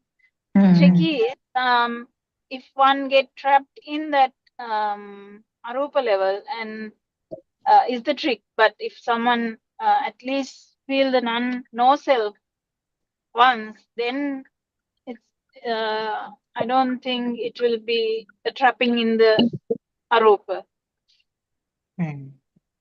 because arupa power is very high, even though it is felt as because there is no suffering there. Arupa is like there's no definite like obvious sadness in that life. Already feeling good, right? Yeah, can you say that the power is high, or should we say Yeah, that? that's what Aranwansi told me that day. Remember the last talk I had, not the last one, the last before. He was trying to teach me that someone liking arupa is still the other end, very strong power. Overcoming even though it is yeah, because there's a very high power to that will be only obvious if someone actually tries to break that stance. Yeah, overcoming that is very difficult because of the subtle nature. Subtle nature, yeah. So there are so many aspects. It's very, very interesting and very difficult also at the same time. What do you think, Sudharma? Yeah, Doctor, I remember Aryan Oasis talk with you, and you have always been telling us about non-self, and actually we were unable to get it. Now only we feel it to at least to a very small level. And when you talk about this non-form thing, Aryan Oasis said that it can go on for kalpas even, no? If someone does. Yeah, because it is so good. Mhm. Yeah. And obviously, it can happen. The thing is, this anitya sanya, that දෙයක් නැහැ කියන සංඥා සහ අනාත්ම සංඥා කෙනෙක් නැහැ කියන සංඥා, these are the things that lack there, and you have to incorporate that. It has to happen. It has to happen. It has to come from a change, and from an experience it should happen. Yeah. If the person is oblivious to the experience and there's no insight from the experience, it's very dangerous, because then they can actually be in that beautiful lokottara sape. Same experience is there in Lokottara ground, Laukika ground also. Yeah. Mm. That what is it? There's a Monday. word for Lauturu, sir. Lothuru. And Dr. Aryan Oasis said, when you liberate from that only, that tatra vipassati thing, that static nature of. Yeah. Yeah. So whatever the experience, whether you are floating or not, it's not the problem. The insight from these experiences is the important thing, that there is no self here. There is no self in seeing. There is no self in hearing. There is no self in touching. There is no self in tasting. There is no self in smelling. There is no self in thinking. There is no self in consciousness. That should be very clear to a system, no, Doctor. Until then. That's all actually. That's all. That because when these things keep happening, there's nothing much to. I mean, that is the only thing that one can do help. it. Yeah, the one can do. Rest of it will happen. Yeah. Yes, because people are more prone to like seek the avadhi. If someone says avadhi, seek sukha. If someone says sukha, and they expect that to happen without much contemplation about how the light happens, how the sound happens, how there's no inquisity, like there's nothing like a needing to experience that how these things are not there, how the mohata is not there, because mohata is a thing, but mohata is also not there now, so that has to come. Yeah, as you Past is rightly also not said. there, future Yeah, is also not there, but what about now? Now is also not there. That has to come. Yeah. In the morning, Aryan Oasis mentioned that, Doctor, as you say, if present moment is there, then the past and future also arises. That is not there. Can't say. Yeah, he said. So the most important thing is not to get carried away by the words of Avadiya or Sukha, just to keep maintaining the sense system realizations. This sense nirodha means actually cessation. Yeah, sense cessation should happen. Once the sense cessation happen, whether you have avadhiya or not, I don't know. Is that important or not? It will happen. Because it's a fruit. It's not a thing anyone can do. True. And without any of that, like like Bahya Tapasatuma, he also, the 4 sentences were given by Lord Buddha. You can't say he didn't understand anything and attend Nibbana suddenly like that. There's nothing like that. Because the 4 sentences, he got that. Mm. He got that message. And Yeah, whether he doctor. felt it immediately is a different matter. Mm. He mentioned that in the morning also some others that past vibration telepathizes right now. As you rightly said, it is not just the 4 sentences that occurred at that moment. Some vibration telepathized, then complete realization happened. And even now same thing happens. Aryan said mothers at once get it, and this internal transformation happens. That is telepathization into a Buddha era experience. It could be something like that, he Oh, said. yeah. Mm.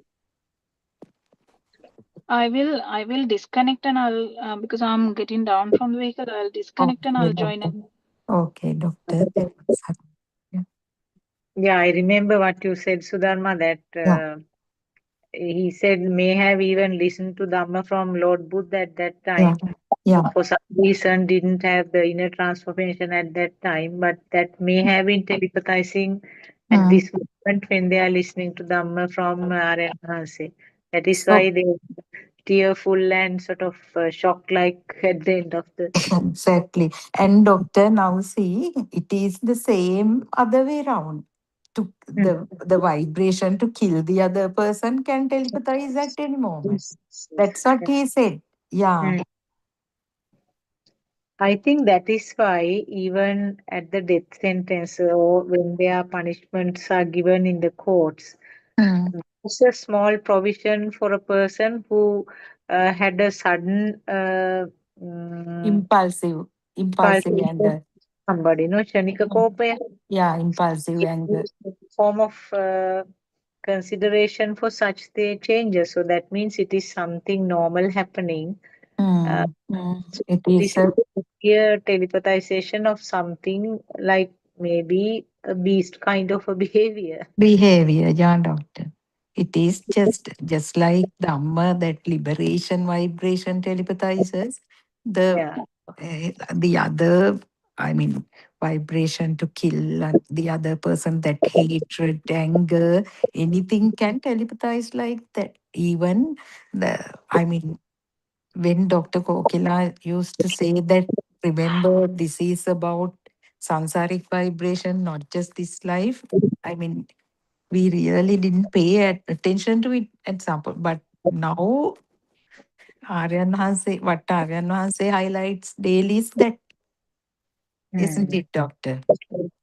Actually, you feel sympathetic towards the people's behavior when you have these type of explanations. Now, some people are behaving in sort of unexpected, aggressive manner sometimes, and we clearly know that nothing to do with that self. It is a part of the system, and due to the telepathization of something from the past perceptions, this is happening. So beyond the control.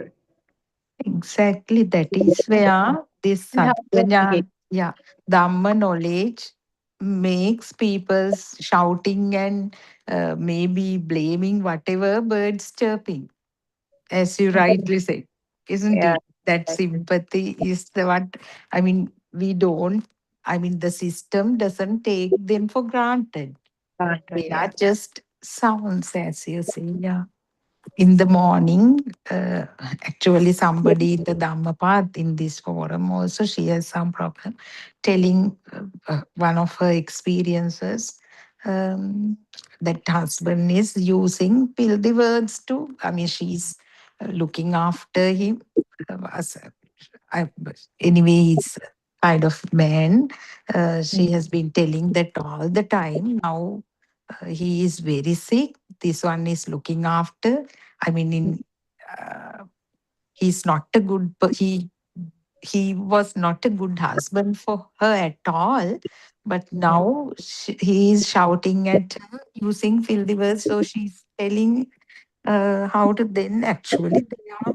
with this Dhamma is what we can use as a as I mean only uh, mm, tool to liberate from that burning. Then that filthy word is again the label given to that sound, no, without, because that is his problem, that system's problem. So I explained it to her and what is to be done.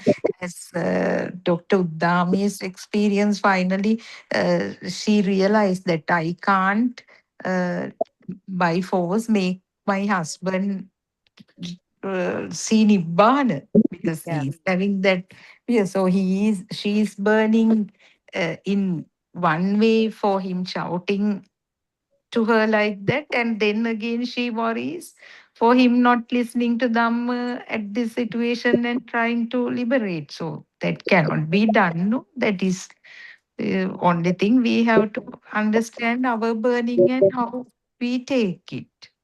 Yeah, actually, that filthy, I mean, using the filthy words and scolding thing, Yeah. there could be a person in the mundane world who is having a very strong personality. I don't bother whatever they shout at me, whatever he shouts at me. I'm not worried. I don't Yeah. care. So that Yeah. sort of personality could be there who has no dhamma at all in them. But Exactly. there's some sort of person with a thick skin, I would say, the Mm. thick skin people who Yeah. are not bothered about any such scolding or any comments. Yeah. On the other hand, sometimes in a different way, she might feel now that he's a patient. You Mm. sick with something, no? And Yeah. then that is also not much different, because that again, I am here and I feel sympathetic about that person because he's a patient. Mm. So that is also a different way in the mundane world. Same thing. Mm. The Yeah. Yeah. Nidra Dr. and the Kokila and Surangika both have joined. both have Teruvan joined Saranai. Teruvan Saranai. Teruvan Terasa. Saranai. Teransana again. Sorry about the disruption. Surangika Teransana. Terasa Surangika.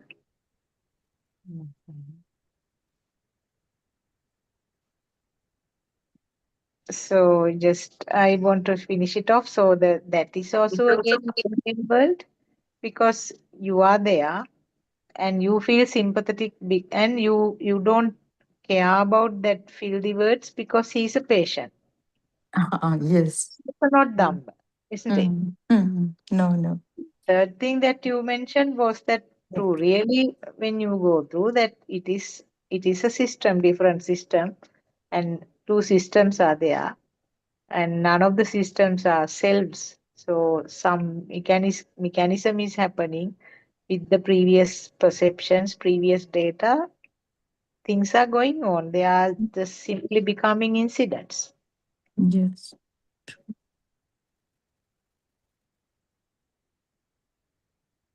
Terasa nice. Surangika or Dr. Kokila can correct me or add anything to what Sudharma said.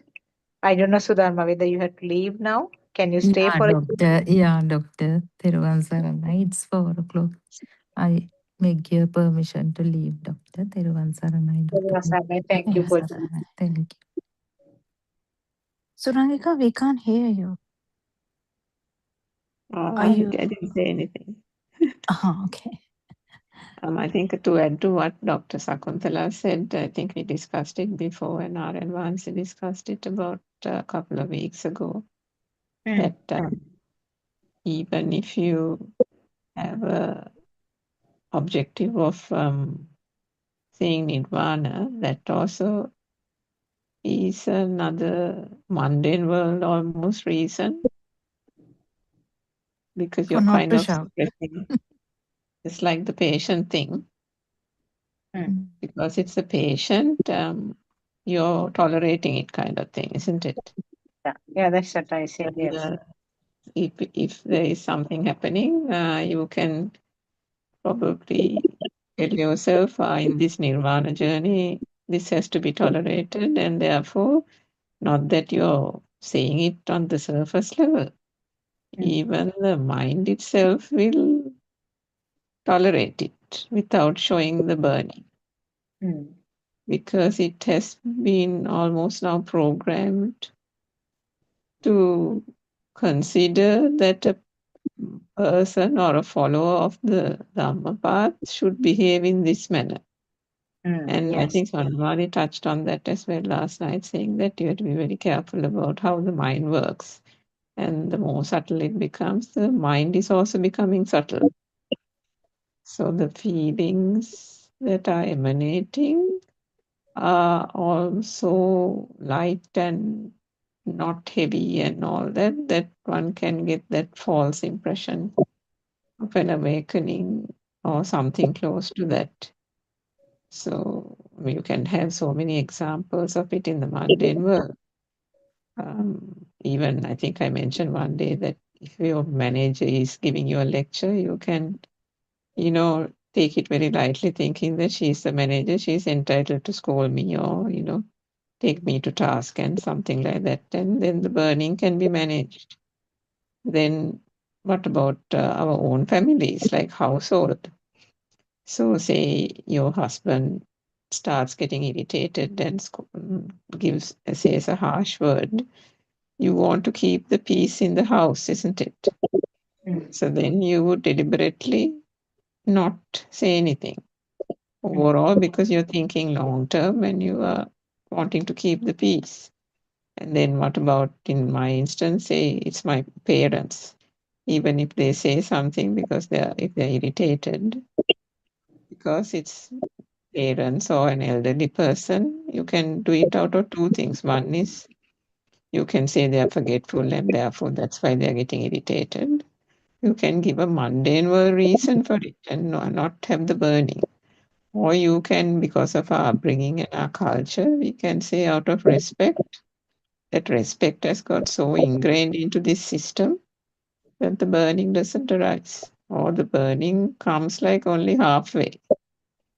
So there are so many ways of looking at it. Most of those, as Aryan said yesterday about the Abhyantara Hudakalava, maybe this morning, a person can go and have that Abhyantara Hudakalava, but if that person is attached to the Hudakalava, that is a field that is in the lay person's world, isn't it? That's not the actual field. So Yeah, the two types of feel. I was yeah. trying to talk about that when I transiently joined before. Mm. It was a very good one to know, like what feel Aranwansi is talking about, because no self feel is what he is talking about. He's touched on that before, actually, because Multiple times he has touched on that, yeah, but just this. obviously the feel in the Pruthakjana thing is, being so invested in the sensory perceptions, isn't it? That's what No, not everybody. even in sensory, no, Arupa. Yeah. I mean, that is the surface level thing. And Yeah. then we have also talked about, remember the samatha concentration meditation type of thing. There are also that in that kind of calmness and lightness, also that the self is there. Yeah. So that is bordering and going to Sarupa. You must have done the Samatha part, and Sakuntala has done it. When they say in that also they talk about like asanya and all this, whatever the arupa dhyana. So I haven't done meditation, but what I'm trying to say is there was, just imagine someone does it without understanding that there is no self or these sensory systems. You can easily become kind of lose the awareness, in asanya, basically lose the awareness, and think that you have attained nibbana, right? And that is what I think a lot of people did anyway, without knowing Lord Buddha's Dhamma. And to that's what I was trying to reiterate just before. the main important thing is that whatsoever status, there is no self, is the only thing that is coming. That is the insight we get from any of these experiences, whether you float, whether you have no sense at all, in the sense no perception at all even, that it doesn't matter. But if you don't know that, once you go to some level, it's difficult to come back. That's the problem. Because you immediately go to that level and it's difficult to feel the actual Rupa level, because you have to actually understand how the senses work. But it is hindered when you are used to be in the Arupa all the time. Do you understand what I'm saying? I think you all will understand Yeah, I it better. think Nilu gave a good example this morning, or good explanation this morning, because she's a person who has really sat back and understood the system and understood how the mind works. And she gave that really, I think, Dr. Sakuntala, you must have also listened to it, where she said that how the burning arises and due to past perceptions telepathizing at this moment, and how that burning manifests through the words, actions, and thoughts, isn't it? It is the lay person. Actually, that was really good. She said the lay person doesn't really understand the feel. The feel there, meaning the burning sensation arising out of the excitation of the stimulus and that power becoming more and more. Instead of the feeling, they put it out in words, actions, and thoughts. But what is actually happening is that by putting it out in words, actions, and thoughts, they are assuaging the burning. But through the Dhamma, the follower understands how the burning arises, and then how it moves into the words, actions, and thoughts, and how that whole thing blows out and plays out and all that type of thing. So that's a whole different contrast, isn't it, from that Prathagjana person and this. So that is Yeah, where the secret lies, isn't it? yeah, that is actually what is Vachi Sankara, Mano Sankara, Vachi Sankara, Kaya Sankara, isn't it? That Yeah. depending on the level of the power, sometimes it escapes as words, sometimes it stays as a mind level. Mind is boiling, but just stays at that level. And then when it is more powerful, it escapes as words. And when it is still more very powerful, it comes out as a physical Yeah. activity. Mm. So that is the three levels explained, Sankara level. And as you said, when the person understands his Dhamma fact and realizes the fire which came up, generally the Vachi and the Kaya Sankara level doesn't happen. But the Mano Sankara is yeah. First Kaya, then Vachi, and then Mano, no? In that Mano order. Sankara, Vachi Sankara, Kaya Sankara. Mm. Kaya Sankara. Now, Kaya Sankara doesn't mean that physically assaulting somebody or killing somebody. On the other hand, now, if it is a very sort of overwhelming type of happiness, the person might go and hug and kiss the person, showing the love and affection. So that is also Kaya Sankara, isn't it? Yeah, that's Yeah, true, but isn't there it? is We a always different think way to about look at it killing too, anything. isn't it? There is a different way to look at that too. I mean, Mm. just a different angle.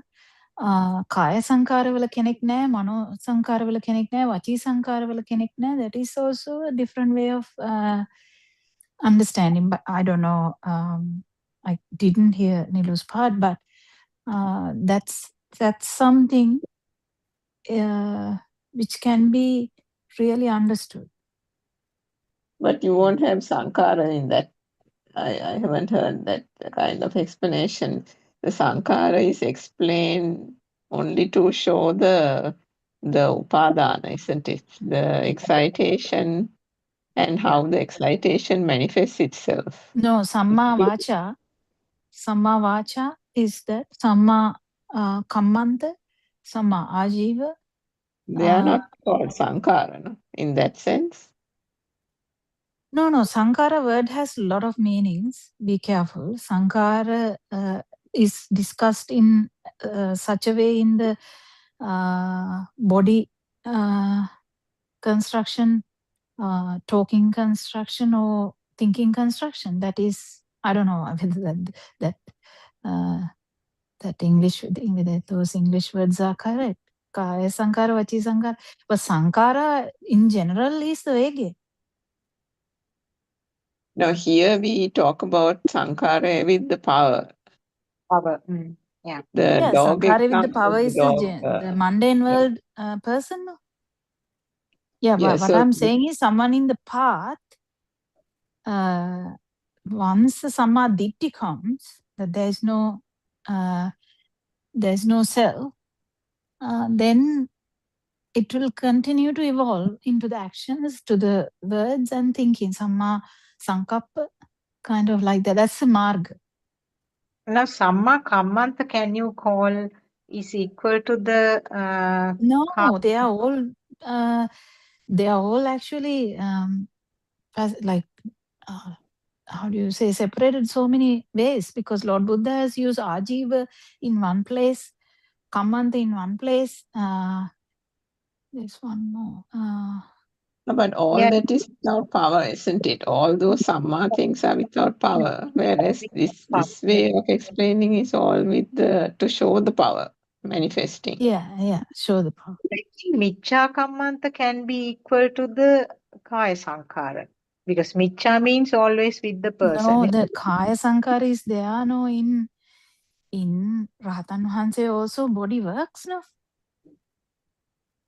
Even though they are not doing anything, they can go to the toilet. Everything is Kaya Sankara. So Samma Kammanta. What Rahatan Vahanse is having is Samma Kammanta, isn't it?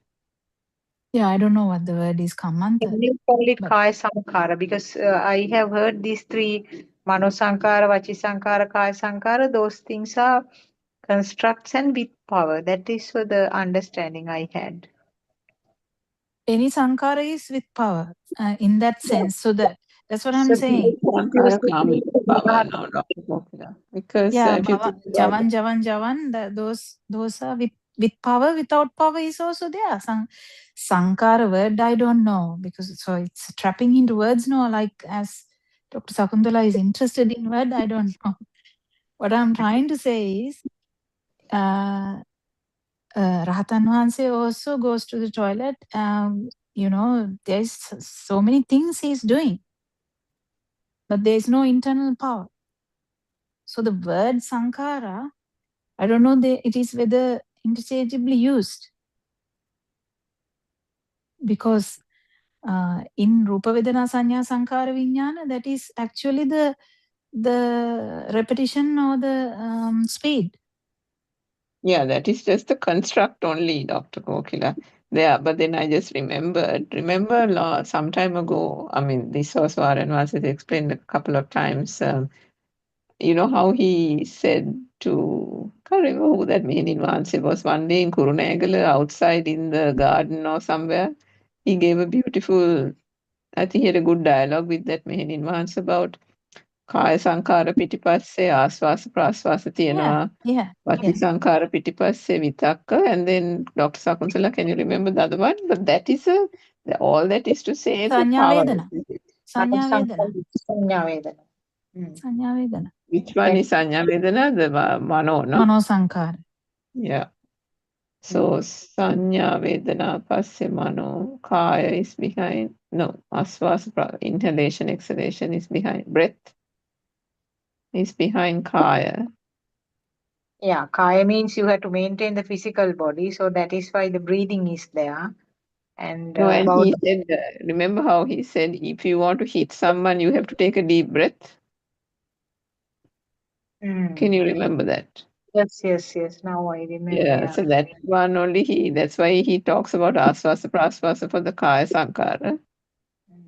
Vachi is, you know how you get an impulse from inside to actually blurb out something, right?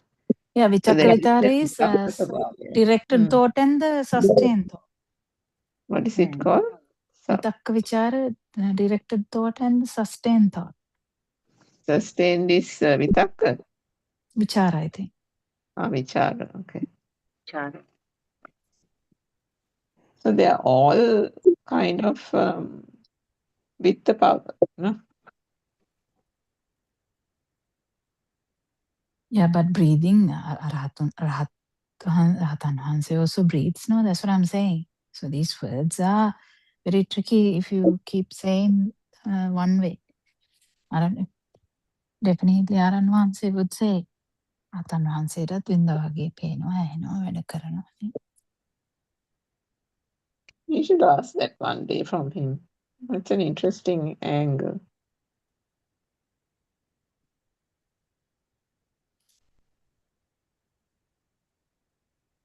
Yeah, the Yeah, I main haven't heard important of thing it is being power mentioned without again. power or with power. Yeah, in simple, had to Even ask. avadiya with power or without power, same thing. You can't have avadiya with power. Not avadiya, sorry, what people are talking about, feel. No, sorry. That's a big mistake.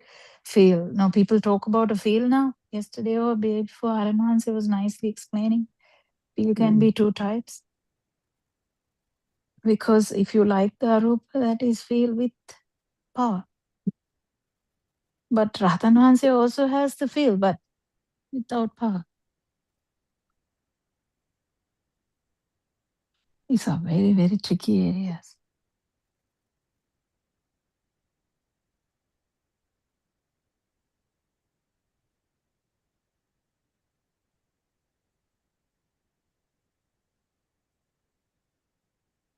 And when he was advising Sonamani, he said, you still have that Ruparaga. Aruparaga. Rupert Kamath.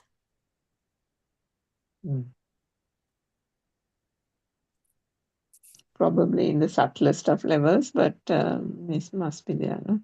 So beyond that is what was experienced, but it's kind of defaulting back to the arupa, no? Because she's anyway someone who is very, very close to Arupa, no, even normal life. So she has the tendency to do that. Normal people will fall back to the, I mean, if someone is Sotapanna place, they talk about seeing Nivana Mahatakata Dakina thing. But if someone is close to Arupa, even still, same, she has to go with that, which is easier. So what is the difference between Arahata and Arahata Samapattiya? So if Renvanshi said she experienced the Arahata, was it the Arahata Samapattiya for a moment? No, Arahata. I Arahata don't know. for a moment. I don't. Oh and the God. permanent state is the Samapattiya, right? I am not sure. Anyway, I'm all not that sure. is not necessary, but I thought the risk of the whole showing all that to the majority of followers is that forget about the formless world. The form, if the sensual realm is transcended, the tendency of a lot of people and systems to get stuck just in the form realm or semi-formless, isn't it?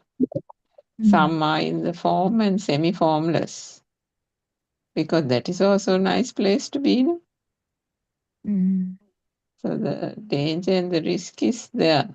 You can kind of stagnate.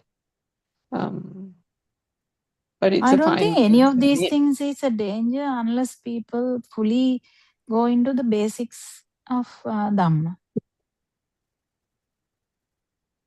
And then, as Saranvansi said, you have to know to a certain extent, you have to know where you're going.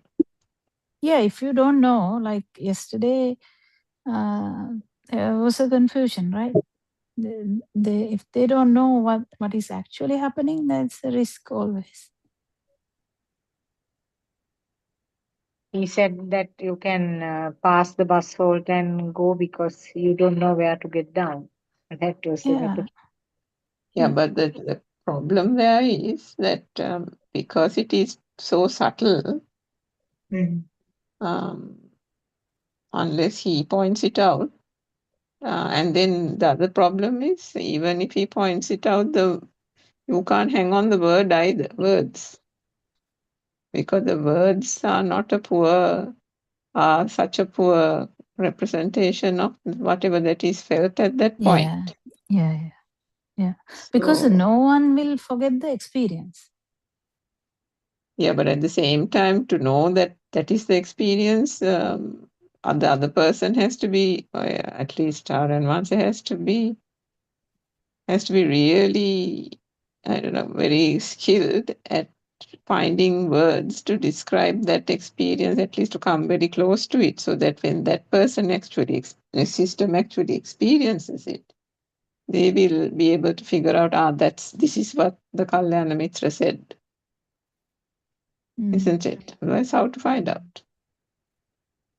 I don't know, anyway. It's tricky. Is Dr. Sakuntala coming from two phones? Or is it something I can see? Sorry, no, I'm getting disconnected for no reason time to time. It is happening. Now, again, I got disconnected and I had to reconnect myself. Yeah, still it shows two candies. Sorry? Can No, now it's right. No, I changed my Wi-Fi connection, and then after getting reconnected, I changed from SLT to the dialogue, and then after connecting, for no reason, the screen went off. Yeah, okay. Yeah, it's there's beautiful discussions going on. Anything else, Surangika, which you can remember? Because everyone remembers different things. That's a very good one anyway, because Sudharma remembered one part. Sakuntala remembered one thing. I remembered about the advice to Swarnamali, and I actually didn't listen to the beginning. I need to listen to that morning Badde Karatha thing again. I think I fell asleep halfway. But yeah, that one was important, I What think. is Baddekaratna thing? That Abhyantara Hudakala thing. Ah, Today morning one. did Yeah. he say about that? Yeah, he came online at the end and gave a bit of a long explanation. Huh? That is a sutra in which this Abhyantara Hudakala is explained, no? Yeah, Badde Karatha. Yeah. Oh, I can't remember that. What do He you says remember that what over and over Aranhanse again. said? Yeah, that's what I can't remember half of it because I fell asleep. But I think he just talks about the Abhyantara Hudakala being, it's not something that you go and. No, I think he said it in a more deep way today, referring to last night. Referring to last night's talk, he expanded on it, but there And he was one expanded place on that a lot of aspects. Asanti asked him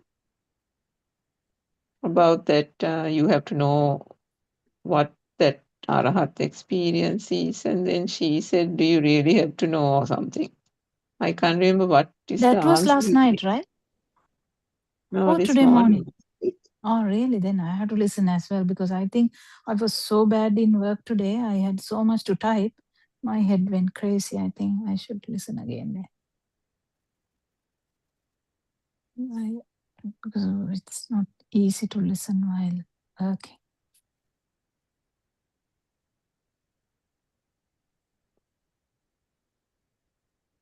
Today was a Brisbane holiday, so that's why I listened. But anyway, I had listened to it late, and that's why I wasn't listening to it live. It was later on. Mm. Dr. Do you Kokila, you remember? said you, yeah, sorry. Yeah, tell. No, you didn't listen also. No, today morning when I listened only up to the point where Nilu joined. Mm. I did listen to what Aranwasi was saying, but from what I remember earlier was this about this Abhyantara Hudakala, that what he said was the some of those monks during Lord Buddha's time, they wanted to go to the forest for meditation because they said that they want to have this solitude. Then I think Lord Buddha said that there is something called inner solitude also. So outer solitude might help a system right at the beginning. Yeah, actually, my Mm. understanding is inner solitude is without self. Yeah, without self. So it's that It's other solitude from self, I would say. Yes, yes, That's yes. my Okay. understanding. Yeah. Yeah, there shouldn't be a From self because not from anything else. Mm. There is no self, so everything else is there. No, anyway. Yeah, yeah. And this R.N. Mahase's example, that be an ice cube in the middle of the fire, so something like that. He has mentioned some time back, no? Yeah. Because හුදකලා වෙන්නේ මම මගෙන්ම හුදකලා වෙන්න පුළුවන්. Yes. Yeah. Yes.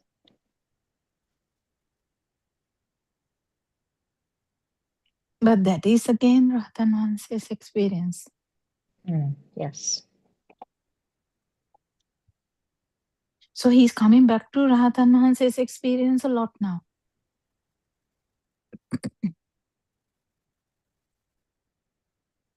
Because I think he wants to talk about that aspect more than before now. What did Dharan Hanse say, Surankika, when Asanti asked whether someone has to feel the Arahata? Yeah, sorry, Dr. Okila, I forgot what he said. Typical of even I thought I listened. Probably I haven't listened. Where these things go. Listen to that part again. I listened up to Nilu's and then I listened again for Nilu's one because I find that quite useful, the way she explains things. She and Sudharma and Asanti had a good dialogue.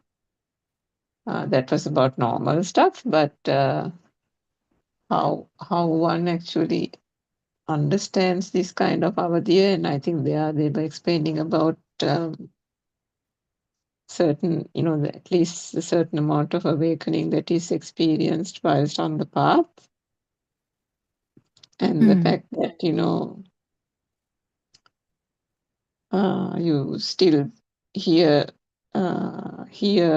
see, feel, but there is no self immersed in the seeing. There is no self immersed in the hearing. The hearing is just happening. The seeing is just happening. So that part was actually good, I think, for everybody listening on the Zoom. Nilu explained that very well. Without just saying no burning or no power.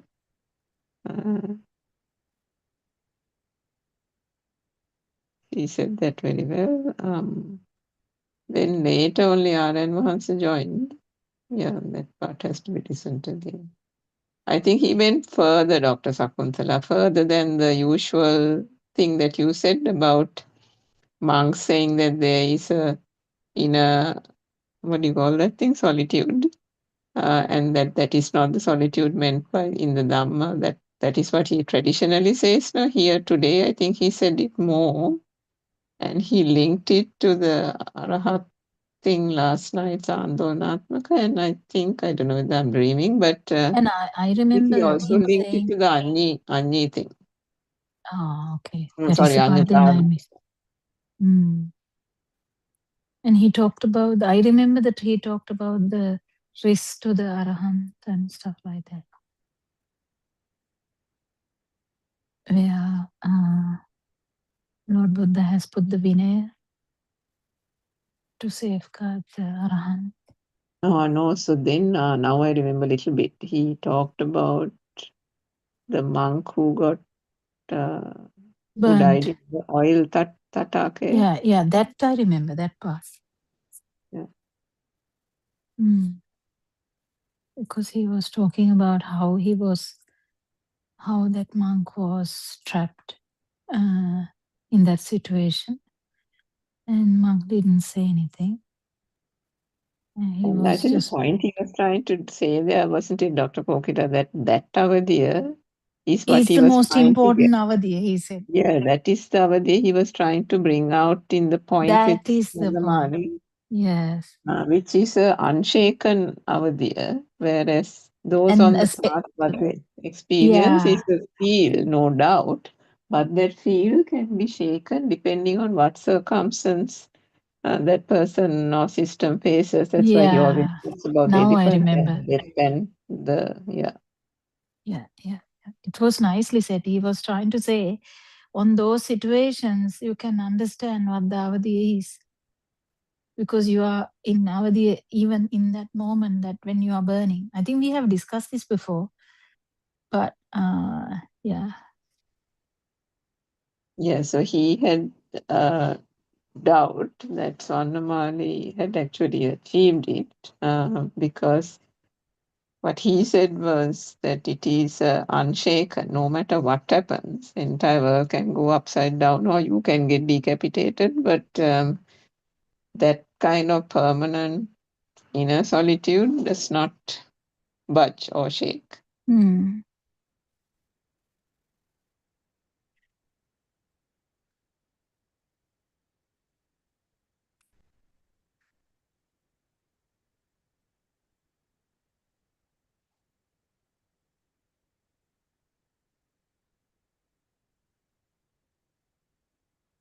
It's very unique to everyone.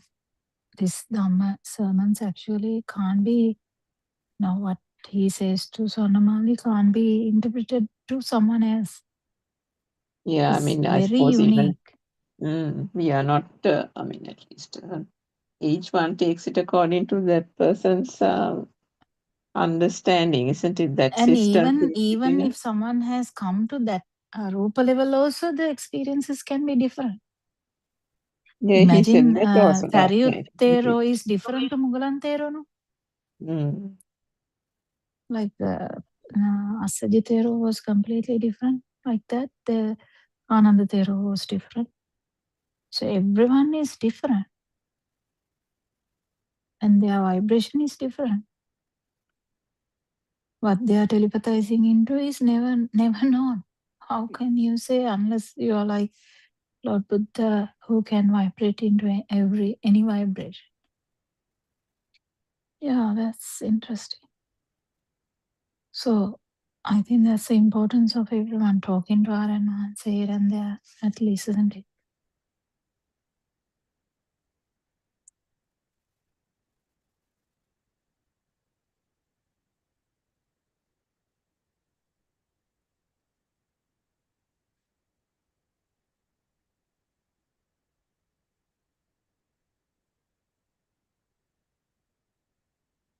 Book the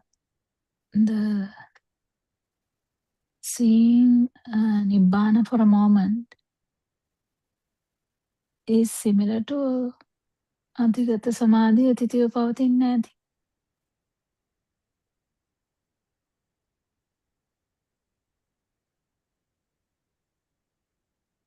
I thought it was different. I mean, I kind of got the impression that there was almost two stages to that whole thing. Because නිවන දකින්නේ මොහොතකට is සෝතාපන්නනු. That's what I was also thinking. But yesterday, when he said to Sonwali, what she felt in that moment, what she felt in the moment when she was in that park and she kind of melted away to nothingness or whatever, that was the Arahat thing. And if that was, then is that experience the same as the Sotapanna Shanika Avadiya, Shana Mohokta Kavadiya, seeing even for one fraction of a moment? Then that both become moments, no? I felt that the recent experience was more profound, but still that didn't also remain. And that was distinct from the Sotapanna Mohotakata Nivana Dakina thing. What do you think on that, Dr. Gopinath? Yeah, there are so many fruition status, so I'm not sure. Actually, what you said is correct. I think it is correct. What you said is correct. Because as far as I have listened to this Dhamma, like long time ago, I remember him saying fruition status actually touches this state. Those are things you can ask Dr. Kokila from our advance. I mean, we don't, at least I can't even form the question. But those are good points for you to ask him because he will then elaborate further. Mm.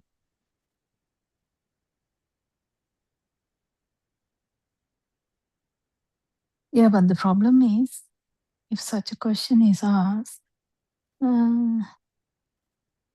this people's angle of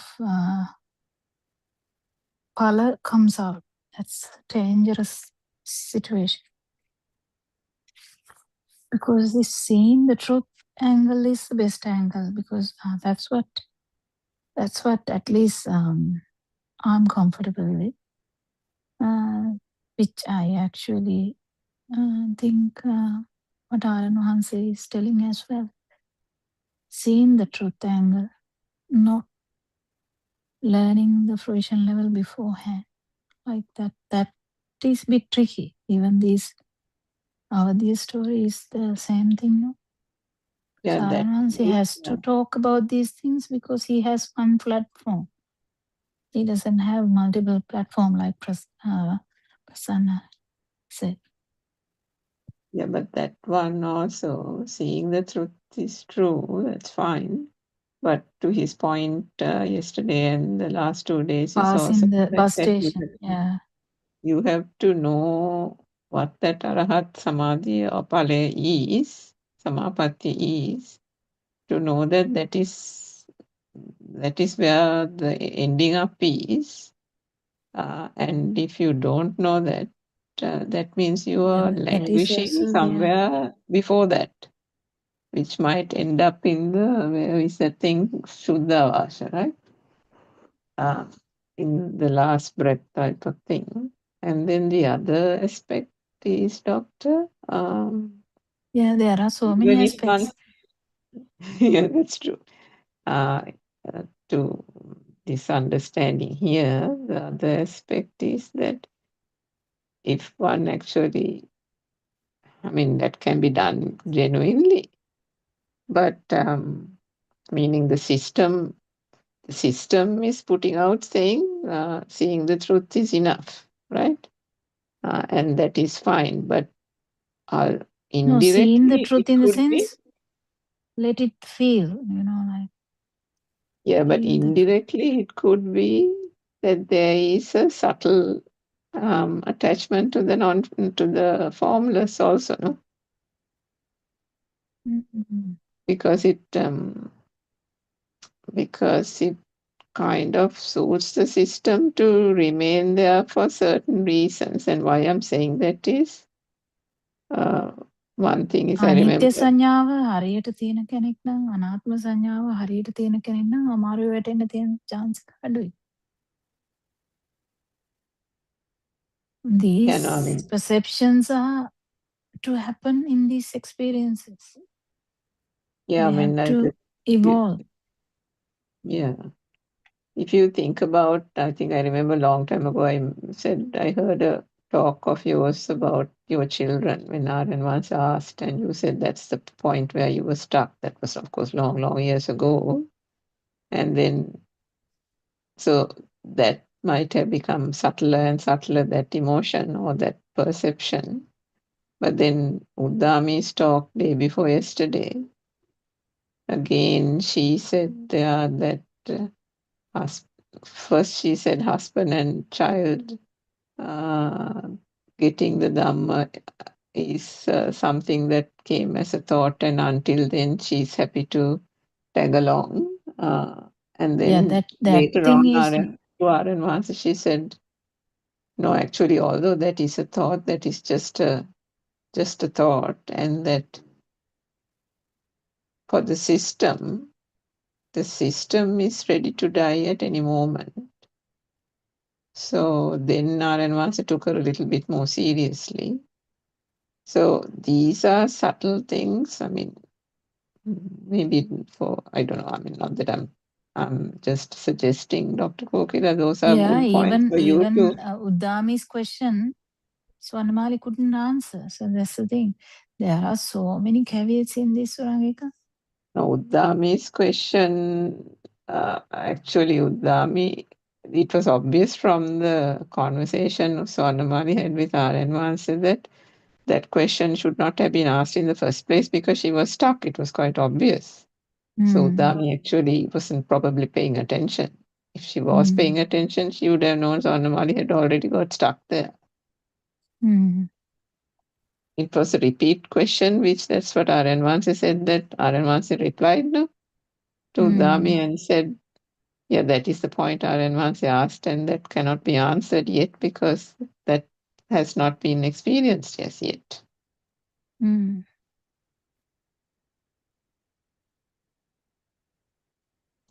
So anyway, coming to this Surangika, the Bahira, now Bahira, දෙයක් නොවෙනවා කතාව තියෙනවානේ. In someone who is craving the rupa, the non-form, or the feel, basically the feel, like just imagine like a very beautiful feel, that it becomes a bahira in that situation. So don't forget. These are very subtle things. Yes. The feel. Oh, no, I didn't know that. Feel becomes the bahira. Feel bahira. becomes the, yeah. But isn't the feel the arupa? No, the self is the arupa, isn't it? If Uddakarampatta and Alarakaram Putta lived and Lord Buddha went there, they are already in arupa. So the Dhamma, their actual craving is there. So that is their problem. Even though it is the feel, it is the bahira until you. Now, you be careful. What I'm trying to say is not words. Not by words. Now, දැන් හිතන්නකො බ්‍රහ්මයෙක් කියලා. බ්‍රහ්මයාගේ බාහිර මොකක්ද? බ්‍රහ්මයාට තියෙන දැනෙන ස්වභාවයක් විතරනේ. ඒක තමයි යාගේ ෆීල් එක. යාට වෙන බාහිරක් නැහැ. No, I think what you're trying to say is that it's the self view, doctor. The self view same thing. No, the self view perpetuates in the external world. That's what I'm saying. Outside, you said no outside. World, and in the formless world. Yeah? You yourself have told us that, yeah. Yeah, to us it is the chair. But the Brahmaya doesn't have the chair. No, to us. It's already the chair can come in three ways, right? No, actual now Arupa Dhyana, someone like Uddakaramputra or Alarakamputta, they are already in Arupa Dhyana, right? So they always go to the Arupa Dhyana, no? Yeah, so that means they have transcended the sensual.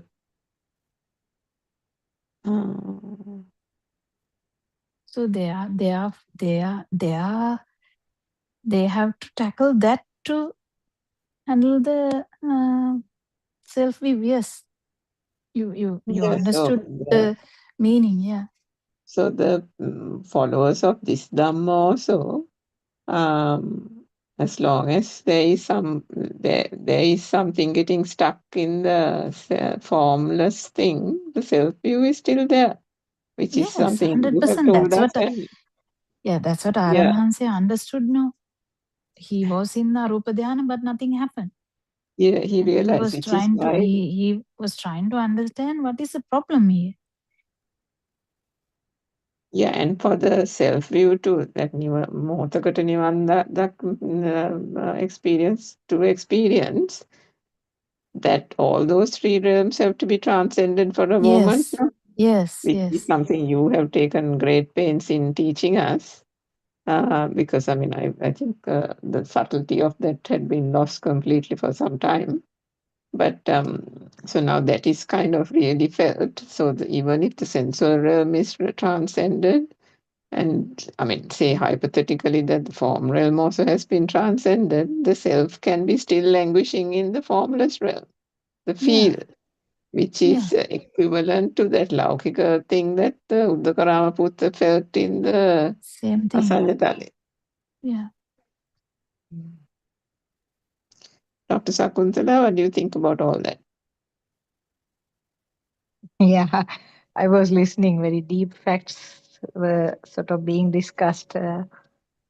This Arupa thing, I also remember when Aranamahasi was explaining that is also Lokayamai කියලා. Arupaya Lokemai, is also just a part of the world කියන එක. So yeah, that I remember, yes. And I mean, it's good for you also to reflect. In my case, I think there's a bit of form, there's form and formless both.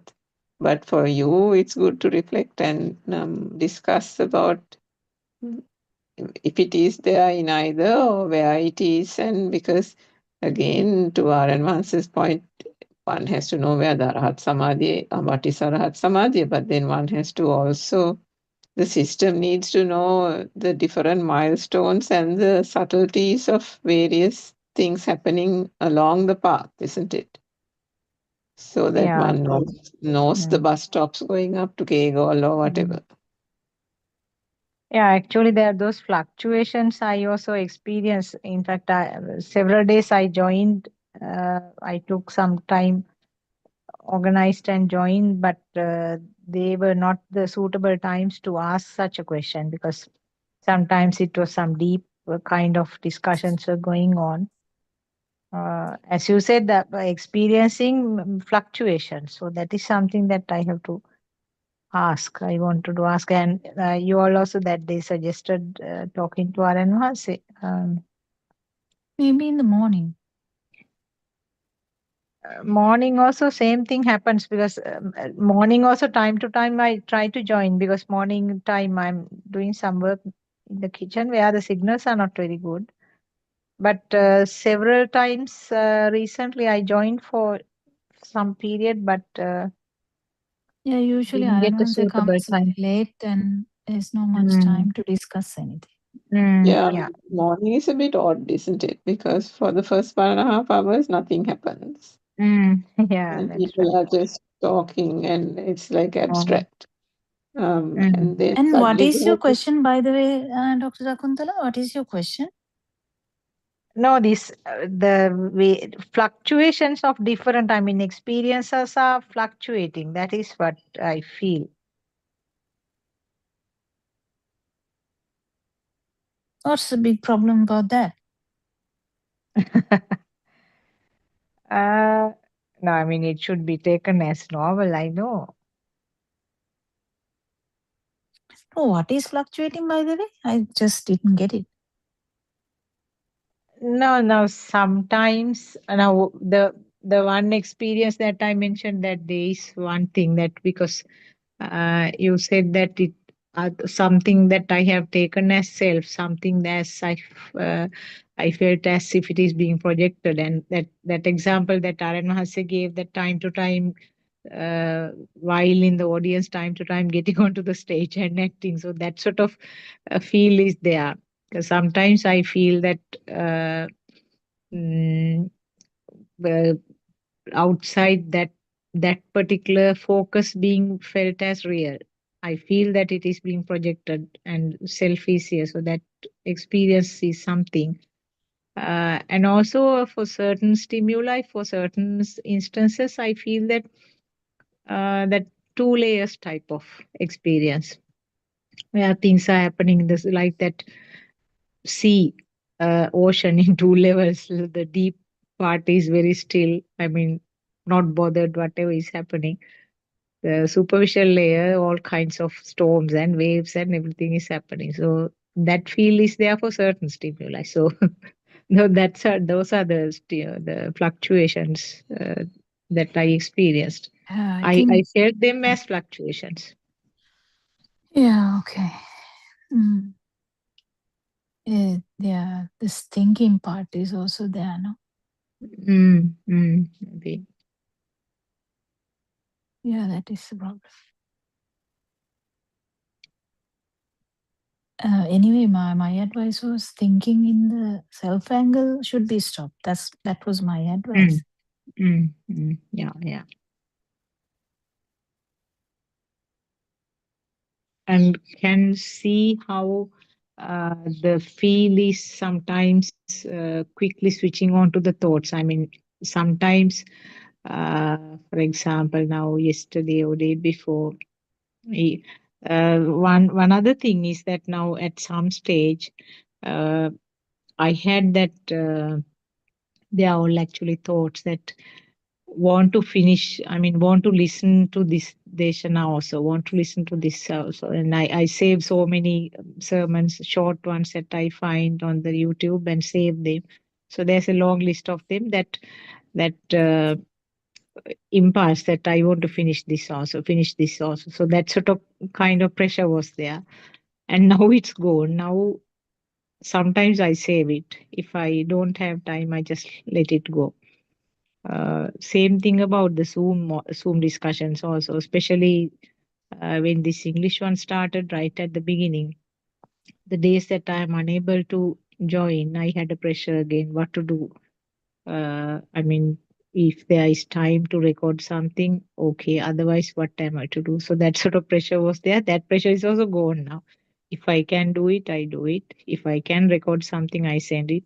Otherwise, I just tell them, do something, whatever Any you can do. experience with no self angle is the best experience. Yeah.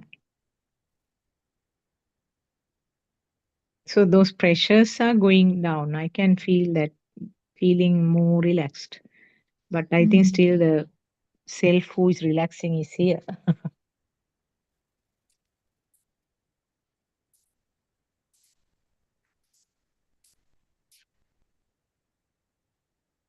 Yeah, Yeah. one day Aryan Mahasya said, I think it was Aryan Mahasya said that if you are trying to measure from episode to episode, event to event, when are you going to finish this?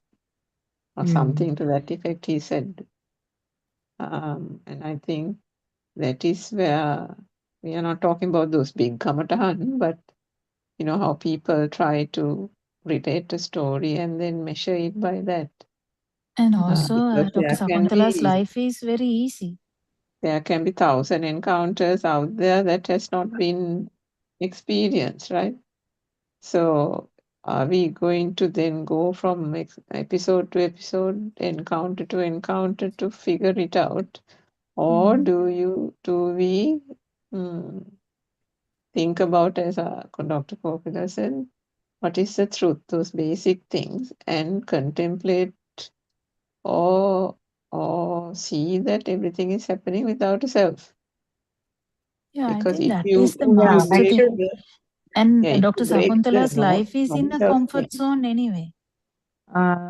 Really speaking, I mean, not that I have lots of free time at home. I mean, the different set of things are happening when I'm working. It's a different set of commitments, and after retirement, different set of commitments. So, so Commitments things can change. be difficult. I mean, everyone has commitments.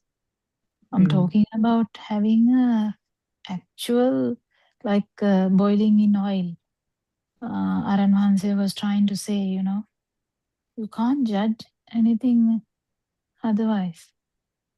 No, that is what I say. I mean, you can't actually, from outside, it looks that everything is calm and quiet and nothing. But there are things that you have to work on even after retirement. It's not the physical activities alone. No, But no, on no. the other Aran hand, Hanse now the says, incident. Mm. කෝකිලාගේ ඇස් අන්ධ වෙනවද කෝකිලාට මේ වැඩින් තොට්ට දාන්න වැඩින් අයින් කල්ලා දාලා රස්සාව නැති වෙලා මහ විනාශයක් වෙනවා නම් තමයි ඕක හොයන්න පුළුවන්.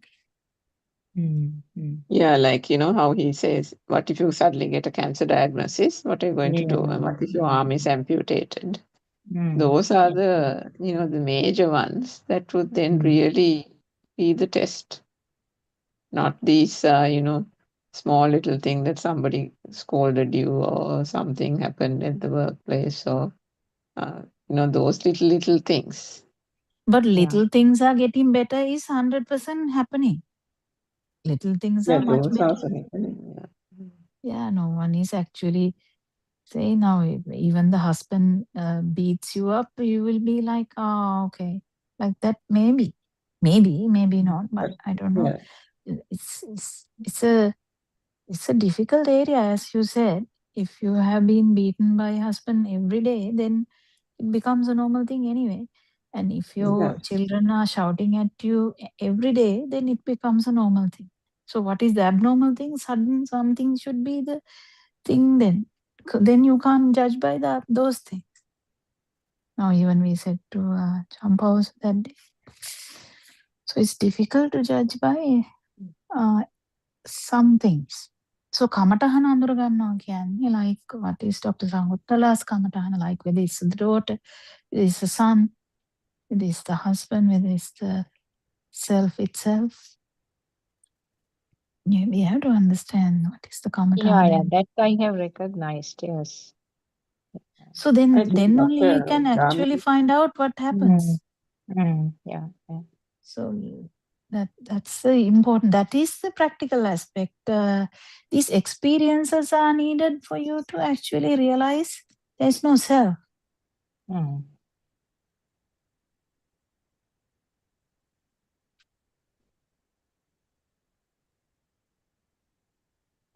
Yeah, it doesn't mean that those little episodes are unimportant. Those They are are also important. good barometer. Yeah, they are important. Actually, I'm not thinking of those because I had to tell some examples only. I remembered and brought them up. No, we as are you said. generalizing because I'm probably in a worse boat than you are, doctor, because you at least go to the Kurunegala and wherever, met Malarana, and by meeting those people, meeting the mothers, even, just think about it, if the mothers ask a question of the Dhamma, even in a different way, even like Asanti, every day exposed to Aranhanse shouting and all this stuff, it's really those are brilliant, nice. absolutely brilliant ways of experiencing it, isn't it? Yeah. If no one shouts at you, no one try to kill you. No one is trying to take your eyes out. So like. And Yeah, this actually word, doing that morning 9:31 was very useful because so many, you are trying to bet whatever the direction that the ball is coming. So that was very good. But that is also not life-threatening, no? definitely. That's not life-threatening. No, it's not life-threatening. Yeah. No, but I mean, you can't, denounce that exposure, doctor. That I think that was really good because Yeah. I remember the way you used to, feel those questions because mothers ask all kinds of things. No, one moment it's about the vibration, next moment it's about Pali Sutra, next moment it's about a ritual, isn't it? Yeah. Yeah. It is so wide and varied. Somebody will say, "Hey, Buddha Puja තියන්නේ." Another person will say, "මේ පාලි පාඨයේ තේරුම මොකද්ද, doctor?" Yeah. Yeah, why So these it's quite life-threatening ones are interesting. important is to find out the sense of alive feel, the importance of a life feel, or the tendency to maintain the life feel. That's actually in the last part, I think. I think we have run out of time, but Yeah. I think the interesting thing is, I mean, the point at that point is you can't really straight away say, no, now stop thinking about Bodhi Puja and this is the Satyajnana. You have to subtly get that mother around to that point, isn't it? Yes. So that is where the skill lies. So I think that part, of Yeah. course, is a really good experience you had, Doctor. Feeling Actually, better. yesterday, now I think Dr. Kokila couldn't join after that. No, so Dharma also left at 4 o'clock. And so I had to keep the time ticking and I was sort of talking. And then just the last 10 minutes, like somebody joined and the mic was on. And I asked, is it somebody who is I just asked who can you introduce yourself? She said, I got the number from a friend and I just want to listen to you because I was doing some talking at that time. So I said, have you listened to any? She said she has never listened to any Buddothpado sermons. So I Wow. said, please stop me if you need any clarification. I will try to sort of tell something very basically. And I gave her an introduction. I said, you can join you can join the Sinhalese ones if you like, and English one, of course. There are sermons like this, and you can listen to them because different speakers are speaking. So I started sort of, she said, I don't want to talk. I will listen to you. Then she muted her mic. So I just sort of gave some very simple things like what is meant by Nirvana and what were the beliefs or whatever the things that the concepts that we had that Nirvana is something far away and that sort of things. And then I briefly said that world is created like that. And then in about like maybe 7, 8 minutes later, when I checked, she was gone. So I don't know. I mean, whether I don't know. I told her that please do join because we encourage particularly new people so that we can start from the beginning and just explain in the simplest possible way. Anyway, she didn't join thereafter. She was there only for about 10 minutes, less than 10 minutes. I think we have come to the end of it and past the time. Yeah, thank you so much. Okay. Thank you so much Thank you, for Aravas. explanations. Thank you. Yes, Thiruvan Saranai. Dr.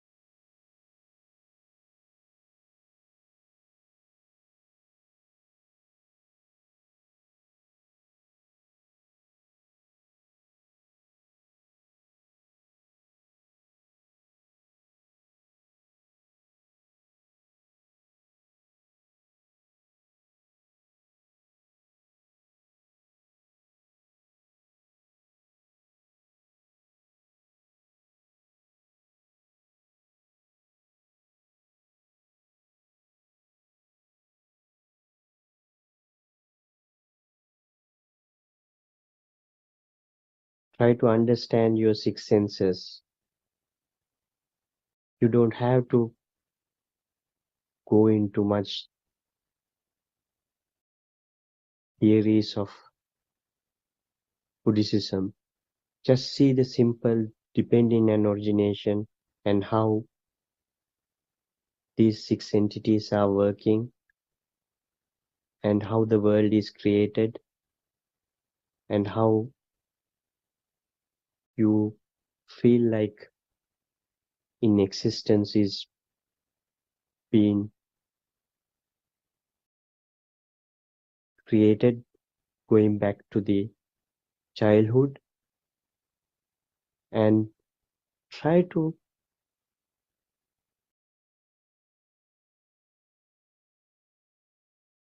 first understand the truth and then practically experiencing it and then achieving the tranquility gradually.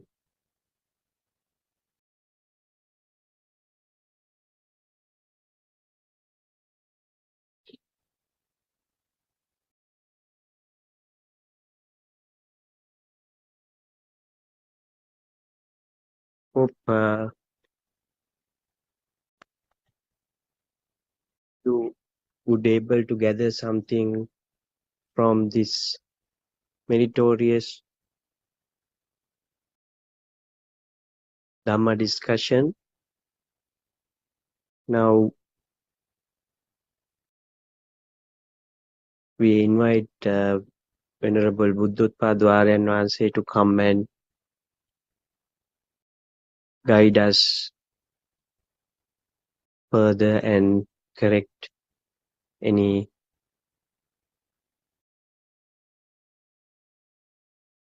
other matters we discuss. Thiruvan Saranai.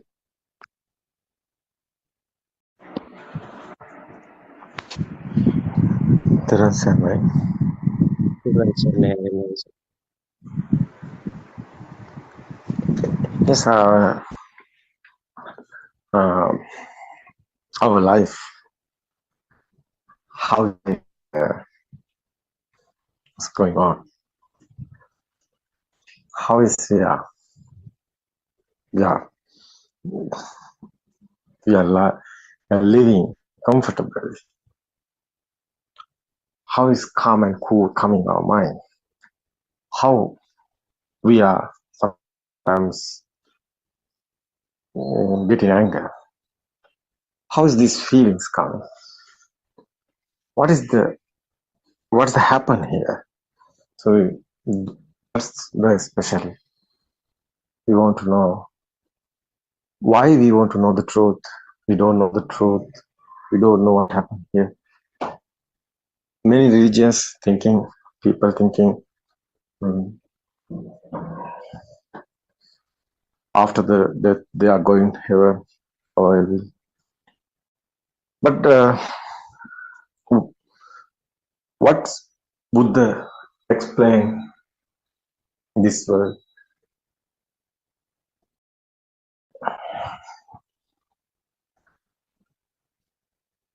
This our mind is creation, is everything.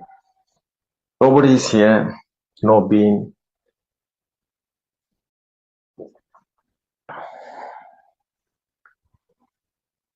No living being, nothing exists.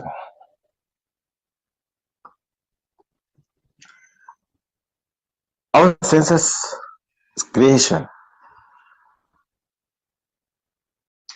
constructing, build up this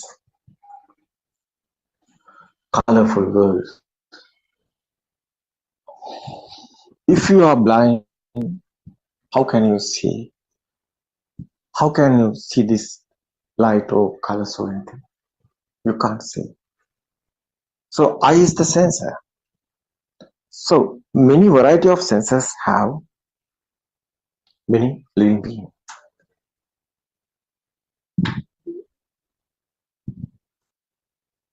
Some kind of That's a living being. How does I? So then so daytime we are looking and nighttime we can't see. But how is a cat? Cat have some sensor to nighttime, night vision. It can see the night, but we can't. So many varieties here. These senses are creation. This world is creation. Sound, form, smell, taste, and hot and cold, smooth and rough. This feel. So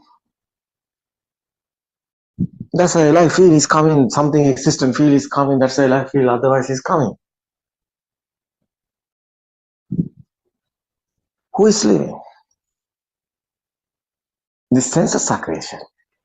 But we are thinking that sun, moon, mother, father, everything like that. We have this world. What's this world? You can see and you can hear the sun, but other religions, so other language, other countries, variety of countries using the variety of language. So Sri Lankan people talking about the Ireli, the sun, but they are talking about Ireli. Ireli is a sound. The other, there's English people talking about the moon, but other is singular word. It's a language. This type of senses creations. These senses, we have 5 senses: eye, ear, nose, smell. You know this now. Skin. These are together sparking. That is the mind creation. That's the thoughts creations. This thoughtful world is creation. It's constructing. It's not permanent. It is a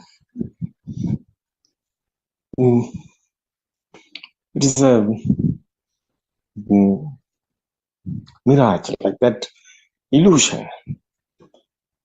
It's a misconception. Existence, someone think about it's permanent. It is the illusion. It's your mind. That is why you are living your mind. That is the case.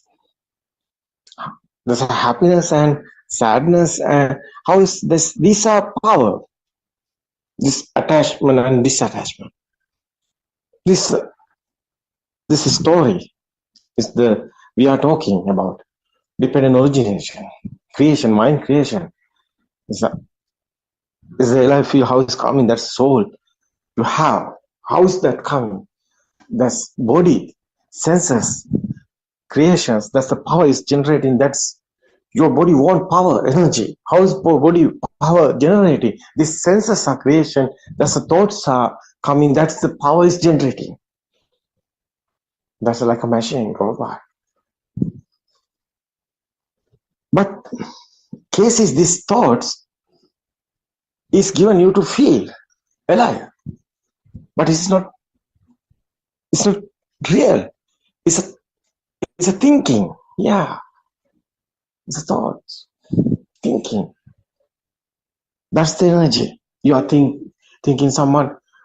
So someone, your attachment or disattachment coming, that's the system is there. That's the process is there. Again and again, and one picture you can see after you are asleep is coming in your mind, dream like that. How is coming that? Again and again, one picture you are seeing is built up in the power existent.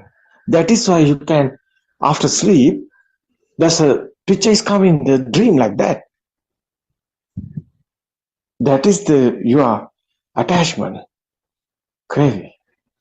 That type of coming. Example is that. So disattachment like that coming another side, another type. Attachment and disattachment. Like that coming. That is the raga desha, Buddha's word. The attachment and ill will. So someone don't know this, that is the illusion. So someone understood this, is nobody is here, it's a creation of our sensory, there's a mind sense also, is automatically is happening, it's a natural phenomenon is here, no one is doing this, nobody is here. That's the mind is cooled down.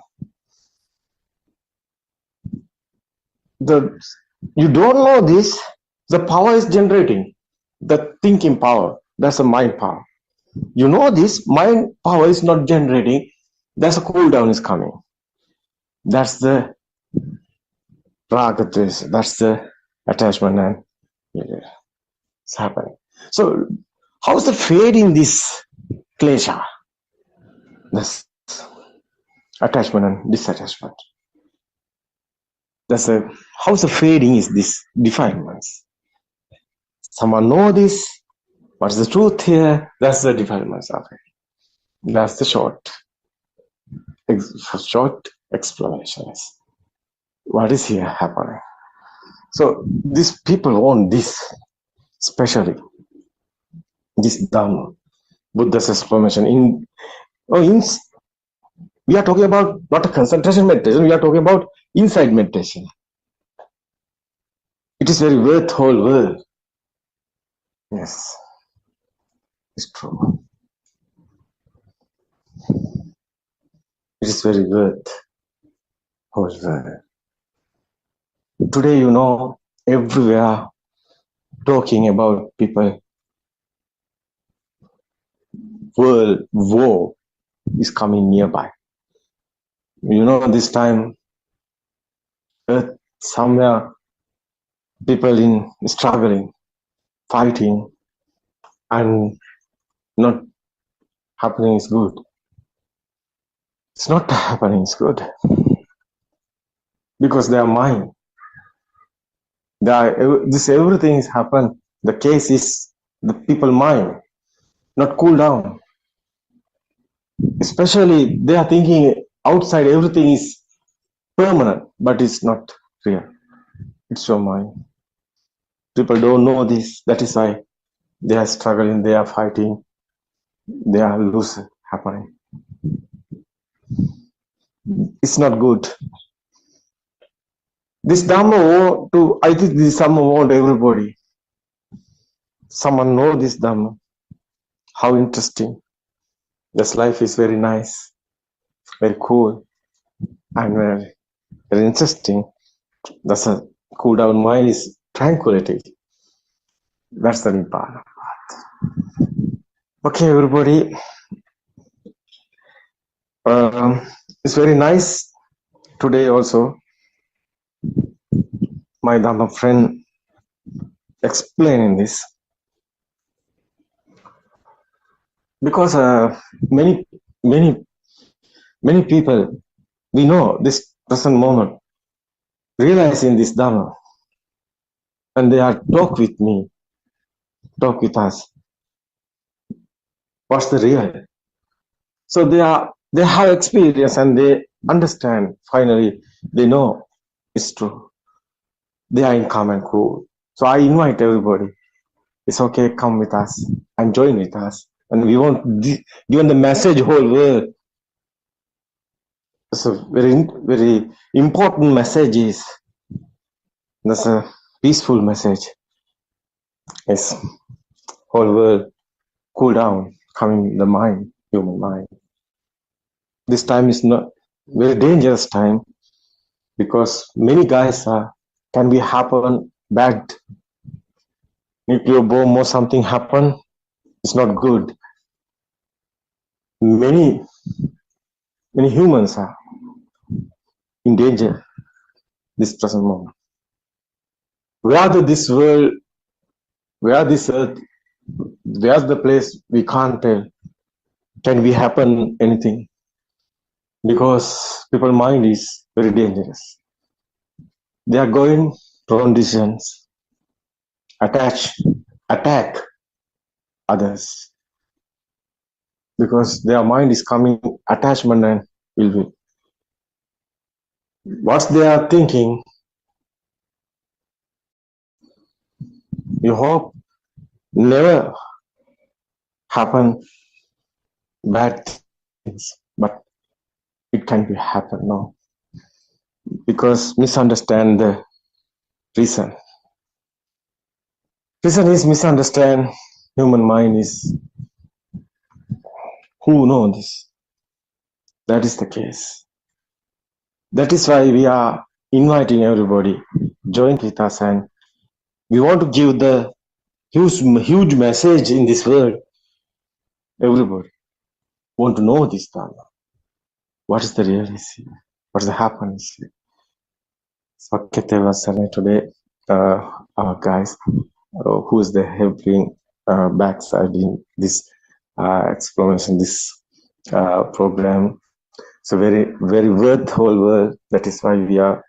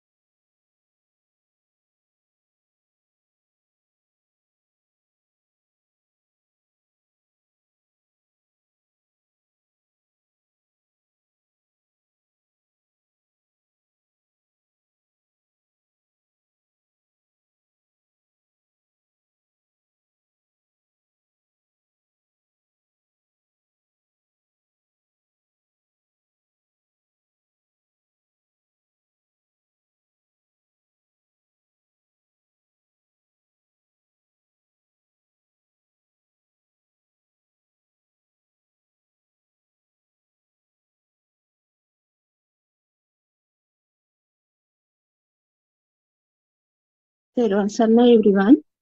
Therwan Sarnai, Pavitra Mehinwahansa. We can start the Sorry, discussion. my mic. So my mic mute. Okay, Therwan Saranai. Therwan Therwan Sarnai. Saranai. Therwan Saranai, dear friends of Dharma, welcome to the English Zoom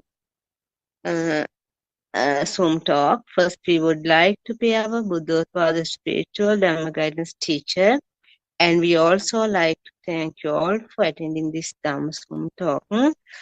The Buddha said, Skandhanam Patbhavo Ayatananam Patilabho Ayananachati Jhati. The Buddha said that the birth of the eye is the jati. The eye is the ability to see.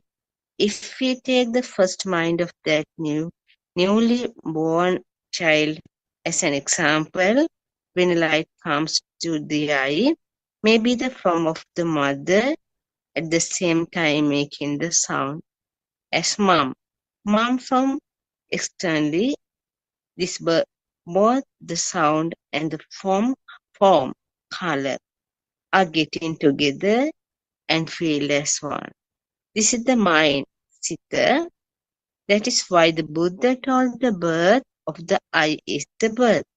Skandhanam Bhav means the feelings, perceptions, volitions, auditions, contact, the thoughts are becoming together. Getting together, these five aggregate skandha is called the faculty, ayatana. It is the ayatana patilabho. The eye is the vision of mother. Then the form, the sound are the mother. The getting together of the color and sound and made us feel something there as mother. The consciousness, vijnana, is the feeling that there is some things and also the knowledge. Do we getting something from another? Whereas the feelings of something, there is also the formation, sankhara. Then, on the other hand, getting together sound and colors are formations. That becomes formations. Mother, it is also the consciousness. If it is considered a thing, it is ignorance, avijja. If there is a thing outside, then there should be a person. If there is a thing, then I am is also there.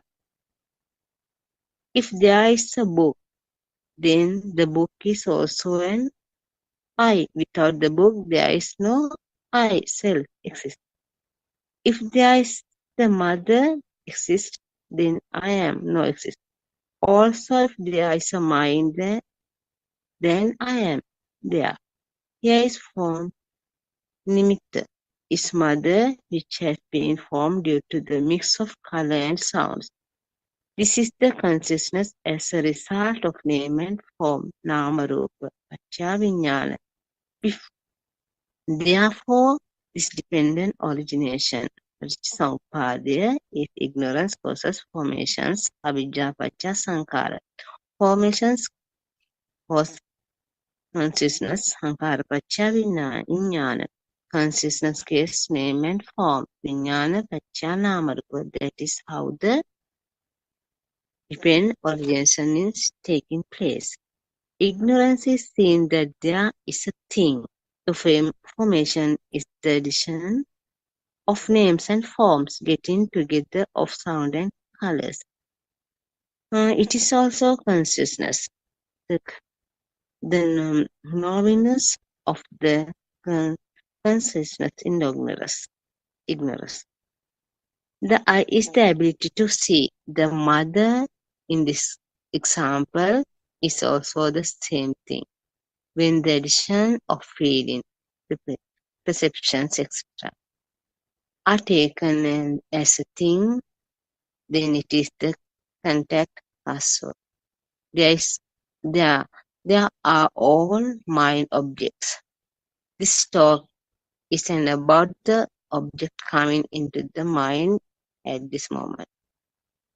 The task of the world depends origin to investigate a single mind objects. This Dhamma is the timeless. This Dhamma is to see this moment. It is called momentless sampatti.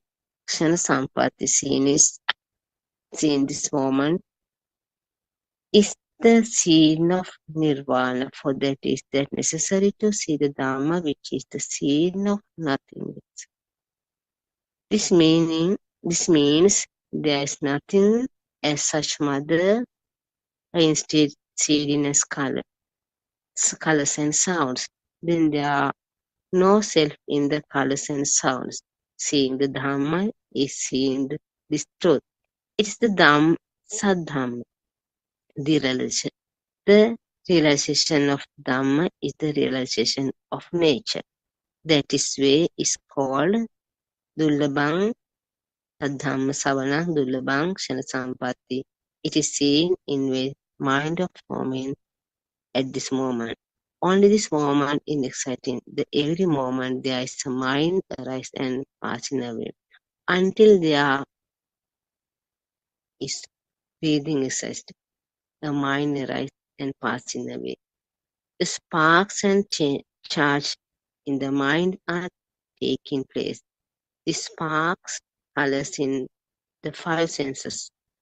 The aggression of spark of the five senses in the mind. In other words, the addition of sounds and form is the mind. Other than that, there is nothing in the mind anywhere. So, we always practicing day-to-day life in Dhamma. Sometimes we face many problems. We want the solution there.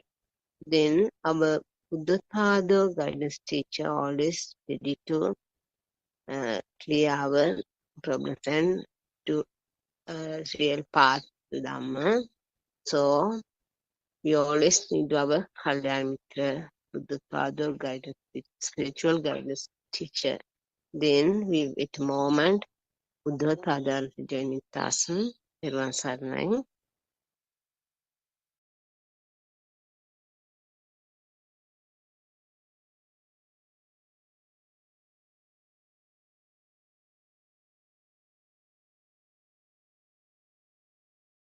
Everyone Saranai answer.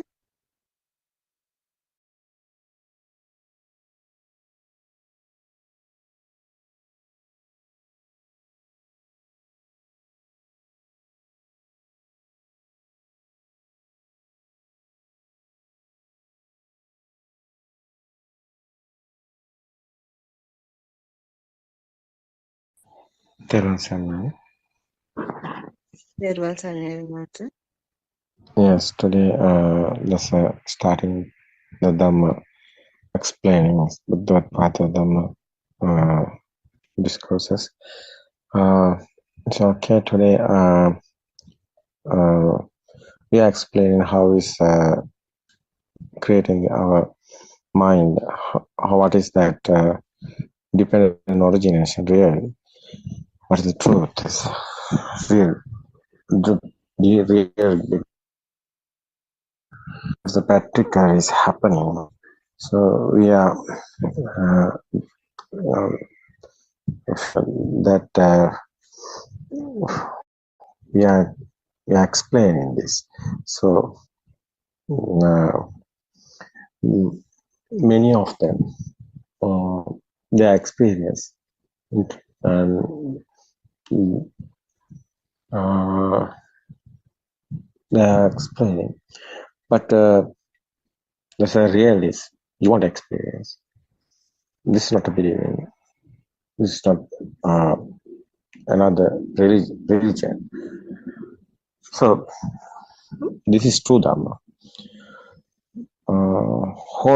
Every people want this. What is the truth in here? We don't know the truth. We are blind. So we first we know the truth. It's especially. Yeah, it's okay today. Our Dhamma friend is Vandima explaining something another part of this another side of this dependent origination. How is this suffering is happening? How is this sadness is coming? How is this mind is creating? How is this world is exist feel is coming? How is soul is coming? So we are talking about no one is here, nobody is here. So no being, no being, nothing existent. But it's not believing, it's not trust. So what is the truth? How we can experience it? What is the truth here? So okay, my Dhamma friends Vandana, you can explain your experiences, okay? Tevas Vandana. Nirvan Saranai Aryan Mahansa, please accept my humble worship. We'll continue our Dhamma discussion today as well. First of all, I have to tell you that whatever the examples or the content and the Dhamma disclosures I'm referring in my speech is not arised originally from my wisdom. So actually, all the examples, whatever the content, Dhamma disclosures I'm referring in my speech is actually belong to Aryan Mahansa's wisdom. So if there is any incorrect or, lack of a knowledge of myself will be fixed by Aryan Mahansa then and there. So today we are planning to discuss a different topic. That is the Four Noble Truths of Sufferings. As we know, before 2600 years ago, Lord Buddha shows the way to stop the dissatisfaction and the suffering. So problem is, as we know, now with the false belief and the wrong view of this existence of individual being, that is the incorrect view of soul, all suffering come forwards. Because there must be a person to suffer.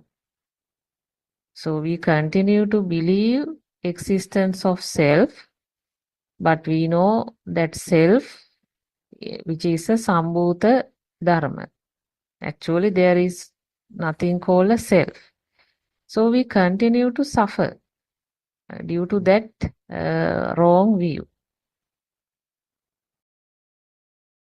So now we discussed during last couple of days that we know that our mind or whatever these thoughts or this soul, everything created in this moment.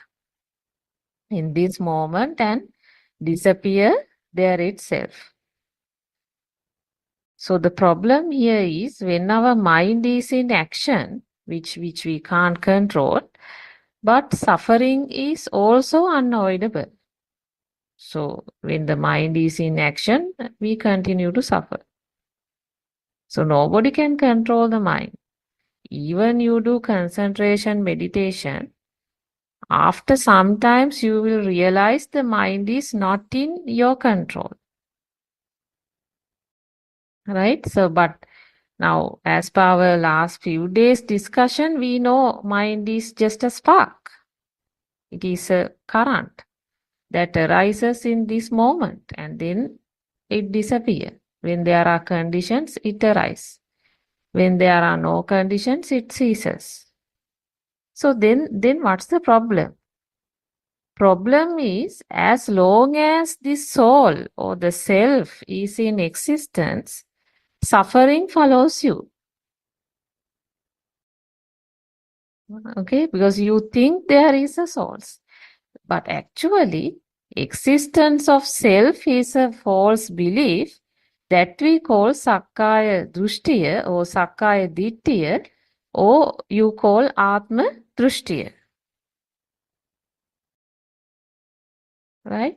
So, we have to understand this wrong view of existence is also just another thought. So, thought means what? We know all thoughts are sounds and forms. There's nothing more than that. Everything, because it is a mind world we live, that is completely sounds and forms. So, the soul is also just another thought. So, we go in samsara just because we cannot get rid of one thought. That we have to understand. So, we are planning to discuss the Four Noble Truths today. So, this Four Noble Truths is an important Buddha's teaching. Last few days we have been discussing the dependent and origination. Actually, all these Four Noble Truths, then the dependent and origination refers to one Dhamma. Right? So, as and when your system takes things as real, automatically your self is created. So, that is the Dhamma. So, I think we discussed yesterday, it is the vibration. It is the speed of vibration is the cause. If you analyze in terms of the cause and effect, so all Dhamma is actually cause and effect. So then vibration is the cause and the effect is what? Sound and forms are the effect. And then what will happen? Cause is the sound and forms. And what is the effect? Effect is the soul. This is how soul is created. It's created in this moment and it disappears there itself.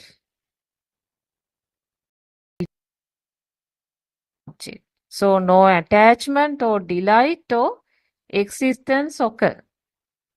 So that is the meaning of that Satya, Arya Satya. So as we discussed earlier, you are really experiencing the mind world. So the mind is created at this moment when the condition present. So due to your ignorance, your system naturally takes outside as real.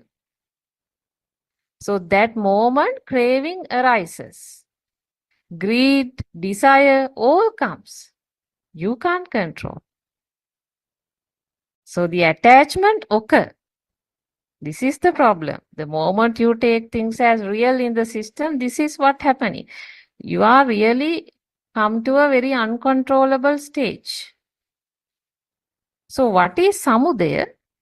So we need to understand samudaya means any aramunu, any arambane, any stimuli that we create from our six senses is called samudaya.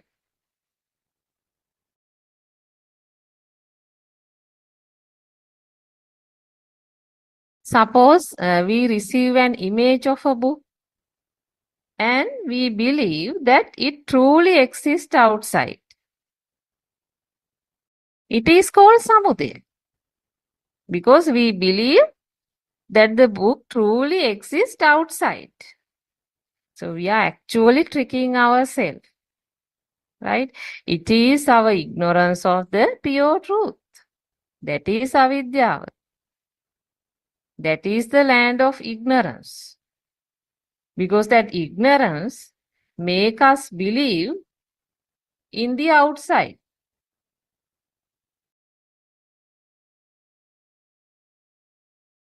So samudaya exists only because of your ignorance of the pure truth. If there is samudaya, it means that you have been tricked by ignorance. And you believe that the book truly exists outside. So if you believe in the book, you begin to develop an attachment or dislike to it. Both is possible. Either you attach or you dislike to it. So it can make you happy or it can make you sad.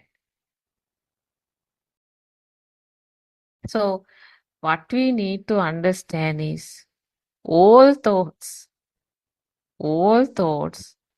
generated in the land of ignorance are of lobha, dvesha, moha. Either it has a desire, ill will, delusion. So your craving to the book arises, attachment will lead to bhava in each arambane. So all suffering of birth occur in each arambane in the land of ignorance.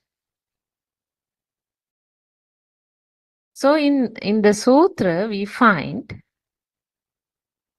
idang kopana bhikkave dukkha samudayang arya satchang Yayang tanha pono bhavika nandiraga sahagata tatra tatrabi nandini seyyatitam kama tanha bhava tanha vibhava tanha. So we know already there are 3 types of craving. So craving for sensual pleasure, that is kama tanha. Craving for continued existence, that is will to live. You have a will to live. That is bhava tanha. Then craving for non-existence, that is vibhava tanha. So craving is the burning energy of unrealistic soul. It is a burning. It is a fire. So naturally, craving occur for sense pleasures in the land of ignorance, so in the avidya bhumi. So we have to understand in Arya bhumi, as per the second noble truth, in the Arya bhumi will not find anything for attachment. Will not find anything for attachment. So that is dukkha samudaya arya satya. So wisdom will not find anything. Wisdom will find nothing, in other words.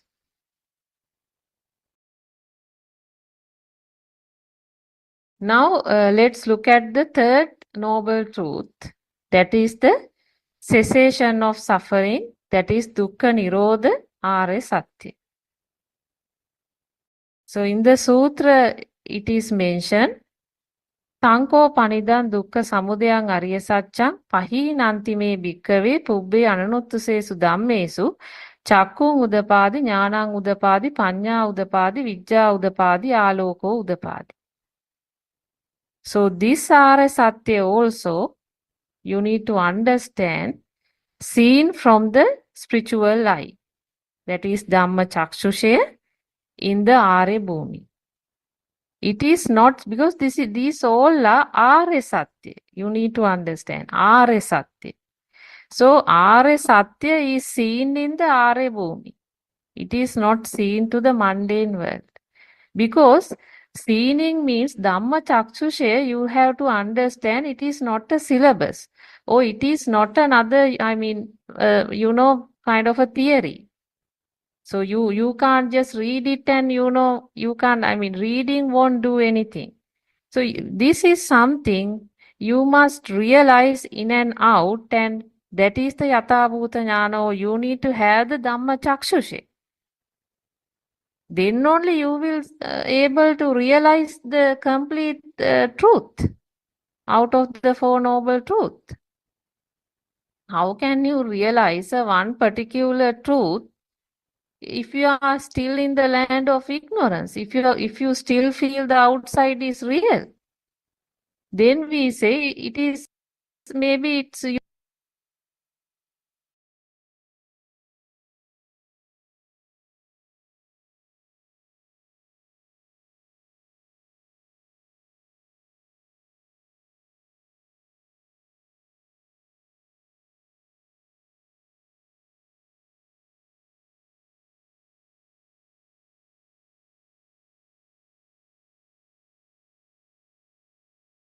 your theoretical knowledge, or you have only the syllabus knowledge.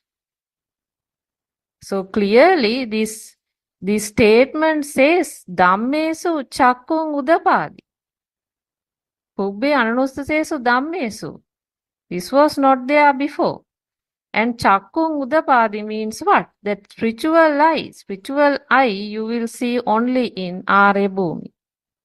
So Arya Bhumi or Arya state means what? No soul. Nisatto nisjivo shunyo. So in the same sutra it is mentioned, idanko pana bhikkave dukkha nirodhang arya saccang yotassa eva tanhaya asesa viraga nirodho chago patinissaggo mutti analayo. Actually, I will point it out how Aryan Vahanse explain all this. Here it is very important, these terms. This Asesa Viraga Nirodho, Patinissagganupassī, Mutti Analayo. So what is the meaning? You know, the meaning is the noble truth of cessation of suffering. Right? That is the third noble truth. The Dukkha Nirodha Arya Satya means a complete relief or the complete release from the object will occur so that there is no residual of any attachment. So therefore there is no reason for bhava. No reason for bhava in the arambhaniya object. Feeling of becoming will not occur because there is a complete relief or release from the object. For example, if we take the example of a book, that is the object. So there is a complete release from the book. So there is no residual of attachment and there is no reason for bhava or becoming to occur. So this asesa viraga nirodho means what? Asesa viraga nirodho means, as Aryan Vahanse explained, no residual of attachment to the book. Therefore, you will not be born in the object. So there is no residual to born even in the same book again. Asesa viraga nirodho. And then patinissagganupassī. So the patinissagganupassī is important, no? Because when you say patinissagganupassī, it is mundane world is in the anusote. But Arya is born and then he is in the patisote.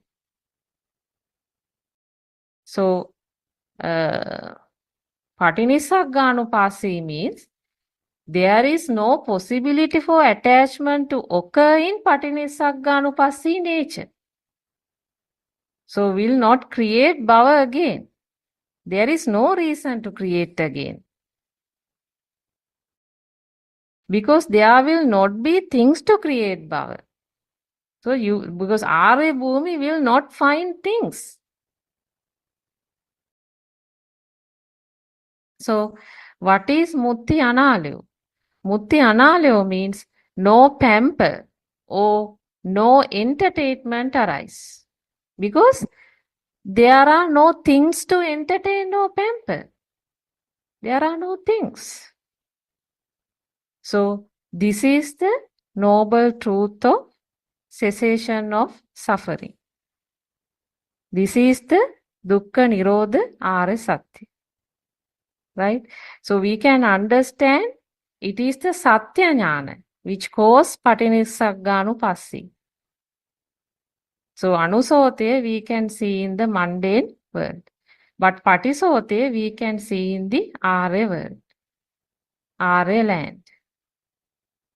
Because in Arya land, all the objects are seen by Yathabhuta Jnana.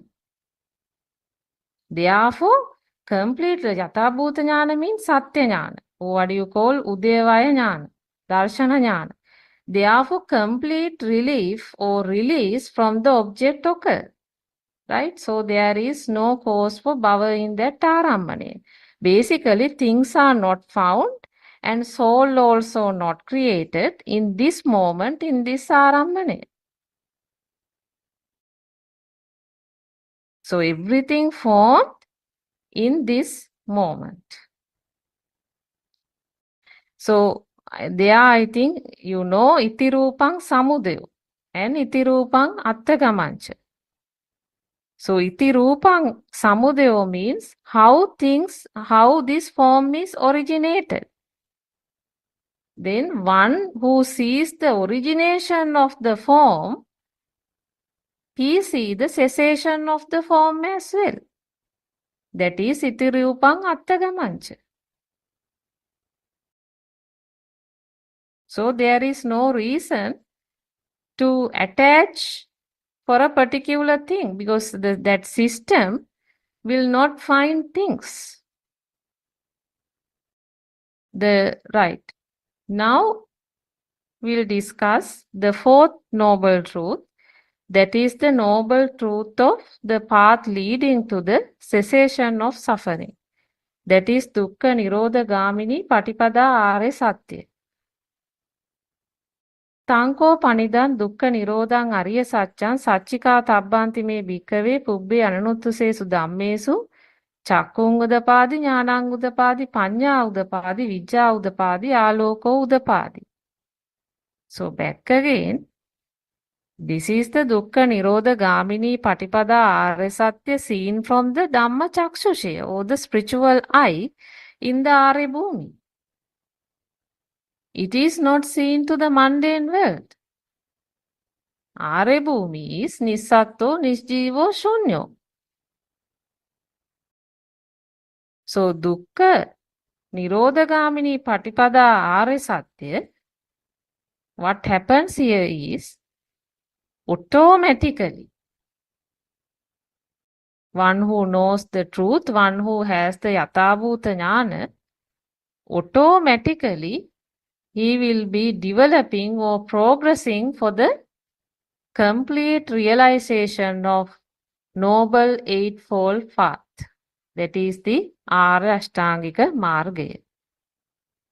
So there will not be a doing function by someone. Because there is no soul anyway. And we need to understand Buddha's path, there is no doing. It is the path of wisdom. It is the path of jnana. It is the path of jnana. Jnana is not a person. So there is, you can't say, I will do. I am doing Samma Vacha. I am doing Samma Kammanta. So if you are telling in that way, I think it is a wrong side of the teaching. How come I is available? Because in this Dhamma, this is Anatma Dhamma. How can you forcefully restrain yourself of not doing something? I mean, there is no soul, that means still you are in the ignorance world. But in this Dhamma, it's very clear, Anatma Dhamma, there is no soul. So this is the understanding. Then you understand the mind formation process. So the moment you understand this is a system, and you will be in Patinissagganupassi, and then it is not a path of doing, it is actually path on jnana. It is a path of the wisdom. So basically, this jnana, is happening within you with your spiritual progression. Actually, this is the opening of wisdom or awakening of the spiritual eye. That is the Dhamma Chakshushe. So, but if you say you are doing, that means what? If you are doing means you use thoughts for doing. So there is an intentional doing. You are using thoughts.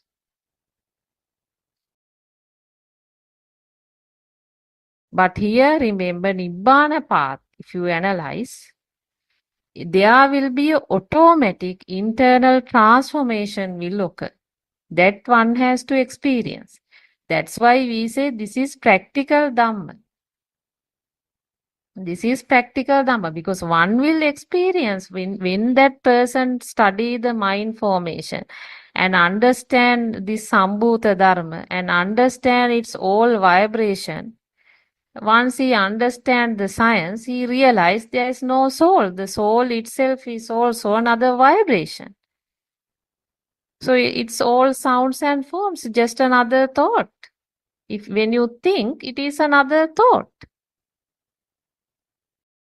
So for that person, definitely that due to that Satya Jnana, he will have the Krutya Jnana and Krutak Jnana as well. So it will happen. So in the sutra it is mentioned, Idankopana bhikkhave dukkha nirodhagamini patipada arya satchang ayameva aryo attangiko maggo seyatitang samma ditti samma sankappo samma vacha samma kammanto samma ajivo samma vayamo samma sati samma samadhi. So one in marga, one in the path to nibbana will experience the automatically, developing the noble eightfold path, Ara Ashtanga Marga. So that is Samma Ditti means right understanding. Samma Sankappa, right thought. Samma Vacha, right speech. Samma Kammanta, right action. Samma Ajiva, right livelihood. Samma Vayama, right effort. Samma Sati, right mindfulness. Samma Samadhi, right concentration. So that will happen. We say that will happen. That will realize. What is this Samma? We can see the word Samma followed by each and every one. Samma, Samma, Samma. So why it is Samma? So we need to understand all noble eightfold path can be realized in Arya Bhumi who has Darshana Jnana or Satya Jnana. And you need to understand, even though we discuss these eightfold paths separately one after the other, actually it is not the case. All eightfold paths will be realized in one Arambhana. So I think now you can understand. Because the one in Satya Jnana, or one who is in Arya Bhumi, will not find things, so that his action, his words, his livelihood, it's all effort, and because he has the right vision. So he will not be, born in that Arambhana object. So automatically he will be relieved. He is peaceful in his word, in his action, in his thoughts, complete relief he will experience. Actually, the final stage of Samma Samadhi is the Animitta Shunyata Samadhi. So as Aryan Vahanse explained, that's Animitta Shunyata Samadhi. That is, worldly perceptions, that is Loka Sanya, will not be formed. No nimitti. It is Animitta. So any of the object will not become a thing. So automatically, that Arya person is free from every object. Complete relief. No nimitti. Animitta.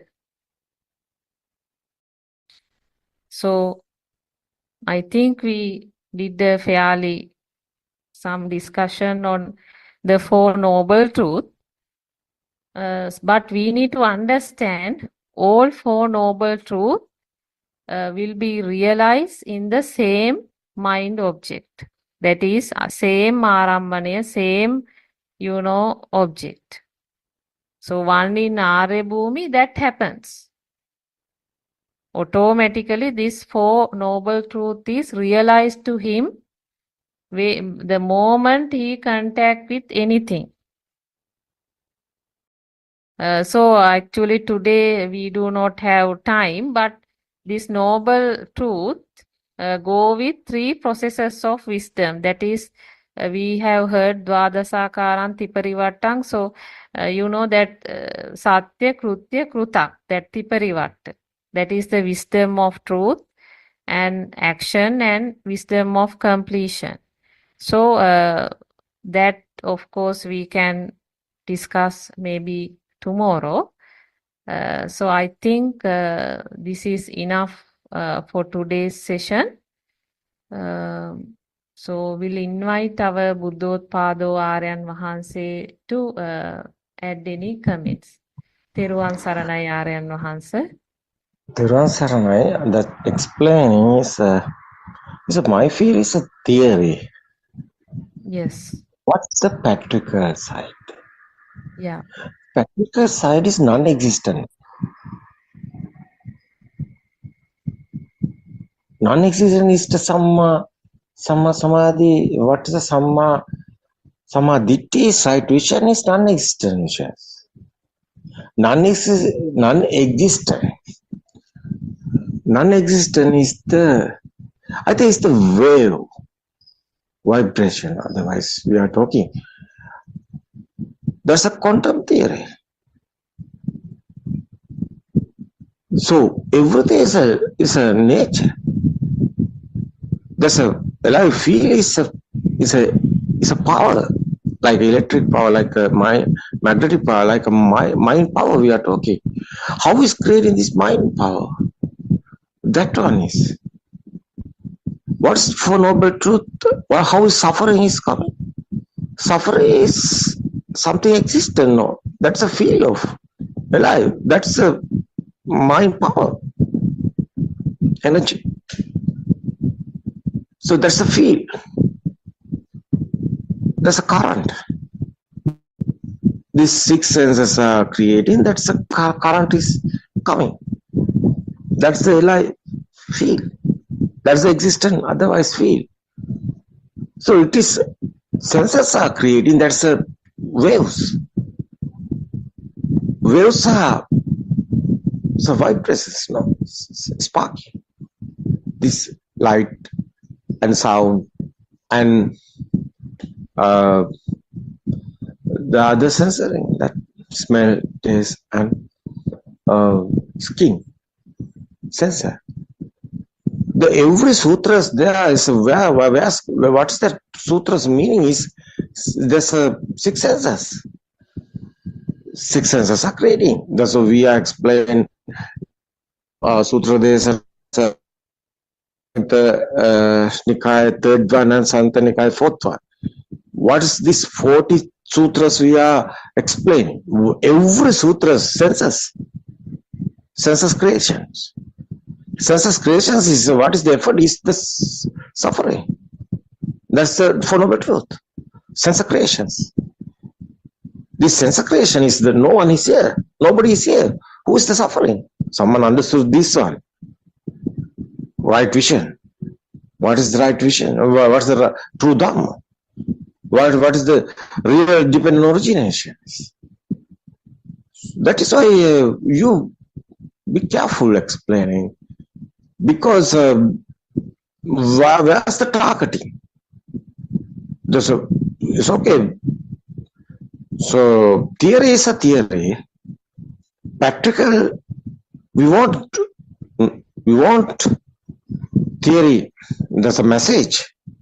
What's the practical? We want to compare and we want experience. No? What is our experience? Our experience is our sounds and forms and this smell and this taste and skin. That's hot and cool. That's the world. Is six sense of the creating world is. Well, how is coming suffering? Suffering is coming. The alive feel is here. Someone is here. That's the feel is soul. Nobody is here. Who is the suffering? No one is the suffering. Oh, it's a simple.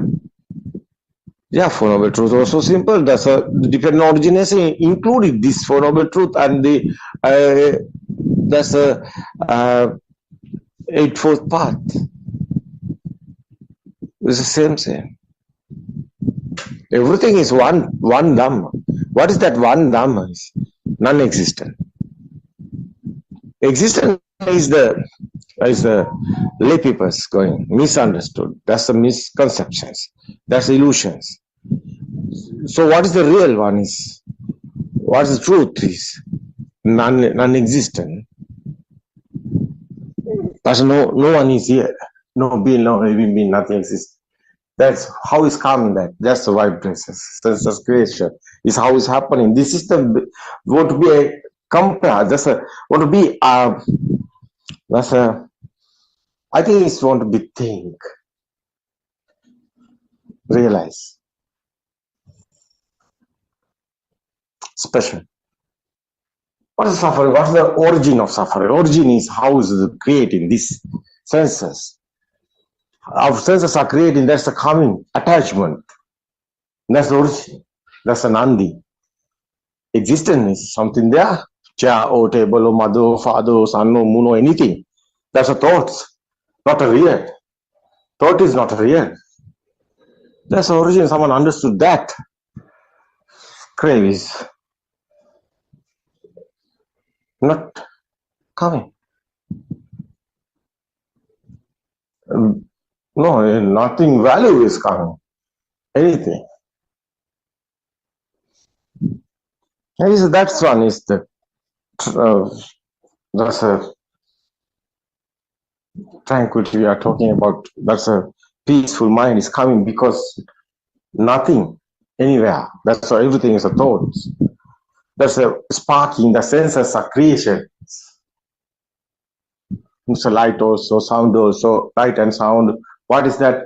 Sound and forms together. That's a thought. So chartable. Everything is. It's a mind, mindful world. We are living our mind, not outside. Let people thinking outside. They are living. They are thinking the body is him. But someone understood this Dharma. Body is not you. It's your mind. You are thinking, I am living. What is that living? Living is the feel. Feel is existent feel. That's the life feel. So your breathing is ending. That's your death. No. So senses are not working. So there's no any feel. That is why body is not you. That's the origin of suffering. That's not crave is coming. But attachment or disattachment. So because it's nothingness there. So that's a cessation. Way to the cessation is someone understood this after every moment, every thought is not existent. That's the way to the cessation. Cessation is happening because nothingness is there. That's a Nibbana. That's the Four Noble Truth. It's a practical side. So all of this Buddha's explanations, one pointed, that one is non-existent. Everything is sensory. Senses are creations. Everything is a thoughts. It's not real. That's, I think, realize what to be practical side. That's the experience side. So we are reading books, but we want to be careful because there's a theories. Practically, you have experience. That one is the specialty. That's a senses. That's a senses. Nobody is here. Normally, you are working. Normally, your day-to-day activities is going, but no incoming pain. That is very worth. Not incoming pain, no incoming any vibrations, any stimulus. It is very worth. That's the tranquility there. That's the Nibbana. That's no one is here. Why are you? No worry or no anything. It's okay. No suffering, no sadness, no anything. Is okay. No. Who is here? Nobody is here. That is why. It's okay. That's the Nibbana path. So say every Dhamma is there. One Dhamma is here. So the pointed one is non-existent. It's vibrations there. We are talking vibrations, but not a vibration is not a suitable word. Is a word is that waves, sparking, sensors are creations. It is good. If someone can realize this, you can experience it. Yes, it is very good. Okay, everybody. And tomorrow we can explain again. Oh, this one is how is the practical side? It is very good, everybody. So you can realize this. So people in sometime inside they have problems. Where's that problems? It's mine. That is the case. So some people, so Europeans especially have depressions. So because they are thinking they are dead. But the death is only the thought. It's not easy to understand. We won't do that. Yeah, explain. The real, this present moment, only the moment, this present moment only the we are living, but it is not the truth. It's not a real. It's illusion. That's something every moment is this present moment and only the you are living. No. The one thought is here. You are understood. That is the Dhamma. One thought you are understand. That is the Dhamma. That's the true Dhamma. You want to awaken this present moment. That is the Nibbana. Nothing necessary. Non-existence. You don't understand. That's a sensor. Six sensor. One sensor is creating every time. That one is the thought. That one is the present moment. You are living only this moment. It is not the truth. That's the true Dhamma. Awaken to the moment. Okay, that's nothingness. That's your headache is going, your pain is going, your what you are thinking is not real. That's the tranquility is there. Calm and cool. Nobody is here. Who is worrying? Who is suffering?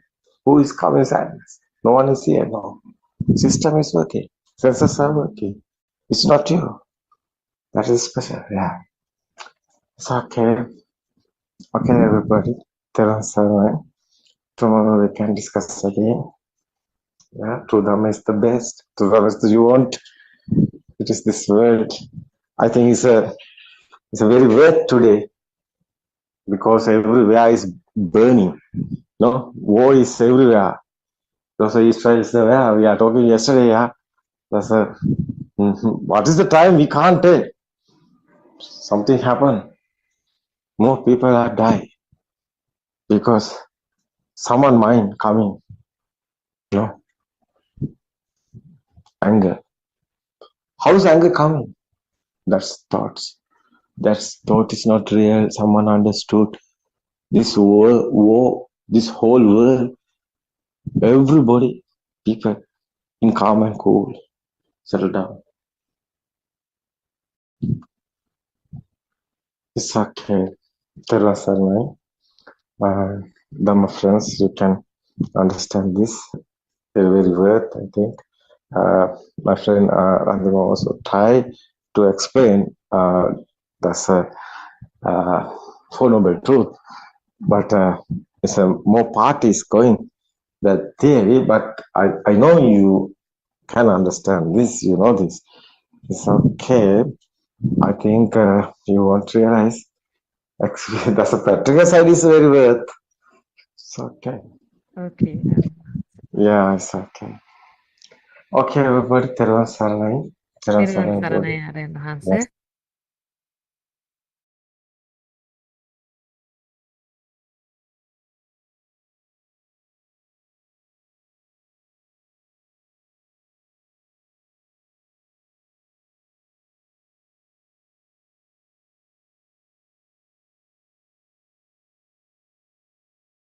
Welcome to our English home talk. First, we would like to pay our Buddothpado spiritual Dhamma guidance teacher, and we also like to thank you all attending this Dhamma Zoom talk.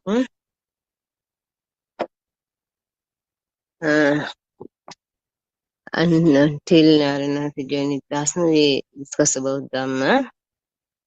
The Buddha has preached in the Sambodhi Sutra, monks in the land of Brahmas, Devas, Maras, and humans are never said that attain the Buddhahood without realizing the truth. It does mean that the land of Brahmas, Devas, Maras, and humans is the land of the wrong view. This can be seen through the wisdom the Buddha said in the above land. In ignorance, the Buddha attained the Buddhahood means the above land of Brahma, Devas, etc. Is an unreal misconception. These all words are getting formulated within the vision, the T, in the mind. You think that the dog is in the animal world. When rubbing the dog's head, you say that the dog is in the animal world and you are in the human world. These words are not existing anywhere. They are being formulated right here at this moment in our minds. Now you can see the Brahma, Devas, Maras, humans and animals all in our minds, all existed in our thought. That is why it is said Sankaparago Parisasakamo, feeling from the word of volitional hormones, Sankara, and the word of conceptions.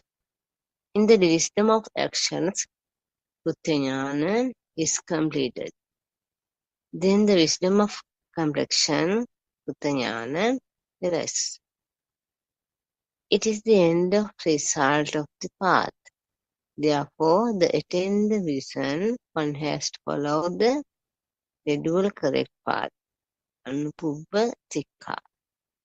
There are the wisdom of truth, Satyajnana, wisdom of action, Krutyajnana, and wisdom of complexion, Krutyajnana. It is called Dvadasakara Tiparivatta, Four Noble Truth, in 3 rounds. If there is a thing, it is the origin of suffering, and it is the suffering as well. It is saying that there is nothing. It is the cessation of suffering and seeing there is nothing. It is the path of cessation. These Four Noble Truths work with 3 processes of the wisdom of truth, actions, and complexion. These details are in the Dhammacakkappavattana Sutta. Only the summary is there. There is no process for how to do the practice. That is where we have to find out the process. When the sutta was fetched to the 5 ancestors, they were able to understand it up to some levels. As they were ascetics, they had been practicing this, and that knowledge had helped them to understand this Dhamma. Especially the ascetics Kondanya realized this Dhamma and become the first sermon imprint. Sotapanna. But the realization of this Dhamma is not an easy task. This is the supreme truth. When this Dhamma is realized, everything becomes nothing. Things are turned into this, result in the disappearance of names of forms, Nama Rupa. What happens here is the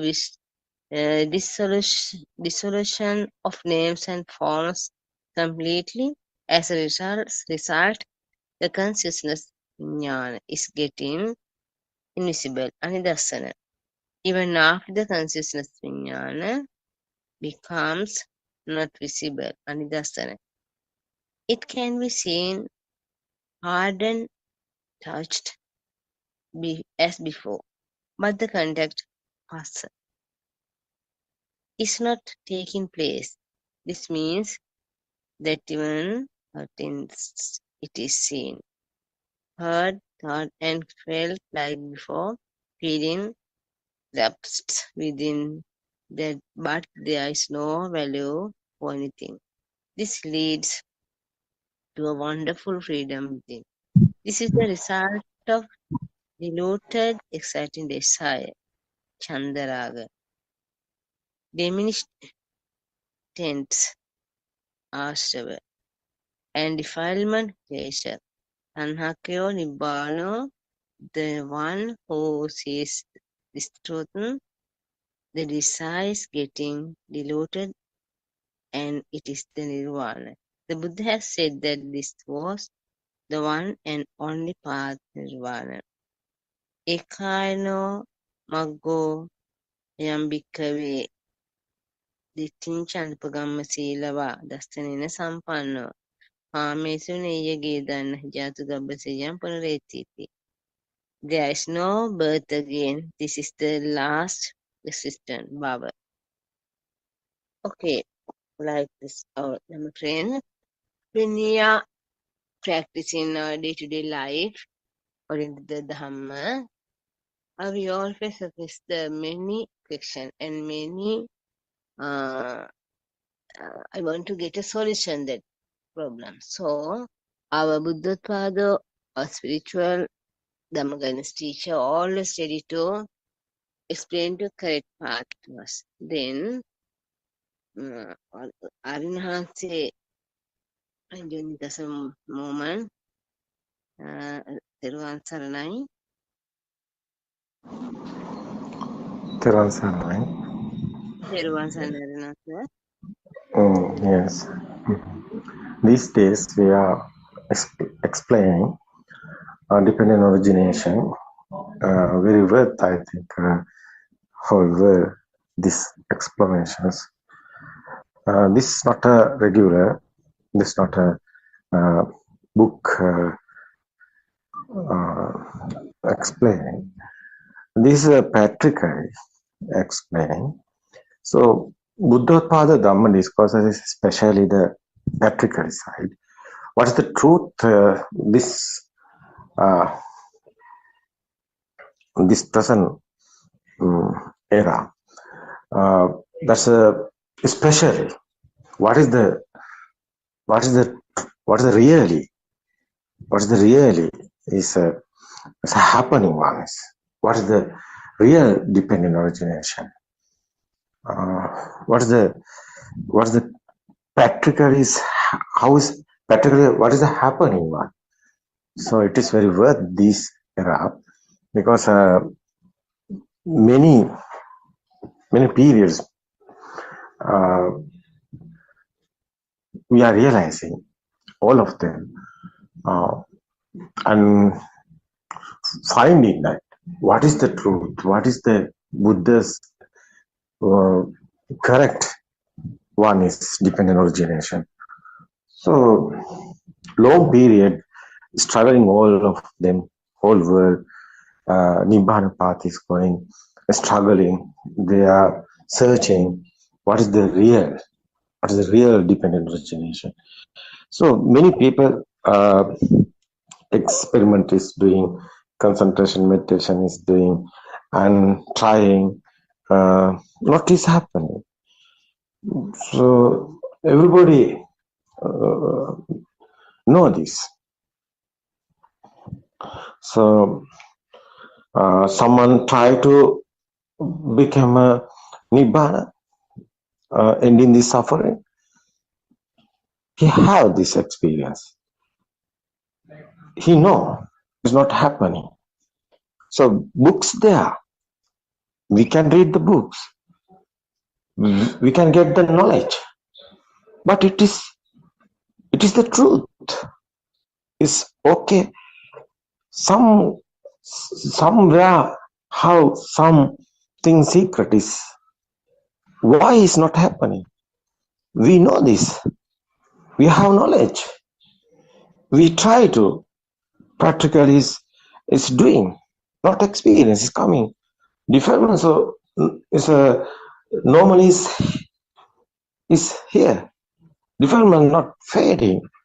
So deferment is not fading. Is cannot be a real one dependent origination. But this is not a dependent origination error. This is our understanding error.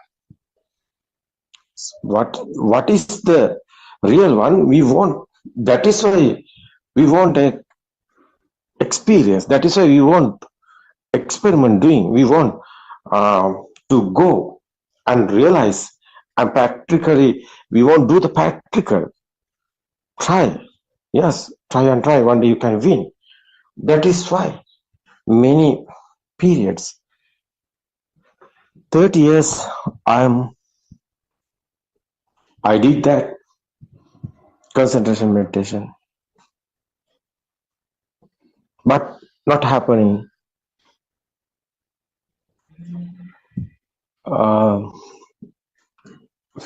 There's a different origination that not happen in the defilements of it. So concentration meditation is not. It's not that one is okay. Concentration meditation, someone doing that's is happening. The samadhi is coming. That's a first stage is okay. Pratama dhyana. The Buddha's word is second stage. Devani dhyana. Third stage. Tungin dhyana. Fourth stage. Hataran dhyana. Is a nothingness stage is coming. The fourth stage is after coming. You can experience it, but it's not ending the suffering. It's not ending the klesha or desha. It's not ending the craving. It's not ending the defilement.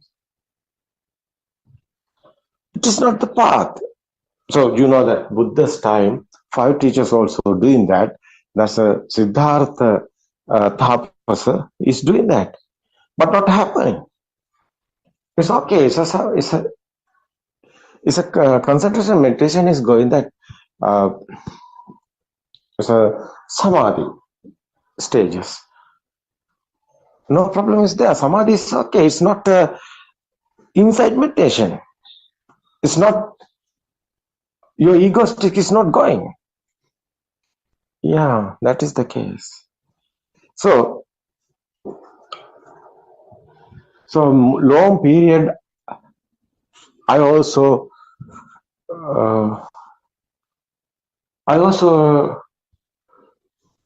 have that experience 30 years. But it's not. There's samadhi also there. Yeah, you can experience it. Nothingness stage is coming. But nothingness stage is coming, but nothingness stage how? Well, I feel.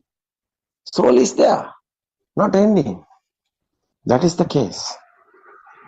That is a whole world, everywhere, is what is people are doing. People are doing concentration meditation.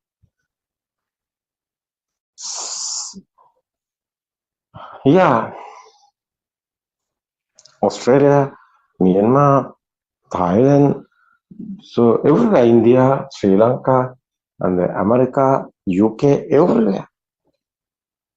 What is Buddha's Red Cross sitting is that's a art. It's concentration meditation, yeah. So that is why people think that one is the path, but it is not the path. You can realize this. You try. You can. You can get this experience. It is not the Buddha's real dependent origination path. It's not the inside meditation. Inside meditation is the other one, understanding one. How is this mind is creating? That's how is your alive feel is coming?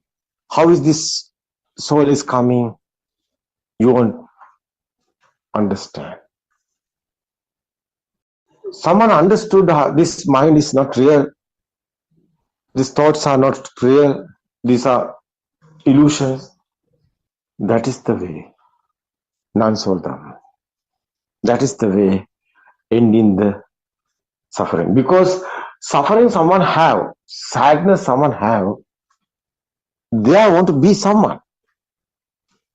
Someone there, no, that's a experience. Want to be happen, somebody is want to be there. But you know, someone understood this dependent origination, no one is here. That's a natural phenomenon. There's a nature like that. That's a nothingness, real one. The soul is going, fading and going. Egoistic is fading, going, disappearing. That's the tranquility is coming. This path is the inside meditation. It's understanding one, not a concentration meditation. In concentration meditation, people talking enlightenment. Here they are talking there's a universe connecting that energy. They are thinking they are in the universe same level. But it is wrong. It is not truth. That is not the Buddha's words. Enlightenment is not a Buddha's word, it's a Hindu's words. That is the misunderstanding.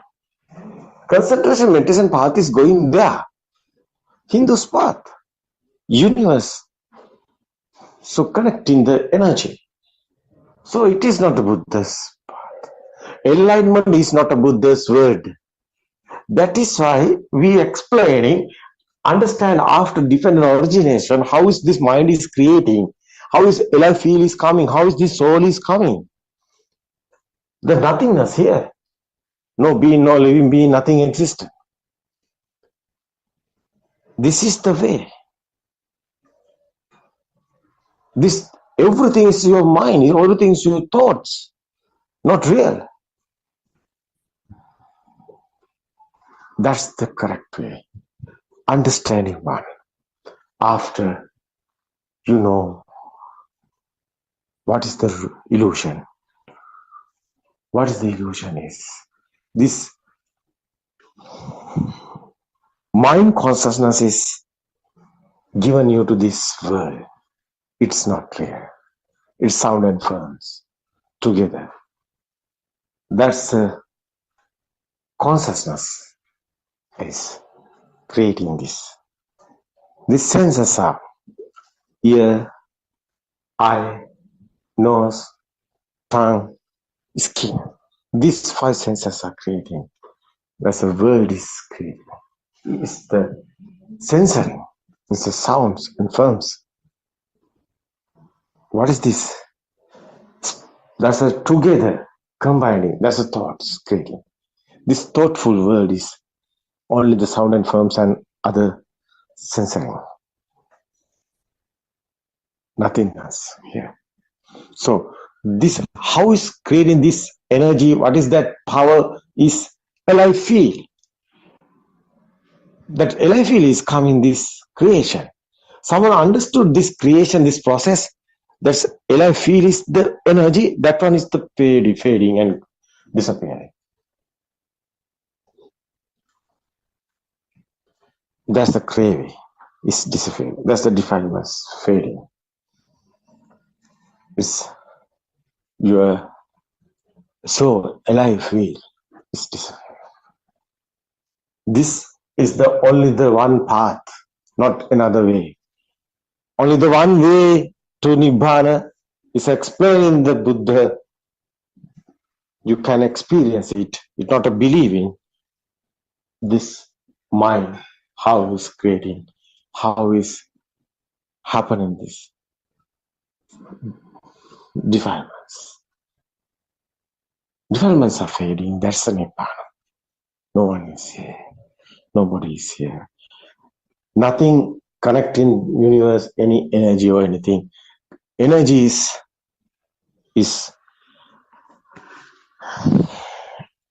over.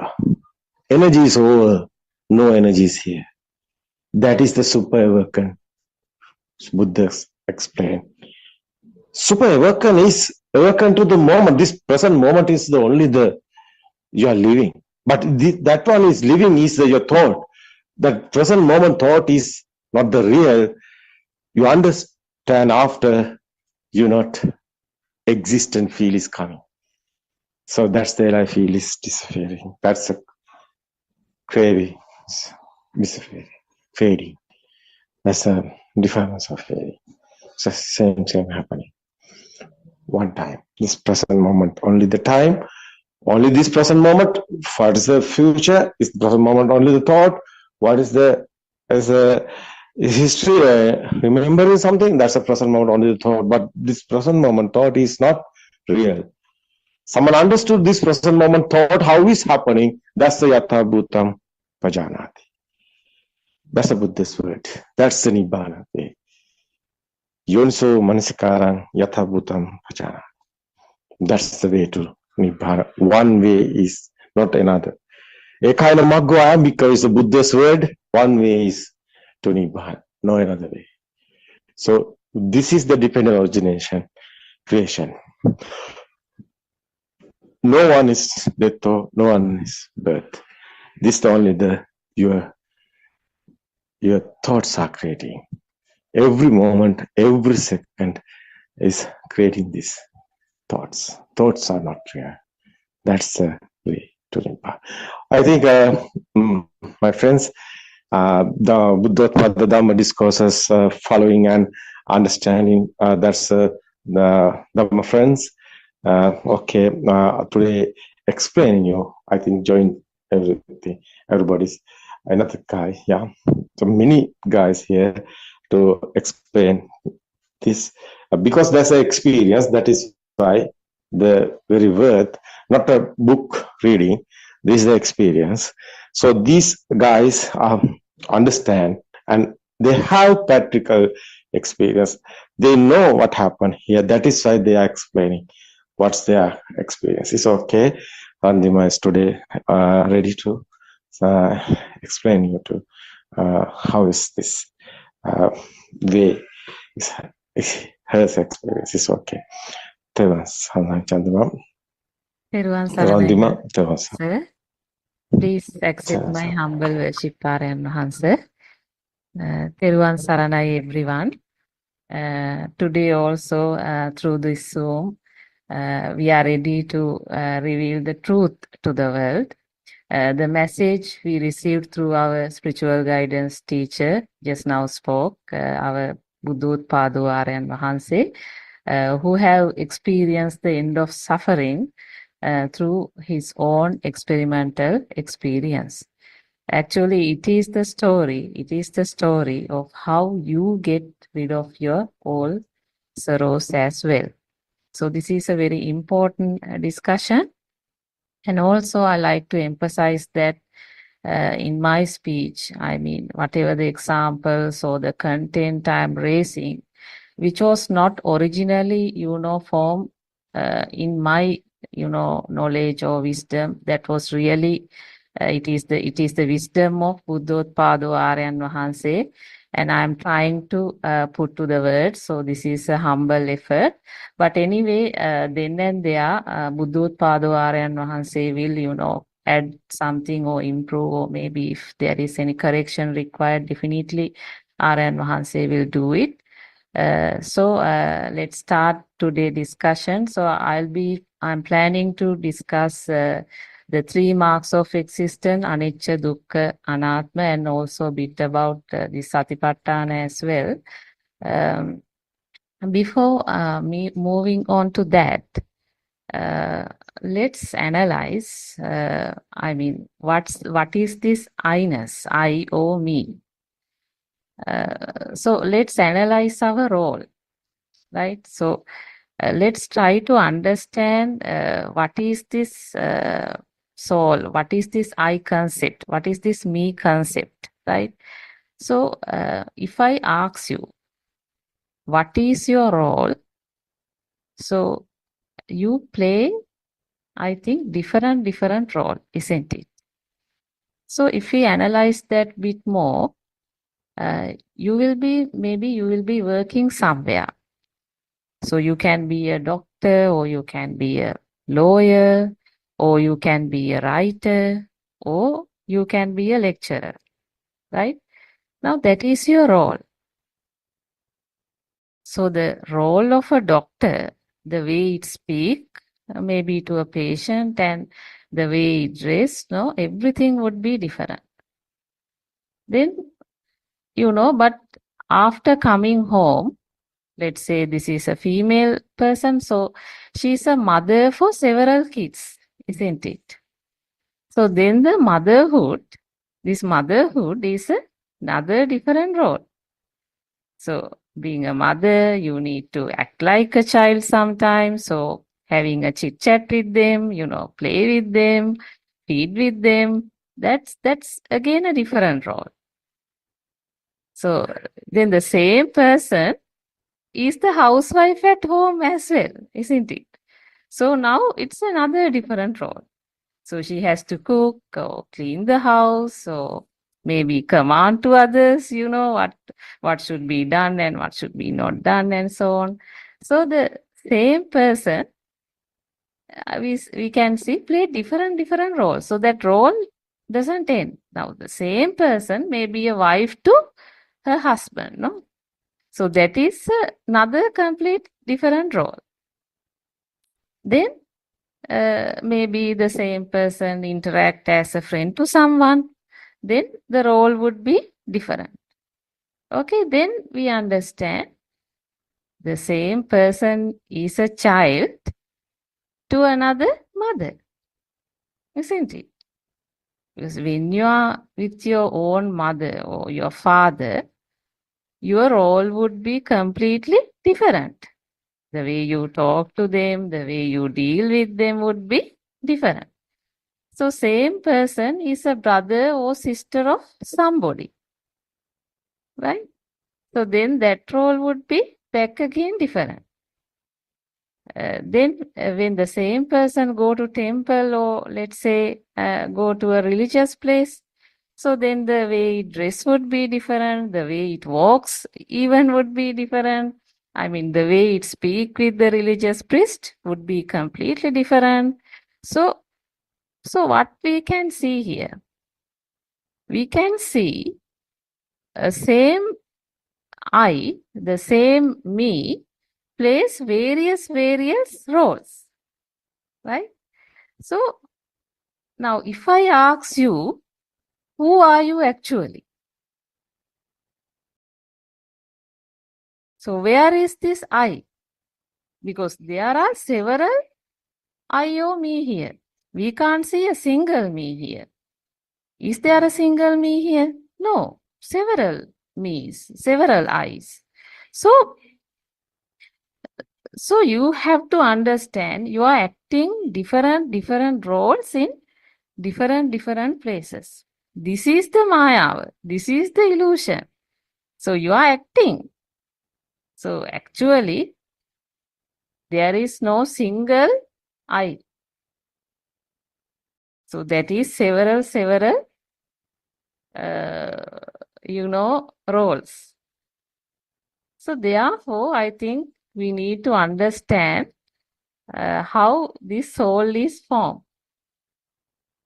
So today, actually, in my discussion, I'm trying to show you how this soul is created. So you can see in our cover page, it's given that we are supposed to discuss Satipatthana. But you need to understand this Satara Satipatthana, that is mindfulness of the body or the mindfulness of the feeling, Vedananupassana, mindfulness of the mind, that is Chittanupassana, and mindfulness of Dhamma, Dhammanupassana. I mean, there is no meaning if somebody is doing this Satara Satipatthana without having the Yathabhuta Jnana, that is Satya Jnana. So one should understand how the mind is formed, because mind is a Sambhuta Dharma. Without understanding how mind is formed and how the soul is formed, if somebody tries to do Satara Satipatthana, will not be meaningful. So we'll discuss about that later. So therefore, it is very important you to realize this Yatabhuta Jnana or Satya Jnana. Because one who has Yatabhuta Jnana can only experience Krutak Jnana, or that is the practical stage, and the Krutya Jnana. So you need to understand this Yatabhuta or Sambhuta. What do you mean Sambhuta? Sambhuta means, now from the word itself you can understand. Everywhere in Dhamma we find what Yatabhuta Jnana, which is being discussed everywhere. So what is Yatabhuta? What is Sambhuta? So the mind is a Sambhuta Dharma. That means what? Means Sambhuta means what? Sambhuta means something which was it is like some form. So that some form which is created at this moment. Something which is created at this moment. And it was not existence before. That was not there before. It is arising now.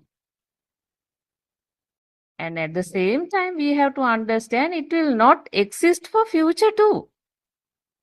There is no continuation of that to the future, because that arises. Sambhuta means what? That arises. Something arises at this moment, and then there itself it disappears. That is Sambhuta. Then if you ask yourself, what is this form? Because some form is created at this moment, and then that disappears. So that is none other than, as Aryan Vahanse explained very clearly, Rupantiko also Rupa. So that Rupa or form created due to speed of vibration. So Rupane means what? Rupane means vibration. So there is a form which is created at this moment due to the speed of vibration. This is the basis of the mind formation.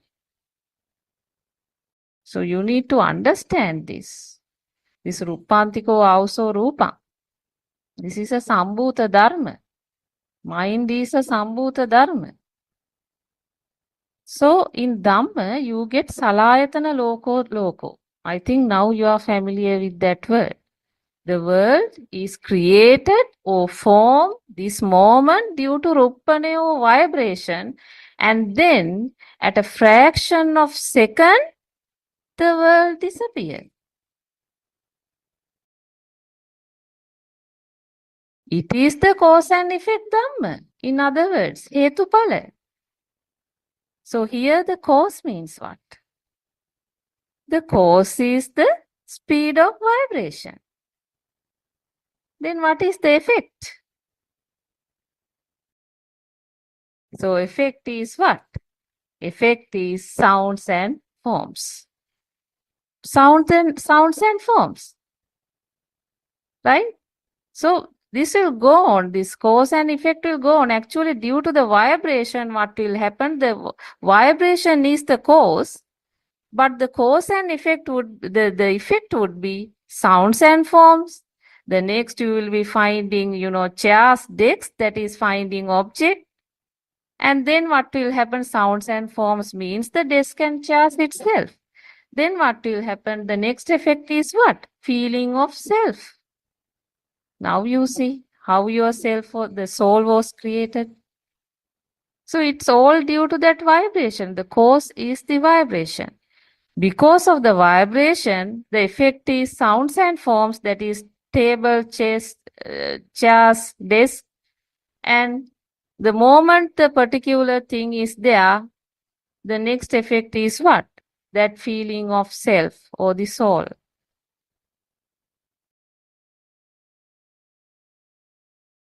So now we'll try to understand this Sambhuta.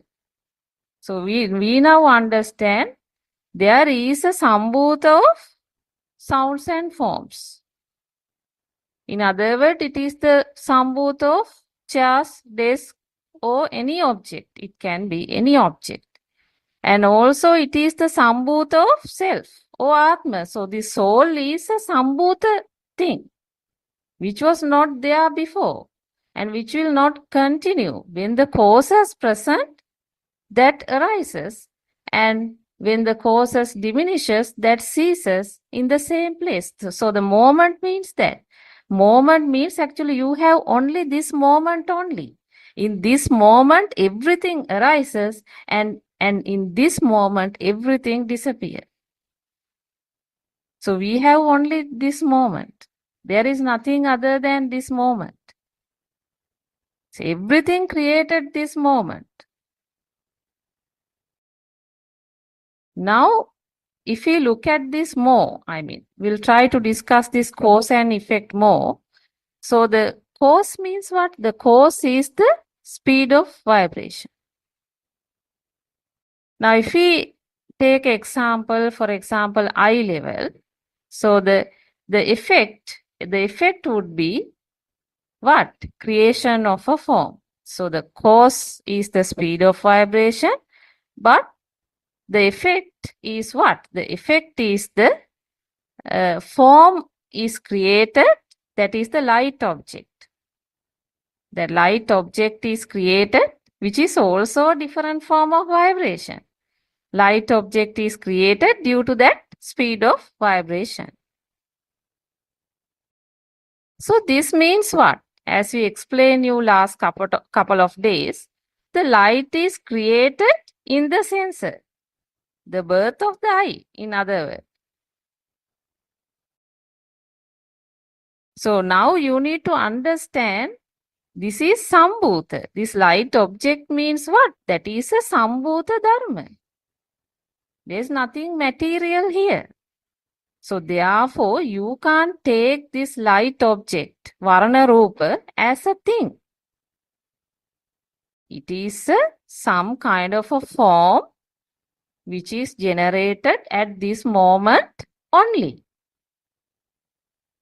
So in other words, this light object or Varna Rupa created at this moment when the condition present, which is a Sambhuta Dharma. Right? So this light object is itself is another form of a vibration. But this the discussion of the vibration will not end from here. Then what will happen? That there itself, there will be another kind of a vibration. What is that? That is the alive field of awareness of the light object in the system. So which is the eye consciousness, or we call Chakku Vijnana. So everything occur at this moment. You have to understand at this moment together. So in other words, this field of existence, this field of existence of light is what? That is also a different form of a vibration.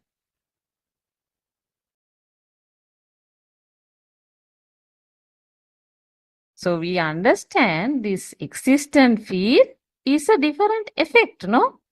Cause is the vibration. So this is another effect. But we understand through our last few couple of days discussion that this particular existent field, this particular eye consciousness cannot recognize any object. So we'll come to the part of the mind consciousness later. So we'll try to analyze another sense also. Same thing, same same procedure occur in every other senses as well. So let's take, for example, how sound is formed.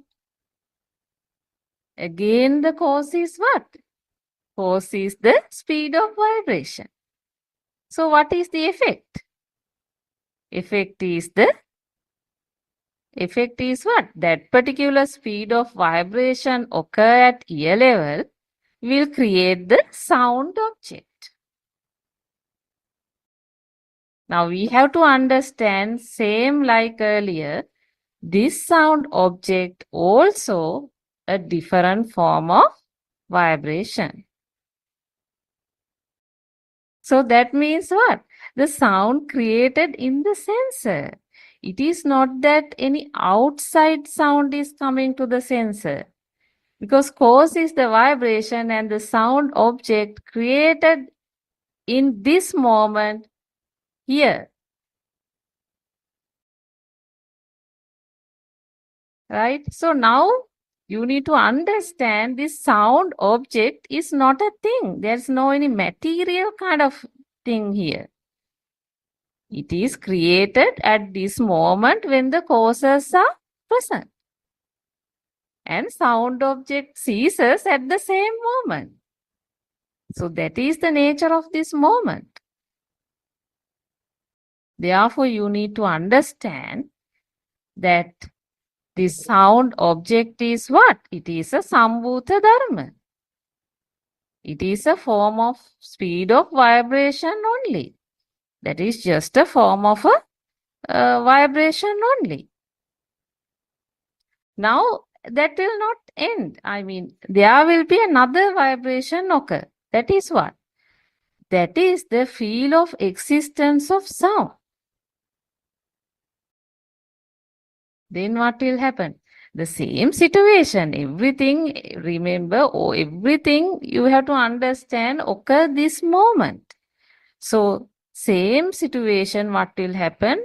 It will give rise to a alive feel of awareness of sound object in the system. So, that is the ear consciousness or the sota viññāne. Right? In other words, the feel of existence of sound. What's that? It's a different form of vibration. Now, can you see everything is getting sambhuta, everything is created in this moment? So, this is same even for other senses as well. So, if I summarize you how the light is created, so everything is due to what? Speed of vibration. So, the speed of vibration will cause the alive feeling of the eye sensor. That is the arising of eye consciousness. Right? But you have to understand this feeling, I mean, this is just a shape only. I mean, only the light. So we know it cannot understand what it is. I mean, that eye consciousness cannot understand what it is. Therefore, you will not find chairs, tables at that place, right? So, this existent feel, you have to understand. Oh, that means something is there in the system, which is called Nama Dharma. In other words, Nama Dharma. So, this feeling or this Vedana is very important, isn't it? Because that feeling, that existent feel, it gives a alive feeling. Something is there, and then what will happen? Then, so this has a real effect for this energy to come, to form something else one over the other. So this existent feel, if we analyze, so this chakku viññāna, gandha viññāna, sota viññāna, jivha viññāna, kaya viññāna, mano viññāna. So that means what? Eye consciousness, nose consciousness, taste consciousness, body consciousness, mind consciousness. So in every place that alive feel will arise. Actually, this alive feel or Vedana will cause Pancha Upadanaskandha next stages to happen. That Vedana, then Sanya, then Sankara, Vijnana. Right? So, this is the starting point of occurrence of everything. And rest of the Pancha Upadanaskandha also arising because of these Sambhuta Dharma. So, vibration is the all cause for everything. Now you understand. So it is the vibration. It is the vibration is the cause. And all these Pancha Upadana Skandha followed by that. So if I explain you Sanya, now we discuss about Vedana. Now this Sanya or the perception. Perception means what? That is the reflection of Vedana or feeling. So that sanya will be aloka sanya, gandha sanya, rasa sanya, shabda sanya, pottabba sanya or dhamma sanya. Now we need to understand we are trapped. We are trapped in this perception world. Sanya loka, sanya world. Or the perception world. So everything was given to our system through a sound, isn't it?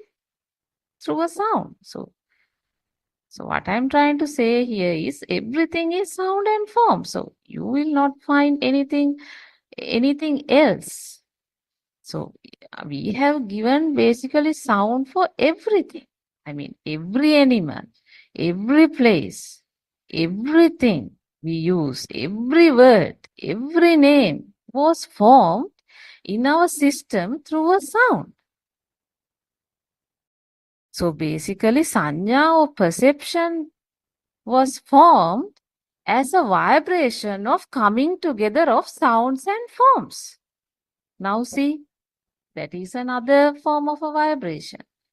The sounds and forms coming together. So we have to understand this sanya, perception, it is one Dhamma. It's all sounds and forms, isn't it? So it is we segregated it as animal, places, things by putting, sound or a name. But all this is what? Vibration only. It is a sound and forms. It has no value. So in other words, I can say those sounds and forms are like aloka sanya or gandha sanya, rasa sanya, shabda sanya, pottabba sanya, dhamma sanya. So everything falls into that. So actually, our world is a sanya world. It's a mental world, a world created with sounds and forms, a world created, due to vibration. So what happened here is, now, as we discussed earlier, that feeling or vedana occurs, due to the vibration at sensor levels. So, the sanya or the perception will, provide the interpretations based on the telepathy mechanism. So, the feeling or vedana is a form of vibration occur at this moment. And the sanya will derive the interpretation based on previous vibration this moment. So the telepathy mechanism occurs this moment. So everything arises this moment. Even though we scatter all this and discuss, everything occurs this moment. Actually, even though we say there is a matching, there is no matching actually taken place. What happens is that kind of a similarity or equality occur at the sensor level vibration and the mind sensor level vibration. So those are two separate independent vibration. but kind of a equality occur. What the point I am trying to explain is this sensor level vibration is a complete independent vibration. There is nothing working in the, body or mind, like something arises there, then that vibration goes to some other place. No, that is not what is happening. These are independent vibration. So we know that the sensor level vibration cannot identify anything. But our identification occur at this moment since similar previous vibration is felt in the mind sensor. Right? The two vibrations are independent actually. But that will have an impact, but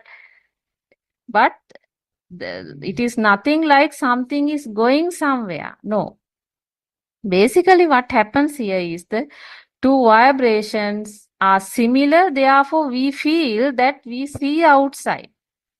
That's what happened. We feel we see outside. But here something else is happening. So when you take next one is the sanskara. Sanskara means the speed of the mental activity process. Okay, so that this sanya vibration occur at a very high speed, and due to the high speed of the activity, the illusion is created. Right? Therefore, now we can understand that sounds and forms, coming together is due to this process. So, the sounds and forms coming together is also what? Different vibration. So then only you get chairs, tables, mother, father, sun, moon, everything. So in other words, we can say that these chairs, tables are also a different form of a vibration. Now this vibration will not stop there. Then what will happen?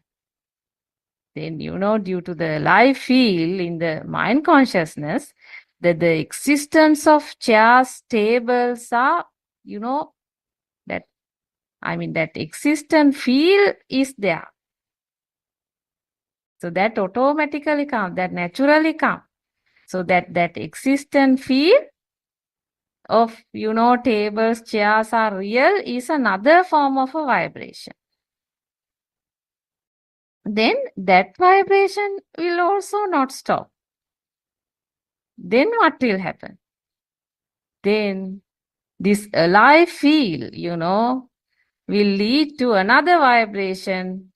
That is what? That is the existence feel of the self. That is how the soul is created. Now you see, that's how the soul is created. So soul means nothing. This is Sambhuta. Clearly cause and effect. Cause is the vibration. And it is the vibration which caused the soul to create at this moment. So all what I have been explaining here, remember, it is not several things. Everything, even the soul created in this moment. So everything created in this moment and disappear itself. So you have only this moment.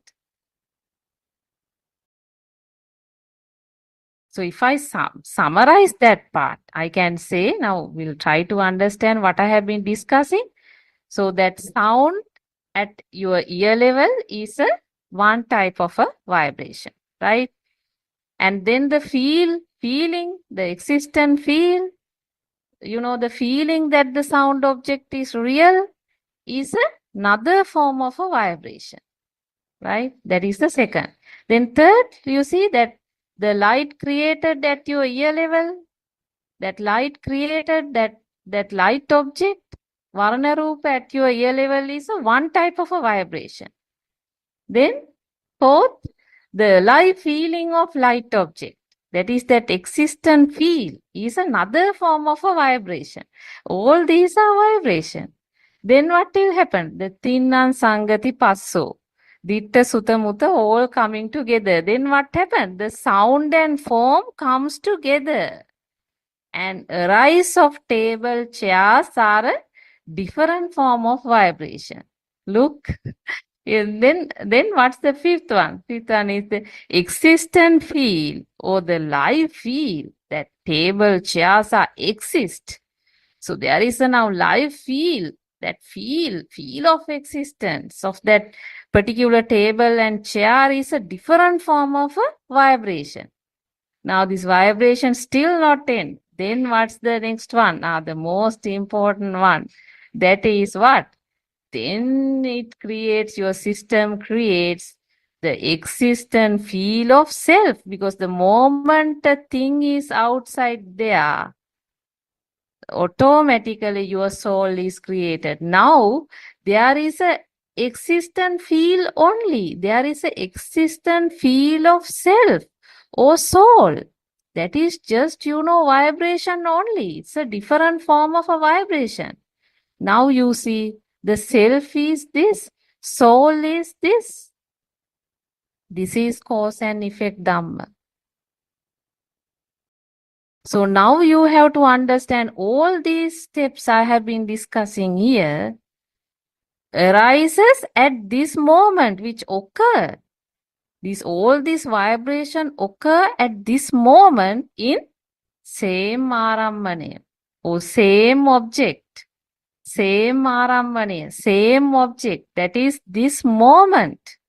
So you have only this moment. In this moment, your mind is formed. In other words, your soul is created. So you need to understand, my friend, it is all vibration. There is no soul or self here. It is the energy in the system that forms different vibration. Right? The energy is the craving or Atmiya Aropana Balaya or the Chitta Aropana power, which is created due to your ignorance, because you do not know. You think there is someone living inside yourself. You doesn't understand this Sambhuta Dharma, this Yatabhuta Jnana, or the Shana Sampatti, or the Darshana Jnana. So the moment you are in ignorant, what will happen?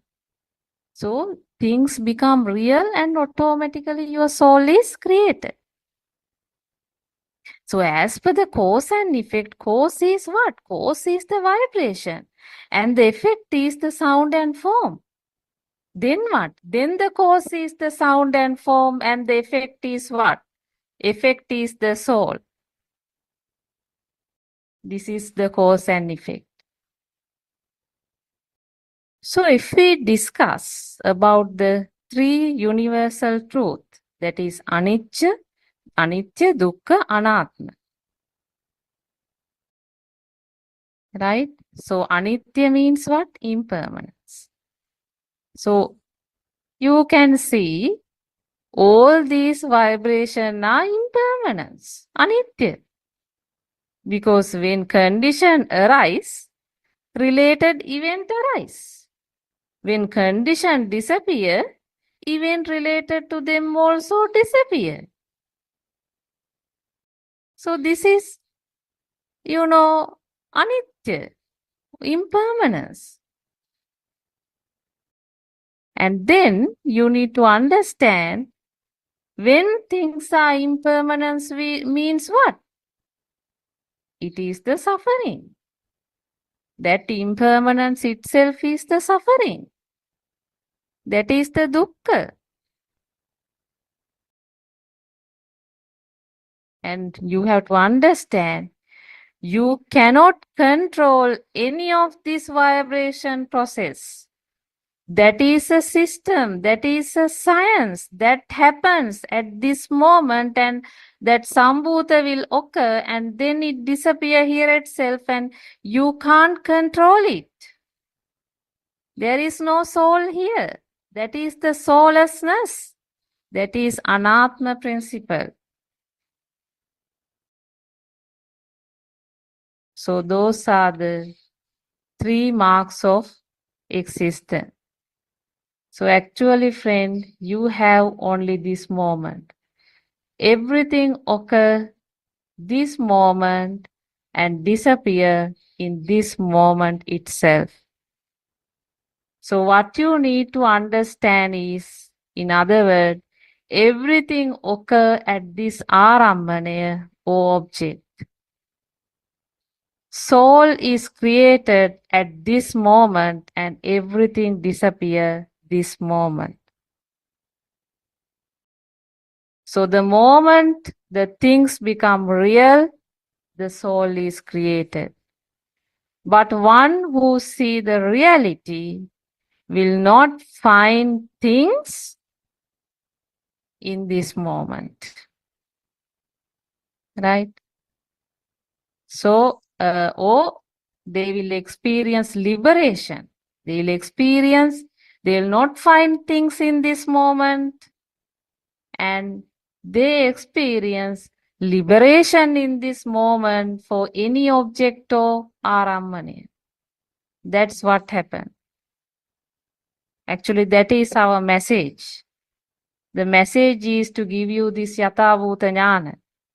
So jnana is the wisdom. It is not a knowledge. First, you will get this as a knowledge through a noble friend. But then you need to contemplate this Dhamma yourself, and you should know in and out the truth of your existence. That is the of your mind formation. Right?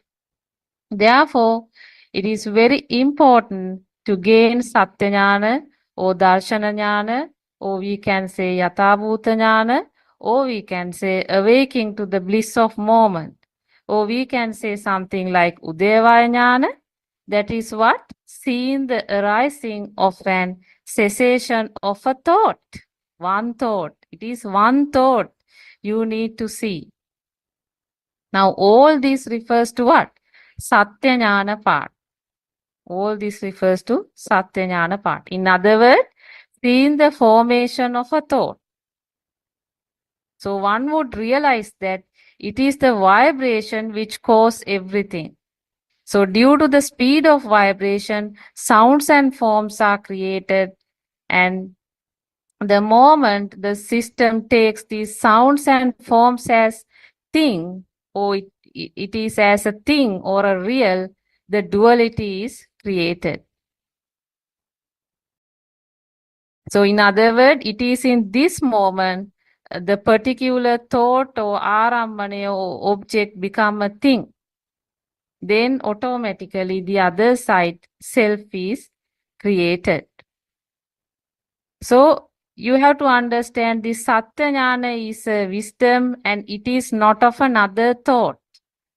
Because entire Nibbana path is based on understanding. Jnana means that. So the Satara Satipatthana, we know people are, practicing nowadays without this Satya Jnana part.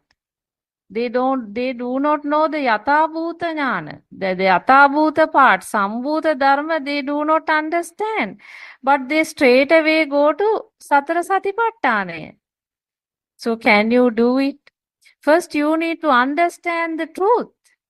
So what will happen when you practice this in the Krutya Jnana? What will happen? Satya Jnana, Krutya Jnana, and then Krutak Jnana. So at Krutya Jnana, what will happen? Automatically you will experience this Yathabhuta Jnana. So that's what need to happen. So you will not find things in any particular object.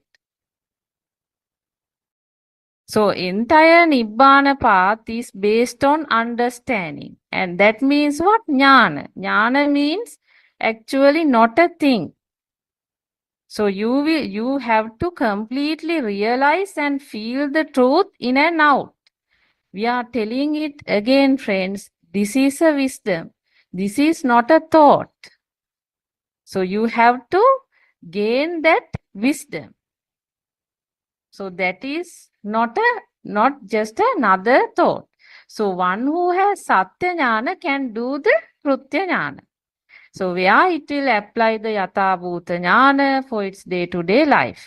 So we say Savitak, it will practice that in its day-to-day activities. But, so they will understand everything is a process. Everything is a system. This is what happens. So one would contemplate Dhamma also at this stage. That is the contemplation of Yatha Bhuta Jnana. And its practice continue in day-to-day work, and then it will understand everything is a system. Everything is a system. This is a science. This is what is happening within me. So it will understand. Then what is Krutya Jnana? Krutya Jnana is a different stage in which one would automatically free from himself from any outside things, for him will not be real. So we call it avitakka. So this would be very consistent and calm stage because there is a less attachment towards the outside world, and one can self-experience, that it gradually reducing ignite of self and reaches selflessness more and more. So this is what's happening. This is the journey you have to follow. Satya Jnana is the first, Krutya Jnana and Krutak Jnana, right? So, and you need to understand that Krutak Jnana is something that will happen automatically. So, before concluding today's session, I will tell you actually this is the one very common example that one has to make their own rafts to cross the river. So there are no ready-made rafts, or you cannot get into someone else's rafts. The path to Nibbana is something one has to self-experience, that it's burning or it's ignite, gradually fade away in the correct path. That is the correct Nibbana path. So I think that is enough for today. So I'll invite our Buddothpado Aryan Mahanse to add anything. Teruvan Saranai. Teruvan Saranai. Teruvan Saranai, everybody. So we are talking about Nibbana. So what is Nibbana? Nibbana is nothingness, no? Nothing here. That's like some type of emptiness. But normally the people talking about emptiness is the material emptiness. It's not a material one. Normally everything is here, but everything is your thinking. That's your mind given everything to value, but its value is gone. Mind is coming to tranquility. That's like a feather, like a wing. That's the effort. Final is Nibbana. So your mind is coming cool down. No any inside burning. So that is the path. That's very worth the whole world. So you are not any. So this world, these people, I think won't realize this, because people today going to war, whole world, they can't tolerate. They are given to value everything. They are thinking they are alive, but nobody is here. Who is going to fight? No one to fight. No one to hear. It is very nice, very good message, however, Buddha's explanation. What is the reality? Why you are going to fight? Because you are in illusion, misunderstand, misconceptions. You know the truth. Nobody is here. Who is going to fighting or attacking? No any war. That's a peaceful world is coming. Someone understood this, especially this Dhamma, this truth. The true Dhamma has awakened. That is why very worthwhile. So that is why Buddothpado Dhamma discourse is very worth everybody to hear it. You can experience it. Your inside is happening. What's happening your inside is changing. No any burning, firing. It's the, I think, whole world today in deep pressure like that. That's a tight mind. No.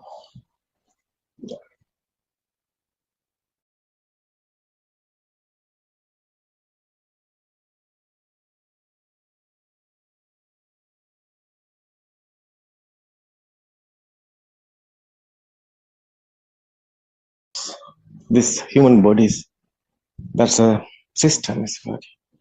That's creating this power. This power is your feel. It's not real. It's like electric power. It's like magnetic power. This is the mind power. It's not anywhere. It's constructing every moment. Someone understood this process, mind creations. You are the guy. Endless happiness in this world.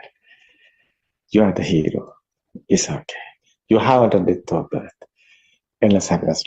Why we are talking? That's the Nibbana way.